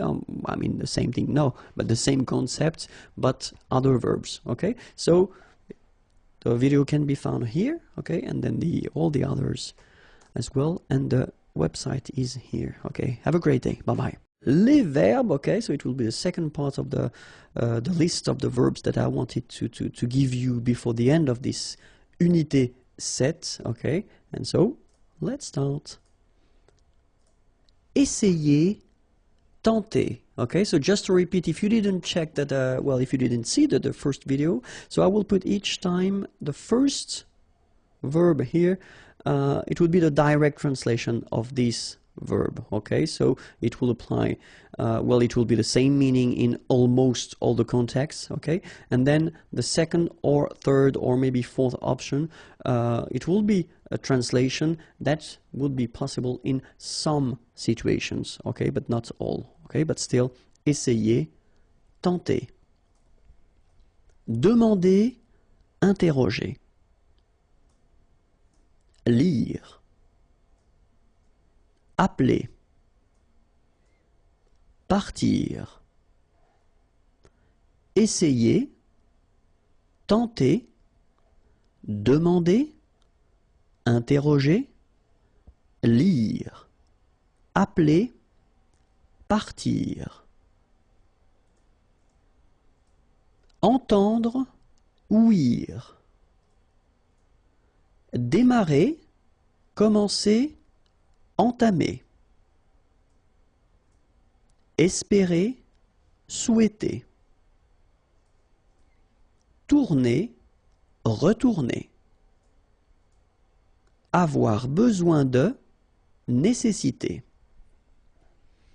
Entendre, ouïr. Démarrer, commencer, entamer. Espérer, souhaiter, tourner, retourner, avoir besoin de, nécessiter. Se sentir, croire que, ouvrir, arrêter, cesser, payer, régler, acheter, se sentir, croire que, ouvrir, arrêter, cesser, payer, régler, acheter, porter, transporter, marcher, se promener, rester, séjourner, envoyer, expédier, rencontrer, retrouver, se réunir, porter, transporter, marcher, se promener, rester, séjourner, envoyer, expédier, rencontrer, retrouver, se réunir, croire, souhaiter, désirer, couper, tailler, se souvenir, se rappeler, tomber, croire, souhaiter, désirer, couper, tailler, se souvenir, se rappeler, tomber,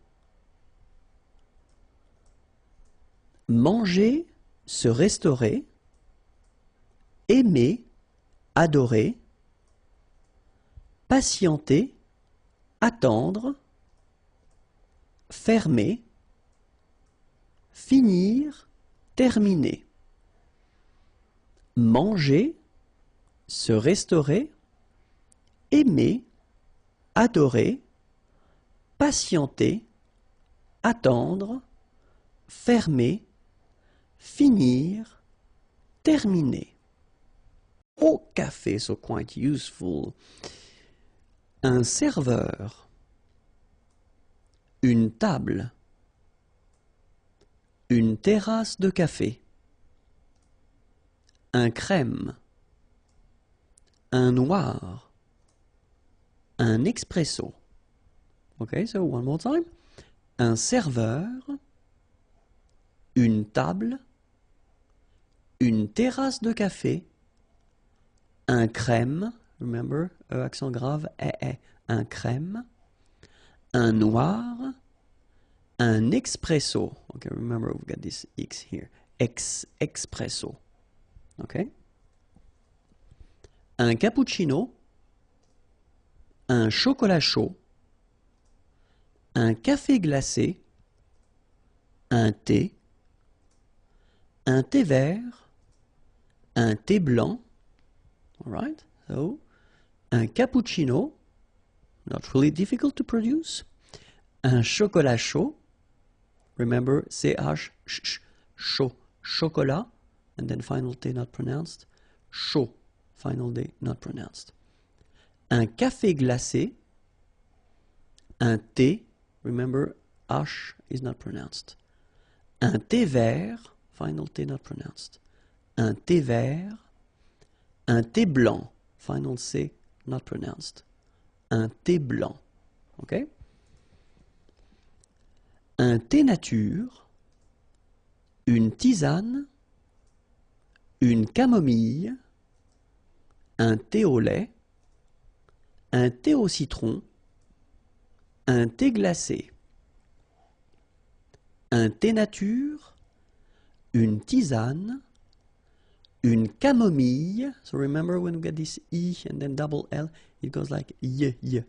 Mille, camomille, une camomille, un thé au lait, final T not pronounced, un thé au citron, un thé glacé, un jus d'orange, un jus de pomme, un jus de tomate. All right? Un jus d'orange, un jus de pomme. In most of the cases, French people we'll pronounce it like un jus de pomme. D, d, jus de pomme. Alright? And then same thing here, un jus de tomate. Okay, so you don't insist on the d. Jus de tomate. I know it's quite difficult to produce, but still try. So, un jus d'orange, here it's not difficult. Un jus de pomme, un jus de tomate. Okay? Au restaurant. Okay, so let's start now. Une table, un verre, une assiette plate, une assiette creuse. Okay, so let's see them one more time. Une table, un verre, une assiette plate, une assiette creuse. Une assiette à dessert, une serviette, une fourchette, un couteau, une cuillère. So let's repeat them. Une assiette à dessert, une serviette, une fourchette, un couteau, une cuillère. Une cuillère à soupe, un garçon, un menu, une carte des vins, à la carte. Une cuillère à soupe, un garçon. Remember when we get this cédille beneath the C, it will give you the pronunciation S of C. So instead of K, as it should be with O. Okay? So, un garçon, un menu, une carte des vins, à la carte. Une addition, un reçu, un pourboire. Une addition, un reçu, un pourboire. Le poisson, so it will be a vocabulary lesson. Okay, so let's start now. Le thon, la dorade, la morue, le saumon, le bar. Let's repeat them. Le thon. Remember, H here is not pronounced. Le thon, la dorade, la morue, final not pronounced, le saumon, O-N, remember, nasal in your nose, saumon, le bar, le merlan, la raie, la sardine, l'aigle fin, la limande sole. Okay? So, le merlan, la raie, final E, not pronounced. La sardine, you don't insist on the final E, it only gives you the N pronunciation. Sardine. L'aigle fin, la limande sole. La sole, l'espadon, la truite, le maquereau, la lotte,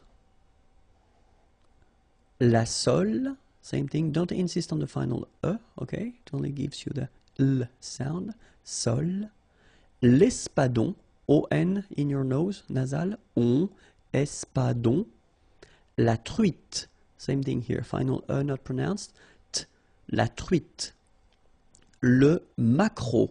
So technically this k, just pronounce it k, maquereau, maquereau. Alright? And then e, a, u, remember when you combine these three vowels, you get the sound o, maquereau. Okay? And then la lotte, final e, not pronounced, lotte, t, t, lotte. Okay? La lotte. Alright? Les céréales. L'avoine, le blé, le maïs, le millet. So let's repeat them. L'avoine, remember, don't insist on the final E. l'avoine, le blé, here, accent aigu, et le maïs. So here you get this tréma, so maïs, maïs. And then you pronounce the final S, maïs. Le millet, here, I, and then double L, so I, millet. A T at the end, open, millet. L'orge, le quinoa, le son. Let's repeat. L'orge, le quinoa, le son. L'imparfait, so we saw previously le passé composé, so this past tense that we use quite often, and this is the second one, so l'imparfait. And in this video we'll see together the first part, l'utilisation, so when do we use l'imparfait, okay, and then the second part will be la formation, so how do we build, how do we construct this imparfait form, okay, so, but then let's focus now on l'utilisation. So when do we use l'imparfait? And then the first situation when we will use l'imparfait will be if you want to describe something in the past.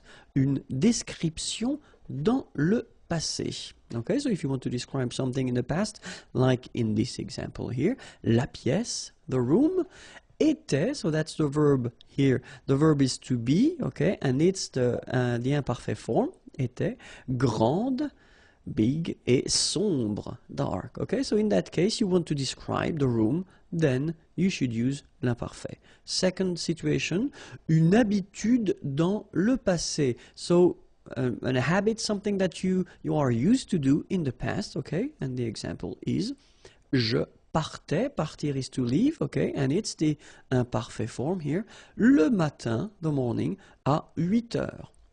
Okay, so in that case you want to say that it's an habit, something that you do in the past, then you should use l'imparfait. Okay, other situation when you will need to use l'imparfait, une répétition dans le passé. Okay, so répétition, you understand, something that repeats itself dans le passé.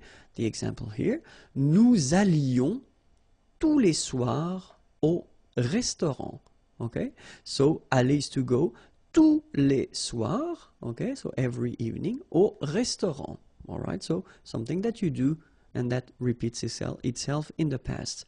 And then, if you want to say something that lasts, durer is to last, in the past, dans le passé, then, in that case, this sentence is quite interesting because I wanted to make the difference between the use of the imparfait here, okay, and then here you've got the passé composé form, all right. So, je regardais la télé, so la télévision, all right. So, in that case, you tend to use, of course, l'imparfait because it lasts a while when you watch TV, so if it's a movie or something like that. Quand, when, tu as appelé, okay? So, appeler is to call on the phone, for instance, okay? So, in that case, you want to make the difference between something that happens and it's an action, so, tu as appelé, okay? And then here, you use l'imparfait, well, because it lasts longer, okay? So, je regardais la télé quand tu as appelé, all right?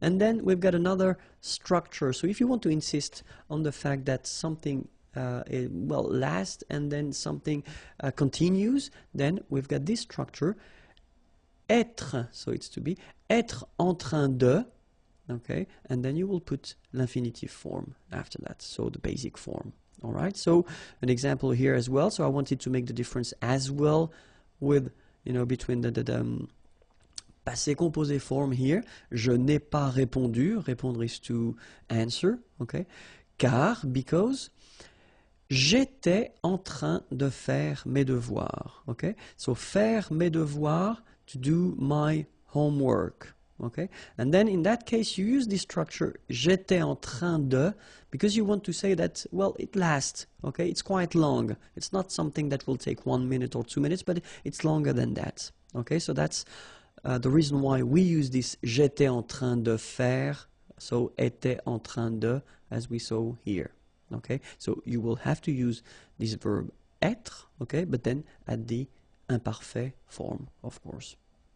Okay, so, and then one thing that you should keep in mind is that être, so to be, croire, to believe, penser, to think, savoir, to know, are often, and it's quite important, souvent, often, so it's not always, okay, because it's not possible to say always, especially if you're talking about French grammar, okay, but often you use them at l'imparfait form, okay. Now let's see how to construct this imparfait, okay. So I've been taking some verbs from the first group and then the second and the third group, okay? If you remember, we've got 3 groups of verbs in French. So the first one, regarder, so is to watch, okay? And then I've been putting this nous form at the present. For a good reason, you will see why a bit later. So you should know the present form of regarder, and it goes like nous regardons, so that's the present form, nous regardons, okay? For the second group, I've been taking finir, finir to finish, to end, okay? Same thing, you will put this nous form at the present, nous finissons, okay?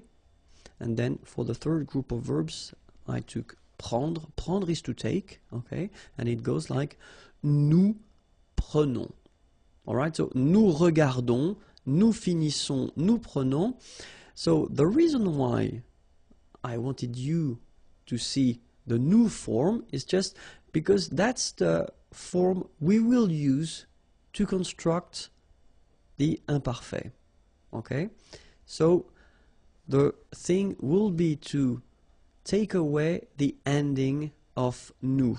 And the ending of nous, it's ons. Like you saw here, here, and here. So the idea is that this ending, you will take it away, okay? Then, that's the thing we will keep. Regarde, like that, without the ending for nous. Finisse, without the ending for nous. And then prenne, without the ending, okay? And after that, you will add the endings for l'imparfait. And they will be like for je, AIS, for tu, AIS, for il or elle, AIT, for nous, IONS, for vous, IEZ, and for il, elle at the plural, AIENT. Alright, so now if you, or if we talk about the pronunciation, the good thing is that this will be pronounced e, this will be pronounced e, obviously because you write it the same way, this will be pronounced e as well. So final S and final T are not pronounced, and this is pronounced the same way. And the good news is that this form, A-I-E-N-T, is pronounced E as well. Okay, so we've got E here, E, and then E. Okay, so that's quite easy to produce. I mean, it's not normal, it's not a big difficulty for the students to make this E sound. Okay, and then for nous, it will be, so if you remember correctly, so final S is not pronounced here. Okay, and then this O-N, so it's a nasal and it goes in your nose and it goes like on. Alright, so you don't hear any N, so it's really on. Okay, when you add this I before, okay, you will get the y sound. So you get yon. Yon, that's the full form, okay? Yon. And then ye here. Okay, so e, yon, ye, e. Alright? So now, je regarde. And then e. So that's the full form that you will have. And then you will pronounce it, je regardais. Alright? So if we have the example for finir, it was finisse. Remember this form that we got from the new form of the present. Okay, so finisse, and then you add est. Je finissais. All right, and then the last verb we had was prendre, if I remember correctly. Yes, and it was prenne. Okay, the form that we got when we took away this ons ending from the present. Okay, so prenne, and then you add your ending est. Je prenais. Okay, so let's see how it goes for all the forms. So je regardais, so it's regarder, to watch. Tu regardais, il regardait, elle regardait, nous regardions, vous regardiez, il regardait, elle regardait. Okay, so remember, regardait, regardait, regardait, and then as well, regardait. And after that, you get this ion, as I said, regardions, and then ier, regardiez. All right, let's see finir now. Je finissais, tu finissais, il finissait, elle finissait, nous finissions, vous finissiez, il finissait, elle finissait. Okay, so same thing here. Have a look. Finissait, finissait, finissait, same form. And then finissait here, same form. I mean phonetically, okay? And then ion, finissions, and then finissiez. All right? And the last verb we had with to take, prendre. Je prenais, tu prenais, il prenait, elle prenait, nous prenions, vous preniez, il prenait, elle prenait. Okay? So remember that in that case you will have to really pronounce the like a prenait. All right? So same thing here, final S not pronounced. Je prenais, tu prenais, il prenait, final T not pronounced, so the same form, okay? And then plural, as I said, prenait as well, okay? And here, prenions, preniez. Okay? And then of course, avoir and être can be in some cases quite tricky. So that's the reason why we'll take a few minutes to watch or to have a look at them. The first one, avoir, and well, it's not that tricky at all because it goes like that. J'avais, tu avais, il avait, elle avait, nous avions, vous aviez, ils avaient, elles avaient. So it is quite easy. Honestly, it is quite easy. Just try to remember, especially if you want to use it only orally, then it's quite easy because it's avait, and avait, remember, okay? So j'avais, final S not pronounced. Tu avais. Il avait, final T not pronounced. Nous avions, let's make this beautiful liaison here. Nous avions, okay? Vous aviez, same thing here, a little liaison. Ils avaient. Elles avaient, okay? And then let's have a look at être. J'étais, tu étais, il était, elle était, nous étions, vous étiez, ils étaient, elles étaient. Okay? Same thing, not that difficult at all, and especially if you want to pronounce it, it's not really difficult. J'étais, okay? Remember here we've got accent aigu, so it goes like et, all right? J'étais. Okay, tu étais, il était, elle était, nous étions, little liaison here to make it more beautiful, nous étions, okay, final S not pronounced, remember, vous étiez, same thing here, little liaison, and then ils étaient, liaison as well, elles étaient. Bonjour à tous and welcome to Learn French with Vincent. This is Unité 8, leçon F.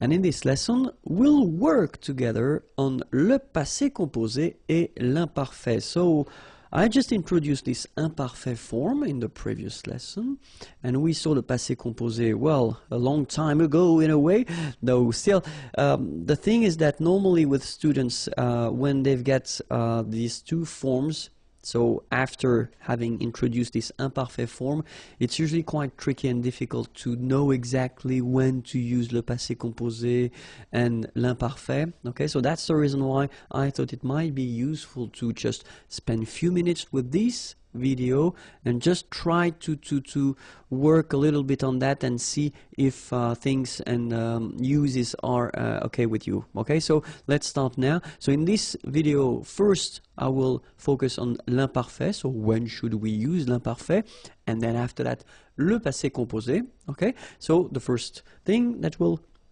refresh will be l'imparfait. Okay, so l'imparfait, remember that you will use it when you want to describe something in the past. Okay, so the example I took, la pièce était grande et sombre. Okay, la pièce, the room, grande, big, sombre, dark. Okay, so in that case you use être, to be, all right, and then you use it at the imparfait form to make this description.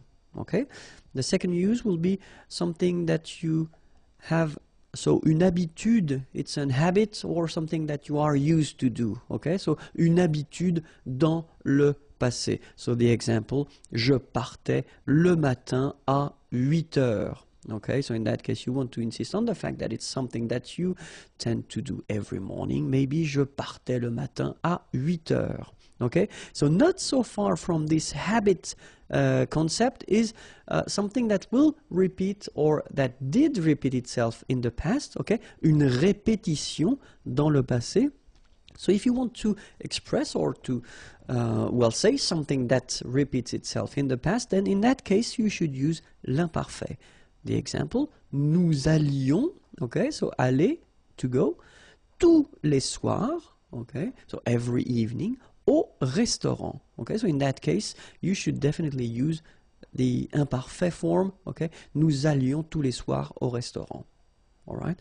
Another use would be une situation qui dure dans le passé. Durer is to last. Okay, so in that case, I did write this sentence with the two forms. So here you've got the imparfait form, and here you've got the passé composé form. Okay, and then we tend to use both here just to make, well, clearly the difference of use of them. So the first one, je regardais, regarder is to watch, la télé. Okay, so je regardais la télé quand, when, tu as appelé. Appeler is to call, okay, on the phone. Quand tu as appelé. All right, so we want here, with this sentence, here to use the imparfait form because it lasts in the past. Okay, so when you watch TV, maybe it won't last 1 minute or two, but a bit longer than that. Okay, and then tu as appelé, well, it's an action, something that doesn't take too long if you compare it to the previous verb here. Je regardais la télé. Okay, so that's the reason why here, je regardais la télé will be used at the imparfait form because it lasts longer than the other one. Okay, tu as appelé. All right, and then another structure that we can use as well if we want to insist on the fact that something lasts and something continue. Okay, pour insister sur la durée et continuité, then the structure is être en train de, and then you put your verb at the infinitive form here. So infinitive form is the basic form of the verb. Okay, so être, so that's the verb être that you should conjugate at the imparfait form. Okay, and then same thing here. I wanted to make the difference between the two. So here you've got this passé composé. Je n'ai pas répondu.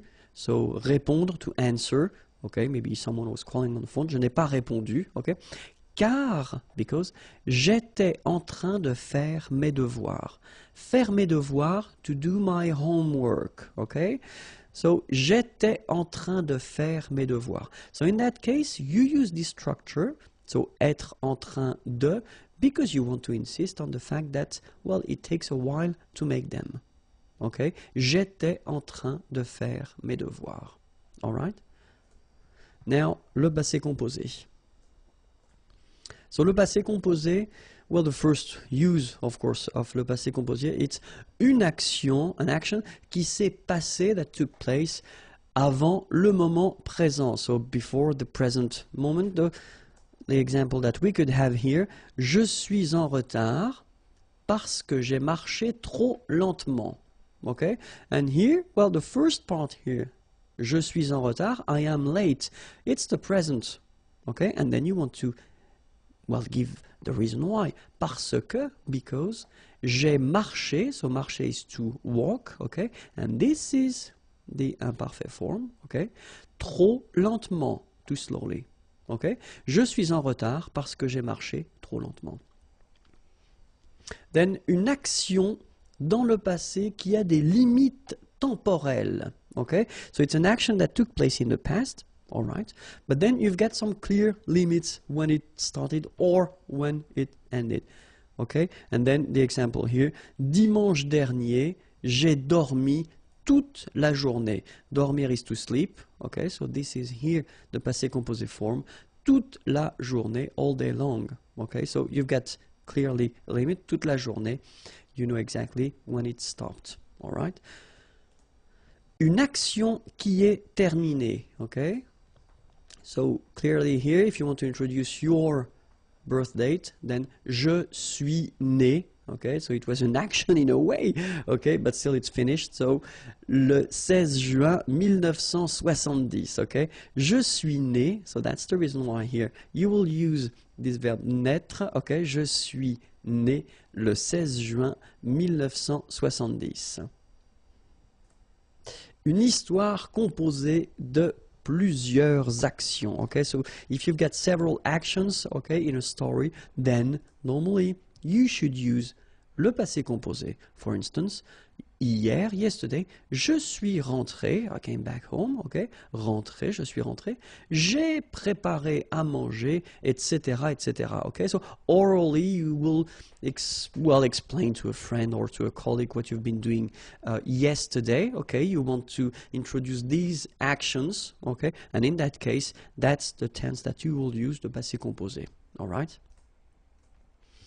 If you want to speak about an event of the past with, for instance, hier, yesterday, le mois dernier, last month, ce matin, this morning, cet après-midi, this afternoon, dimanche midi, so dimanche is Sunday, okay, midi, noon, jeudi, Thursday, matin, morning, okay, so with these structures, and if you're talking about an event, an action, okay, in that case you definitely should use le passé composé. Okay, so of course these are examples. Okay, we've got so many others that I didn't have the, well, I didn't want to put everything in this page. All right, so if you want to use, and this is quite important, negative form, okay, connected to the present form or the present. For instance, if you want to say that, so je n'ai jamais fait de patinage. Patinage is skate, ice skating. Okay, you want to say that you never did ice skating. In that case, well, you should use the passé composé form. Okay, je n'ai jamais fait de patinage. Oops, I should put something instead. It's not a virgule, it's point. It should be point. Sorry, it was a little mistake here. Okay, but still, je n'ai jamais fait de patinage. Okay, same example here. Il n'a jamais eu de chance.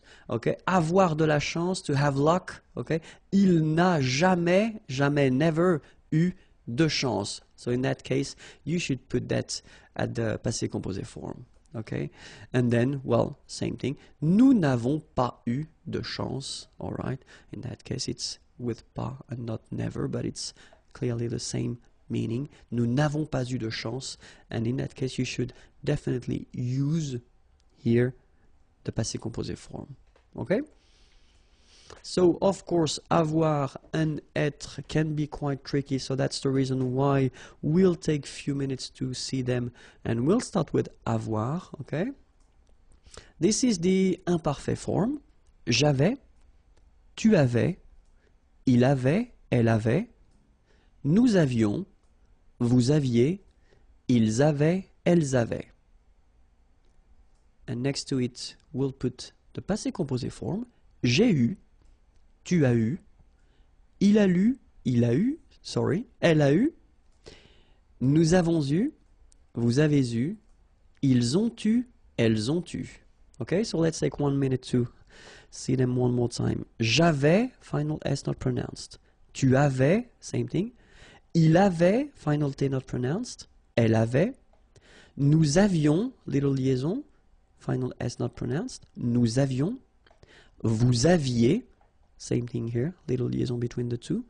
Ils avaient, so remember, even if we've got this A-I-E-N-T, well, we don't pronounce it, or we don't pronounce this E-N-T, so we get avait, okay, phonetically.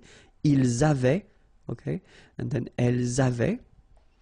And now for the passé composé form, so if you remember clearly, we use the verb avoir at the present form, then we put this participe passé form, so it does mean that it will be the same all the time. That's the reason why we see it here, okay? And this is pronounced, so it's an exception because normally you should pronounce it differently, but, so it's an exception, it is pronounced U, okay?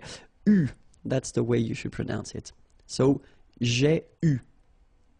Tu as eu, il a eu, elle a eu, nous avons eu, vous avez eu, ils ont eu, elles ont eu.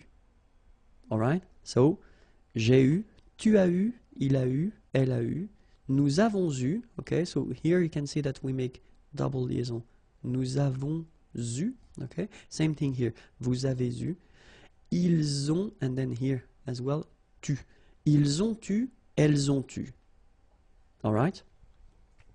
Let's see être now. And it goes like j'étais. So same thing here. We'll start with the imparfait form. Tu étais, il était, elle était, nous étions, vous étiez, ils étaient, elles étaient. And then the passé composé form. J'ai été, tu as été, il a été, elle a été, nous avons été, vous avez été, ils ont été, elles ont été. Okay, so let's take 1 minute again to pronounce them. J'étais, so final S not pronounced. Tu étais, same form. Il était, elle était, final T not pronounced. Here, little liaison and final S not pronounced. Nous étions, vous étiez, ils étaient, liaison as well here, and then remember, this is not pronounced. Elles étaient. Okay? Then, so same rule as we saw for avoir. So you've got avoir here at the present form, and then you've got this participe passé form, so that will repeat itself every time, and it's pronounced like été, été. All right, so j'ai été, tu as été, il a été, elle a été. So here, double liaison, nous avons été. Vous avez été, same thing here, double liaison. Vous avez été. Ils ont été. So same thing here. You get first the liaison z, and then you get the t. Okay? Ils ont été. All right? Ils ont été. Elles ont été. Okay? I hope it was clear. If you want more videos, then youtube.com/imagier, and then if you want to send me a little message and check more things, more material, it's here, imagier.net. Have a great day. Bye bye. La forme passive. So it's quite important. Take the time to relax, and we'll start right now. So I wanted to put an example, simple sentence. Okay, here we've got Jean mange une pomme. Okay, so Jean, that's the name of the person. Mange, manger, to eat, and it's the present form. Une pomme, an apple. Okay, so if we have a look at this sentence, of course, Jean is the subject of the sentence. Then we've got mange, manger, so it's the verb. Okay, then we'll have une pomme, so that's what we call complément d'objet direct. I know it's a bit scary, so complément just because it will complete the sentence, it will give more information, okay? Then objet direct, so objet, it's not because it's an apple, okay? It could be a person, it's grammatically, it's an object, okay? So, and then direct, just because between your verb and this complément, you don't have any preposition.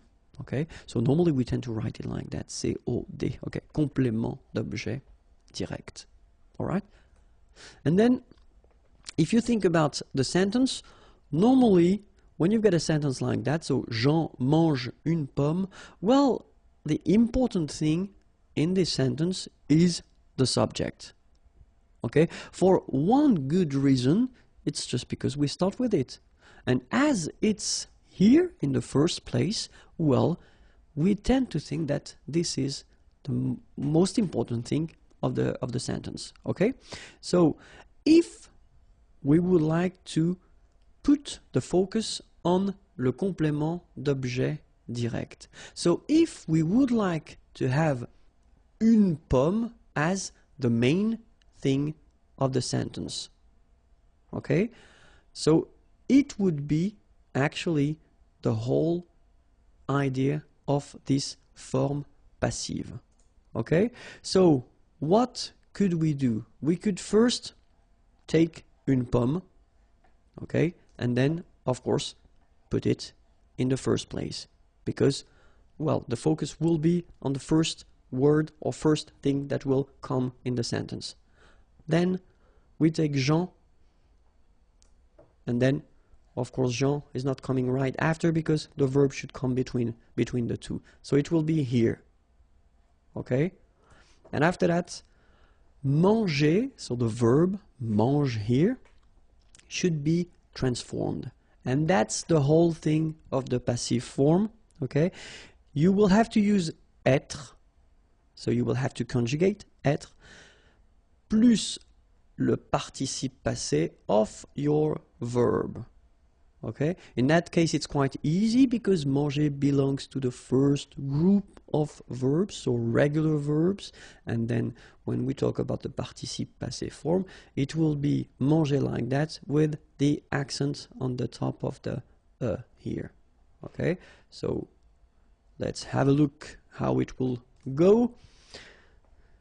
Une pomme est, so the verb être at the present form, because here we've got a sentence at the present form. Manger, okay, so as I said, you've got this accent aigu, okay, and the important thing here is that because we construct this passive form with être, then we should, at the end of the participe passé, add something if it's feminine or if it's plural. In that case, une pomme, an apple, you can see here that it's feminine, une pomme, so we will add this so the mark of the feminine. Okay, so une pomme est mangée Jean. And obviously something is missing here, okay, and the thing that we will put or we will add to construct this passif will be par. Alright, so now we've got this sentence, une pomme est mangée par Jean. And it's the passive form. Okay? Forme active, Jean mange une pomme. Forme passive, une pomme est mangée par Jean. Alright? Let's take another example. I did put this la pomme instead of une pomme, but well, technically it's the same. The important thing is that this passive form will be, it will be possible to make it at the present form or even at the future, at the passé composé, at the imparfait, because the only thing that will change will be être. Okay? So in that case, example for le présent, Jean mange la pomme. You change it and you get la pomme est mangée par Jean. Okay, so that's the one we saw, so it's actually quite easy. But then now, let's see if we've got le futur. So the sentence will go like Jean mangera, okay, so it's this will eat, okay, la pomme. And then, if you want to put this sentence at the passive form, then la pomme sera, so remember, sera, it's the form of être at the future, okay? So that's the only thing that will change. So you definitely should know by heart all the form of être, and obviously avoir, but I mean not avoir for this lesson, but still. So you should know them by heart because you will have to use them. For instance, in this passive form, you must use them. So la pomme sera mangée par Jean. So the rest doesn't change. I mean, that's the only thing that you will have to change. You put this être form, okay, at the correct tense. In that case, it's the futur. And then let's see le passé composé now. Jean a mangé la pomme, okay, and then if you change it and put it at the passive form. So, la pomme a été, remember this a été is the passé composé form of être, okay? Mangé par Jean. The rest doesn't change. Okay? So let's have a look at the conditionnel présent because we saw it already in the previous unit. Jean mangerait la pomme, okay, would eat, okay, c'est mangerait la pomme. So if you change it, la pomme serait, okay, and that's the conditionnel présent form of être, mangé par Jean. Okay, then imparfait, Jean mangeait la pomme était mangée par Jean. And the last one, conditionnel passé, because that's the last one we saw. Jean aurait mangé la pomme aurait été, and that's here, aurait été, conditionnel passé form of être, mangé par Jean. Okay? So remember, être, then participe passé, then par. Don't forget this par because it's quite important. La conjugaison à la forme passive. So we saw la forme passive in the previous video lesson, so I definitely advise you to watch it if you didn't do it. And then in this lesson we'll take few examples, or at least two examples, two verbs, and then we'll see how they go, okay? So remember that we will see in this lesson le présent, le futur, le passé composé, le conditionnel présent, and then l'imparfait. These are the verbs that we already covered in these lessons or in the previous lessons, okay? So that's the reason why we will try to see how they go at the passive form, all right? So remember that if you want to construct this forme passive, then the first thing will be être, and this verb être will be changed, so according to the fact whether it's present, futur, passé composé, etc. And then after that you will put this participe passé form, okay, to get your passive form, all right? So that's it. We'll take two examples. The first one will be admirer, to admire. And then the second one will be choisir, to choose, okay? But then the idea is that as we will change them in or at this form passive, so clearly it will be to be admired and to be chosen, okay? So let's see now, admirer. Présent, so it will be je suis admiré. Tu es admiré, il est admiré, elle est admirée. Nous sommes admirés, vous êtes admirés, ils sont admirés, elles sont admirées. Alright, so as you can see, être will be the only thing that will change here. Alright, well, if we are really honest, then we can say that the participe passé form here is changing as well, because if you can see, if you have a look here, it's here like that written et, and then here you just add this okay? Remember that we add this final because we've got here a feminine subject, and so this final is the mark of the feminine, so singular feminine, okay? But then if you really want to think about that phonetically, you don't pronounce it, so whether it's masculine admirer or feminine admirer, you will pronounce them the same way. But still, if you want to write it correctly, you should add this So same thing here. If we look at this last form here, we've got this S at the end. So S is the mark of the plural. So you should put it at the end. You don't pronounce it, okay? So you get admirer, but still you should put it. And here you've got well, first the feminine e, and then the plural s. Phonetically, it is the same, admirer. Okay, so you've got phonetically only one form, and it's admirer. Okay, but then keep in mind that because we constructed with être here, then we should put the feminine here if the subject is feminine, the plural here if the subject is masculine plural here, and then the feminine plural here if the subject is feminine plural. Okay, so it will be the same for all the tenses. Okay, so I won't repeat that after. Okay, and then keep in mind that être, so the verb, will be the only thing that will change in this, these structures. All right, so let's see now le futur. Je serai admiré, tu seras admiré, il sera admiré, elle sera admirée, nous serons admirés, vous serez admirés, ils seront admirés, elles seront admirées. All right, so if we want to make this structure at the passé composé form, so j'ai été admiré, so you can see that here you've got j'ai été, all right, so it's the verb être, to be, okay, but at the passé composé form, all right. Tu as été admiré, il a été admiré, elle a été admirée, nous avons été admirés, vous avez été admirés, ils ont été admirés, elles ont été admirées. All right?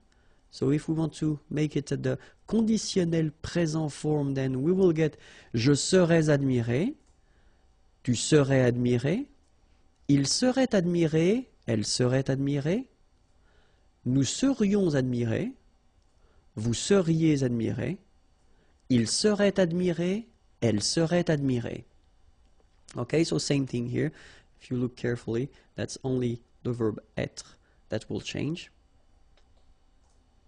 And then imparfait form would be j'étais admiré, tu étais admiré, il était admiré, elle était admirée, nous étions admirés, vous étiez admirés, ils étaient admirés, elles étaient admirées.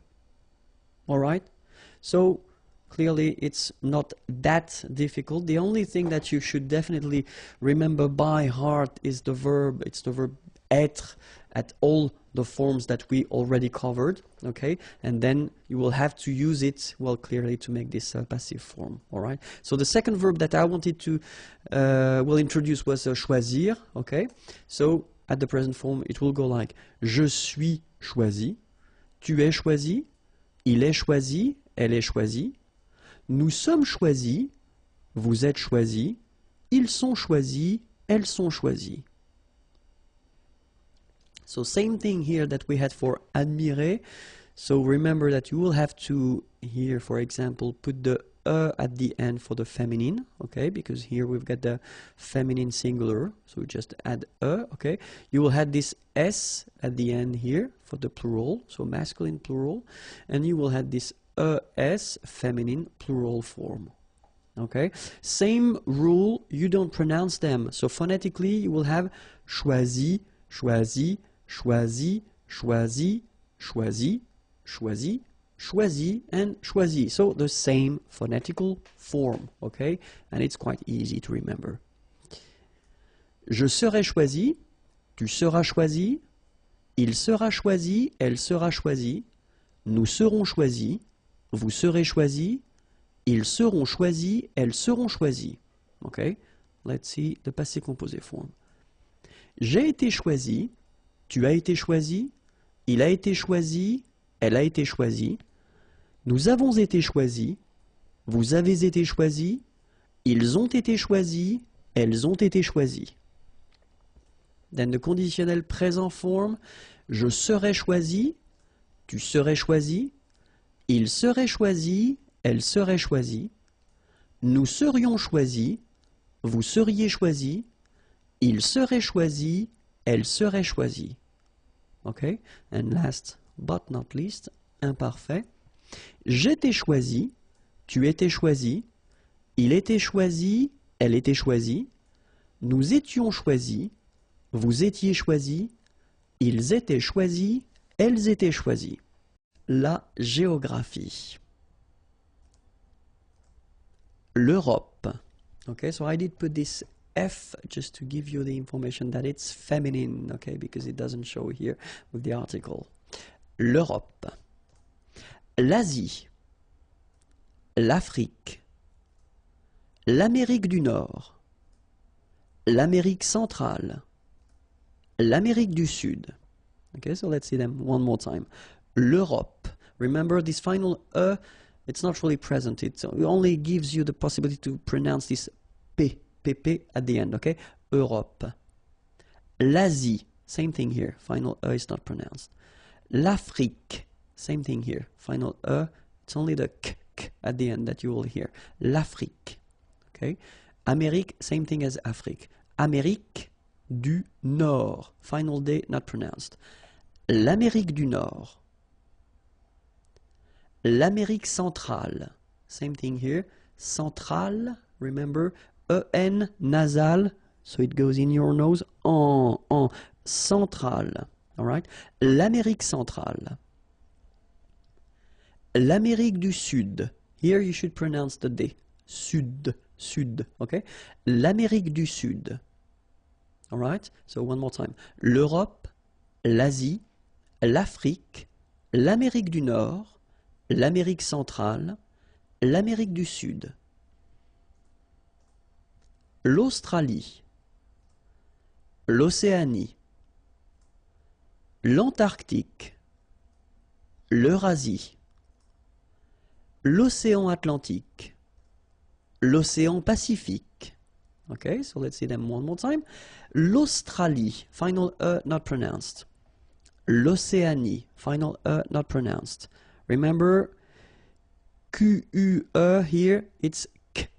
Okay, so tic. L'Antarctique, l'Antarctique. L'Eurasie, final E not pronounced. L'Eurasie. Okay, same thing here for the ic. Okay, l'Océan Atlantique. Atlantique. Atlantique. L'Océan Pacifique. L'océan Indien, l'océan Arctique, la mer du Nord, la mer de Chine, la mer des Antilles, la mer Méditerranée. Okay, so let's see them. L'océan Indien. So remember here it's nasal and it can be quite tricky. So first you've got this un here and then you've got this yin. Okay? Indien, l'océan Indien, l'océan Arctique, remember, tic, ic, la mer du Nord, final D not pronounced, la mer de Chine, remember, don't insist on the Chine, okay, and then this ch, Chine, all right, la mer des Antilles. So here it's quite interesting because, well, you've got this E and then double L, S, okay? So final S and really you don't pronounce them, so you get this E sound, Antilles, okay? La mer des Antilles, the liaison between the two, des Antilles. La mer des Antilles. La mer Méditerranée, okay? Here final not pronounced, but then you pronounce this E at the end. Méditerranée, ok? La mer Méditerranée. La mer Rouge. La mer Caspienne. La mer Noire. La mer de Bering.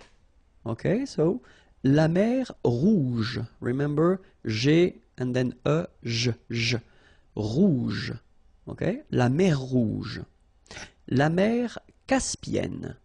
Okay, and then double consonant here, and it's the same, and N, so it does open the sound here, so it's Caspienne, okay, then here, la mer Noire, same thing here that we had previously, final not pronounced, okay, and then OE, remember, wa, noir, la mer Noire, okay, la mer de Bering. La météo, so I hope it's okay with you. Let's start right now. La météo. un nuage, une pluie, une goutte de pluie, un éclair, une brume, un brouillard. All right, so let's see them one more time. Un nuage, une pluie, une goutte de pluie, un éclair. So you can see I make this little liaison between the two. Un éclair, une brume, un brouillard. Final D not pronounced.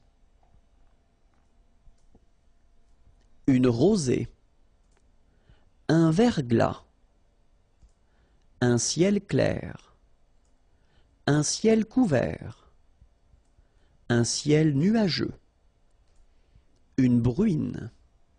So let's see them. Une rosée, final E not pronounced. Un verglas, final S not pronounced. Un verglas, un ciel clair, un ciel couvert, final T not pronounced. Un ciel couvert, un ciel nuageux. This can be quite tricky, but take the time to nuageux. Remember, final X here not pronounced. Nuageux, okay? Nuageux, un ciel nuageux, okay? Une bruine, une pluie, une neige, une averse, un orage, un ouragan, une averse de grêle, une pluie, final E not pronounced, une neige, une averse, so same thing here, neige, final E not pronounced, you only pronounce this j, same thing here, averse, okay, S is pronounced, the E is not pronounced. Un orage, same thing here, j, okay, not the E. Un ouragan, so liaison here, like we had here as well. Une averse de grêle. All right? So I wanted to put them with the article un ou une to make it more clear, but it's clear that in some cases, well, you will have to use the instead of so le or la, okay, instead of un ou une, but it was just to make it more clear that I wanted to use only un ou une, and after that you can decide whether you want to use this article or the other one. Les climats, okay, so it will be a short one, vocabulary one, but still it's quite interesting. Let's see that. Les climats. Les climats tropicaux. Les climats tempérés. Les climats polaires. Okay, so les climats tropicaux. So you can see that even if we've got the plural form here, S, we don't pronounce the S, and then we don't pronounce the T either. Les climats tropicaux. Final X not pronounced. Les climats tempérés. Final S not pronounced, but then you should definitely pronounce the accent. Tempéré, okay? Les climats polaires. So same thing here. E and S are not pronounced. Polaire, okay? Les climats continentaux. Les climats subtropicaux. Les climats de montagne. Les climats subarctiques. Okay, so les climats continentaux, remember, final X not pronounced, and then this AU together, they give you the sound O, okay? Les climats subtropicaux, les climats de montagne. So remember here, O-N, on, mon, ta, and then this G-N-E, ny, montagne. All right? Les climats subarctiques. Bonjour à tous and welcome to Learn French with Vincent, and this is Unité 8, leçon L. And in this lesson we'll discover together le plus que parfait. So it's quite interesting, not that difficult and quite useful. So let's see what le plus que parfait is. So first in this video, as usual for the tenses, because it's a past tense, we'll first discover together or see together l'utilisation. So when should we use le plus que parfait? And then how do we make, construct, build this tense? Okay, the first thing, utilisation. When do we use le plus que parfait? Important. If you want to, well, should I? Yeah, I will read that the French way first. Okay, exprimer des faits qui se sont passés avant d'autres faits passés. Oh my God, it can be quite tricky. It's not really tricky. Let's say that if you want to resume or if you want to say it fast, le plus que parfait is the past in the past. Okay, so let's see. Now you've got the timeline here. Let's see, first, second, and third thing. The first one could be le présent, so we are here right now. Okay, then this is the past. So if you want to express something that happened in the past, whether you use le passé composé or we saw that previously l'imparfait, okay, and then you've got here le plus que parfait, okay. So first, if you want to talk about what happened yesterday or then even years ago, you will have to use whether passé composé or imparfait, okay. But then if you want to make a relation to something that happened previously, you should definitely use this plus que parfait form, okay. So that's the reason why we tend to say that it's the past in the past. All right, so let's have an example. Ce matin, j'ai mangé le gâteau que tu avais préparé hier. Okay? If we have a look, we've got two verbs in this sentence. This is the first one, j'ai mangé. It is the passé composé form. This is the second one. Tu avais préparé. This is le plus que parfait. Okay?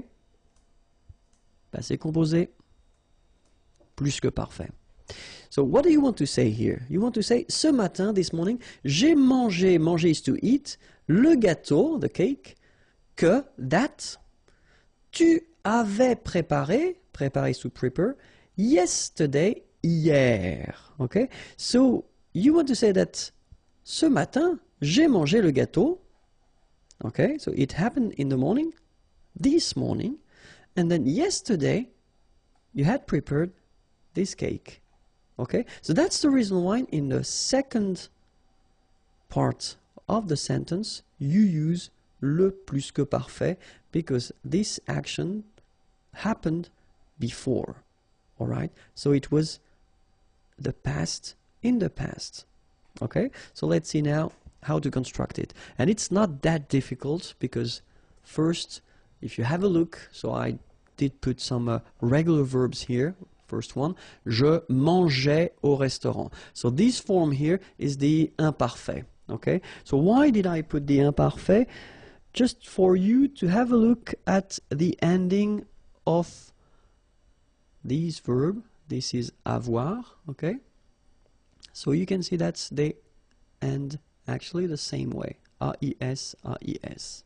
Okay, and then if you have a look here, you've got manger, manger, so you can notice that this is the participe passé form of the verb manger. Manger is to eat.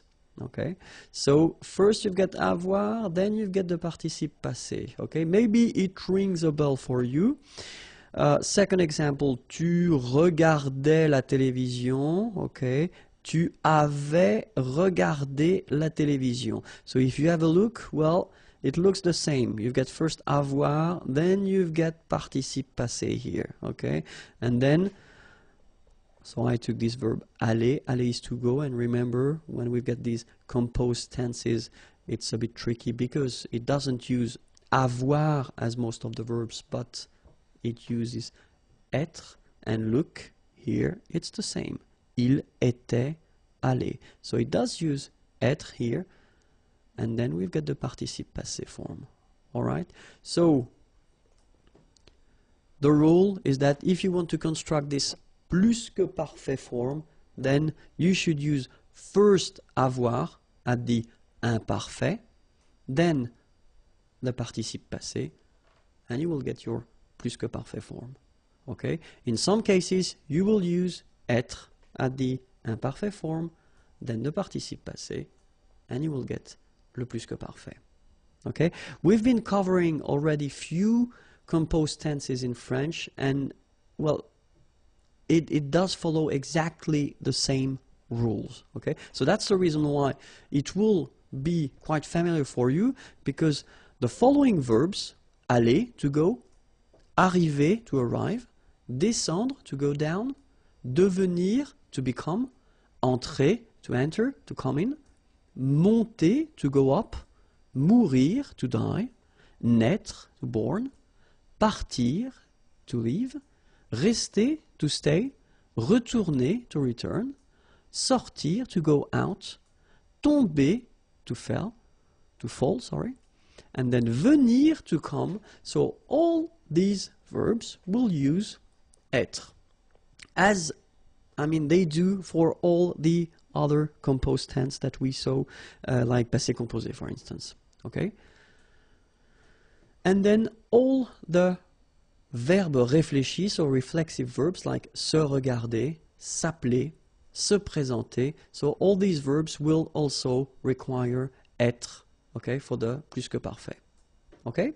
So let's see one more time the imparfait form of avoir and être as well, but we'll start with avoir, just because that's the form, these are the forms that you will have to use when you want to construct this plus que parfait. So it goes like j'avais, tu avais, il avait, elle avait, nous avions, vous aviez, ils avaient, elles avaient. Okay, and then for être, j'étais, tu étais, il était, elle était, nous étions, vous étiez, ils étaient, elles étaient. Alright, so you can see here that we've got this AIS ending and AIT ending. You pronounce them the same way, okay? J'avais, tu avais, il avait.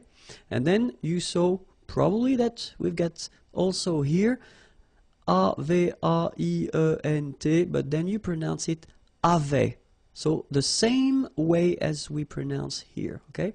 J'avais, tu avais, il avait, nous avions, vous aviez, ils avaient. Okay? The only difference is that you will have to make the liaison between the two. Elles avaient, ils avaient. Okay? Same thing here. Était, était, était. And the last one, était. So you pronounce them the same way. J'étais, tu étais, il était, elle était. Nous étions, vous étiez, ils étaient, elles étaient. Alright? So, remember that for these participe passé forms, so the second part that you should have. Okay? When we're talking about verbs, so in French we've got three groups. Okay? The first one is the ER verbs, so verbs ending with ER. Only one exception, and it's aller, but then the good news is that aller will behave the same way, so it won't be tricky. So remember that when you've got a verb like parler, for instance, here, parler is to talk or to speak, it ends with ER, okay? You will take this ER away, and you will replace it with E accent aigu, parler. Same thing, regarder, to watch, you take this ER away, and you put this E here. Aller, even if it doesn't belong to the first group, it will behave the same way, so that's a good news. Aller, ER, you take it away, and then you put this E, okay? Second group of verbs, ER, unfortunately for you, not all the ER verbs, okay? But then these are from the second group. Choisir, to choose. You take this ER away, and then you change it, you put I instead. Choisi. Finir, to finish, to end. IR away, same rule, and then you put fini. Unir, IR, you take it away, to unite, and then you get uni. Okay, after that, when we talk about the third group, it's quite tricky, and my advice would be to try to learn them by heart like in many languages, but still we have some subgroups. Okay, so you've got a list here. So the one that will end with U, for instance, connaître, to know, être will become U, connu, all right, voir, to see, voir will become U, vu, partir, well, in that case, they will have this E. Even if it ends with ER, it's not from the second group, it's from the third group, okay? So, but then it becomes parti, okay? So quite easy. Rire will become ri, okay? Partir, to leave, and then rire, to laugh. It, like écrire, to write. IRE will become it here. Dire, to say. IRE will become it. Okay, remember, you put this T, you don't pronounce it. Écrit, dit. All right, and then the last subgroup here, or I think it's the last, I'm not sure about that anymore. Mettre, ETTRE will become ES. Me, same advice here, don't pronounce the final S like we had here. T is not pronounced, S is not pronounced. Me, mettre, to put. And then prendre, prendre is to take, okay, ENDRE, and it will become ES, pris. All right. An example for parler, so parler will go like that for the plus que parfait. J'avais parlé, tu avais parlé, il avait parlé, elle avait parlé, nous avions parlé, vous aviez parlé, ils avaient parlé, elles avaient parlé. Okay, so if you look carefully, I did put this E in orange just to show you that when you construct, I mean, a normal structure or simple structure like subject, verb, okay, nothing in between, then if you have avoir, you don't put anything at the end. So you don't need to add this E for the feminine or S for the plural. Just keep your participe passé like that. If you constructed with avoir. But, have a look here. Aller, you write it like that, aller. This is the masculine singular form, so basic form. Feminine singular form, you will have to add this E for the feminine. Masculine plural form, you will have to add this S for the plural.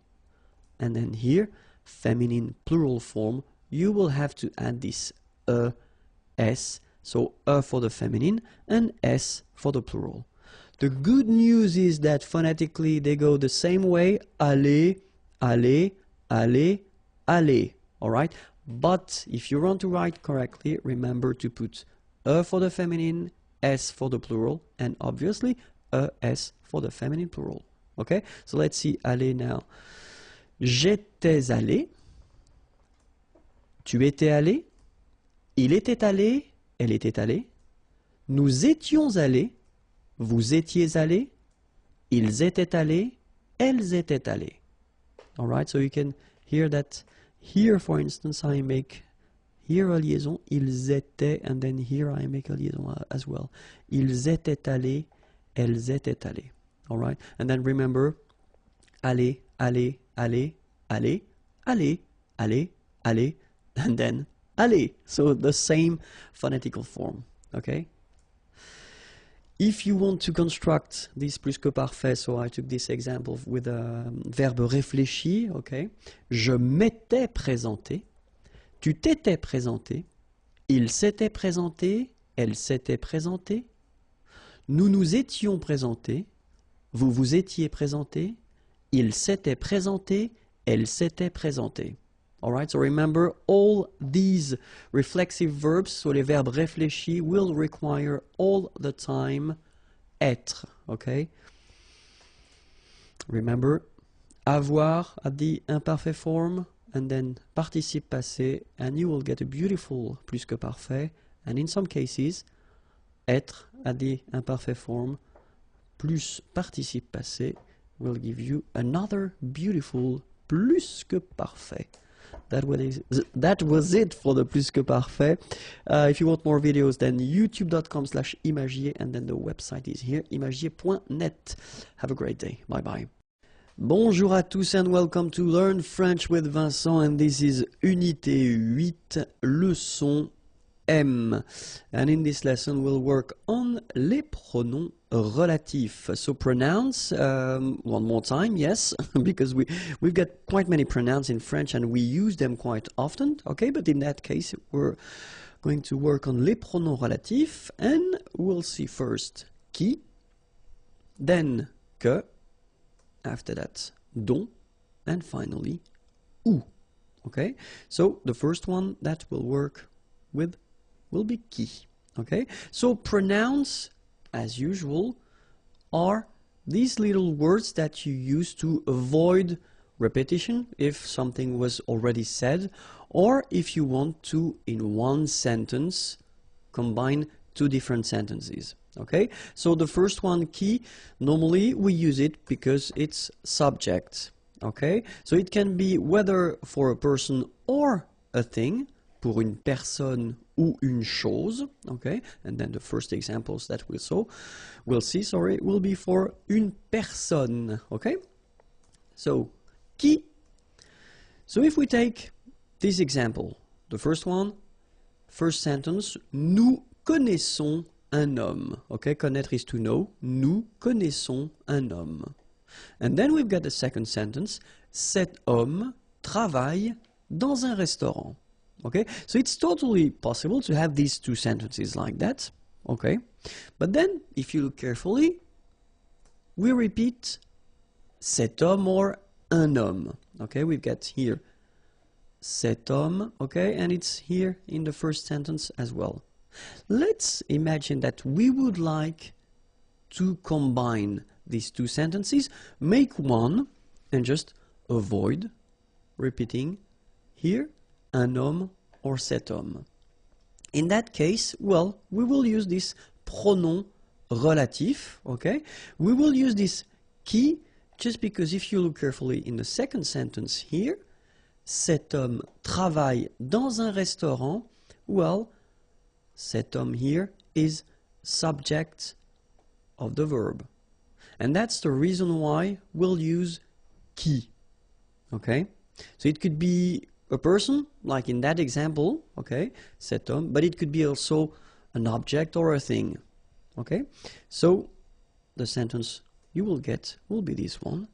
Nous connaissons un homme qui, and that's where you put your pronom relatif, travaille dans un restaurant. Okay? So it is quite easy to make. It's not that difficult. You just need to remember that it should come well before the verb here, all right? And then we've been choosing this qui just because it is the subject of the verb. All right? So let's see now the same sentence. Nous connaissons un homme. But then here, if you look, cet homme a travaillé dans un restaurant. So here we've got the passé composé form here, you remember. You put avoir first and then you put here your participe passé form, all right? So of course, cet homme, we would like to avoid repeating this one, so we'll get this sentence. Nous connaissons un homme qui a travaillé dans un restaurant. So basically it is quite simple because it doesn't change that much. You only need to use, again, one more time, this pronom relatif qui, okay, before the verb. So keep in mind that even if you've got two forms here, it's only one verb, okay? It's composed. You've got first avoir and then participe présent, participe passé, but still it's only one verb here, so that's the reason why qui should come before, okay? And then we'll see a third example. Nous connaissons un homme, cet homme va travailler dans un restaurant. Okay, so in that case, what do we have here? We've got a second sentence in which we've got this is going to work. Okay, so va, it's aller. Okay, so that's what we call futur proche. Okay, so this man, cet homme, is going to work, va travailler, all right? So, of course, same thing here. We don't want to repeat cet homme or un homme, okay? So, we will get this. Nous connaissons un homme qui va travailler dans un restaurant, all right? So, just before the verbs here, all right? So, it's quite simple, okay? Let's see now if we replace une chose, a thing, okay, with qui. So, je regarde une voiture, cette voiture est rouge. Okay? Regarder is to watch, une voiture, a car. Je regarde une voiture, cette voiture est rouge. So of course, in that case, we would like to avoid the repetition of une voiture. Okay? And then, je regarde une voiture qui est rouge. All right? So, je regarde une voiture qui est rouge. So exactly the same thing here. You just put this qui, and then you get the verb after that, est rouge. All right? Let's see the same sentence, but then let's put here the passé composé. J'ai regardé une voiture. Cette voiture était, imparfait, rouge.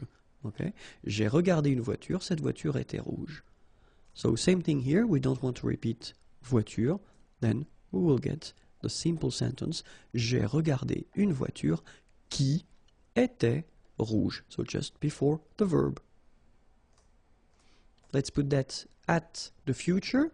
So, je vais regarder une voiture. So, I am going to watch une voiture. Okay? Cette voiture sera, so here you've got the real future, what we call futur simple, okay? So it's will be, sera rouge. Exactly the same thing, we don't want to repeat une voiture, so je vais regarder une voiture qui sera rouge. Alright, so it's really simple. You should keep in mind that first thing, well, of course you get to spot the word you want to replace, and if it is subject like we have here, then you should put qui.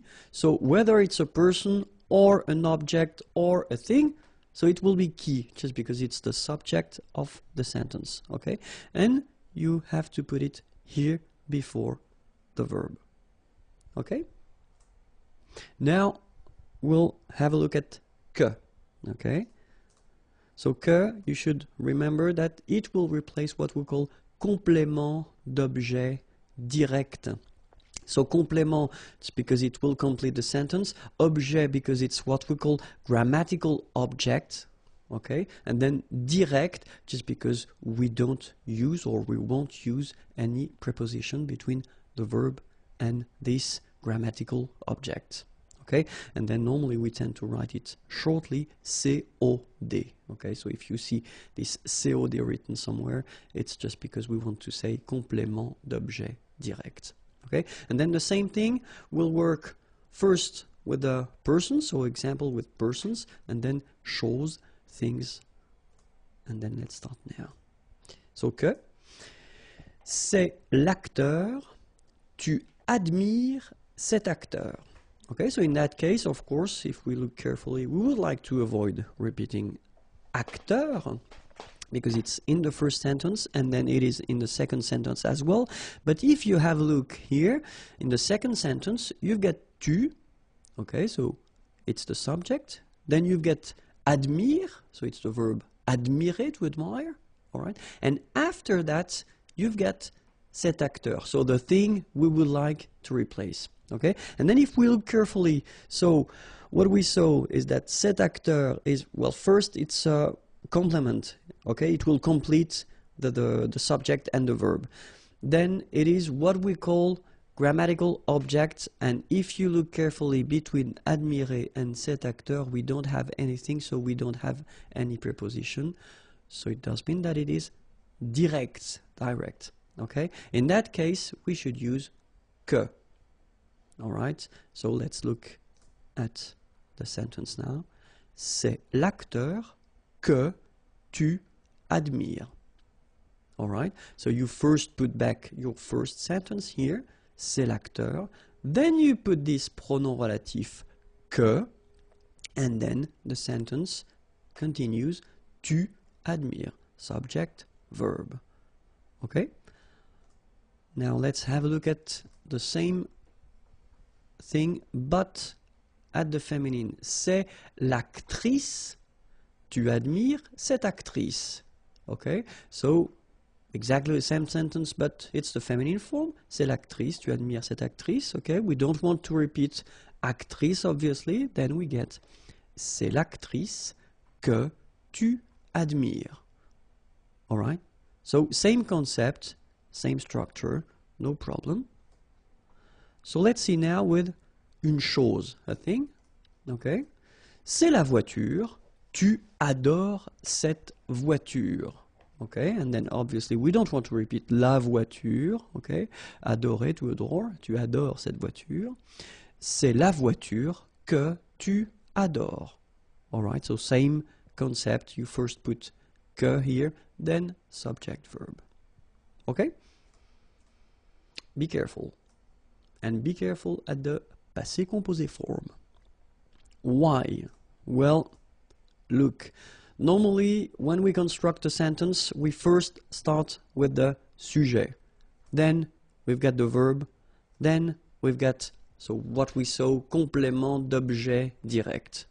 Okay? And normally, when we introduce the passé composé form, we say that if we use avoir, normally you don't have to put anything at the end of your participe passé form, so you don't need to mark the feminine form or the plural or the feminine plural. Okay? But then when we've got this special structure with first le pronom relatif COD, so what we just saw, this que, before the verb, the rule will be that you will have to put the feminine or the plural or the feminine plural at the end of your participe passé. So let's have a look first, and it will be quite easy because it is here. Have a look, c'est l'acteur. Tu as admiré cet acteur. So here you've got the passé composé form, okay? But then it's the masculine. So normally it shouldn't be a problem if we look the sentence. C'est l'acteur que tu as admiré. Alright, so we've got this que, pronom relatif, complément d'objet direct. So I told you that if it's before the verb, at the passé composé form, it can be tricky, but in that case it's the masculine form, so it doesn't change anything at the end of your participe passé form here. That's the reason why it doesn't change here. If you look carefully, it's the same form. Okay? But if we take now the feminine form, c'est l'actrice. Tu as admiré cette actrice. We want to replace actrice, then we will have c'est l'actrice que, so the structure doesn't change at all. Tu as admiré. The only thing that you will have to put is this which is the mark of the feminine, at the end of your participe passé form here. Okay? The good news is that phonetically, here, you don't pronounce it. Okay? But in some cases, you will have some participe passé ending with maybe T or something like that, and then if you put the feminine form, you will have to pronounce it. Okay? So it's really important to remember that with this kind of structure, when you've got this pronom relatif and then the que, complément d'objet direct, at the passé composé form, and you've got the feminine form, you will have to add at the end of your participe passé here. Okay? If we've got the plural, like here, so masculine, but then the plural form, ce sont les acteurs, tu as admiré ces acteurs. Okay, so we just don't want to repeat les acteurs. Ce sont les acteurs que tu as admiré, and then have a look here. We've got the mark of the plural, and it's S at the end. Okay, so same thing as usual in French, you don't pronounce it, okay, but it's really important to remember that you should put at the end of your participe passé here the S. Okay? If we have, like here, the feminine plural form, ce sont les actrices. Tu as admiré ces actrices. Okay, we don't want to repeat les actrices. Then, ce sont les actrices que tu as admirées. Okay, so remember here, admirer, well, first you've got this mark of the feminine. Then you've got this S at the end, mark of the plural. Okay, phonetically you don't pronounce it, but still remember you've got to put it. Okay, a S. So as I said, you know, for this admirer, adorer, all these examples that we've been covering so far, you don't pronounce it. So that's the reason why I wanted to put few sentences in which, well, you'll see that you can see the difference. So the first one, c'est le camion que tu as conduit. Okay, le camion, it's the truck, okay? Que tu as conduit, conduire is to drive, okay? And you get here the passé composé form, okay? So in that case, of course, we've been using this pronom relatif, que, okay? And it's complément d'objet direct, all right? It is before the verb tu as conduit here. So normally it does mean that the rule, well, tells us to put something at the end of the participe passé if it's the feminine or if it's the plural or feminine plural. In that case, we've got le camion, so we don't put anything at the end of conduit. We just leave conduit like that, okay? But if we put, well, the same sentence, but at the plural, in that case, ce sont les camions que tu as conduits, okay? You will have this S, you don't pronounce it, but it will be here. Now, the feminine. So we take la voiture, the car, okay? La voiture, it's feminine. C'est la voiture que tu as conduite. And that's when you hear the difference between conduit, because remember, final T is not pronounced, conduit, here, and then the feminine, conduite.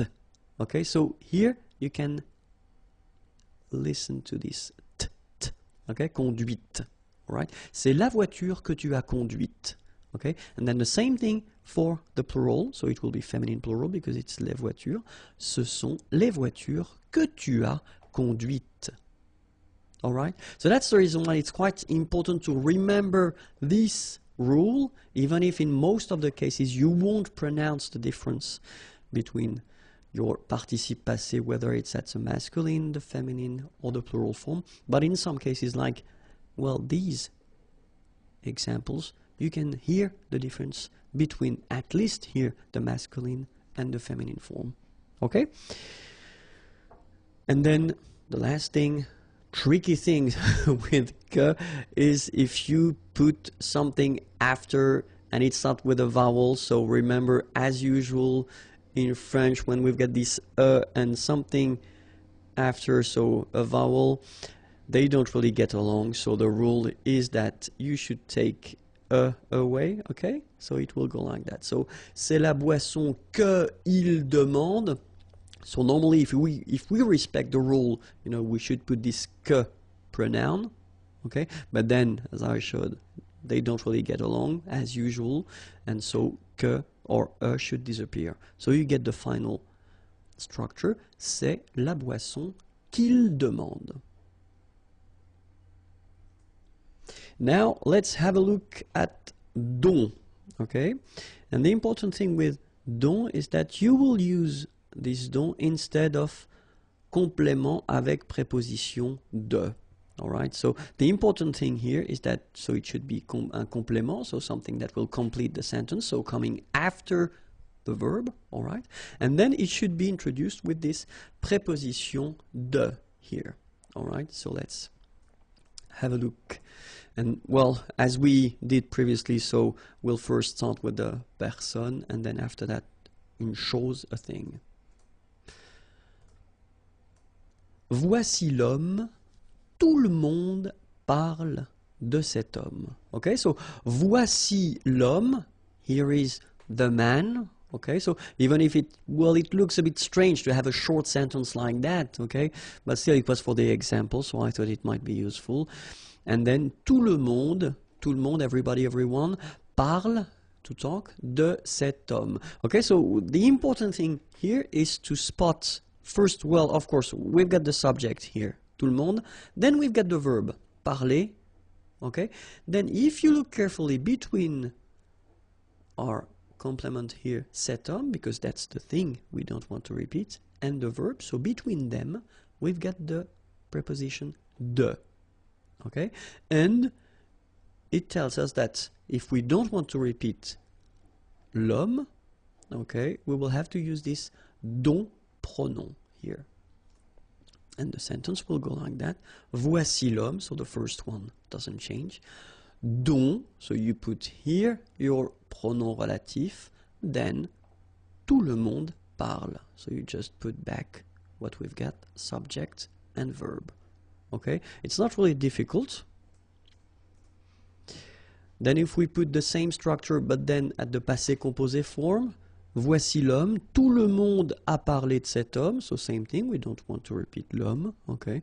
Voici l'homme dont, so same position, tout le monde a parlé. Okay, so it doesn't change anything, you just put it, but then, well, the tense is different here because it's passé composé. Okay, so let's see now if we would put the same sentence but then at the futur proche, so near future. Normally I tend to put this structure just because it means that you've got two verbs here, okay, just to see. So l'homme is the thing we don't want to repeat, so voici l'homme dont tout le monde va parler. Okay, so it doesn't change anything, it should be here, and then the sentence continues. Let's see if we want to replace une chose, a thing, then je n'aime pas le livre, nous nous servons de ce livre. Okay, so aimer is to like, in that case you've got the negative form, je n'aime pas le livre, okay. Nous nous servons, okay. So in that case I wanted to use this se servir. Se servir is to use something, but it's se servir, so it's a reflexive verb, okay. De ce livre, and then you can see that we've got ce livre, okay.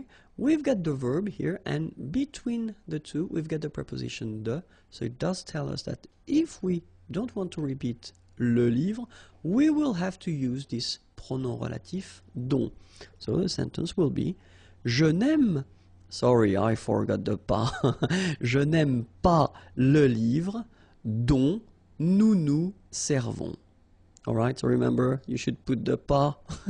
I forgot to write it, sorry. Je n'aime pas le livre dont nous nous servons. Okay, and then où, okay, the last one for this lesson. Où, well, you've got two options. Whether you will use this où to replace what we call complément de lieu. Lieu is a place, okay, or then you will use it to replace un complément de temps, okay, temps, time. Let's see first if we want to replace complément de lieu. Okay, so je vous présente la ville, je suis né dans cette ville. Okay, so je vous présente, présenter, to present, la ville is the town. Je suis né, I was born, dans cette ville. Okay, so in that case, well, have a look. You've got cette ville and la ville, so probably that's the thing we don't want to repeat.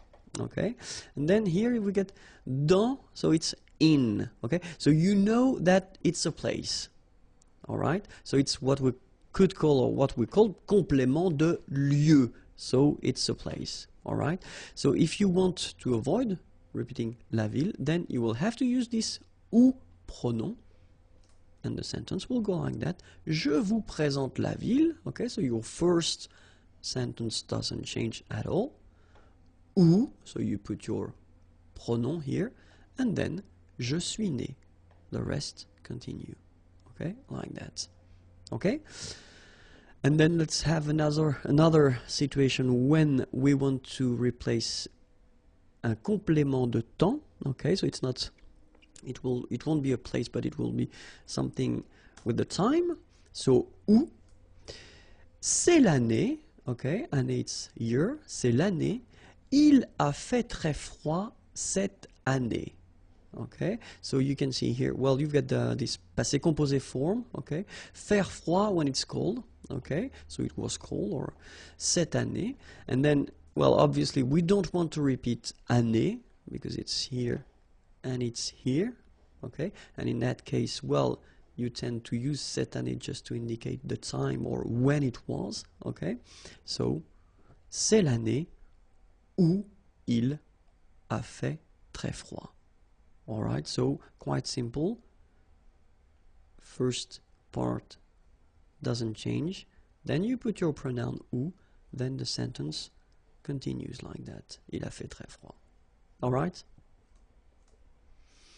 Few other examples for this time concept, because normally, obviously, in many cases, people tend to think that où, it's only for a place, so that's the reason why I thought it might be useful to give you few examples just to see how to use it. So the first one, for instance, c'est le jour the day, c'est le jour où elle est venue. Okay, venir is to come. C'est le jour où elle est venue.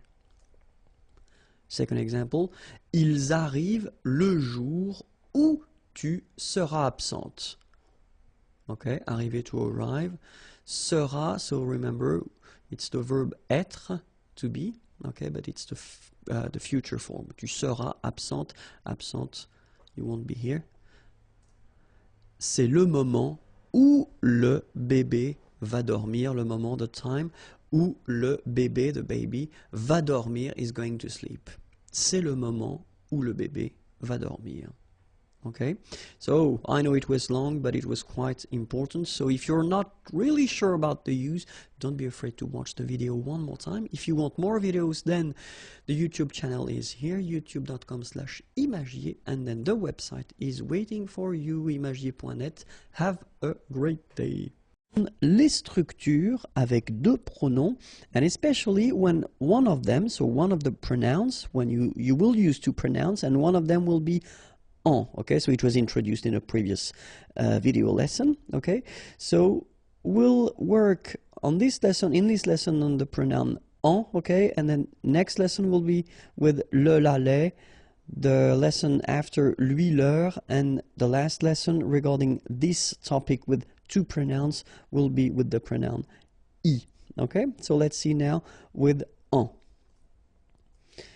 So me, or then M apostrophe, te, T apostrophe, or then lui, ce, or S apostrophe, nous, vous, leur, and ce, or S apostrophe, will be placed before en. Okay, so that's the rule. En will come after me, or M apostrophe, te, or T apostrophe, lui, ce, or S apostrophe, nous, vous, leur, or ce, or S apostrophe. Okay, so that's the way it will go. So en is coming after. Okay, so we'll see a few examples, and then I thought it might be useful to put, well, the examples at the present form, so le présent, and then passé composé, because if you remember correctly, this passé composé is what we call a composed tense, and then the futur proche, so this near future structure that we've got, and normally you make it with the verb aller, and then your verb at the infinitive, and it's quite interesting because in that case, well, it gives you two verbs, okay, so the question is, how do you put your pronouns when you've got two verbs in your sentence? Okay, so let's see now the présent. Mon ami me donne un conseil. Alright, so mon ami, my friend, me donne, donner is to give, un conseil, an advice, okay? So let's say that we would like to replace un conseil in that case, and then we saw in the previous lesson that un conseil could be replaced with en, okay? And so, mon ami, me, so it should be before, if you remember what we saw previously, so me should be in the first position, and then en should come right after, and then the verb, all right? But then if you remember, we've got this here, so me, and then en is starting with the vowel as well, so should go away. That's the reason why you will have this M apostrophe, so m'en donne un, all right?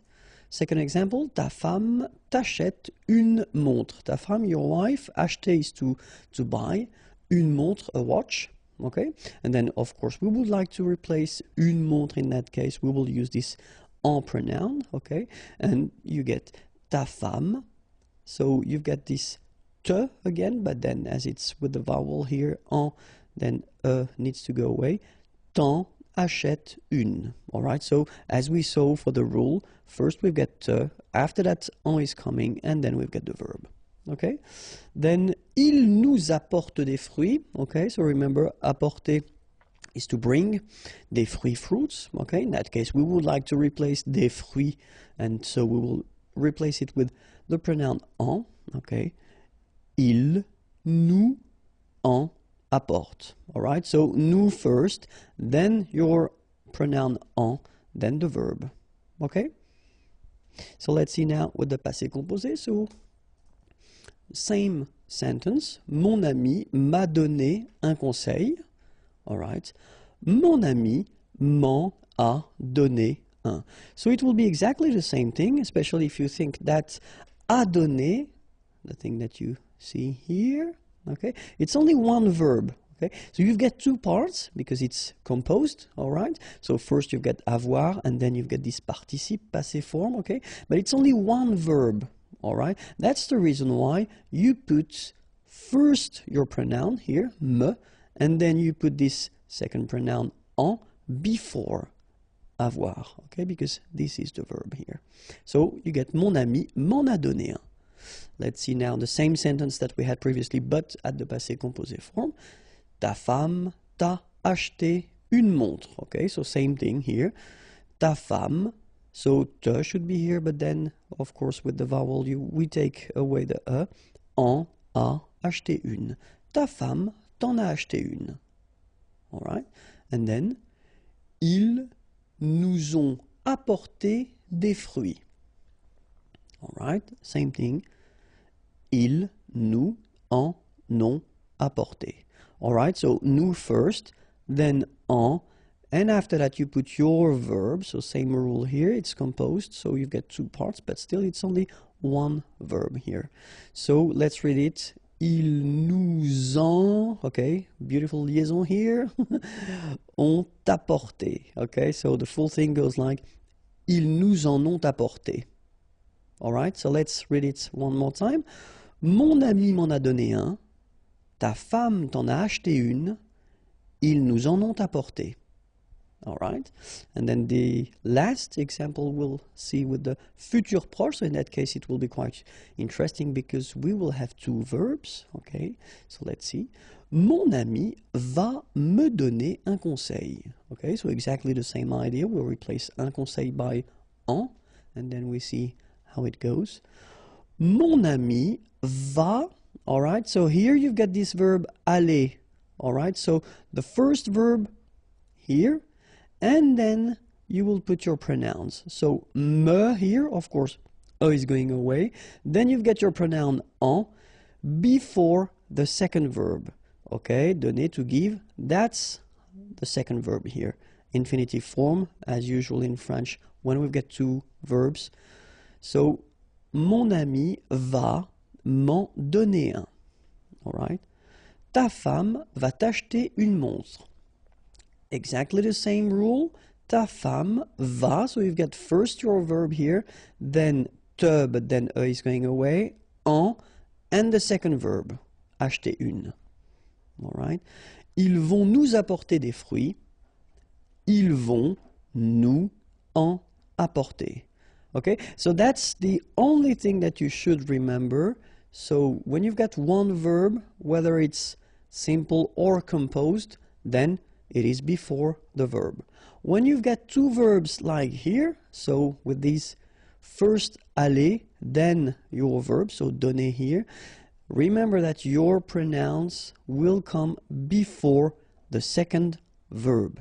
Okay, but then the order will stay the same. Les structures avec deux pronoms, and if we're more precise, if you've got one of these two pronouns, if it is le, la, or les, okay? So we saw in the previous video the same concept, so when you've got two pronouns in the same sentence, but then one of them is en, okay? So if you want to check it, then it is the previous video, and then after that we'll see lui, leur, and we'll work with y, okay? But then in that video we'll work on le, la, ou les, okay? And then the rule is quite simple. If you've got first me, te, nous, vous, they will come first, and after that you will put le, la, and les, okay? That's the rule. If you've got le, la, and then les, it will come all the time after me, te, nous, and vous. Okay, let's see that more precisely. And so we'll work on présent, passé composé, because it's a composed tense, so it's quite interesting to see how you put this pronouns when you've got a composed tense. And then the futur proche, so this near future, so I am going to, like in English, so aller plus infinitif, okay? It's interesting because in that case you've got two verbs, so we'll see how you put your pronouns when you've got the structure, the sentence with two verbs, okay? So let's start now with the présent. So, mon père me conseille ce livre. Mon père, my father, conseillait to advise or to recommend, in that case, ce livre, this book. So we want to replace ce livre, we will put le, okay, and as we saw for the rule, so mon père, first me, then le, and after that, the verb, sorry. Mon père me le conseille. Okay, that's it. Quite simple, remember, me first, then le, and then the verb. Second example, tes amis, your friends, donner is to give, les clés, the keys. Okay, tes amis nous donnent les clés. So we want to replace les clés, so we should replace it with the plural form, so it's les, okay, here, les, and then remember, first nous, then les, and after that the verb. Tes amis nous les donnent. Okay? And the final example, je me réserve, okay, so réserver, to reserve, la place de parking, so the parking place, la place de parking. In that case, we don't want to use la place de parking, we want to replace it with a pronoun, so je me la réserve. Okay, remember, first me, then la, and after that your verb.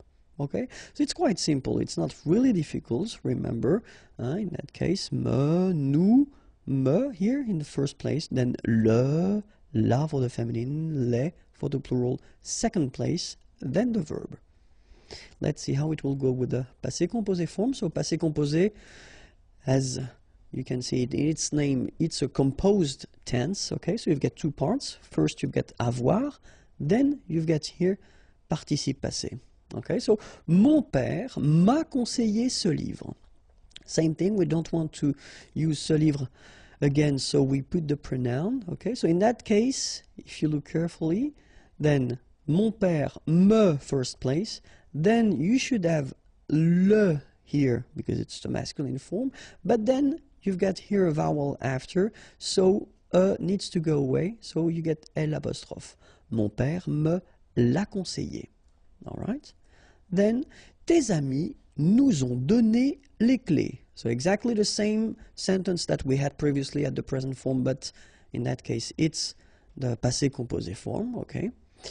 Tes amis nous les ont donné. Okay, so same rule, first nous, then les, before, and then after that you put the verb here.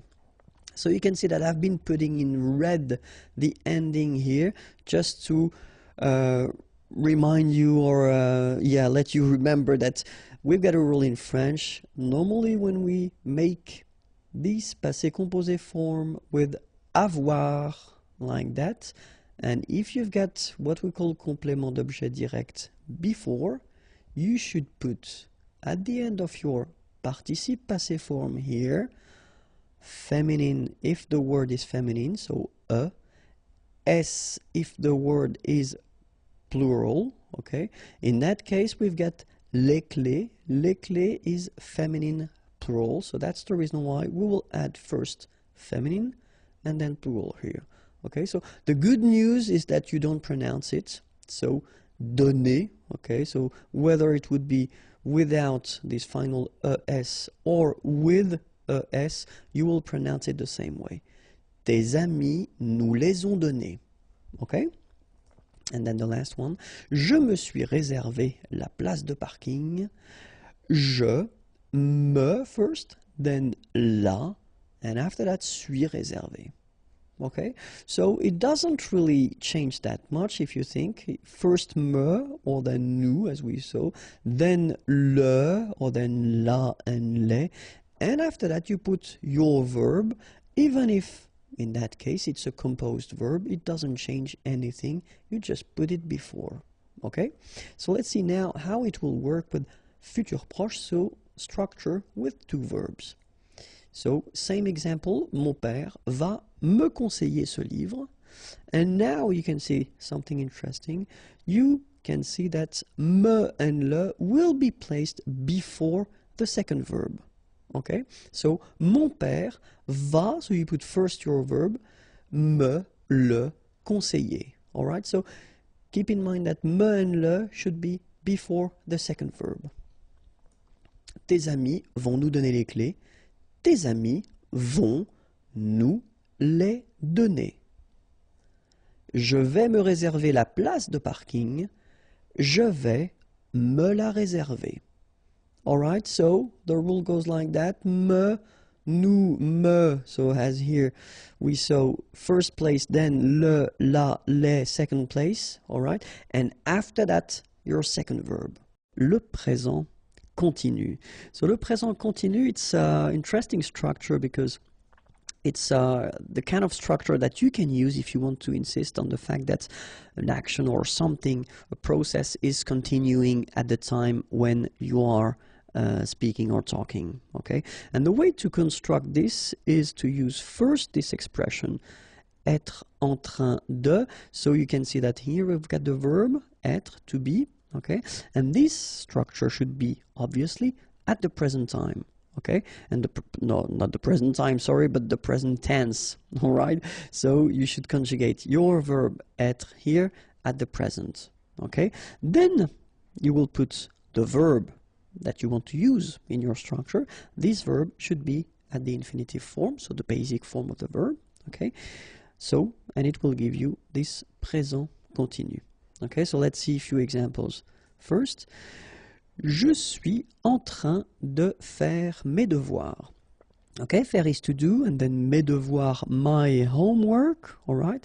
And then when you use this je suis en train de, okay, so you want to insist on the fact that at the time when you are talking, the process is taking place, okay? And it continues, and that's the whole concept of it. So, je suis en train de faire mes devoirs, all right? Second example that we've got, so same thing here. Tu es en train de regarder un film. Okay, so same thing, regarder or to watch un film, a movie. So, the action is taking place, and of course it continues if you use this en train de, okay? But then remember that you've got to put here the verb être at the present form for tu es, okay? So you need to conjugate it. And then, elle est en train de réparer, so to repair, son vélo, her bike. Elle est en train de réparer son vélo. All right, so same thing, it's continuing, it's taking place at the time when you are talking. And the last one, il est en train de préparer le petit déjeuner. Préparer, to prepare, le petit déjeuner, breakfast. Okay, so il est en train de préparer le petit déjeuner. Okay, so at the time when you are talking, he's doing it right now, and the process is continuing. Okay, so let's read them one more time. Je suis en train de faire mes devoirs. Tu es en train de regarder un film. Elle est en train de réparer son vélo. Il est en train de préparer le petit déjeuner. Okay, so that's what we call le présent continu. But then if you think about that, well, it would be possible to transpose that at the past as well. Why not? So let's call it le passé continu. And it's possible because, well, the idea is that you just use the same structure, être en train de, okay? But think about that because we've been covering the past tenses already, and it would be a bit strange to use this passé composé tense, because normally we tend to use this passé composé when we want to express actions, okay? But then in that case, imparfait would be more appropriate, okay? So if you want to use this passé continu concept, then use être en train de, and you use this imparfait, okay? Then same idea, you put your verb at the infinitive form, and you will get this passé continu, okay? So you know what? We'll take exactly the same sentences that we had as examples for the present, but we just put them at the passé. And here we go. J'étais en train de faire mes devoirs. So as you can see, the only thing that will change in this structure is être, okay? Because in that case, you should put it at the imparfait form. J'étais en train de faire mes devoirs. Tu étais en train de regarder un film. Elle était en train de réparer son vélo.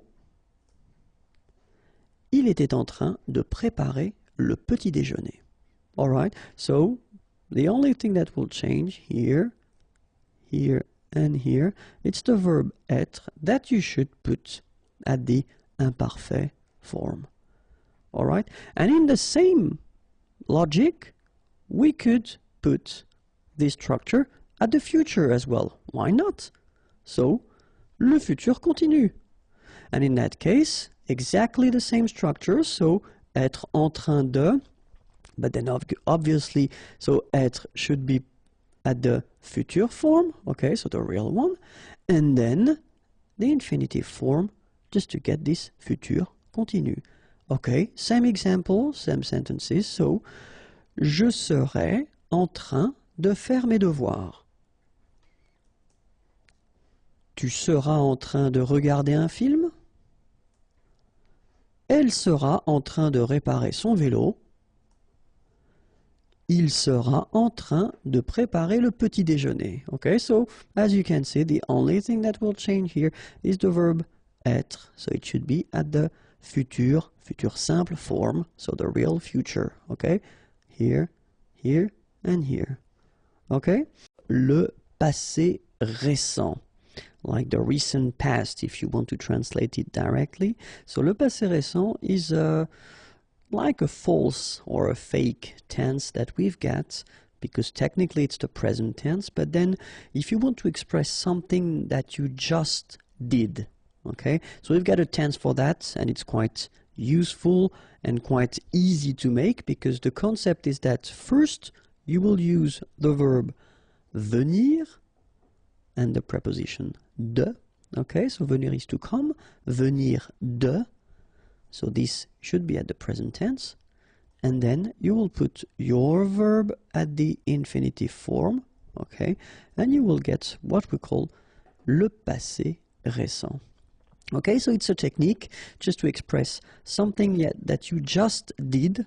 Okay, so it's not possible to use this passé récent, of course, for last week or the month before. It's not possible. Okay, so it's really something that is somehow connected to the present. So present, something that you just did. Okay, so of course, if you want to make it, you should know the conjugation of venir by heart. If that's not the case, then don't worry. Here it comes. So at the present tense, it's je viens, tu viens, il vient, elle vient, nous venons, vous venez, ils viennent, elles viennent. All right, so let's see that one more time. Je viens Final S not pronounced, okay? And when you combine this IEN, you get this yen, yen. Je viens, all right? Tu viens, well, exactly the same thing. Final S not pronounced, and then you get this yen sound, all right? Then il vient, exactly the same sound because final T here is not pronounced. Elle vient, all right? Nous venons. Okay, so final S not pronounced, and then remember that you pronounce this like a the. Venons. Okay, O-N in your nose, on. Venons. Nous venons. All right? Vous venez. Okay, so Z at the end combine will give you the sound E, and here you've got venez. Vous venez. All right? And then ils viennent. So remember, as usual in French, when we talk about conjugation, E-N-T at the end, you don't pronounce it here. And then you've got this here, followed by this double N. So double consonant here, so when they are identical, they will open the sound of this So you will get it, and it will be produced like E, okay? So viennent, viennent. Okay, don't insist on this. No, viennent, viennent. Okay, ils viennent, elles viennent. All right. So remember, je viens, tu viens, il vient, elle vient. Nous venons, vous venez, ils viennent, elles viennent. So this is the first part that you should use to make this passé récent. Okay, and remember, after that you put this preposition de plus your verb at the infinitive. So let's see a few examples now. And the first one, je viens de discuter avec ma sœur. Okay, discuter, to discuss, avec, with my sister, ma sœur. Je viens de discuter avec ma sœur. Okay, something that just happened. All right, and then same thing here. Tu viens de boire un verre de lait. Boire, to drink, un verre glace de lait of milk. D'accord? Tu viens de boire un verre de lait. Same thing here, it just happened. Elle vient de gagner le match. Gagner is to win, le match, obviously, the match. Elle vient de gagner le match. And the last one, nous venons de déjeuner. Okay? Déjeuner here. When you have your lunch, okay? Nous venons de déjeuner. Alright? So, je viens de discuter avec ma sœur. Tu viens de boire un verre de lait. Elle vient de gagner le match. Nous venons de déjeuner. Alright? So, keep in mind, venir at the present form, as we see here, and then the preposition, la préposition de, and your verb at the infinitive form. And then you get this passé récent, something that you just did. Okay? Le futur proche. So if you want to translate this futur proche directly, it would be like the near future. So technically, it is one way that we've got to express the future, but then we keep a structure that is conjugated at the present tense. Okay? And so to make it, we'll see it right now. First, we need to use the verb aller. Aller is to go, okay? And, well, this verb aller should be at the present tense. Then you will put your verb. Your verb should be at the infinitive, so the basic form of the verb. Then you will get this futur proche structure. Okay, so it is like in English, for instance, when you say I am going to something, that it is exactly the same structure. Okay, express something that you want to do or you are going to do. Okay, but still it will be at the present tense. Okay, so the only thing that really you should remember and know by heart is the verb aller at the present tense. If you don't remember it, well, don't worry, it is coming right now. Je vais, tu vas, il va, elle va, nous allons, vous allez, ils vont, elles vont. Okay, so this is the verb aller at the present tense. Okay, let's see it one more time. Je vais, final S not pronounced here, and remember when you combine this A and E together, you get the sound E, so really open. Je vais. Tu vas, final S not pronounced. Tu vas. Il va, elle va. Nous allons, remember final S not pronounced. O and together it's on, and then we'll make this little link between the two, what we call the liaison. Nous allons. Okay, then vous allez. Remember a Z at the end here will give you this A sound. Okay, aller, and then as previously this little link between the two, liaison. Vous allez. Right, then ils vont. Final T not pronounced, and then O and together, on vont. Okay, ils vont, elles vont. All right, so one more time. Je vais, tu vas, il va, elle va, nous allons, vous allez, ils vont, elles vont. Okay, so that's the only thing that really you should modify or conjugate, because after that you will put your verb at the infinitive form. So let's see a few examples now. And the first one, je vais sortir ce soir. Sortir is to go out, ce soir, this evening. Okay, so I am going to go out. Sounds strange in English. This evening. Okay, in French, well, it's quite possible here. Je vais sortir ce soir. Then, elle va apporter un gâteau. Apporter is to bring. Un gâteau, a cake. Elle va apporter un gâteau. Okay. And after that, nous allons faire du café. Faire is to do, or in that case it could be to prepare. Du café, some coffee. Nous allons faire du café. Okay. Vous allez partir en vacances. Partir is to go, en vacances, on vacation. And here you can see that at the end we've got this point d'interrogation. So it means that it's a question. And if it's a question, we should raise the voice a little bit at the end. So let's repeat it. Vous allez partir en vacances? Okay, so I tend to insist a little bit, but still, that's the idea. You should raise your voice a little bit at the end just to inform the person that it's a question, okay? Vous allez partir en vacances? Vous allez partir en vacances? Okay, so you can hear it. First, je vais sortir ce soir. Then, elle va apporter un gâteau. Nous allons faire du café. Vous allez partir en vacances? Bonjour à tous and welcome to Learn French with Vincent, and this is Unité 9, leçon D. And in this lesson we'll discover together what we call in French le futur antérieur.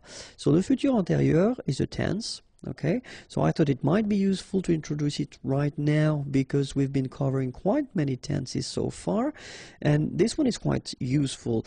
So the way we will construct this video is first we'll see l'utilisation, so when do we use this futur antérieur, and then the second part will be la formation, so how do we construct, how do we build this tense, okay? So the first part will be l'utilisation, when do we use it, and so the main, or well, the only concept of this futur antérieur is that it will be used to express what we call le passé dans le futur. So the past in the future. So I know it might sound a bit strange, but still it does exist in other languages, for instance English. So you will see that if you compare it to English, it's almost the same thing and the same construction. Okay, so let's first see.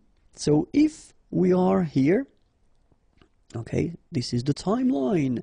So if we are here, normally if we want to express what is happening right now, we will use the present tense, so le présent here, okay?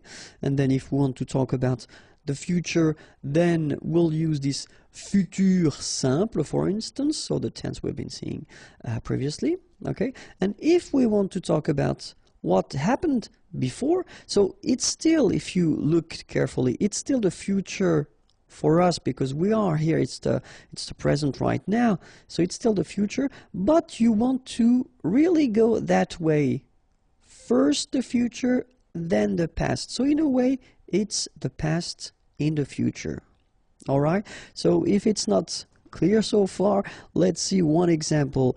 At the future form, so if we want to use this faire, faire is to do, je ferai mes devoirs. Mes devoirs, my homework. Okay, so this is the sentence at the future form. Je ferai mes devoirs. Okay, and if we've got the same sentence but at the futur antérieur, so it will be like j'aurais fait mes devoirs. Okay, so if you want to translate it directly, see, I will do my homework, and then here I will have done my homework. So if you feel the difference in English between the two sentences, well, it's exactly the same thing in French. Okay, so strangely, if you say je ferai mes devoirs here, it's the future, okay, but then if you use the same structure at this futur antérieur, I will have done my homework, then you've got the feeling that of course it's the future, but in a way it's done already. Okay, so it's more certain with this sentence, and it's exactly the same use that we will have in French as it is used in English. Okay, so now second part, formation. So let's have a look now. First sentence, so it's the real future. Je mangerai au restaurant. Okay, and then here we've got j'aurais mangé au restaurant. So this second part is the futur antérieur. So if we take the time to look a little bit here, we can see that we've got first avoir, okay, at the future. And here we've got this participe passé form that we saw previously, okay.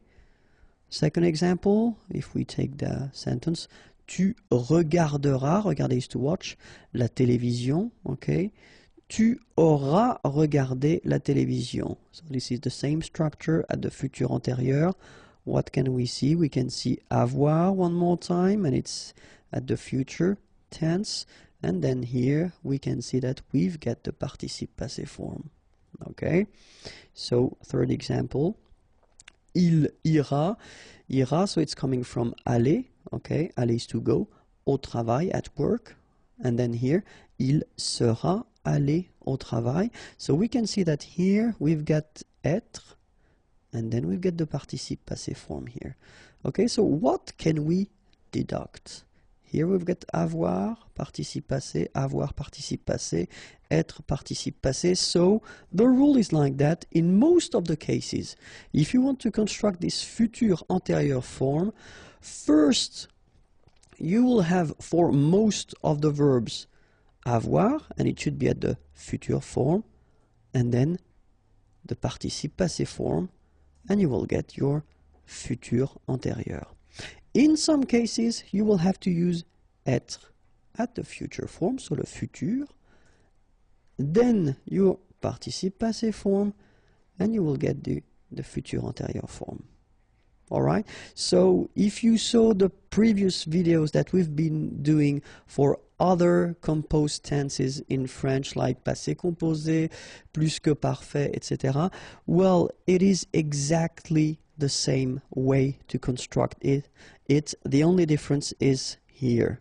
Okay, so if you use avoir for one verb at the passé composé form, for instance, you will use avoir as well at the futur antérieur. The only thing that will change is that for this futur antérieur form, it will be here the futur. Okay, and if you use être for some verbs or one verb at the passé composé, it will be exactly the same thing, but keep in mind that here it should be at the futur form. Okay, so remember that for être we've got aller, aller is to go, arriver, arriver to arrive, descendre, to go down, devenir, to become, entrer, to enter, to come in, monter, to go up, mourir, to die, naître, born, partir, to leave, rester, to stay, retourner, to return, sortir, to go out, tomber, to fall, and then venir, to come, Okay, so keep in mind that all these verbs will require être. Okay?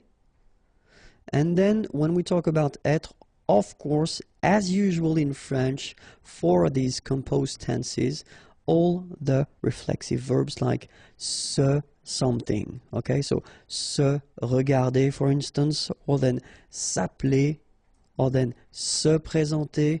So they will all the time require être. Okay, and we will see in that video that, of course, the way to conjugate them will be a little bit different. Okay, but then, of course, let's see one more time avoir and être at the future form, because that's the first part you will have to use if you want to construct this futur antérieur.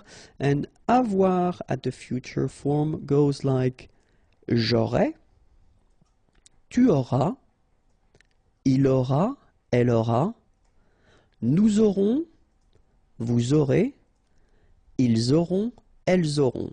Okay, so one more time. J'aurai, remember, A and O together will produce this O sound. A and E, aurait. Alright, then tu auras, final S not pronounced, aura.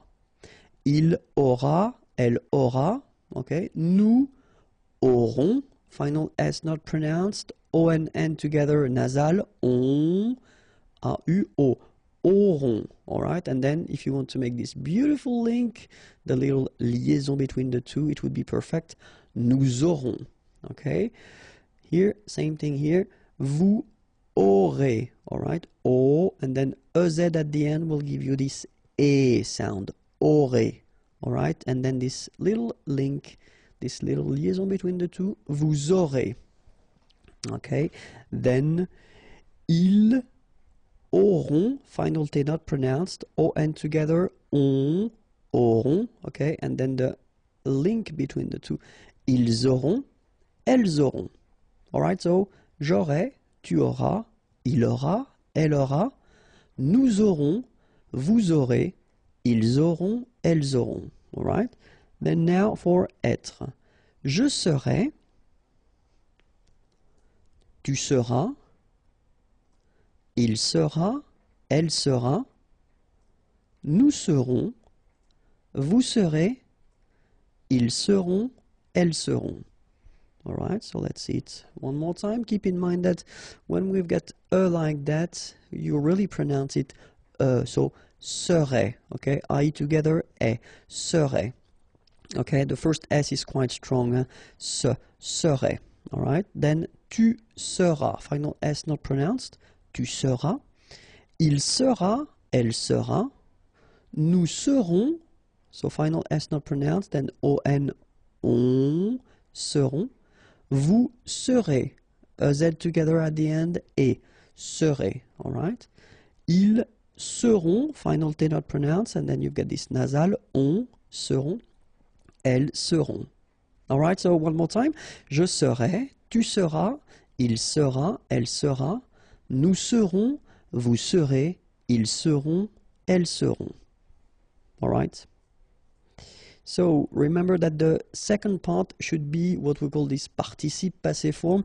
I've been making a big video concerning the participe passé, so if you really want to work on that, it will be more full of examples, okay?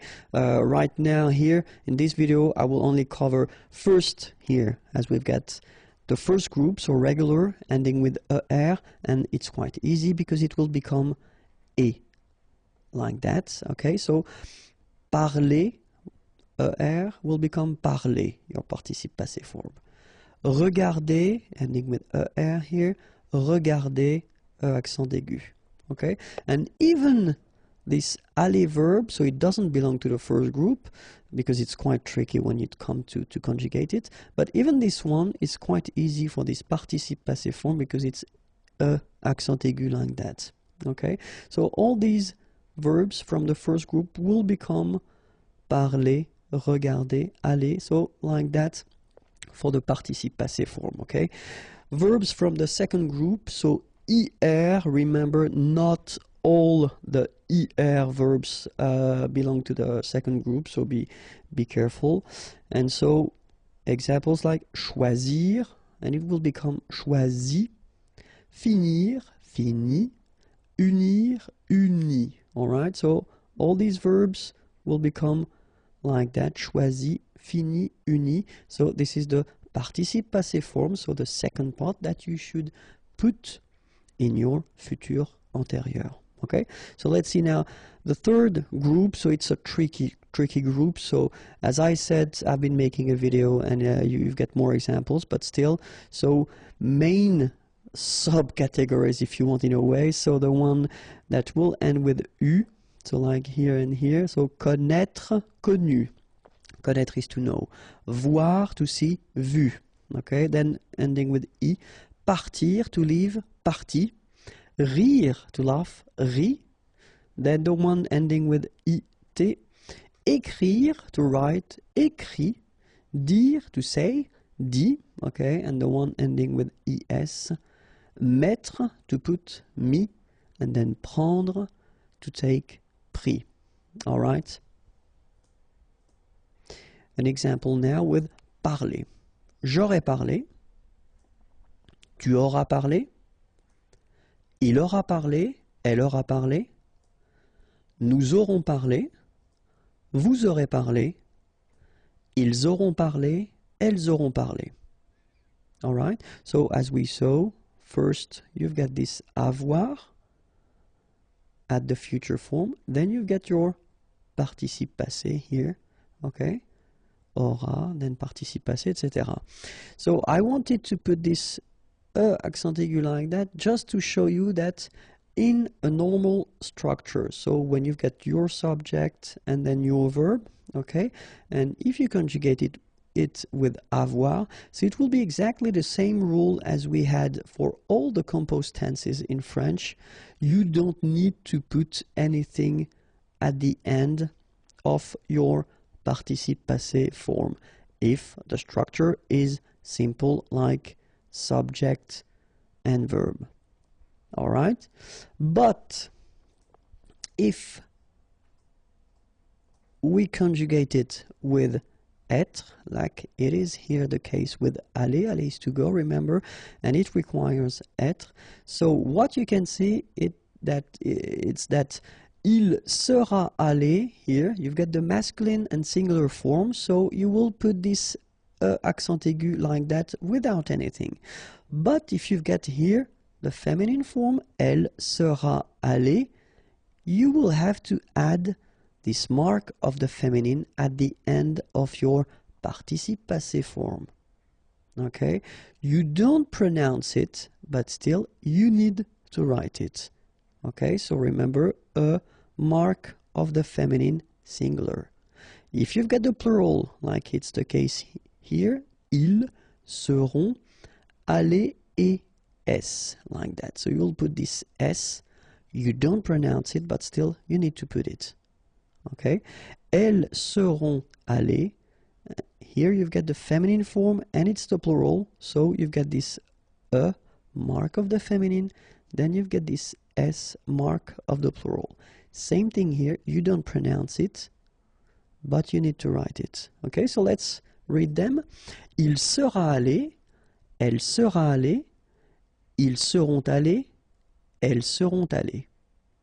All right, so let's see now how it go for the full thing. So je serai allé. Okay, so I did put this like that just to make it possible to put the feminine. All right, tu seras allé, il sera allé, elle sera allée, nous serons allés, vous serez allés, ils seront allés, elles seront allées. Okay, so one more time. Je serai allé, tu seras allé, il sera allé, elle sera allée, nous serons allés, vous serez allés, ils seront allés, elles seront allées. And now we saw at the beginning of this video that all the reflexive verbs require as well être, okay, but then remember that the conjugation, it is a bit more tricky because you've got to use these möchte, etc. So let's see how they go when you put them at the futur antérieur, okay? So, je me serais présenté, tu te seras présenté, il se sera présenté, elle se sera présentée, nous nous serons présentés, vous vous serez présentés, ils se seront présentés, elles se seront présentées. Okay? So you can see that as we conjugate these verbs with être, well, it will respect exactly the same rules. So we've got to put as the mark of the feminine when needed, S mark of the plural when needed. Here we've got nous, so it's the plural, vous as well. Okay, and then es, like for here, elle, so feminine plural, so and s, for the feminine, s for the plural. Okay, so let's read them one more time. Je me serai présenté, tu te seras présenté, il se sera présenté, elle se sera présentée, nous nous serons présentés, vous vous serez présentés, ils se seront présentés, elles se seront présentées. So, keep in mind that if you want to construct this futur antérieur, it should be first avoir at the future form, then your participe passé, and you will get a beautiful futur antérieur. In some cases, être au futur plus participe passé, and then you will get your futur antérieur. I hope it was clear. If you want more videos, then youtube.com/imagier, and then more material can be found at this address, imagier.net. Have a great day. Bye bye. Les articles à la forme négative, because it can be tricky in some cases, and I have been students who've been asking me, are they transformed, do they stay the same if you put the sentence at the negative form? So that's what we'll see in this lesson. Okay, so we'll see first the indéfini and the partitive. Okay, so les indéfinis et les partitifs. All right, so indéfini, it would be translated as a in English. Okay, and then the partitive something. All right, and then we will work on les articles définis, so the in English. Okay, so but then first, let's see indéfini et partitif. Okay, so let's see the example for the article indéfini at the masculine form, like un, for instance. And then let's see how it goes. Il a un chien. Okay, un chien, a dog. And here we've got the verb avoir. Okay, il a un chien. So a dog. Okay, so keep in mind that if you want to transform this sentence at the negative form, then il n'a pas de chien. So you can see that un here will become de here. All right, so that's the first thing that you've got to keep in mind if you want to use these articles. So article indéfini, and you want to put the sentence like in that case at the negative form, then un will become de. Okay, so let's see the example for the feminine form now. Une. Il y a, there is, remember, une manifestation, demonstration, il y a une manifestation. So if we want to put this sentence at the negative form, il n'y a pas de manifestation. So you can see that this article une becomes de at the negative form.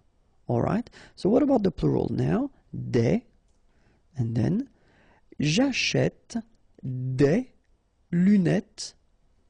Je n'achète pas de lunettes. Okay? Des lunettes, glasses. Acheter, to buy. J'achète des lunettes. So you can see that it will be exactly the same rule. So des becomes de. Okay? So what we've got here, un is becoming de, then une is becoming de, and after that you've got des, and it's becoming de as well. Okay? And this is for what we call les articles indéfinis, so in English, okay? And then let's see now for the les partitifs, okay? So if you want to introduce this some something, concept. Let's see now. Je bois du café. Boire is to drink, and then when you've got this du café, well, really it's some coffee. You don't specify the quantity, so it's really what we call partitif, okay? Je bois du café. So this is the masculine form here, du. And if you look carefully, negative form, je ne bois pas de café. So you can see that du is becoming de at the negative form. All right? Second example, de la. Okay, so it's for the feminine form. Elle prend, prendre is to take, de la tarte. Tarte is pie. Some, okay, would be this de la tarte. Negative form, elle ne prend pas de tarte. So you can see that this de la will become de at the negative form. All right? So what can we say if we've got un, une, or then des? So what we saw previously, so this indéfini, article indéfini, or then if we've got du, de l, or de la, as we saw previously, so what we call a partitif, okay?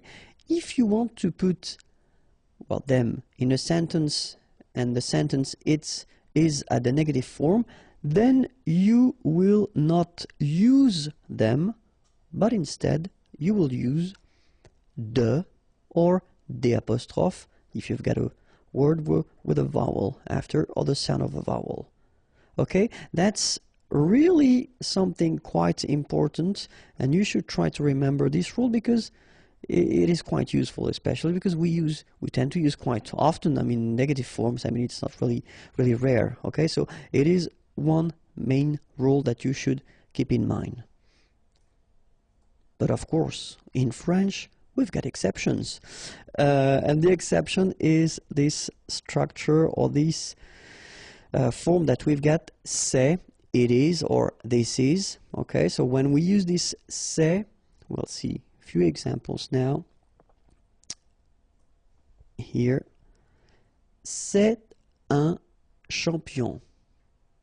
Okay, un champion, a champion. So c'est, this is, it is, un champion. Okay, and if you want to, well, put the same sentence at the negative form, well, look, ce n'est pas un champion. So you will keep your article as you had previously here, un. It doesn't change. Feminine form, c'est une amie. Okay, negative form, ce n'est pas une amie. Feminine, it's exactly the same rule, so une will stay here. You don't modify it. And for the plural, ce sont des produits naturels. Okay, produits, products, naturel, natural. Ce ne sont pas des produits naturels. All right, so what can we say about that?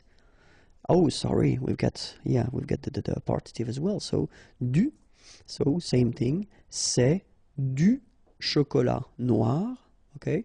Chocolate, and then noir, it's black, so dark if you want. C'est du chocolat noir, okay? Négation, ce n'est pas du chocolat noir, okay? So here we've got the partitive and it's still the same here, du and du, okay? So partitif féminin, c'est de la vanille. Ce n'est pas de la vanille. So, de la is here, and it's still here for the negative form, okay? Vanille, vanilla. All right? So now we can have the rule. So when we've got un, une, and then des, so what we saw, les articles indéfinis, or then if we've got du, de l, or de la, okay? So in that case, it's the partitive. Remember that if you use them with c'est at the negative form, they will stay exactly the same. Okay, so that's the main rule that you've got to keep in mind with these articles. So indéfini, or then with the partitive. If you use them in normal structures, then they will change and they will become de or des apostrophe, as we saw previously. But if you use these articles or then the partitive with c'est, in that case, they don't change when you put them at the negative form. Okay? So now we'll see the definite, so les articles définis, okay? And so we've got for the masculine le, okay, so it's the equivalent as at the in English, but then we've got the difference between the masculine, the feminine, and the plural. So le, have a look at this. Je prends le train, okay? Prendre is to take, le train, the train, okay? Je ne prends pas le train, okay? So the article doesn't change at all. You just put it back, even if it's the negative form. It doesn't change, okay? So, feminine. Elle aime la musique. Aimer is to like or to love, okay? Elle aime la musique, the music. Elle n'aime pas la musique. It doesn't change at all. Les, plural form. Nous détestons les olives noires, okay? Détester, to hate, okay? Olives, and then noir, black. Nous détestons les olives noires. Negative form, nous ne détestons pas les olives noires. Okay? In that case, it doesn't change. So you can see le doesn't change, la doesn't change, and les doesn't change either. Alright, so the rule is quite simple. If you've got in your structures le, la, or les, and you want to have this structure at the negative form, then they will stay exactly the same. They won't change. Bonjour à tous and welcome to Learn French with Vincent. This is Unité 9, leçon F. And in this lesson we'll discover together 108 adjectifs. Okay, so the list will be long, but still they are quite useful, so get ready. We're starting right now. Fâché. Okay, so remember that here, even if you've got this accent circonflexe on the top of A, well, technically it doesn't really change the pronunciation. Fâché. Fâcheux. So final X not pronounced, and then you get your combination of U, E. Fâcheux. Endormi. Remember, E-N, en. Endormi. Attractif. Réveillé. Okay, I-double-L-Y, réveillé. Horrible. Okay, first letter is H, but then we don't pronounce H, so you don't pronounce it. And the first thing you hear is O, horrible. Meilleur. Okay, same thing here. I-double-L-Y, meilleur. Mieux. Final X not pronounced. Grand. Final D not pronounced. Ennuyé. Okay, so first en, then nuit, then yé. Ennuyé. Ennuyeux. Okay, final X not pronounced, and then the same concept. Ennuyeux. Ennuyeux. Courageux. Final X not pronounced, and then you get this U, E, and G plus E. After that it's je, so je, okay? Courageux. Courageux. Génial. Calme. So don't insist on the final E. Calme. Joyeux. Final X not pronounced, and then joyeux. Okay? Joyeux. Joyeux. Nuageux. Final X not pronounced, and then G-E-U, je. Nuageux. Correct. Dangereux. Okay, so final X not pronounced, and then don't really pronounce this here. Dangereux. Dangereux. Dangereux. décider, malhonnête. Okay, remember, H doesn't exist, so malhonnête. Don't insist on the final E. Malhonnête. And here you get E accent circonflexe, so you pronounce it like E. Malhonnête. Désorganisé. Affreux. Final X not pronounced. And then you get this fr, freux, affreux. Ennuyeux. Okay, final X not pronounced. And then ennuyeux. Ennuyeux. Facile.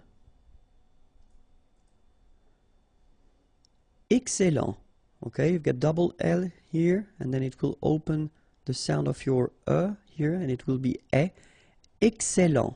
Excellent. Excité.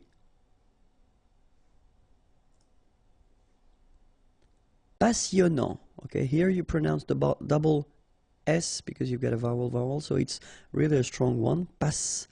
Passionnant. Final T not pronounced. And then here you get this en sound. Passionnant. Cher. Blond. Final D not pronounced. Célèbre. Okay, first you get this E, then here you get the E, so célèbre. Final E not really pronounced. Rapide. Favori. Final. Bien. Okay, so remember, when you get this combination of I, E, N, you get the sound yen, yen, okay, and then B. Bien. En forme. Brumeux. Okay, final X not pronounced, so you get this E and then U. Brumeux. Brumeux. Free. Final T not pronounced. Free.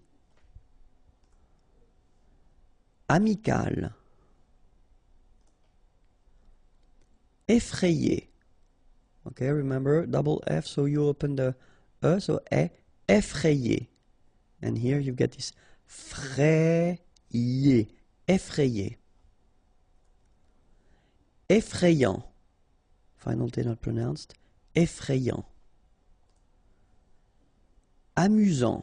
Final T not pronounced. You've got only one S here between the vowels, so it's really this Z sound.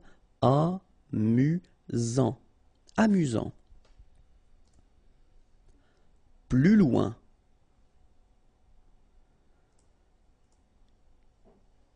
Beau. Okay, so remember we've got this strange combination of vowels, E, A, U, so three vowels, but then phonetically it's only O. Okay, so beau. Grillé. Okay, at the end you've got this E, and then remember double L after E, y, grillé, grillé. Beau, one more time. Dur. Travailleur. Okay, remember double L, y, and then E-U-R, heure. Travailleur. Travailleur. Saint. Okay, combination of A, I, N, phonetically will give you this un pronunciation. Saint. Lourd. Final D not pronounced. Honnête. Chaud. Final D not pronounced, and then when you combine this C and H, you get the sh sound. A and U, O. Chaud. Important. Final T not pronounced. Intelligent. Final T not pronounced. Intéressé.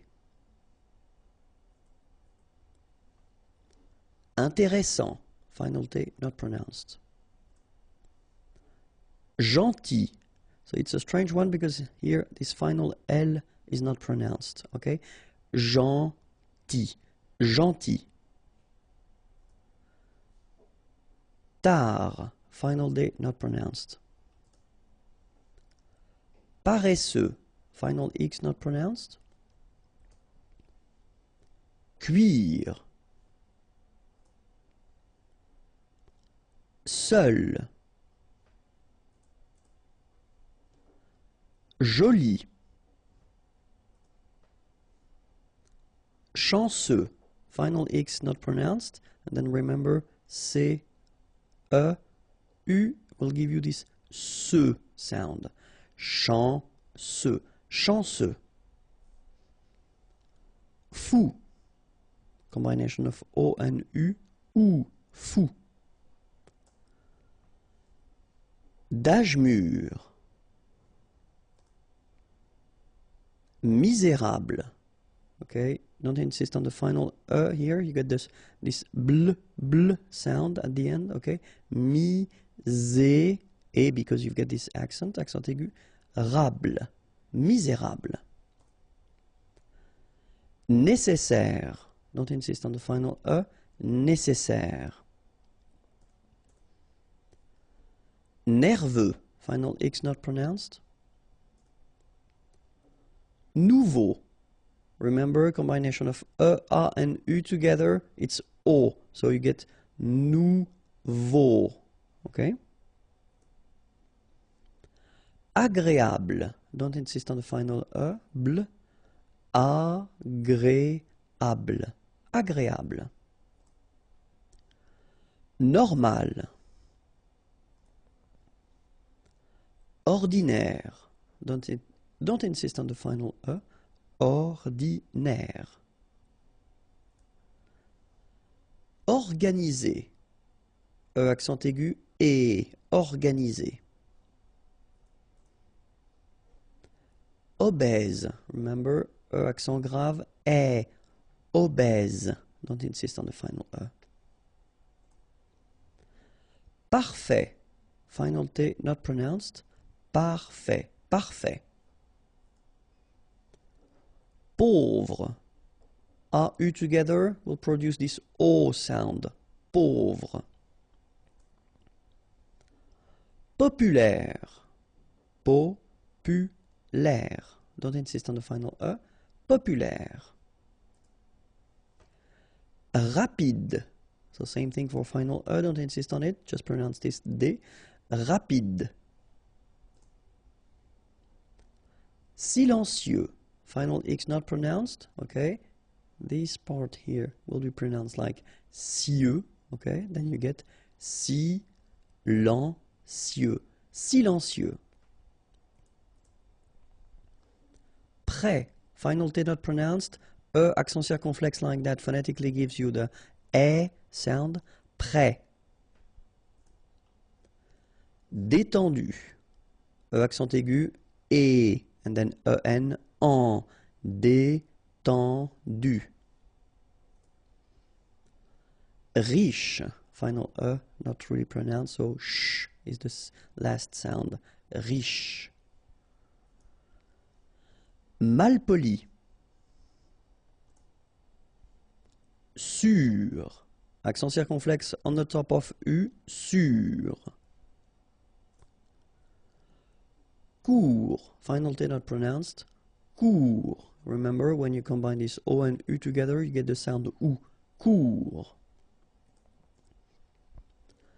Similaire. Final E not pronounced. Similaire. Petit. Okay, remember to pronounce this like a petit. Final T not pronounced. Petit.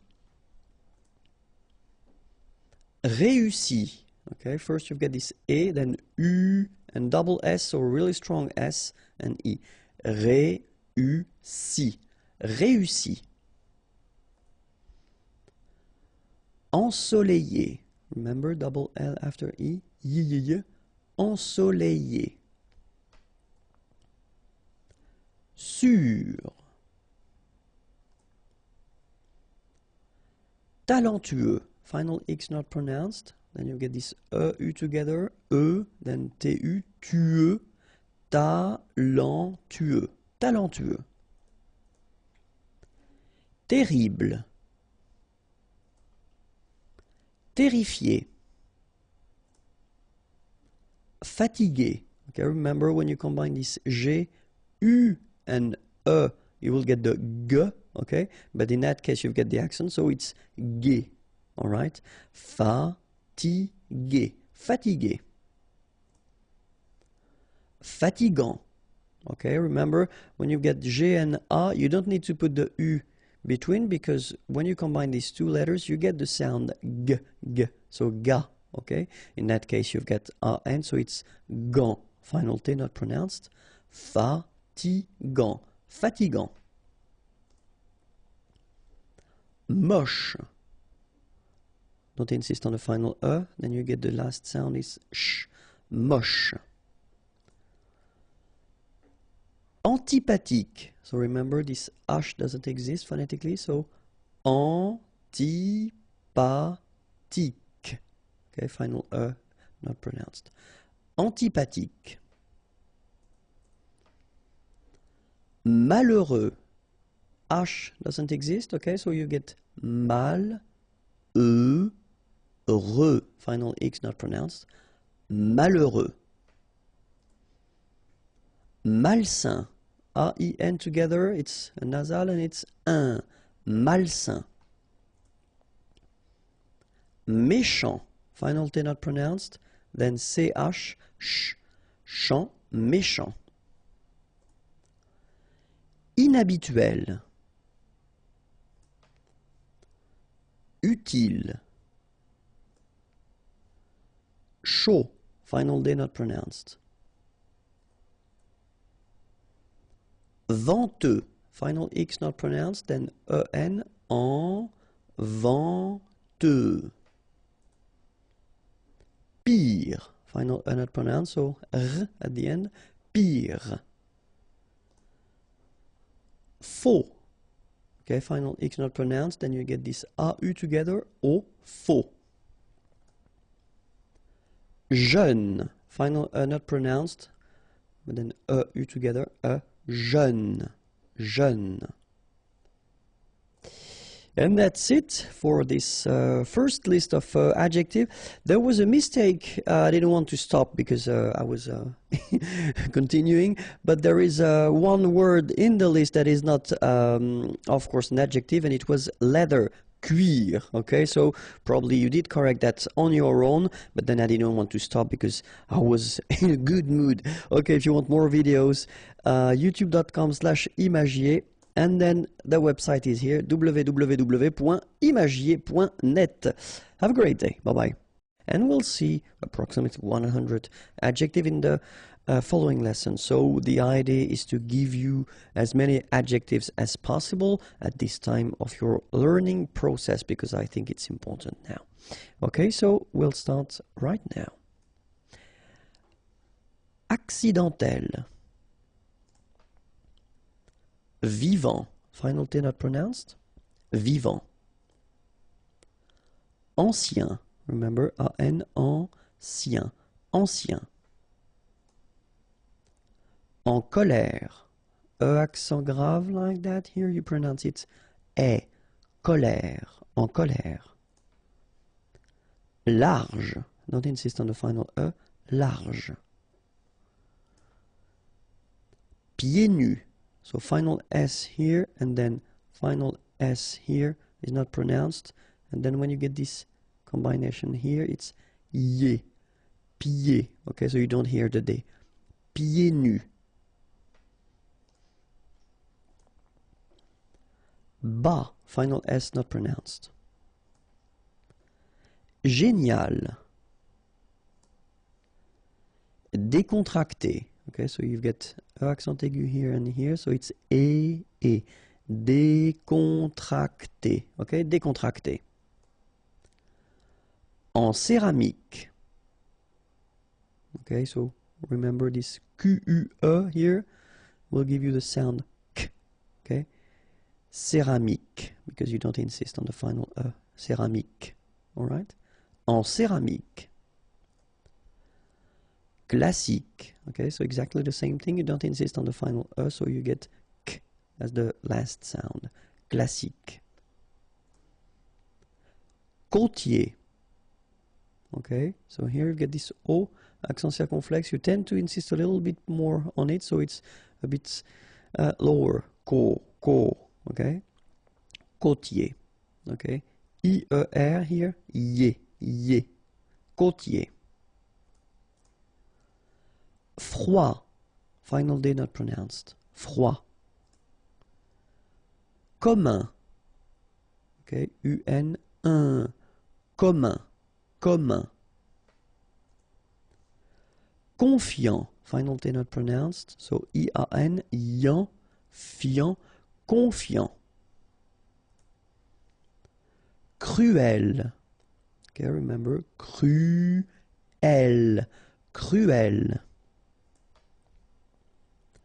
Dangereux. Final X not pronounced.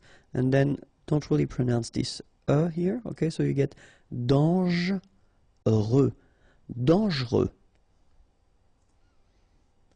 Mort. Final T not pronounced. O-R, or. Mort. Décoré. Okay, so E accent aigu, E accent aigu, E. Décoré. Décoré. Profond. Final D not pronounced. O-N, on. Profond.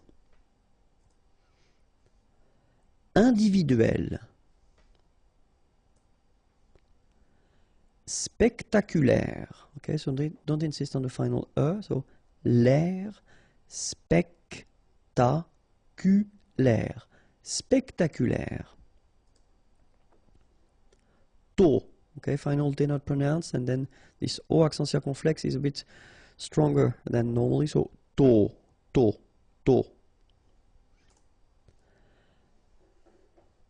Âgé. Okay, accent aigu here. Et âgé. Électronique. Okay, so as we saw previously, Q-U-E at the end, K. Okay, électronique.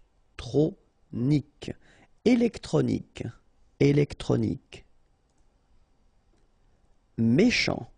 Final T not pronounced. C-H together, sh. Méchant. Excellent. Remember, double L and E before, it will open the E. So, excellent. Passionnant. Final T not pronounced. Passionnant. Cher. À la mode. Final E not pronounced. À la mode. Rapide. Final E not pronounced, so rapide. En forme. Final E not pronounced. En forme. Évaser. Remember, one S between two vowels. Z. Évaser. Courant. Final T not pronounced. A-N. En. Courant. Folk. Fragile. Okay, final E not pronounced, and then when you get this G and I, Gilles, fragile. Amical. Effrayant. Okay, so final T not pronounced, and then you get effrayant. Okay, effrayant. Gelé.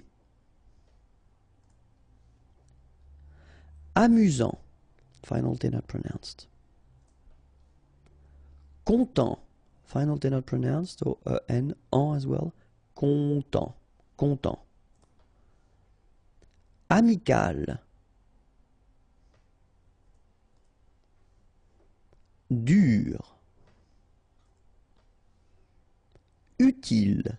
Final E not pronounced, so utile. Horrible. Okay, remember we don't pronounce H here. Horrible. Immense. Final not pronounced. Immense. Important. So final T not pronounced. And then remember, you've got this EM, and after that it's a consonant, so it is here nasal. Important. Important. Indépendant. Final T not pronounced. Indépendant. Indépendant. Informel. Intelligent. Final T not pronounced, so G-E-N, Jean, okay? Intelligent. Double L, it opens the pronunciation of your E, so it's E. Intelligent. Intéressant. Double S, same thing here. S, strong, and it opens the pronunciation of your E. Intéressant. Final T not pronounced. Humain, remember, H is not pronounced, A-I-N, un, humain. En direct. Logique, remember, Q-U-E at the end, K, logique. Bas, final S not pronounced. À taille basse, okay, so basse, final not pronounced, but then you pronounce the double S, so S, basse. And then here you've got the double L after your I, remember, taille, à taille basse. Chanceux, final X not pronounced, this C-E-U, ce, chanceux, chanceux. De luxe. Mathématique, remember, H doesn't exist, so mathématique, remember, Q-U-E at the end, K, mathématique. Médical. Mémorable, don't insist on the final E, mémorable. Négligé, okay, accent aigu here and here, et, négligé, négligé. D'âge mûr. Minimum. Nerveux, final X not pronounced, E-U, E, V, nerveux. Bruyant, final T not pronounced, so you get bruyant, okay? Bruyant, bruyant. Hors ligne, final here not pronounced, so ligne, and then here S is not pronounced, the final one, so hors, and remember H doesn't exist, so hors ligne. En ligne, okay, so here en ligne. En plein air, alright, so you've got this air here, and then we tend to make the liaison plein air, plein air. En plein air. Douloureux, remember, final X not pronounced, so you get this OU together, ou, douloureux, douloureux. Populaire, final not pronounced, so populaire, populaire. Psychologique, okay, remember it's an exception here because you've got this C-H-O. Normally we should pronounce it sho, okay, but in that case we pronounce it ko. Psychologique. Remember, final Q-U-E like that, K. Psychologique. Silencieux, final X not pronounced. Radioactif. Enregistré, okay, so here final with the accent, so E, okay, T-R, E accent grave, c'est accent aigu, it's très, alright, so enregistré, très, okay, but then you don't really insist on this enregistrer, enregistrer. Détendu, okay, so en, détendu, détendu. Renouvelable, look, renouvelable, remember, bl, bl at the end, but then this here is not really pronounced, so renouvelable, renouvelable, okay, it's a bit tricky, I know, but try your best. Renouvelable. Romantique, remember, Q-U-E at the end, k, romantique. Royal, okay, so same thing with this Y, royal, royal, royal. Sûr. Effrayé. Mitoyen. Okay, same thing with the Y that went here with effrayé and royal, sorry. So, mitoyen. Mitoyen. Peu profond. Final D not pronounced. Peu profond. Mince. Okay, mince. Irrité. Droit. So final T not pronounced. Stressé. Okay, remember you get double S here, so you pronounce it really strong while it's between two vowels. So C, alright, and then here you get this E before the double S, so it will open the pronunciation of the E. Stressé, stressé. Stressant, okay, final T not pronounced, and then A-N-An, stressant. Fort, final T not pronounced. Réussi, okay, réussi, réussi. Bronzé, so O-N, on, and then Z, it's really pronounced like Z. Bronzé, bronzé. Superstitieux, okay, so final X not pronounced. Superstitieux. Okay, remember when we get this T after E and then E here. S. Superstitieux. Superstitieux. En mitoyenneté. Okay, so mitoyenneté.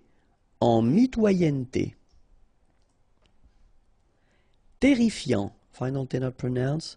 Double R here, so it will open the pronunciation of your E, and then it will be E, terrifiant. Résistant, final T not pronounced, résistant. Tropical. Sous-marin, okay, so E-N here, un, rein, marin, alright, and remember, sous, okay, final S not pronounced, so S-O-U, sous-marin. Utile, final E not pronounced, utile. Verbal. Visuel, remember it's E here and L, uel, visuel. So this would be a list of 120 adjectives, okay, and it will complete the whole adjective series that I wanted to introduce at this point of our learning process. Okay, so let's start now. Alarmant, final T not pronounced. Ambitieux, final X not pronounced, and then remember that you get this T, I, and then vowel, so si. Ambitieux, ambitieux. Amuser, okay, accent aigu at the end, so e, z, amuser. En colère, okay, remember, accent grave, and then r, okay, you don't insist on the colère, en colère. Artificiel. Athlétique, okay, remember that H doesn't exist, so athlétique, remember, Q-U-E at the end, k. Athlétique, athlétique. Réveillé, okay, so accent aigu here and here, so and then you get E, and then double L, y. Réveillé, réveillé. Mal payé, okay, remember when you get this Y and two vowels, so payé, payé, mal payé. Irritable, don't insist on the final E. Aveugle, same thing, final E, not really present. So aveugle, gl, aveugle. Bouillant, final T not pronounced. A and together, remember, nasal, en, okay? And then here you get bou, alright? And after that you get this yan, okay? Bouillant, bouillant. Autoritaire, so final not here. Autoritaire, autoritaire. Courageux, final X not pronounced. G-E-U together, they will give you this je, okay? Courageux, courageux. Large d'épaule, final S not pronounced. Large, final E here not pronounced. D'épaule. Enterré, okay, remember, N together, nasal, en, and then you get this double R here, and it will open the sound of the okay? Enterré, enterré. Épais, final S not pronounced, A-E together, épais, épais. Calme, final E not here. Stimulant, final T not pronounced, stimulant, stimulant. Circulaire, final not pronounced, I together, it's okay, so R, circulaire, circulaire. Raser de près, final S not pronounced, okay, so here you get the accent grave, près, okay, here accent aigu, et raser, raser de près. Confiant, okay, final T not pronounced, so O-N, on, I-A-N, ian, confiant, confiant. Attentionné, okay, at the end you get this accent aigu, so et, a, temps, so remember, E-N, en, temps, sionné, attentionné. Contemporain, okay, so I-N at the end, un. E-M here, because it's followed by a consonant here, you get this P, so it will be a nasal, so it will be en. And here another nasal, on. Contemporain, contemporain. Condamné, okay, so it's really strange because this M here, well, technically it's not pronounced. Condamné, okay, condamné. Effrayant, okay, remember, final T not pronounced. Effrayant, effrayant. Couper court, final T not pronounced, and here you get this accent aigu, couper court. Fâché, remember, C and H together, sh, and then et, chez, fâché. Cruel, okay, U here, cruel. Actuel, actuel.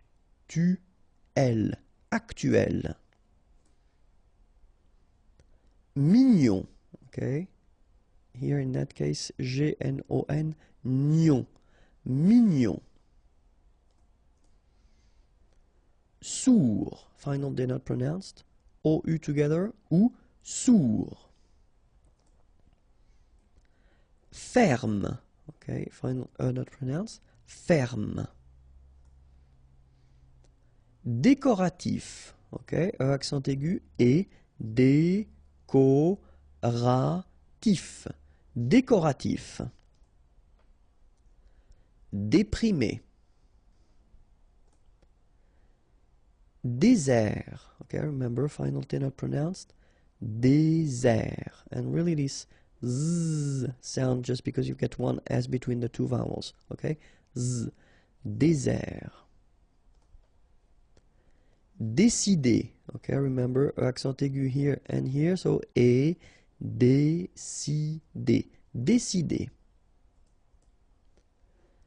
Électronique. Okay, so, k at the end. Remember, Q-U-E at the end. K. Électronique. Électronique. Émouvant. Final T not pronounced. A-N together. En. Émouvant. Émouvant. En voie d'extinction.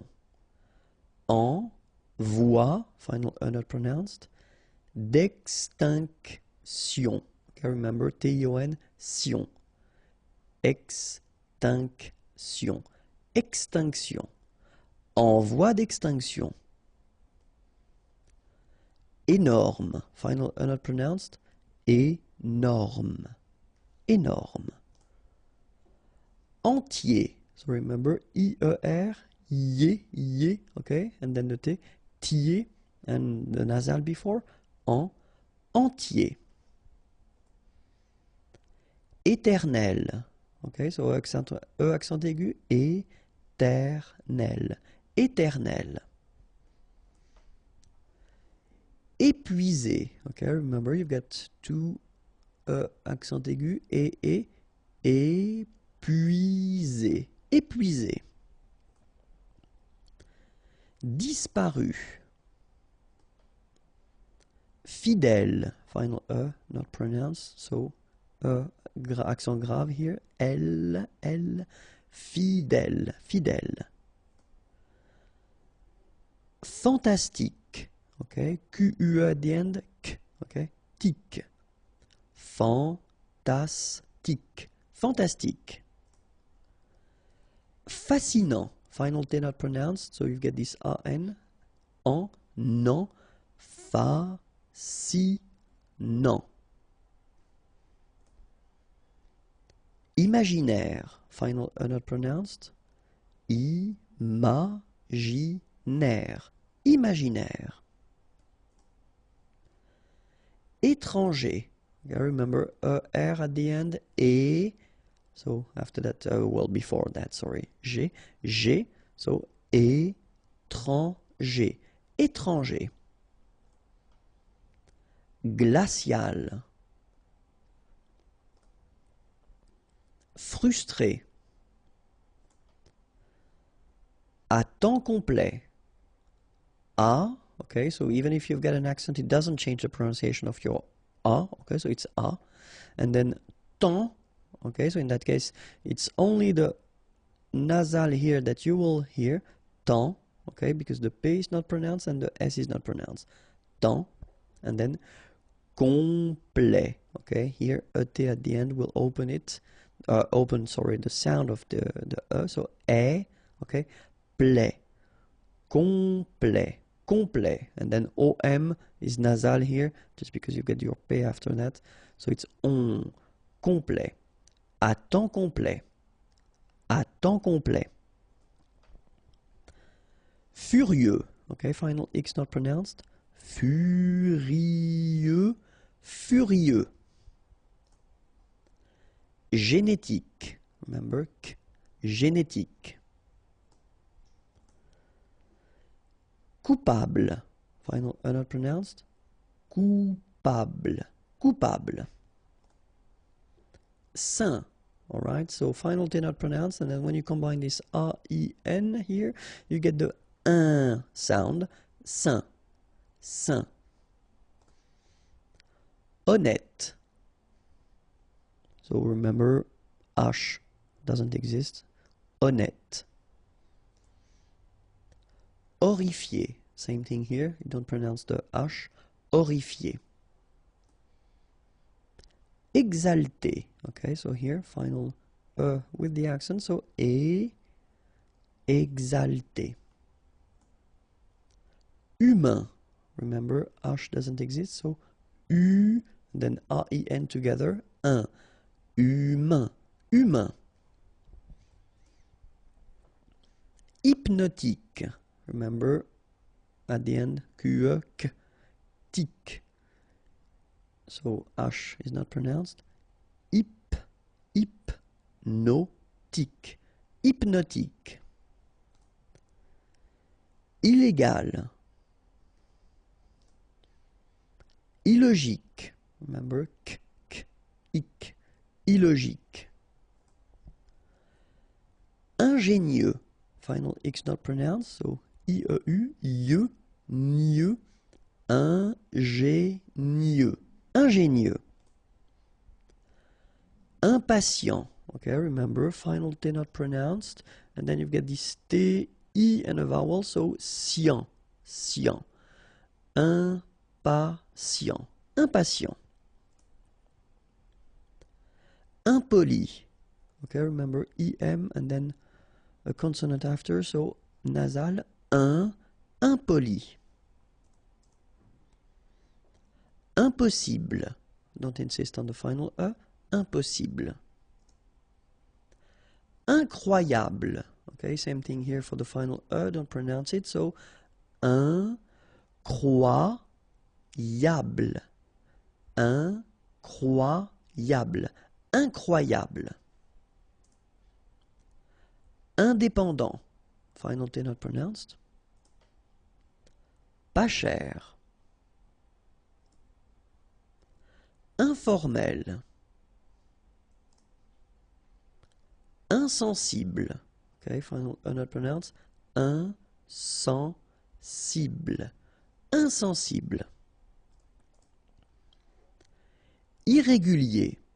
Okay, remember, I-E-R at the end of your word here, it will be yé, okay? Irrégulier. Irrégulier.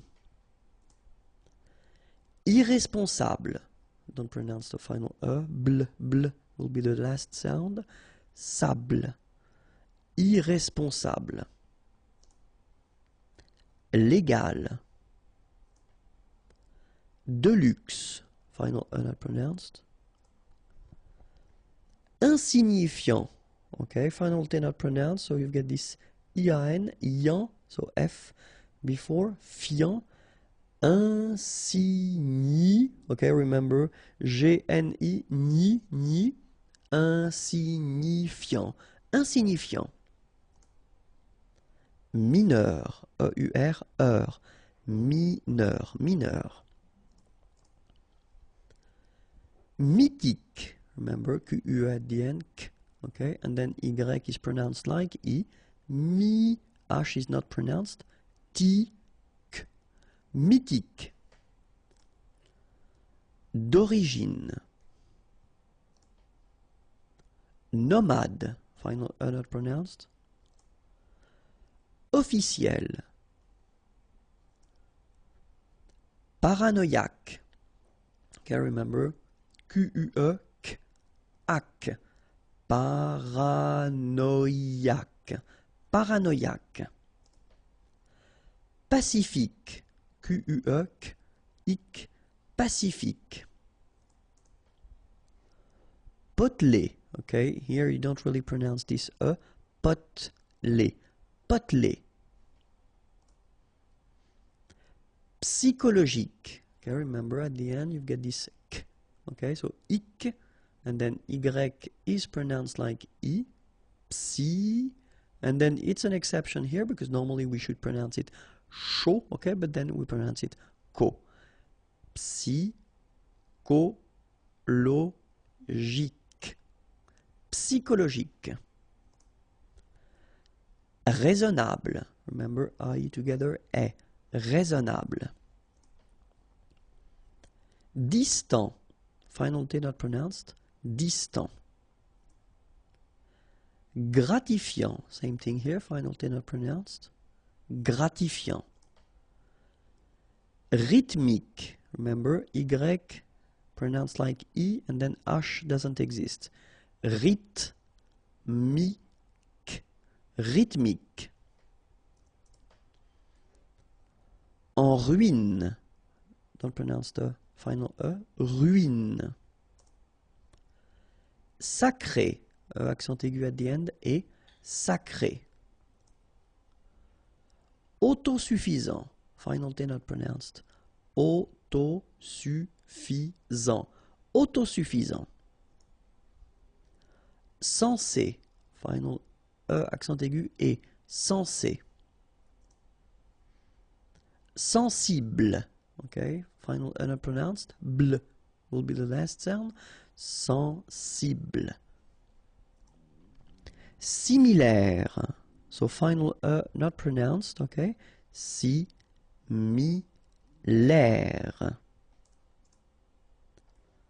Mince. Final E not pronounced. I-N together. Un. Mince. Lisse. Double S here, so it's really a strong S. Lisse. Okay, don't insist on the final E. Lisse. Stressant. Final T not pronounced. A-N together. En. And then double S. Sans. And it will open the pronunciation of your E. So, E. Stressant. Stressant. Chic. Okay, you pronounce the final C and then CH together. Sh. Chic. De banlieue. Okay, final E not pronounced. So I-E-U, I-E, L, lieu, banlieue. De banlieue. Très petit. Final T not pronounced and then E is pronounced like a E. Petit. Très petit. Here, final S doesn't exist, it's not pronounced. Très petit. Très petit. Traditionnel. Okay, so you get double N here. Traditionnel. Onel, onel. Traditionnel. Transatlantique.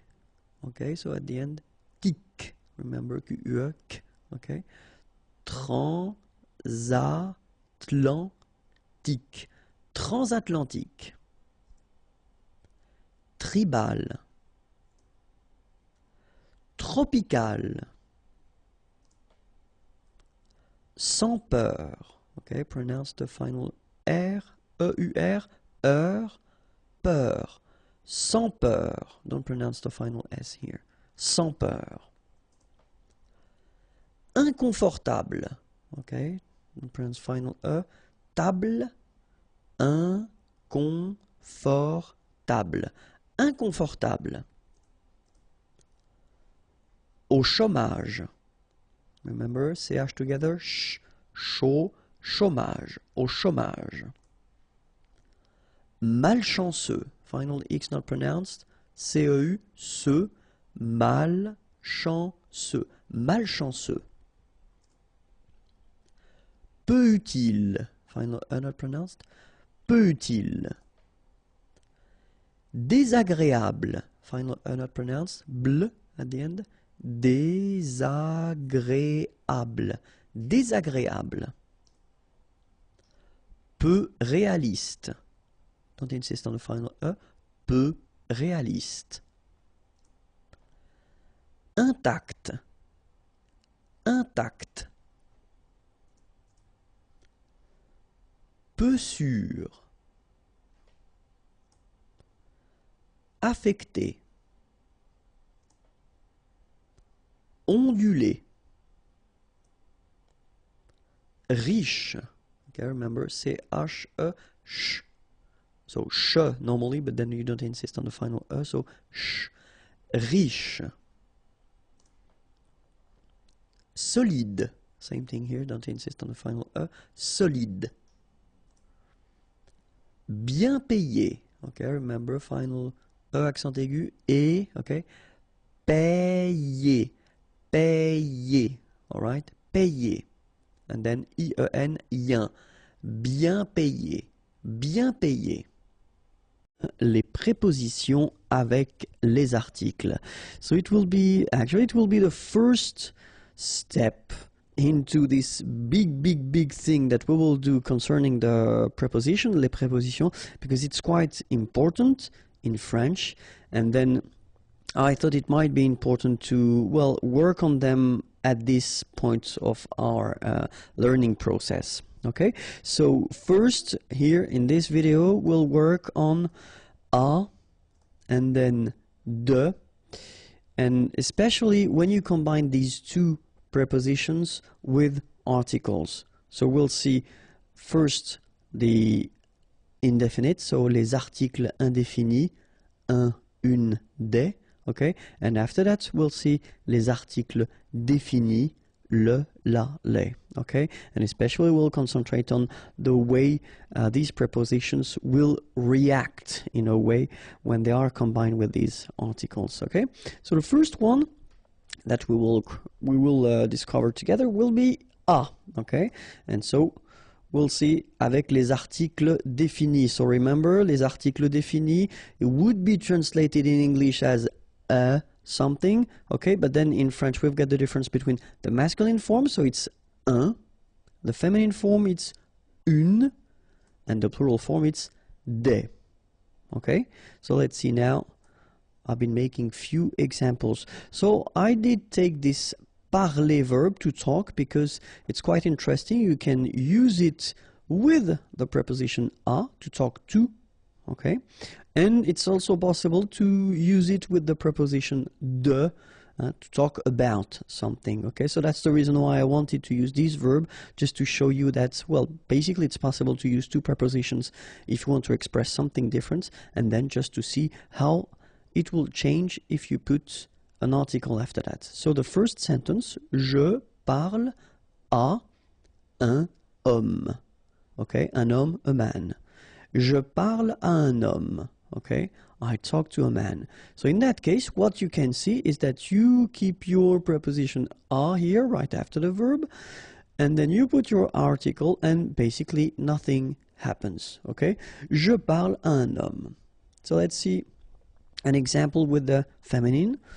Je parle à une femme. Okay, une femme, a woman.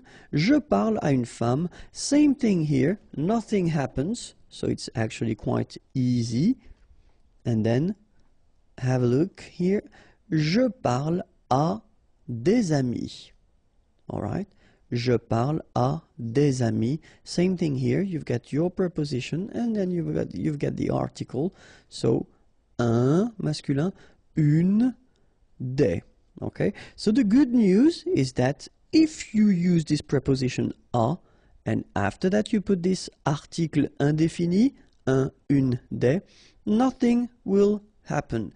No modification, no changes, you just keep them like that. Okay, let's see now if you want to put this article défini. Okay, remember, article défini, if you want to translate that in English, it would be the something, okay, but then as usual in French we've got the difference between the masculine form, le, the feminine form, la, and the plural form, les. Okay, so remember, masculine, le, feminine, la, and then the plural, les. Okay, so let's have a look now. If we keep, well, the same verb, as I said, you know, je parle, parler, to talk, and in that case you can have a look and you can see that it's been changing a little bit, okay? So a plus le will become o, like that. You write it au, you pronounce it o, okay? Je parle au directeur. Directeur, translation, director, okay? Je parle au directeur. let's see the feminine form. Je parle à la directrice. Okay, directrice, director, but the feminine form. Okay, je parle à la directrice. So here you can see that, well, nothing happens, so you still have your preposition à, and then you've got your article here. Okay, so nothing changes when you get the feminine form. And let's see the plural form now. So you get the directors, so it's the plural form. Je parle au directeur. Okay, so you can see that here you combine a plus les, and you will get this aux, okay, and then phonetically you produce it or you pronounce it au. Okay, so here au, masculine form, plural form au as well. And for your information, it could be, so I did put this directeur here, okay, it could be directrice, so it could be the feminine plural. It wouldn't change anything because it will be still this au, okay, so it will be for the masculine or the feminine plural, it will be aux, all right. So je parle au directeur, so here for the masculine, je parle à la directrice, here for the feminine, je parle au directeur for the plural. All right, so if we want to make it clear, then we can say that a plus le will become au, okay, then a plus la, well, will stay the same, à la, it doesn't change at all, and then a plus les will become au, aux, but then remember that phonetically it's o. Okay, so that's the main thing that you should remember if we talk about this preposition a combined with the article, les articles définis here. Okay, and now let's have a look at de. So exactly the same thing, we'll see how de will react. So first avec les articles indéfinis, okay, so un, une, and then des, all right. So I took this parler again, okay, so, but that, keep in mind that if we've got this parler and then we use the preposition de, then it's to talk about something, all right. So here, je parle d'un homme, all right. So normally we should have here de un homme, but well, as you know, we've been seeing that quite often now. It's not a new thing. Remember that here will disappear, and then you will put this little apostrophe, d'un homme. Okay, je parle d'un homme. All right, but then the thing is that no major modification will be done because you just keep your de. Well, the needs to disappear, but then still you've got your article. Okay? Je parle d'une personne. Okay? Une personne, a person. Je parle d'une personne. So exactly the same thing here. Nothing major happens, only this you know, disappear, but then that's the only thing that you should remember to do if you want to combine the two. All right? The tricky thing is here when you want to combine de and des, all right, just because we think that it would sound strange to have this de, des, roman, okay, so the thing that will disappear will be the article, okay, so that's the reason why we get this je parle de roman, all right, so in that case des will be taken away, all right, so remember de plus un will become d'un, de plus une will become d'une, de plus des will become de. Okay, so we will have to take this des away. All right, so let's see now how it will work if we combine it with les articles définis. So le, la, and les, okay, as we saw previously. Let's see now the examples. The first one, je parle du voisin. Voisin, here it's the masculine form of the neighbor. Le voisin, okay, the neighbor. And what you can see here is, well, the results of the combination of de plus le, okay? It will become du, okay, for the masculine form. Je parle du voisin, okay? So I talk about the neighbor. So let's see now how it will go. So I kept this neighbor, but then here it's the feminine form, so it's la voisine, all right? And what you can see here, je parle de la voisine, well, it will stay the same. So you keep your preposition, de, and then you put your article, la, and you put your name, or your word, sorry, voisine, okay? Je parle de la voisine. Nothing happens here. And it's a good thing. And then for the plural, as we had for a, remember, well, for the masculine singular and the plural, changes will happen. So, je parle des voisins. Here we've got the plural form of voisins, so neighbors, all right? Je parle des voisins. So remember, masculine, du, feminine, de la, and then the plural form. Plural, whether it's masculine or feminine, it will be the same, okay? So, des, okay? So, let's write it like that. De plus le will become du. De plus la will stay the same. Nothing happens. De la. And then de plus les will become des. La préposition a. Okay, so in the previous lesson, I've been introducing the modification of this preposition a when it's combined with articles. Okay, so I would definitely advise you to watch it if you didn't. And then in that lesson, we'll discover, well, the different uses of la préposition a. And you'll see that it's a long video. Why? Just because a could mean or could be translated in English with at, in, to, and then I explain you the reason why we've got this second to here, because it will be the from something to something. Okay, so that's the main reason why we've got the two to-dos. And then it could be translated with on, and then other meanings and other uses of this preposition a. Okay, so we'll start with at, if that's okay with you. And so, few examples. The first one, so if you want to translate it with this at, would be il reste à la maison. Rester is to stay, okay? And in that case, we would construct it with à, okay? Il reste, he stays, à la maison, at home, okay? Il reste à la maison. Second example, we could use this conduire, okay? Conduire is to drive, and then when you want to introduce the speed, okay, in that case it's 40 km/h, then you would use this à, okay? So at 40 km/h. Je conduis à 40 km/h. Je conduis à 40 km/h, okay? And then the last example we could have for this at, it's for the price, like here, à 10 euros.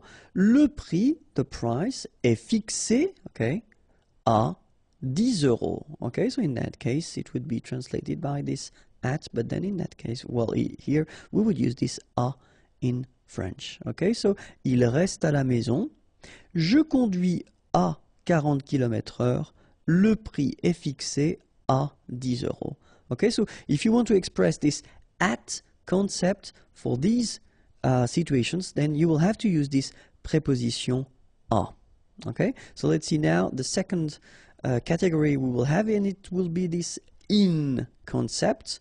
So the first one, mon frère est au lit. Okay, mon frère, my brother, is au lit, in bed. Lit is bed. Okay, mon frère est au lit. Second example, il est à la campagne. Campagne, country, countryside, okay? Il est à la campagne. All right, so in that case, it will be used, we will use this preposition à, okay? And then the last one, so if you want to introduce a town, okay, you want to use this habiter, habiter is to live, okay? J'habite à Paris. All right, you can see we don't put any articles, just the name of the town. J'habite, I live in Paris. J'habite à Paris. All right, so mon frère est au lit. Il est à la campagne. J'habite à Paris. Okay, so if you want to, well, translate this in concept that would be in English, then it should be a with, as we saw the combination with the articles, if needed, and the modification, au lit, à la campagne, à Paris. All right, let's see another use of a, and it would be to. Few examples. Je rentre à la maison. Okay, so in that case, rentrer, it's to go back. All right, so je rentre à la maison. And when we want to introduce this concept, then we should use this à la maison. Je rentre à la maison. Second thing, nous allons, aller is to go, okay, à Marseille. Nous allons à Marseille. Okay, so we go to, all right, so in that case you should use this preposition à.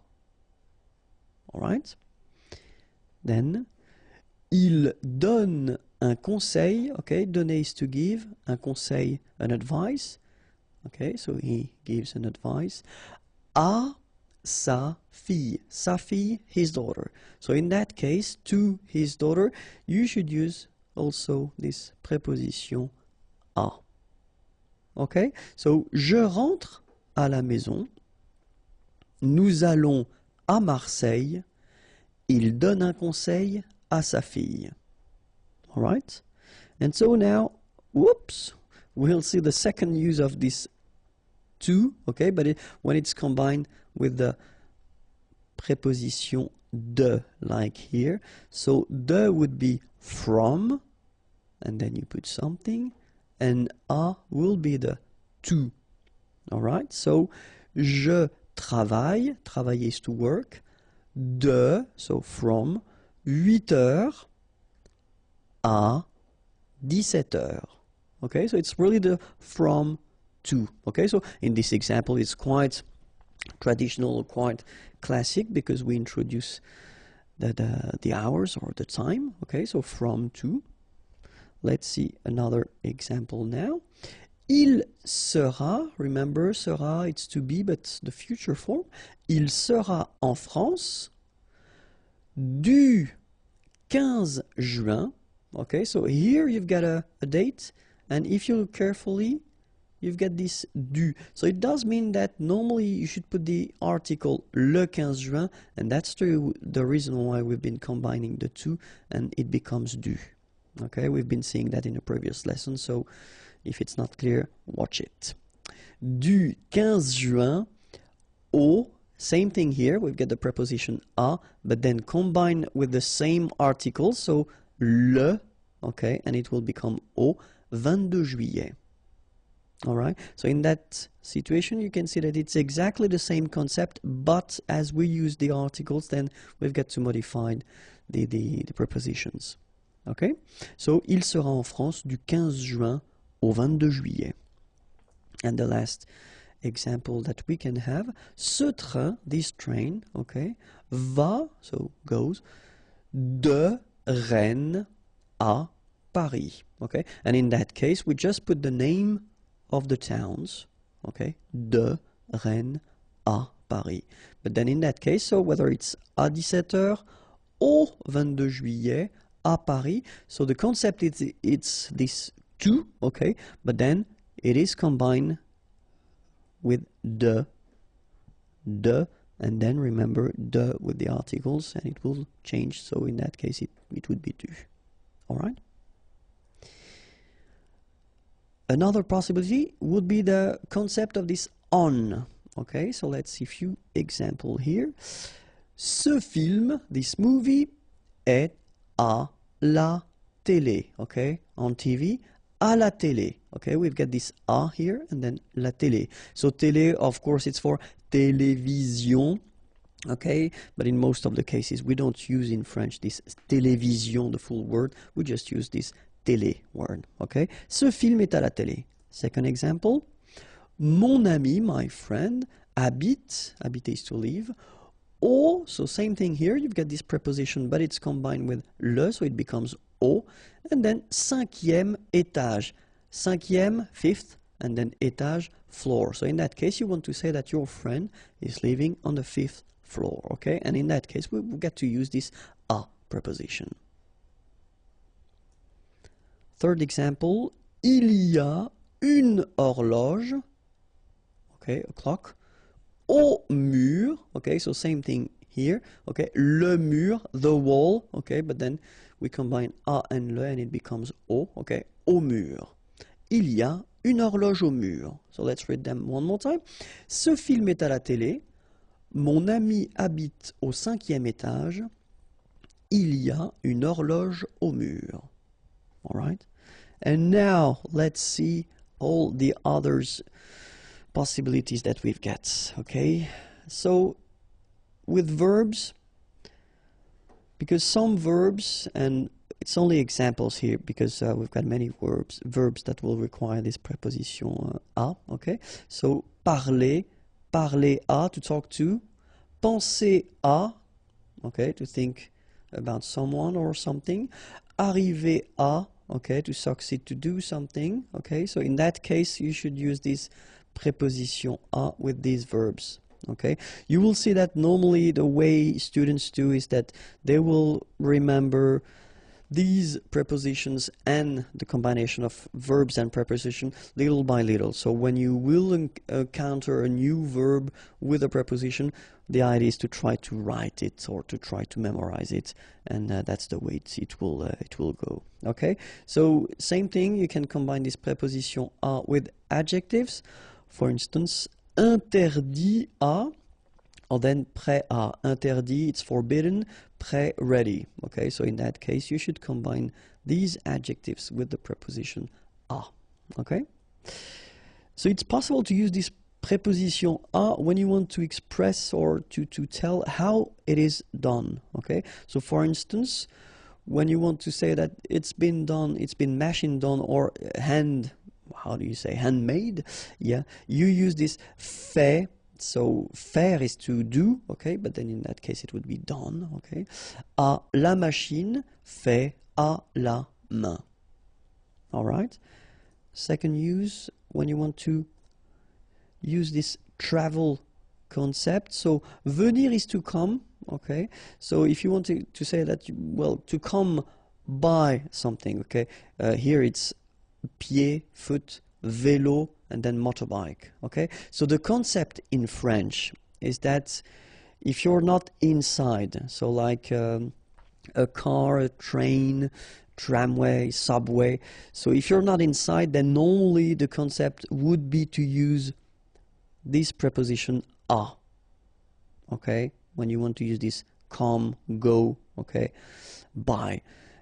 So you should use this à preposition, okay? But then keep in mind that in many cases, French people tend to use, when it comes to vélo, moto, well, you can listen and you can hear quite many times this en instead of à.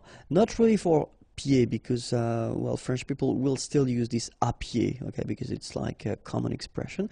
But still for vélo and moto, many persons will use this en, okay. Officially it should be a mistake, but then many persons are using it, so just be ready and try to remember that it's possible that you will hear this en vélo and then en moto, okay. If you want to describe something, okay, so for instance, la personne au manteau vert, okay, so in that case you want to say that this is the person who is wearing the green jacket, okay, au manteau vert, so in that case it's always the same, so a and le combine, and it will become o. Or then, you know, in that case it can be red hair, okay, so cheveux roux, so in that case it's the plural, okay, a plus les, and it will become o, like that. But it's quite common to use this a, okay, and then you want to describe a person. So it's also quite commonly used if you want to talk about food. For instance, un gâteau au chocolat. All right. So un gâteau au chocolat, same thing here. À le, okay, un gâteau au chocolat. Or then un croissant aux amandes. Un croissant aux amandes. So gâteau, cake, chocolat, chocolate. Croissant, it's this classical French pastry. And then amande, almonds. Okay.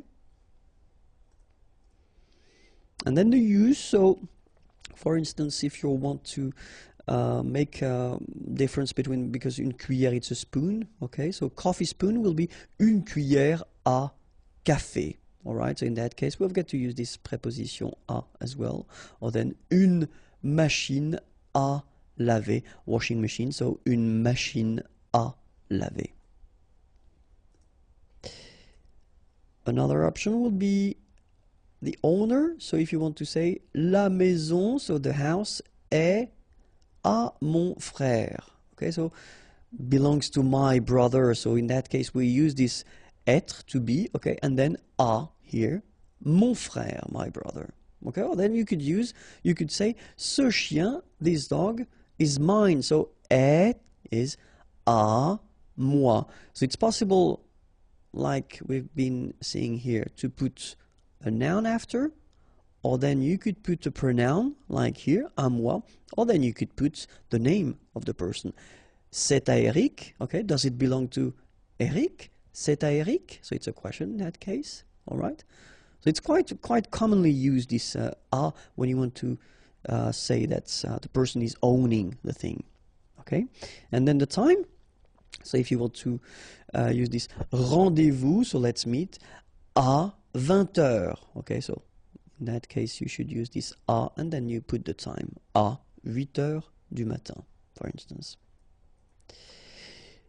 The pain, normally we've got this expression, so when you say that, when you want to say that, well, you've got an ache, something somewhere in your body, so avoir mal and then à, all right, and then you will combine it with the article, so ventre would be like stomach, okay, so stomach ache would be avoir mal au ventre, so obviously this au is a plus le, so that's the reason why it's like that, okay, ventre is masculine. So if it's tête, la tête, head, headache, à la tête, okay, so same structure, avoir mal à la tête, and then in that case pied, foot, au pied, okay, avoir mal au pied. Okay, so in that case you get the plural form. And the last thing that we'll use this preposition à for, it's when you want to say goodbye.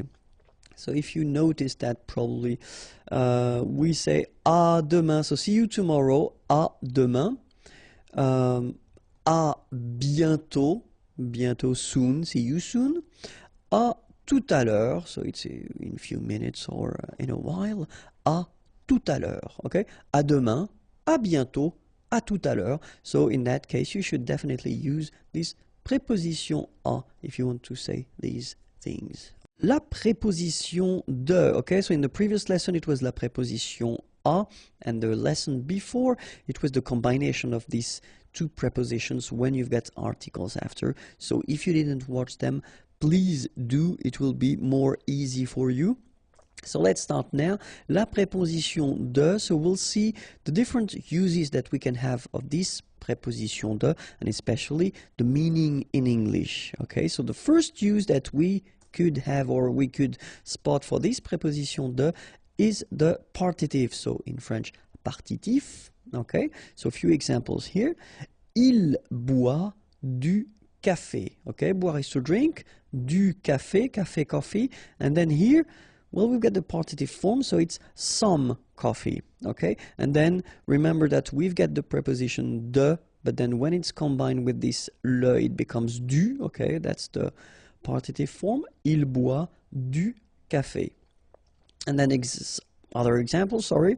Second example, elle prend de la salade.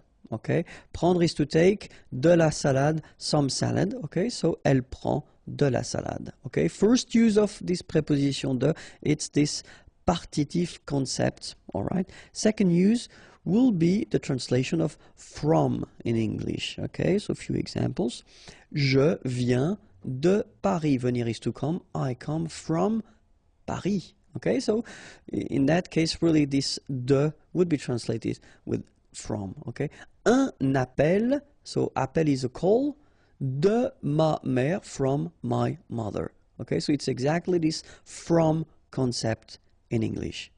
Okay, so let's see now another possibility. When you want to introduce this belonging concept, okay, then usually you should use this preposition de, like here, l'ordinateur de Samuel. Okay, so with this structure, you want to say that l'ordinateur, the computer, belongs to Samuel. All right, so in that case, you should use this de.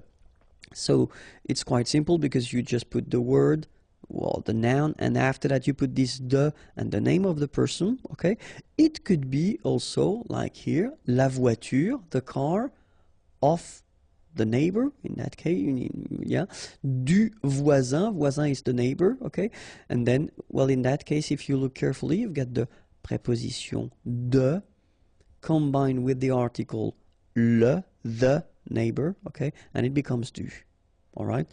Other possibility, l'ami, the friend, de mon père, okay, my father, of my father. So it's really this belonging, something or someone is belonging in a way to something or someone as well.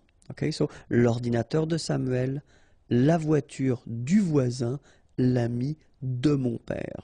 Okay, so let's see now another possibility of the use of la préposition de when you want to introduce this containing concept. Like here, for instance, une boîte, a box, de chocolat. Okay, so inside the box you've got chocolates, okay, and then une boîte de chocolat. Okay, so the use of de in that case it's quite clear. It's just because les chocolats sont contenus dans la boîte. Une bouteille d'eau. Okay, bottle of water. Okay, and so in that case you should use this de. Okay, but then obviously because you've got first here a vowel. Okay, they don't really get along. So as usual in French, disappear, and you get this apostrophe. Une bouteille d'eau. Okay, une bouteille, bottle, eau, water. A bottle of water. Une boîte de chocolat, une bouteille d'eau. Okay, so in that case, definitely you should use this preposition de. Okay. So if you want to introduce the fact that it's made of something, then, for instance, here, un rideau. So rideau is curtain, and then de lin. Lin is linen. Un rideau de lin. Okay. Second example, une chaise, a chair, de bois. Bois is wood, of wood. Okay, so in that case, un rideau de lin, une chaise de bois. So when you want to introduce the fact that these things are made of something, then you will have to use this preposition de. Okay? And then the use. For instance, here, une station de métro. Une station de métro. Other possibility, une place de parking. Yeah, sorry about that, but well, French people tend to use this parking as well. So I know it's coming from English, but still you should pronounce it the French way. Parking. Une place de parking. Okay, and the last one, un studio d'enregistrement. Okay, enregistrement is recording.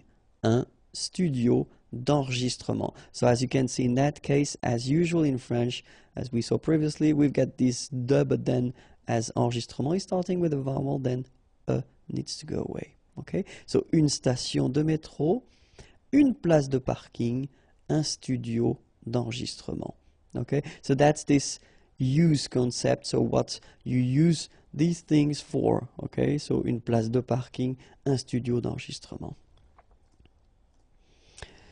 Normally we tend to use as well this preposition de when we combine or when we use these superlatives things. So for instance here, le plus beau film de tous les temps, of all time. Okay, so le plus beau, okay, most beautiful, beau is beautiful, film, movie, de tous les temps, of all times.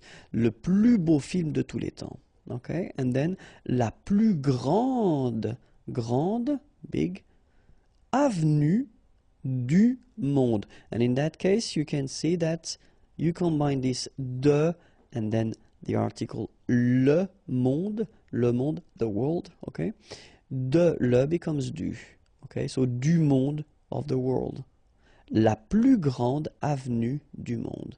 Okay, so for all these superlatives constructions, then remember you will have to use this preposition de, okay? De tous les temps, du monde.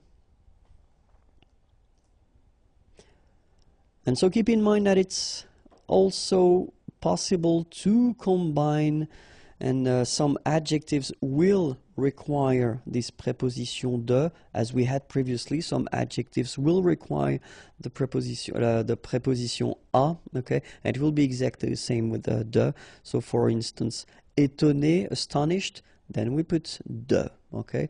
Content, happy, de. Désolé, sorry, de. Okay, so as I said, and it will come after that for the verbs, try to remember them when you encounter them or when you read them, okay? That's the only way to really remember them. So, and for the verbs, exactly the same thing. So, parler de, remember, we had the example with parler. So, parler à, to talk to. Parler de, to talk about something. So, parler de, for instance. S'excuser de, okay, to excuse oneself, s'excuser. Promettre, to promise, de. Okay, so these verbs will be constructed with the preposition de. La préposition en. Okay, so remember, previous lesson we saw la préposition de, the lesson before it was la préposition a, and in the next lesson we'll discover, well, quite many other prepositions. Okay, so let's start with la préposition en right now. So la préposition en can be used to express this to concept in English. For instance, je vais en ville, okay, Alex is to go, and then ville is town, okay, so je vais en ville, or then nous voyageons, voyager is to travel, en Espagne, Spain. Okay, so in that case, when you want to, well, express this to concept in English, in many cases we'll use this en preposition, okay? Other use could be this in, for instance, j'habite en Finlande. Habiter is to live, okay? I live in Finland. J'habite en Finlande. Je fais l'exercice en 5 minutes, okay? So I do, okay, faire is to do, l'exercice, the exercise, in 5 minutes. Okay, so in that case, and it's quite important, when you use this in, so en here, it will mean the time you need to make the exercise. Okay, so you don't want to express that you will do that in 5 minutes, so after 5 minutes, but really, if you use this preposition en, in that case, it is to express the time that you need to make this exercise. All right, so in, like that, en Finlande, and then en 5 minutes. Let's see now for the countries. So in many cases we'll have, so as we saw in a previous lesson, we've got the difference for the countries between the masculine, the feminine, and the plural countries. Okay, so in many cases when the country is ending with this vowel en here, okay, and here, it will mean that it is feminine. Okay, we've got exceptions, of course, because French language is quite tricky, so we've got exceptions like Mexique, for instance, it's masculine, okay, but in many cases it will mean that it's feminine. If it's feminine, then you will have to use this preposition en if you want to express this in concept. Okay, en France, en Espagne, en Allemagne, en Italie. Okay, and now we'll read it with the liaison if needed.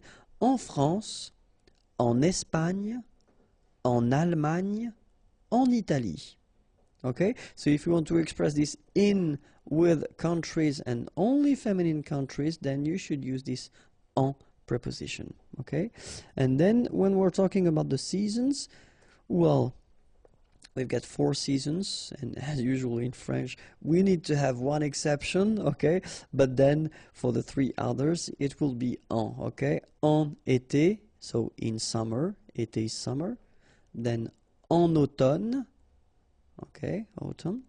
And then en hiver, okay, make the little liaison here. En hiver, hiver is winter. Au printemps, okay, so keep in mind that for printemps, you will have to use au and not en, okay? And then printemps is spring, okay? En été, en automne, en hiver, au printemps, all right? Another use of this preposition en is to express the mean of transport, and then if you want to say I'm coming with my car, by car, okay, in French we will use this preposition en, okay? Je viens, venir is to come, je viens, I come, okay, by car, en voiture. Tu voyages en train.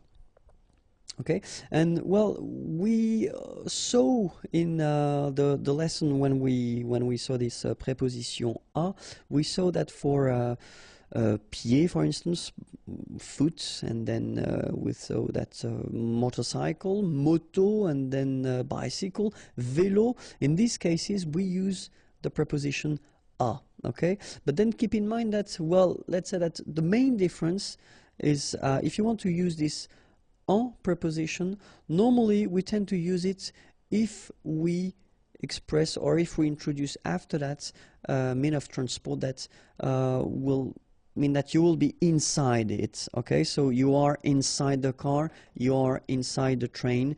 If it would be a metro, it would be exactly the same. If it would be a tramway, tram, it would be exactly the same. You would use this en just because you are inside.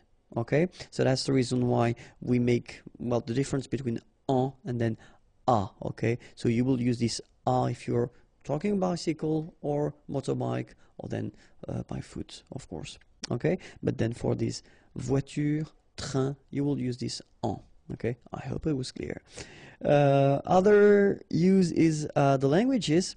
Okay, so for instance, il parle en espagnol. Parler is to talk, okay, or to speak.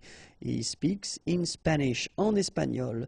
Or then, ce livre, this book, est en anglais. This book is in English, okay, en anglais. Other use is when you want to introduce the material it is something is made of, okay, so for instance, une montre, montre is a watch, une montre en or, okay, so gold, or, okay, so if you want to say that this watch is made of gold, then une montre en or.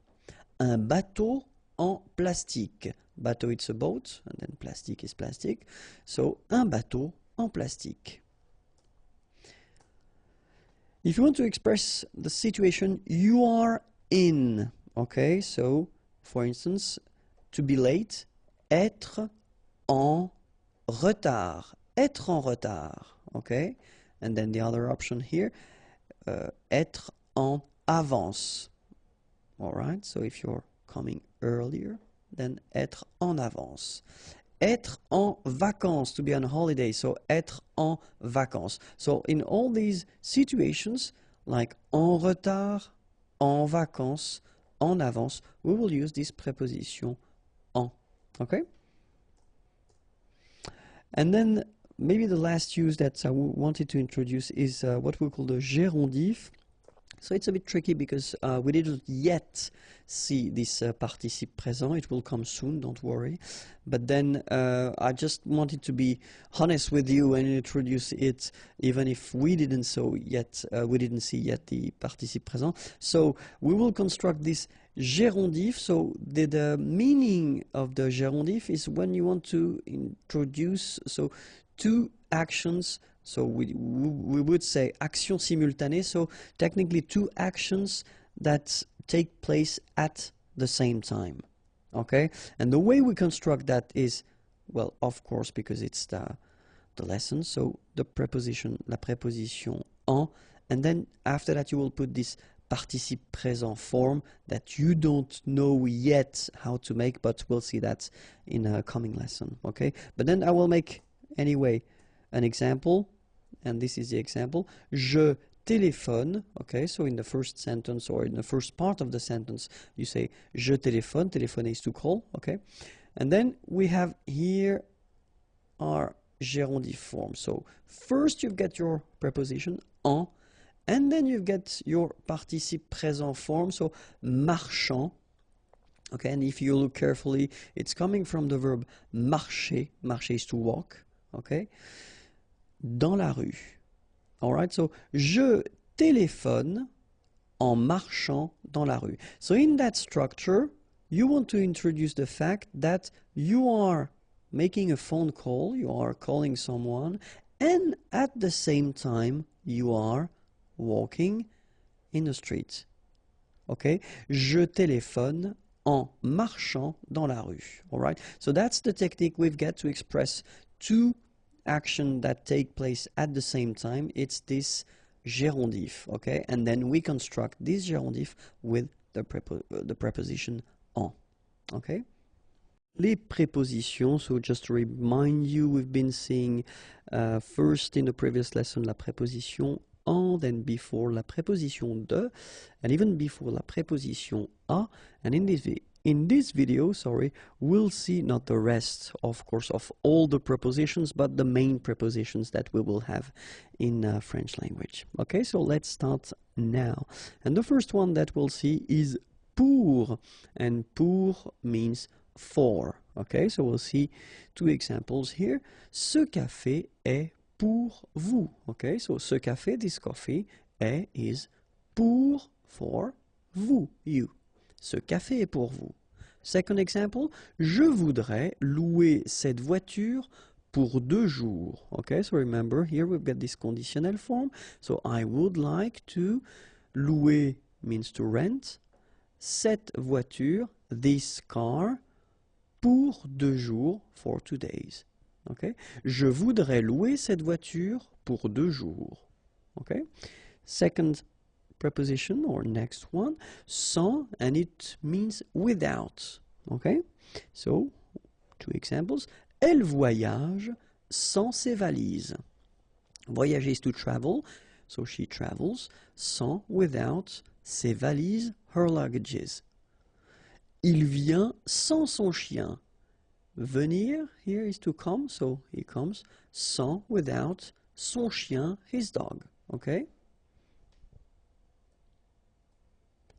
Après, you can translate it by after. Okay? And then, je viens après la réunion. Venir is to come. Je viens, I come, après, after, la réunion, the meeting. Je viens après la réunion. Okay? Then, avant means before. Il arrive avant toi. Arriver, to arrive, he arrives, avant, before, toi, you. Remember, this is what we call this pronom tonique. Okay, so it's you. Depuis means since or for. Okay, examples. Nous vivons ici depuis 2011. Okay, nous vivons, vivre is to live. Nous vivons, we live, ici, here, depuis, since, and then you put 2011, you just put the year. Okay, so assuming the fact that we are still now in 2012, so 2012, we could use this sentence as well. Nous vivons ici depuis 1 an. Okay, so in that case, you can use this depuis as well, and then you will introduce 1 an, just because we've been arriving in 2011, and we are now in 2012. Okay, so depuis 1 an. Derrière means behind. Okay, so the example could be le ballon est derrière l'arbre. Le ballon, the ball, est is derrière, behind l'arbre, the tree. Okay, un arbre, a tree. Le ballon est derrière l'arbre. Then after that, we can see devant. Devant means in front of. Okay, in front of. And then the example could be mon collègue, my colleague, est assis, is seated, devant le directeur. Le directeur, the director. Mon collègue est assis devant le directeur. Jusque means until. Example, je reste au bureau jusqu'à 17 heures. Okay? Rester is to stay, au bureau, at the office. Je reste au bureau jusqu'à, until 17 heures. Okay, so you can see that here it's quite interesting because normally we should have this jusque written like that. But then if you look carefully after that, we've got this a. Okay, another preposition, and then you remember the rule when we've got vowel and vowel. Normally what happens is that this final a will go away, and then we'll put apostrophe, so that's the reason why we get this jusqu'à. Okay, and then phonetically jusqu'à. Okay, je reste au bureau jusqu'à 17 heures.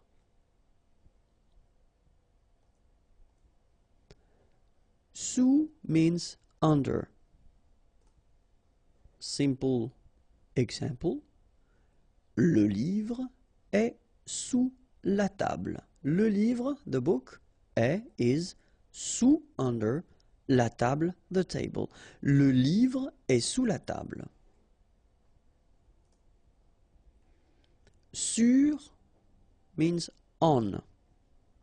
Okay, and then we've got two examples here. L'ordinateur est sur la table. So l'ordinateur, the computer, est, is, sur, on, la table, the table. The computer is on the table, sur here, but then remember, or keep in mind that it's also possible to use this sur if we're talking about the wall, for instance. So we could say l'affiche, so affiche is poster, l'affiche est sur le mur. Alright, so it could be for la table or any other things like that, and then as well for le mur, okay, sur le mur. Avec, so the classic one, means with. Elle parle avec son frère. Parler is to talk. Son frère, her brother. Elle parle, she talks, avec, with her brother, son frère. Elle parle avec son frère.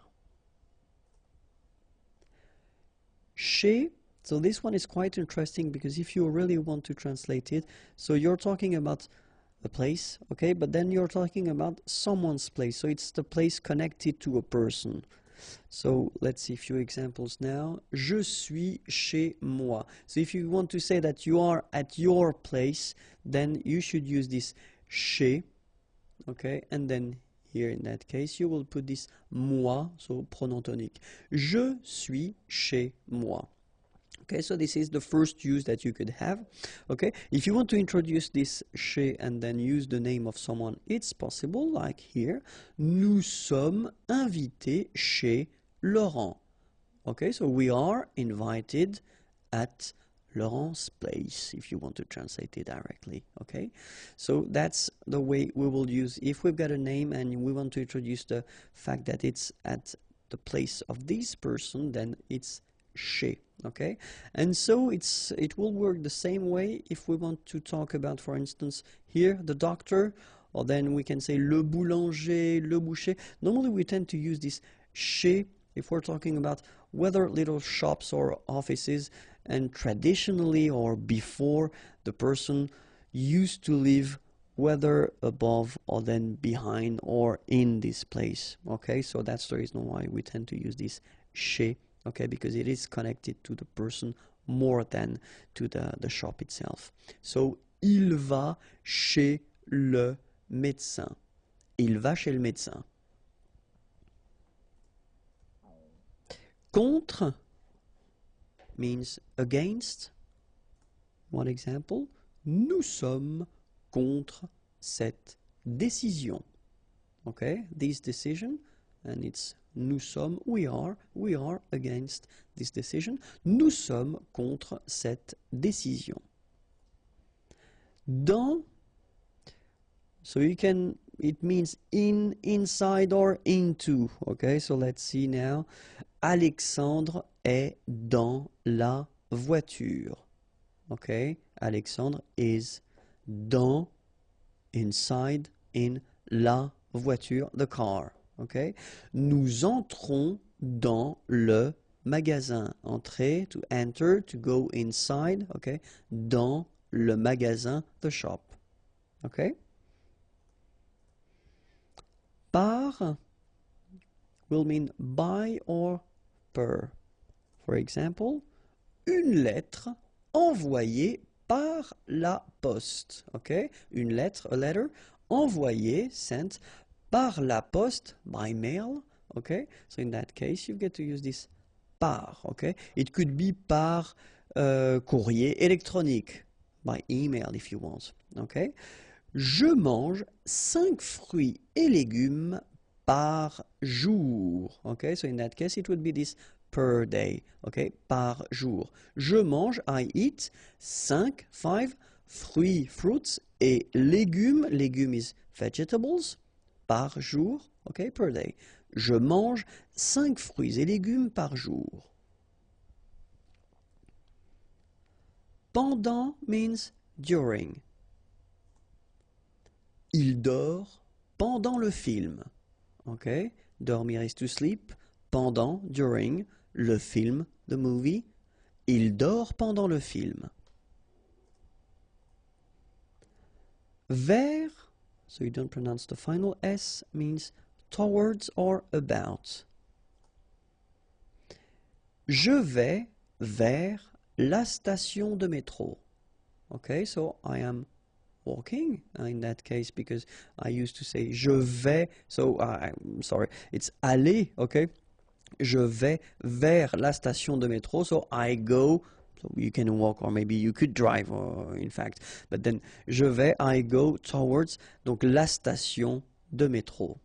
Okay? Or then it would be possible to use it as well if you get this sentence. Nous avons rendez-vous vers 15 heures. Okay? Nous avons rendez-vous. So avoir rendez-vous, it's when you have a meeting. Okay? So avoir, to have.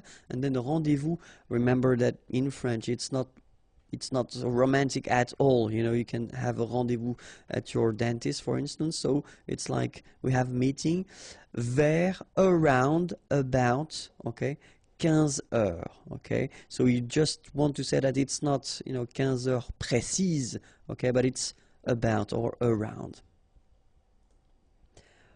Voici could be translated with this is, okay, so and we tend to use it quite often if we introduce persons. So voici mon ami Frédéric, and then normally, you know, it goes with voilà, okay, and then voilà will mean there is, okay. So I did make this little example, so I took back this voici mon ami Frédéric et voilà mon ami Arnaud. Okay, so voilà normally will come after voici. Bonjour à tous, hi everyone and welcome to Learn French with Vincent, and this is Unité 9, leçon N. And in this lesson we'll see together les temps composés. So we won't discover them because I thought it might be useful to take the time to review what we saw so far, especially when we're talking about les temps composés, so all these tenses that are composed tenses, okay? So, and so far we've been seeing first le passé composé, then we saw le plus que parfait, after that came le futur antérieur, and finally we saw le conditionnel passé. And so the common thing that we have between all these tenses is that they are composed. Okay, so they will be constructed the same way, but then of course few things will change. Obviously the first part that we've got to use, avoir and être, will change, but then the rest, construction with the participe passé, will be the same. Okay, so we'll first start with the passé composé. Okay, so and if you remember, the rule was that first we will use avoir. So if you're not really sure, if you don't remember if the verb requires être or not, then put avoir. Avoir should be at the present form. Then you will put your participe passé form, and you will get this passé composé. Okay. Remember that in some cases, but we're talking about exceptions or reflexive verbs, you know, these se, blah blah blah. So you will have to use être and at the present tense as well, plus le participe passé, and you will get this passé composé. Okay, so of course it looks simple like that, but then in some cases, and especially after learning so many things, maybe you don't really remember the conjugation of avoir and être at the present tense. So we'll take the time to review that one more time. So remember, avoir at the present tense goes like j'ai, tu as, il a, elle a, nous avons, vous avez, ils ont, elles ont. Okay, so j'ai, tu as, final S not pronounced, il a, elle a, nous avons, final S not pronounced, and then we make this little link between the two, nous avons, vous avez, a Z at the end will produce this E sound, avez, little link between the two, vous avez, ils ont, okay, final T not pronounced, and then we make the liaison, ils ont, elles ont. Alright, so this is for avoir at the present tense. And now être at the present tense, je suis, tu es, il est, elle est, nous sommes, vous êtes, ils sont, elles sont. Okay, so je suis, final S not pronounced, tu es, okay, so it's quite strange because you get this ES, but then phonetically it's est, alright, quite open, tu es. Il est, exactly the same sound as we had previously, okay, so just remember that you write it like that, but then phonetically it goes like est, elle est. Nous sommes, final S not pronounced. Vous êtes, little liaison between the two, and then final S not pronounced. Ils sont, final T not pronounced. Elles sont. Alright? So that's the main thing you should remember. Of course, the participe passé, but then we won't cover that in this lesson because I've been making a big video on that. So try to search it in the channel search engine, and you will find it. Okay. So let's see now le plus que parfait. So remember, it was exactly the same rule. So first avoir. If you're not sure, just put avoir, but avoir should be at the imparfait form. Then the participe passé, so you will get your plus que parfait, okay? And for the same exceptions, we'll have être at the imparfait form, and then the participe passé, and it will give you the plus que parfait. Okay, so for the same reasons, we will see together avoir at the imparfait and être at the imparfait, just to make sure that it's clear for you. And avoir at the imparfait will give j'avais, tu avais, il avait, elle avait, nous avions, vous aviez, ils avaient, elles avaient.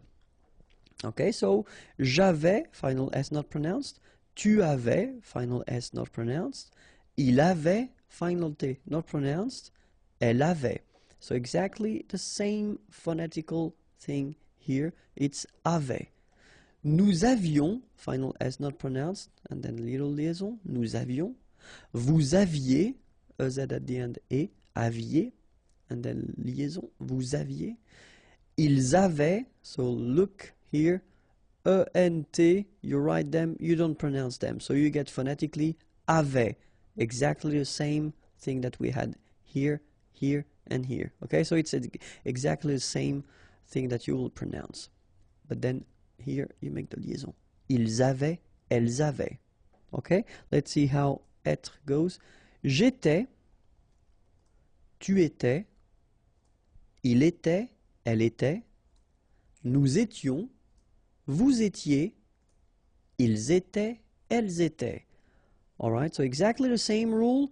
Remember, final S, here, final T, and then here, E and T, you don't pronounce them. So you will get était, okay, for all these forms, okay? J'étais, tu étais, il était, elle était. Same rule here, final S not pronounced, and then you make the liaison.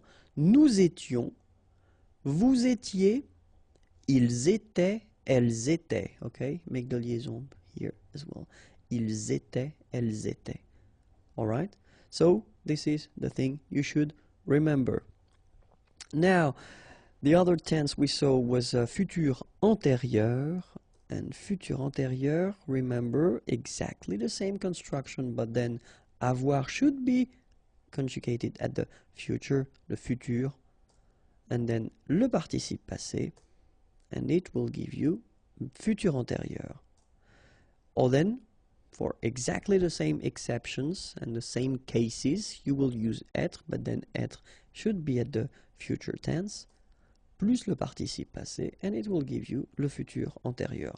So, what we'll see exactly the same thing as we saw previously for the other tenses, or the other tenses. So we'll see the future form for avoir, and then the future form for être. Okay?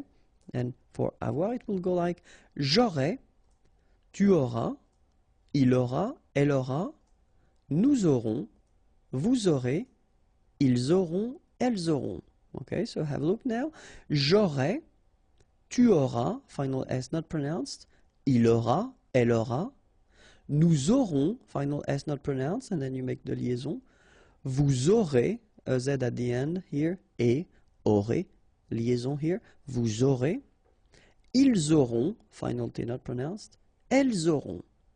Okay, and then for être, we will get je serai, tu seras, il sera, elle sera, nous serons, vous serez, ils seront, elles seront. Okay, so one more time.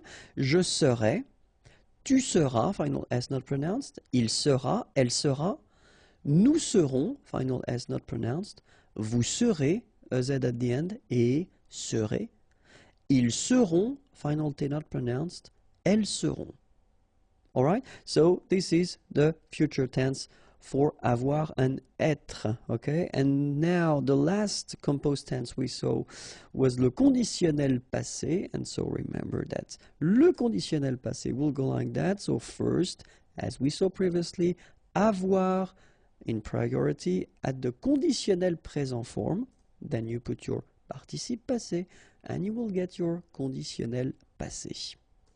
Or, for the same cases as we had previously for passé composé, futur antérieur, or then plus que parfait, être, but in that case it should be at the conditionnel présent form, then the participe passé, and you will get your conditionnel passé form.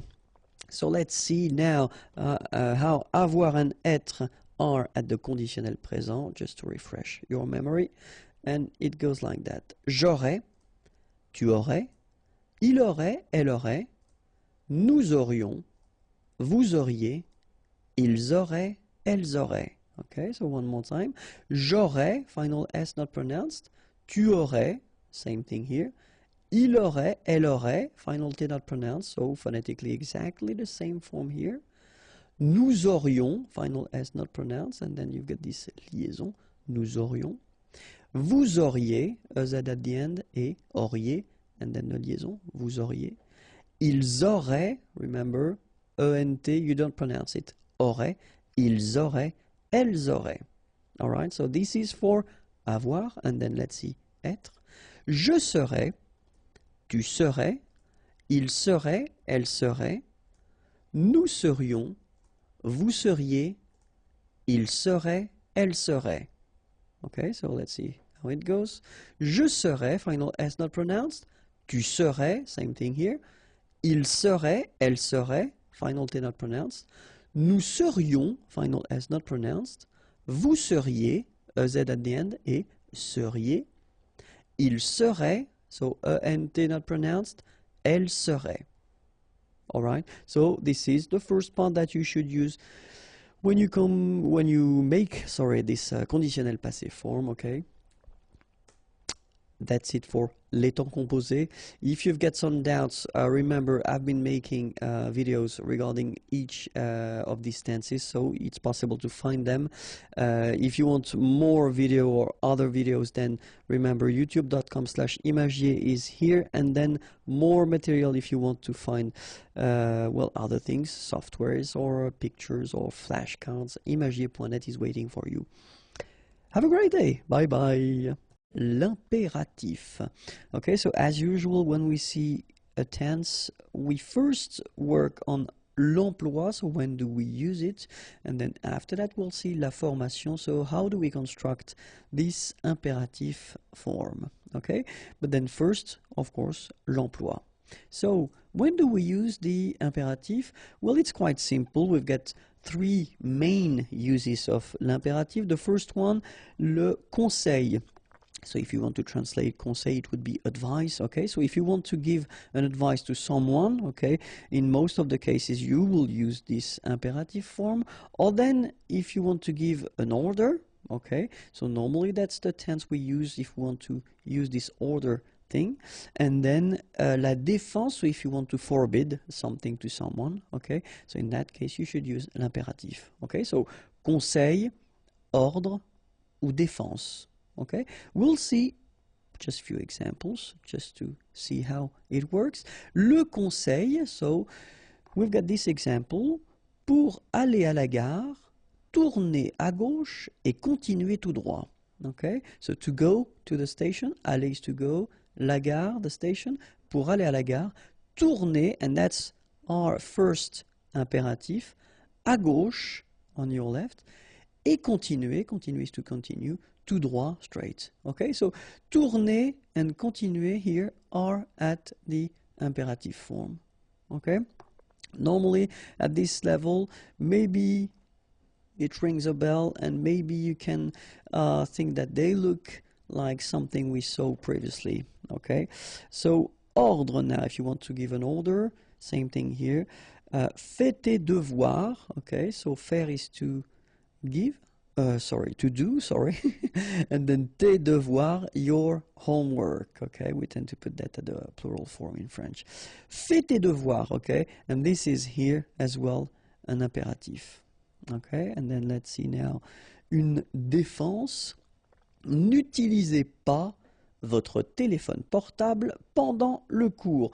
So, of course, in that case, défense, you want to forbid something, so you should use this negative form, okay? So, n'utilisez pas votre téléphone portable during le cours, the lesson, okay?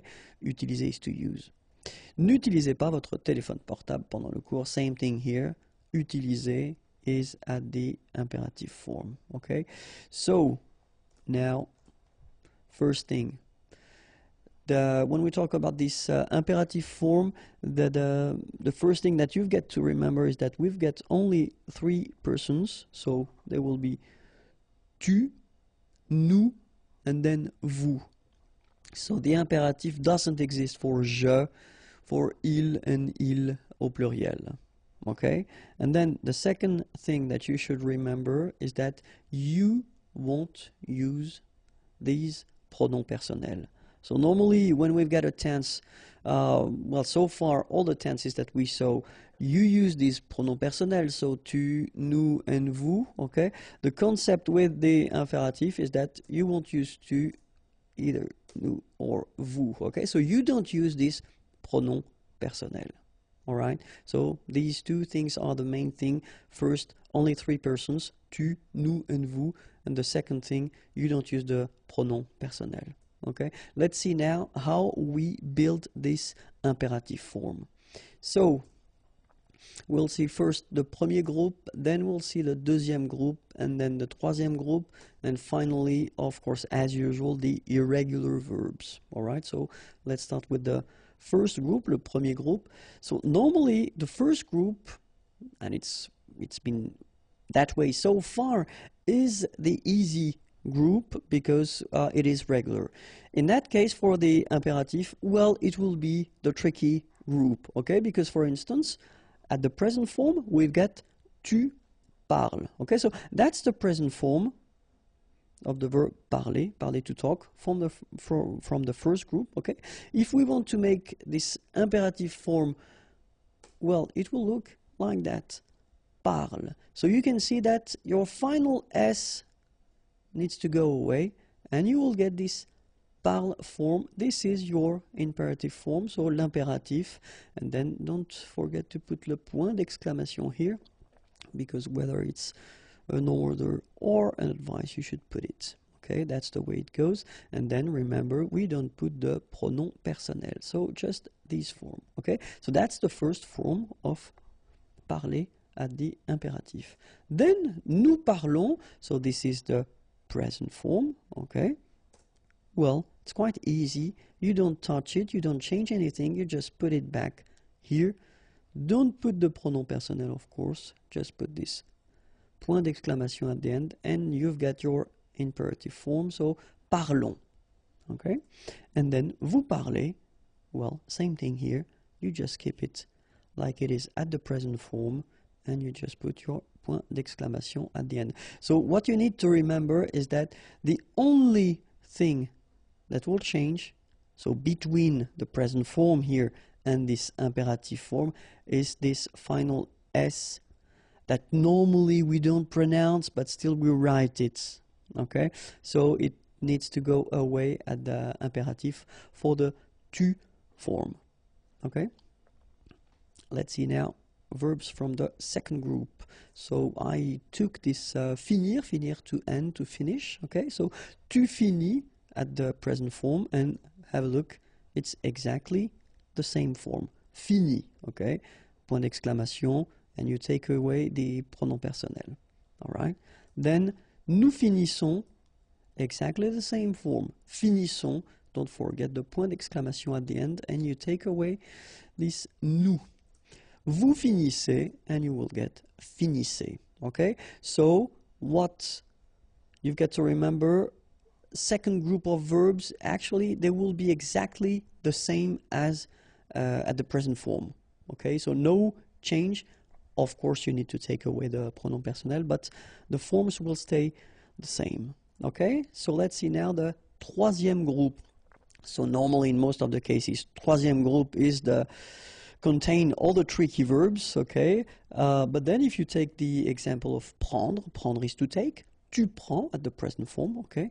Well, look, it is exactly the same thing. Keep in mind that, of course, you should put this point d'interrogation at the end, point d'exclamation at the end, and then you take away this pronom personnel, but still, it's the same form, all right? Then, nous prenons at the present form, we'll get this prenons. And the last one, vous prenez, you will get prenez. Okay? So, third group of verbs, actually it's quite easy because you don't touch anything, you don't change anything, you just take away this pronom personnel and you will have your imperative form. Okay? Of course, as usual in French, we've got some irregular verbs. Okay? So, the first one will be aller. Okay, so aller will be like that. So the only thing that will change with aller is, well, what we saw in the first group, the final S will go away. So you get va, allons, aller. Okay, the other forms are exactly the same. Savoir will become sache, sachons, sachez. Ouvrir, ouvre, so the S goes away, ouvrons, ouvrez. Okay, aller is to go, savoir to know, ouvrir to open.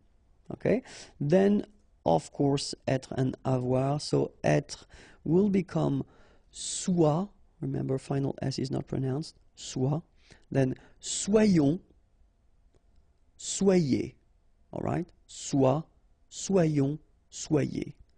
And avoir will become est. Remember the final E is not pronounced, so you only have this A-I sound, est, okay? Est, ayons, ayez, okay? Est, ayons, ayez. Okay, so one more time. Soit, soyons, soyez, then est, ayons, ayez. All right? And now, remember that all these tricky verbs will be modified if you put a pronoun after.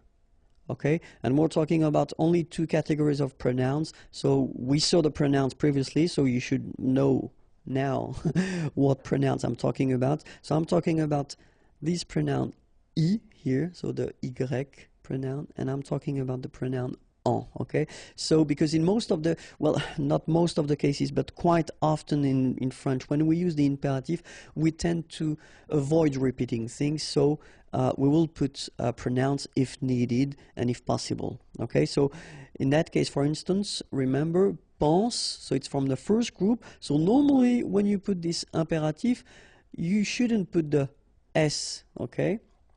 But then if you put this Y, so this pronoun after, then you will have to put back this S just to produce it orally, because you will pronounce it pense-y, pense-y, okay? Pense-y, all right? So you get to make this liaison. Same thing here, vas-y, vas-y, all right? And then achètes-en, achètes-en, all right? So that's one important thing if you want to construct this imperative form with pronouns.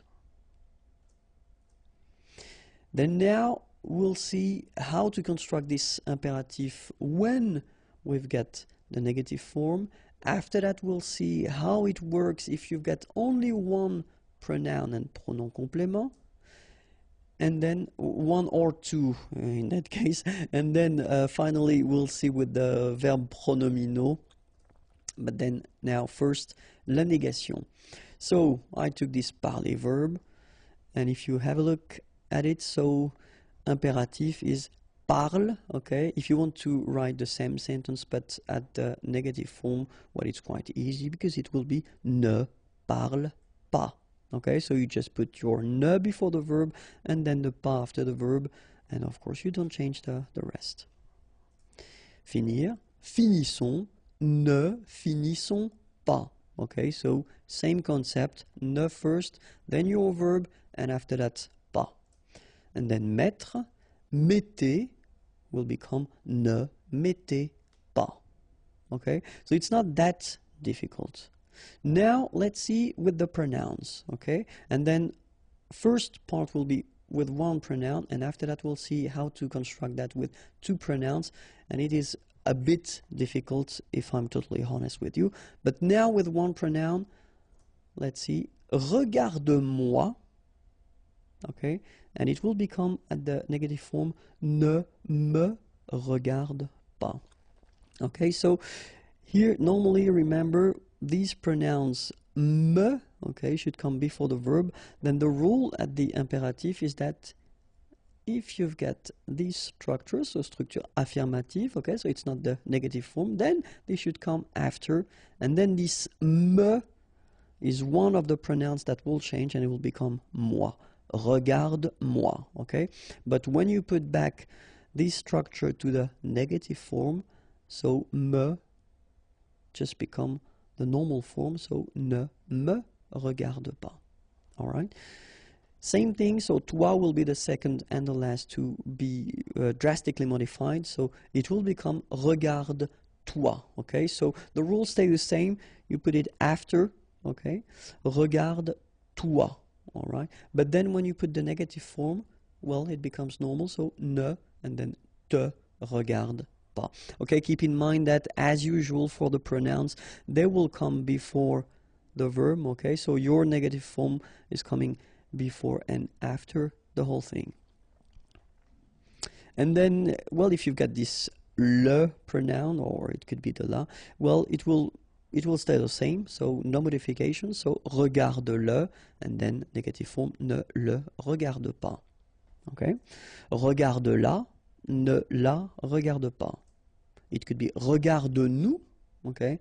Ne, whoops, sorry, I made a mistake. It should be nous here. Ne nous regarde pas. Okay, and the last one, regarde-les will become ne les regarde pas. Okay, so keep in mind that it's only this me and te pronouns that will change. They will become this moi and toi, so they will become these forms, and you should put each time anyway after the verb, and don't forget this little thing between the two, because as you can see, we've got to put it. Okay, now if you want to put two pronouns in your structure with the imperative, well, it's something that's well, it's not really rare to use that, okay, but then, well, we've got some, of course, as usual, quite strict rules, and that's the thing. The first part that you will have will be me or m apostrophe, te or t apostrophe, lui, then nous, and leur. Okay, so that will be the first thing that you will have to put, and after that will come your pronoun en. Okay, that's normally the association of pronouns that we've got. Okay, so let's see them in action. For instance, parlement. Okay, so as you see, first you put this m apostrophe and then you put your pronoun. Okay, don't forget that they must come after your verb because it's the imperative. Parlement.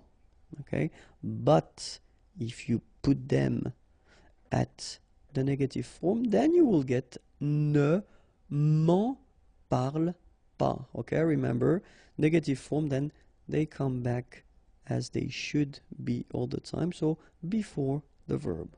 All right, so another example, parle-nous en, okay, here, and then we will get ne nous en parle pas. Okay, sorry for the examples, but I tend to not to make the liaison when I make these little examples, just because I think it's more clear not to make the liaison, okay? But then, of course, parle-nous-en, ne nous en parle pas should be the way you should pronounce them, okay? But still, just to make it clear where you put them and to avoid any mistake or anything like that. Okay, so same thing here, so parle, and then after that you've got your pronoun and second pronoun en, but when you put the negative form, ne, and then you put them back before your verb.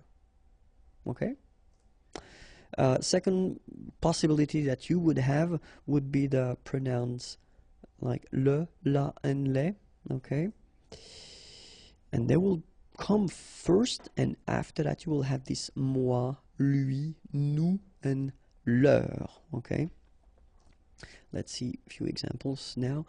Donne-la-moi. Okay, donne-la-moi. So exactly the same rule as we saw previously. Okay, so you put them after your verb like that. Okay, but of course when you put the negative form, then you put them back. Look, ne me la donne pas. Donne-la-moi, ne me la donne pas. Then donne-la-nous, and it will become ne nous la donne pas. Alright, so I know this is really difficult, so don't worry, because many students have some difficulties at the beginning, okay, but then little by little you will understand the structure and the way to construct that, okay? Just try to keep that in mind, okay? Try to listen to persons and then try to use this structure. But remember that in many cases it's possible to avoid repeating, or to avoid, sorry, using the pronouns by repeating a few words, okay? So it's, well, it's an option as well, okay? So let's see now les verbes pronominaux, okay?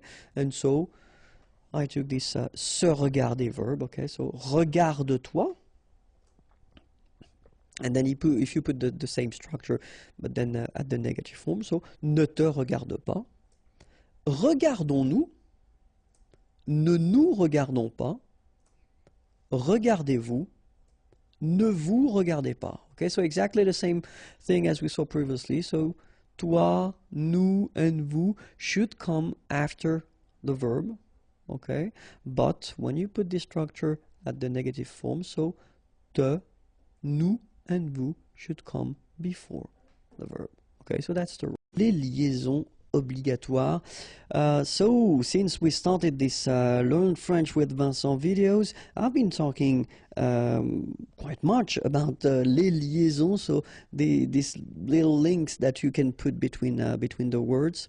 And so of course we've got some rules for these things, and so I thought that maybe it might be useful to just cover this topic right now, because I've been receiving few messages regarding this topic.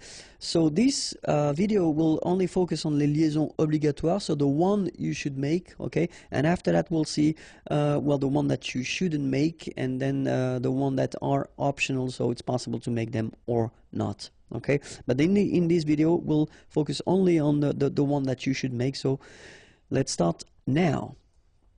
So the first situation when you should make it, it's when you use these articles définis, so le, la, les, remember, the in English, and then when you get the plural form, so it's les, it's like that, and then it ends with this s. If you've got a word after and then it's starting with a vowel like this one, amis, friends, then you should make the liaison, les amis. All right, les amis. Then second possibility here, les articles indéfinis, so in English a, but then in French we've got the difference between the masculine un, une, des, okay, and then I took the plural form just to make it clearer, so des here ending with s, and then you've got a word after, étudiant, students, so it's not with a vowel, so you should make the connection, the liaison between the two, des étudiants. All right. Other possibility, when you get these, well, the adjective possessive, so when you say mine, your, etc. So in French it would go like that, so in that case my children, so it should be at the plural because this children is at the plural, okay, so it goes like that, and then ending with s. Enfant, children is starting with a vowel, so you should make the liaison mes enfants, mes enfants. All right, and of course les adjectifs démonstratifs, sorry, this or these, okay, and in that case I took the plural form, so these here, and then ordinateur, computers, so you should make the liaison between s and o, ces ordinateurs, ces ordinateurs. Okay, so les amis, des étudiants, mes enfants, ces ordinateurs. So in these cases you should make the liaison without any doubt, okay? And so we also have this interrogative situation. So when you ask a question, remember, we use this quel, okay? It's what, but then of course, as usually in French, we've got the difference between the masculine, the feminine, and the plural, feminine, plural. In that case, I did use this option, it's feminine and it's plural, so that's the reason why I write this quel like that. And it ends with s. Option is starting with a vowel, you should make the liaison between the two. Quelles options? Quelles options? All right, and then if you, well, heard from the beginning, you know, the concept of this liaison is that you don't make any pause between the two words. Quelles options? It's really a link between the two. Quelles options? Indéfini, well, exactly the same rule. In that case, you've got certains, indéfini, and it is here at the plural form. Individu, plural, starting with a vowel, you make the liaison, certains individus. Certains individus. All right, and the last situation for this page, numéro. Okay, so if we're talking about the numbers, in that case I took trois, okay, 3, just because it ends with s, as you can see here, and then appartement, apartments, starting with a vowel, so you should make the liaison. Trois appartements. Okay, so quelles options? Certains individus, trois appartements. So in all these cases, you should make the liaison. All right? But then it continues. So now, situation where you've got a sentence in which you've got first the adjective and then the noun, like here, for instance. Les beaux enfants, okay, so you make the liaison between beau, so adjective, and enfant. And here it's quite interesting because even if you've got this X, well, phonetically it will be like Z, so like if it would be an S, okay? Les beaux enfants, all right? Les jeunes étudiants, all right? So same thing here, the link between the two. Les jeunes étudiants, all right? And then if you've got this pronom personnel, so I, you, he, she, etc., and then your verb. So in that case, I took vous, okay? And then the verb to être, the verb être, to be. So in that case, you get vous êtes, so you make the liaison between the two. And then avoir, to have, nous avons. All right? So remember, pronom personnel, then the verb, you make the liaison. And then it's quite interesting because this verb être, so to be, if it's at the third person of the singular, so he is or she is, il est, elle est, okay, then definitely you should make the liaison if you've got something after. So like here, for instance, il est admirable, il est admirable, okay, elle est intéressée, all right, so in all these cases you should make the liaison, and in that case it's with T. Il est admirable, elle est intéressée. And it continues. If you've got this structure in which you've got the pronom complément before the verb, okay, so we've been doing a few videos regarding this topic. If you don't know how to make them, well, you can check them. There are many videos regarding this topic. And so remember the pronouns should be before the verb. So when you've got this kind of structure, subject, pronoun, verb, in that case you should make the liaison between the two. Il nous aide. Elle vous admire. All right, so z here as well. Elle vous admire, il nous aide. Okay? If you've got the verb first and then you put your pronoun after, because normally that's the way we should proceed, you know, if we want to construct a correct question. Normally you should put first the verb and after the pronoun, okay? So in this situation, then you should make the liaison. And so this little D here is in red just to show you that you won't pronounce it like D to make the liaison, but you will pronounce it like T. And so you will get prend-il, okay? But then here, prennent-elles, okay? So you get your T and then prennent-elles, all right? So prend-il, remember, D pronounced like T, and here prennent-elles.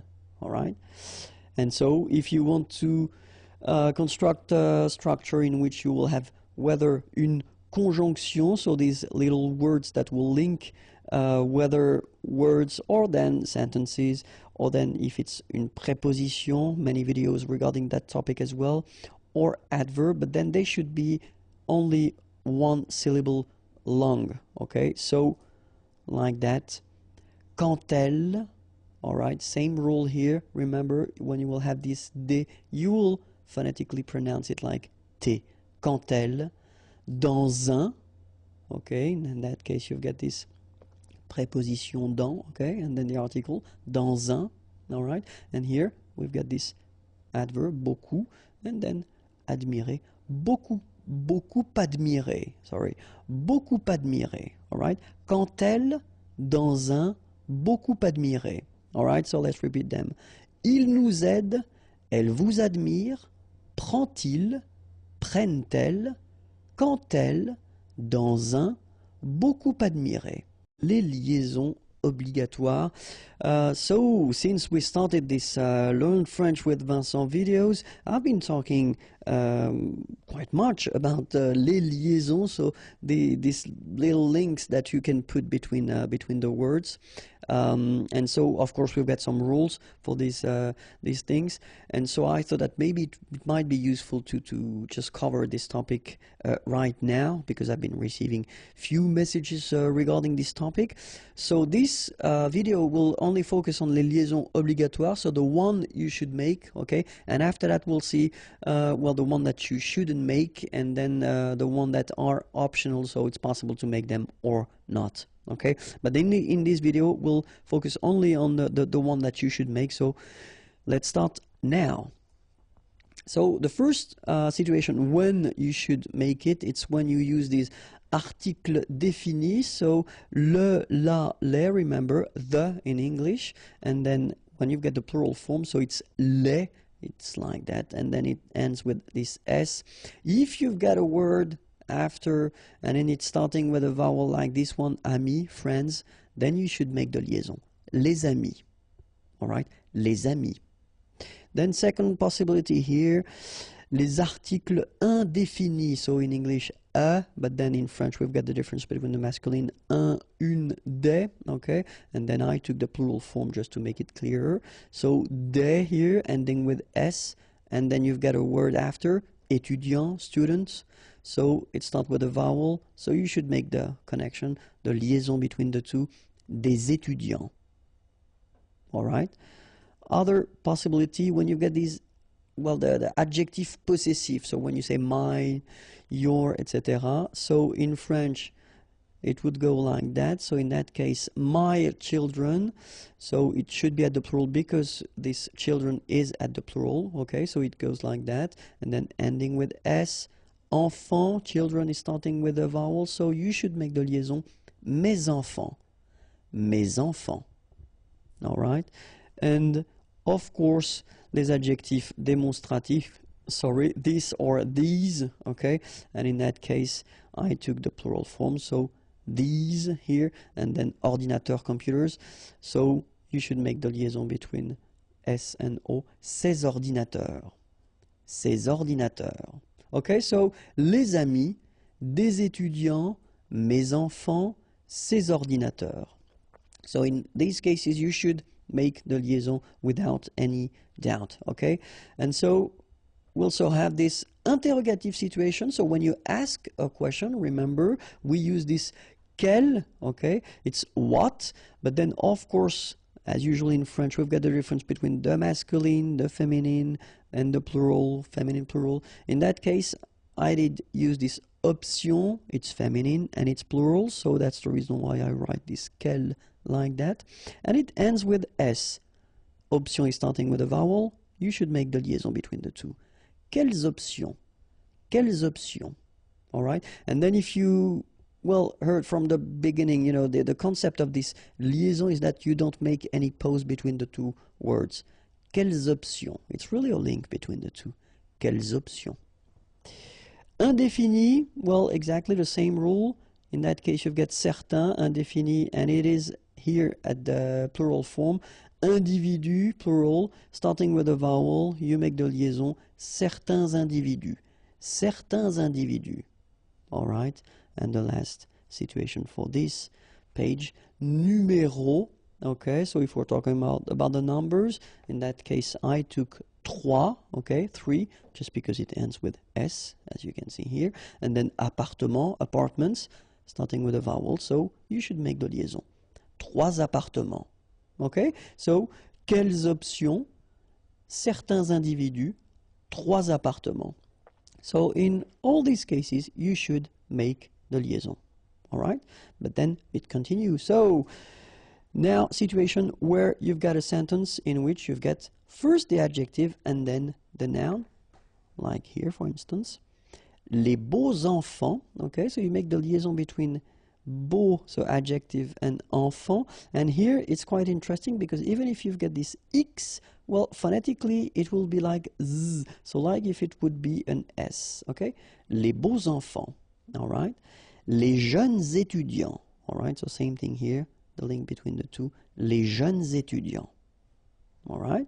And then if you get this pronom personnel, so I, you, he, she, etc., and then your verb, so in that case, I took vous, okay? And then the verb to être, the verb être, to be. So in that case, you get vous êtes, so you make the liaison between the two. And then avoir, to have, nous avons. All right? So remember, pronom personnel, then the verb, you make the liaison. And then it's quite interesting because this verb être, so to be, if it's at the third person of the singular, so he is or she is, il est, elle est, okay, then definitely you should make the liaison if you've got something after. So like here, for instance, il est admirable, il est admirable, okay, elle est intéressée, all right, so in all these cases you should make the liaison, and in that case it's with T. Il est admirable, elle est intéressée. And it continues. If you've got this structure in which you've got the pronom complément before the verb, okay, so we've been doing a few videos regarding this topic. If you don't know how to make them, well, you can check them. There are many videos regarding this topic. And so remember, the pronouns should be before the verb. So when you've got this kind of structure, subject, pronoun, verb, in that case you should make the liaison between the two. Il nous aide.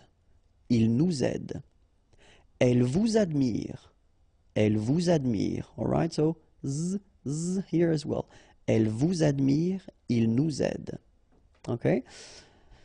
If you've got the verb first and then you put your pronoun after, because normally that's the way we should proceed, you know, if we want to construct a correct question.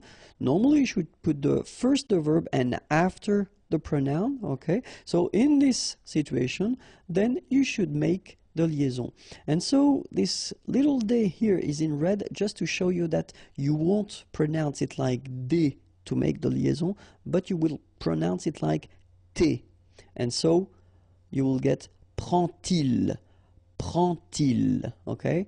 But then here, prennent-elles, okay? So you get your t and then prennent-elles, all right? So prend-il, remember, d pronounced like t, and here prennent-elles. All right, and so if you want to construct a structure in which you will have whether une conjonction, so these little words that will link whether words or then sentences, or then if it's une préposition, many videos regarding that topic as well, or adverb, but then they should be only one syllable long, okay? So like that, quand elle. All right, same rule here. Remember, when you will have this D, you will phonetically pronounce it like T.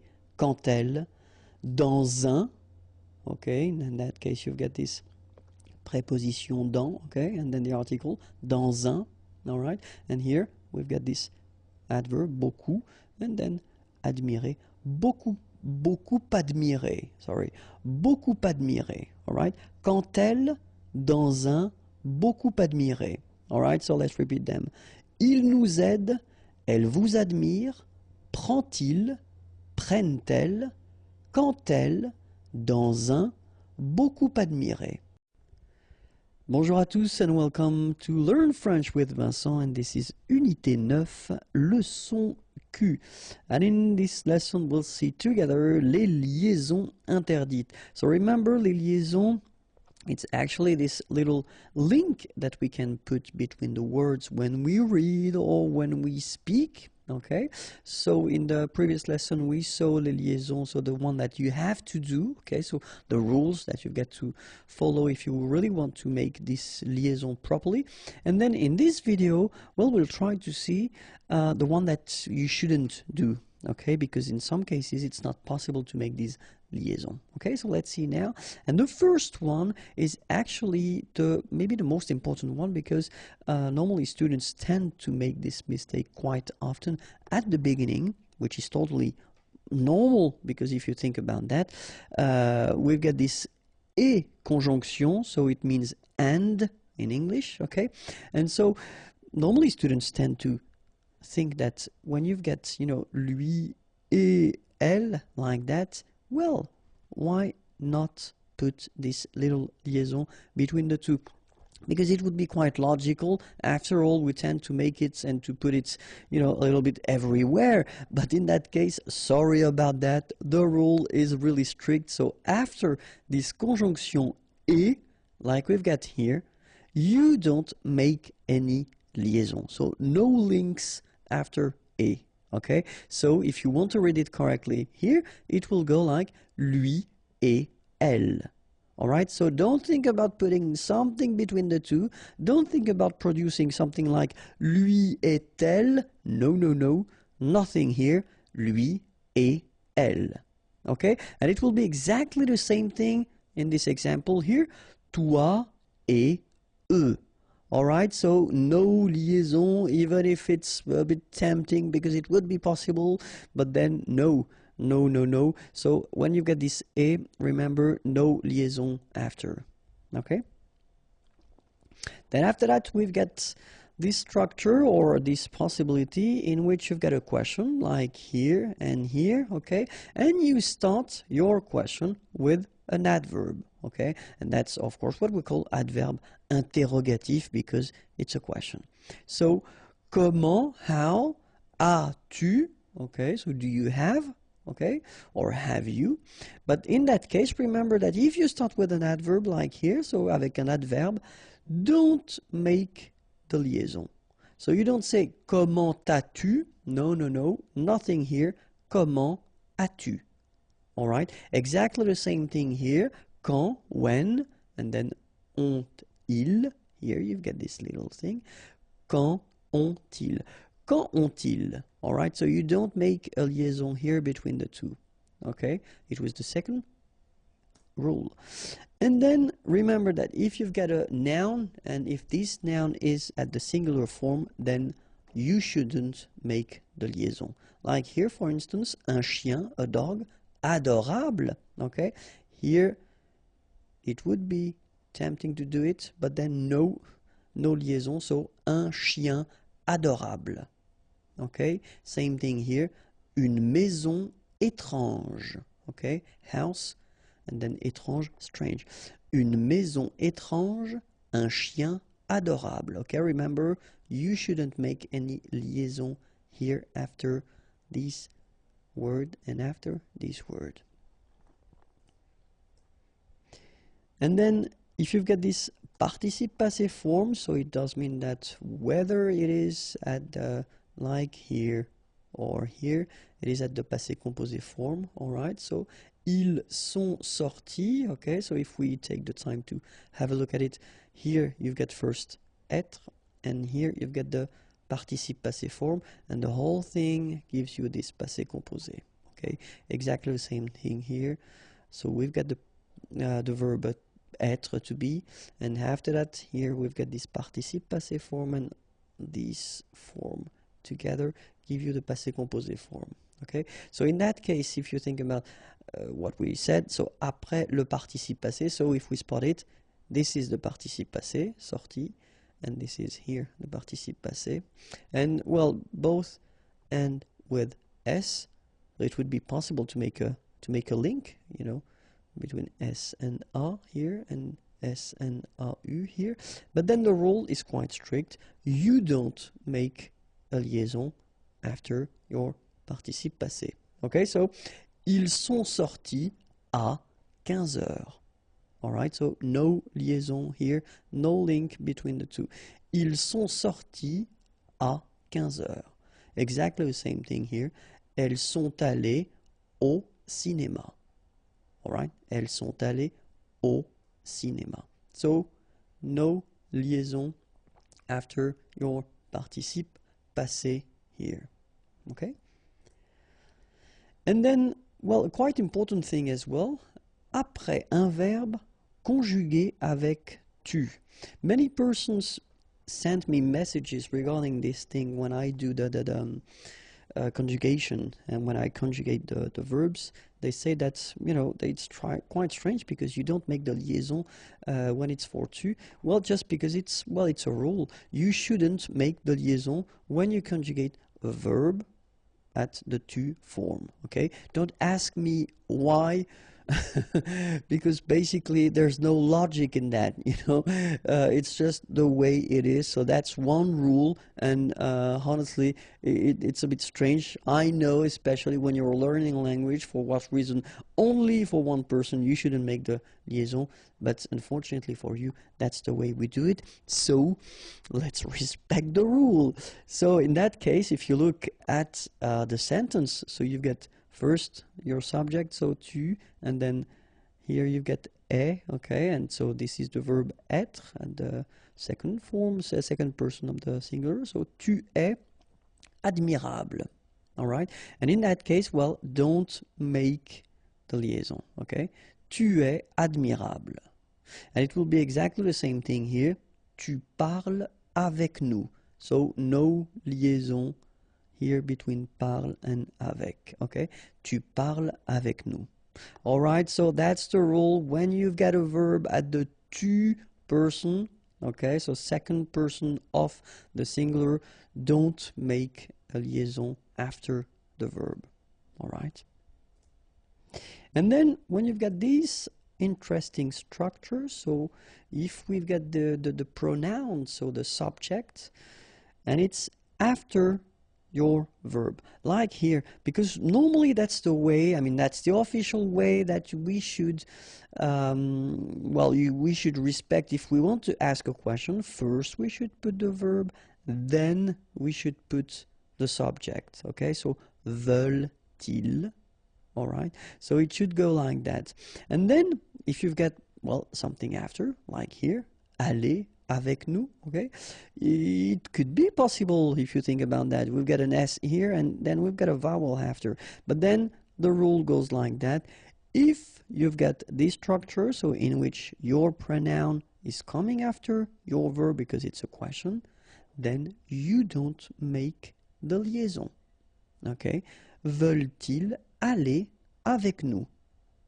Okay? Exactly the same thing here.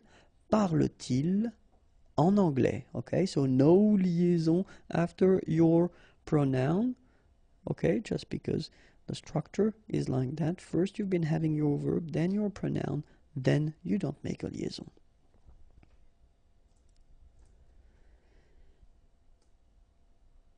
And another rule is if you've got, like here, ces ordinateurs, or like here, mes étudiants. Okay, so in these two sentences, ces ordinateurs, it's the subject, okay, mes étudiants subject, and then you've got the verb coming after, all right? And so the concept or the idea is that if you've got a subject like that, but then it's what we call un groupe nominal, okay? So in that case, it's not a first name, or then it's not a pronoun, je, tu, il, etc. But it's, you know, a word or a group of words. And in that case, you don't make a liaison after this groupe nominal. So in that case, ces ordinateurs, you don't make the liaison between this word and the verb that will come after. Okay? Ces ordinateurs ont, and the sentence continues. Okay? Same thing here.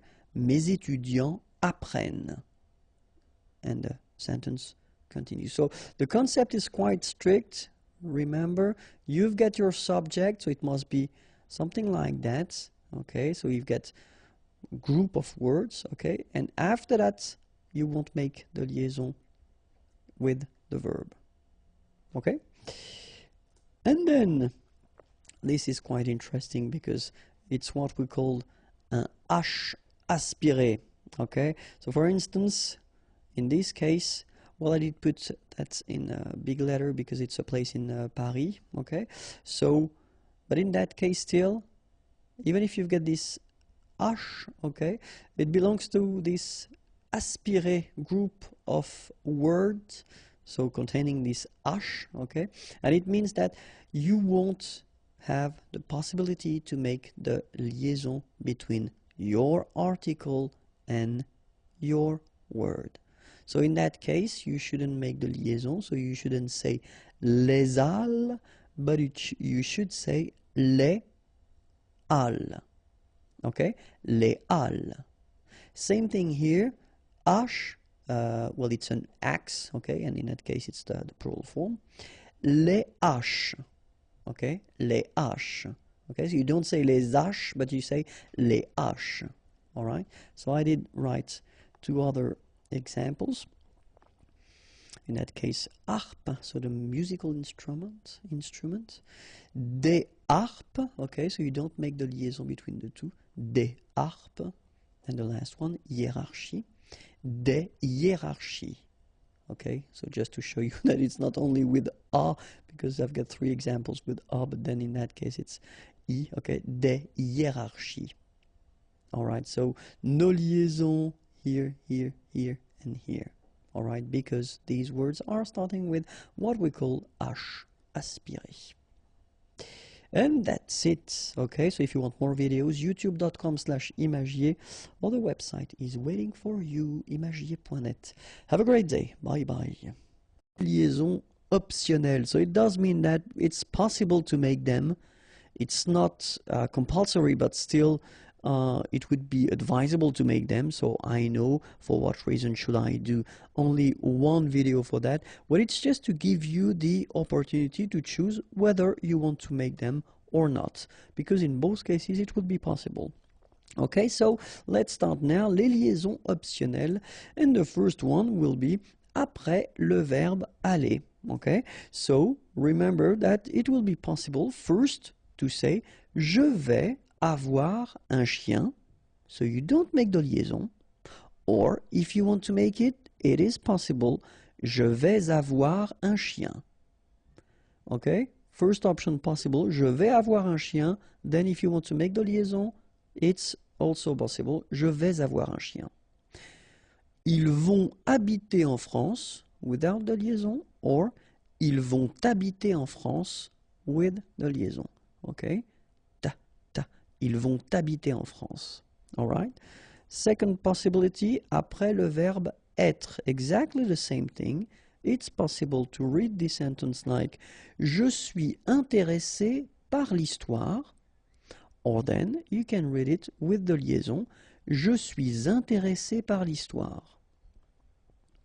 Second example here, ils sont arrivés ce soir, or then ils sont arrivés ce soir. Après le verbe avoir, well, it's exactly the same rule. Nous avons une amie, or then, nous avons une amie. Ils ont un chien, or if you want to make the liaison, ils ont un chien. Same thing with the verb falloir. Il faut admettre ses erreurs. Or then, if you want to make the liaison, il faut admettre ses erreurs. Il faut étudier beaucoup. Or, with the liaison, il faut étudier beaucoup. The verb devoir will follow exactly the same rule. First option, je dois être chez lui dans 15 minutes. Or then, je dois être chez lui dans 15 minutes. Ils doivent attendre mon arrivée. Or if you want to make the liaison, ils doivent attendre mon arrivée. Same thing with the verb pouvoir. Elle peut arriver demain. Or then if you want to make the liaison, elle peut arriver demain. Nous pouvons inviter cette personne. Or if you want to make the liaison, nous pouvons inviter cette personne. It will be exactly the same thing with the verb vouloir. Je veux entendre sa musique. Or then with the liaison, je veux entendre sa musique. Okay, remember we had the same rule. Even if we've got this X at the end, well, with the liaison it will sound like Z. Okay, je veux entendre, je veux entendre, je veux entendre sa musique. Okay, Then, elles veulent attendre avec moi. Or if you want to put de liaison, elles veulent attendre avec moi. And then, other option, entre un nom pluriel et l'adjectif. Okay, so here we've got a group of words. If you look carefully, first you've got a noun, then you've got an adjective. Well, both are at the plural form, okay? And so the rule is like entre un nom pluriel et l'adjectif.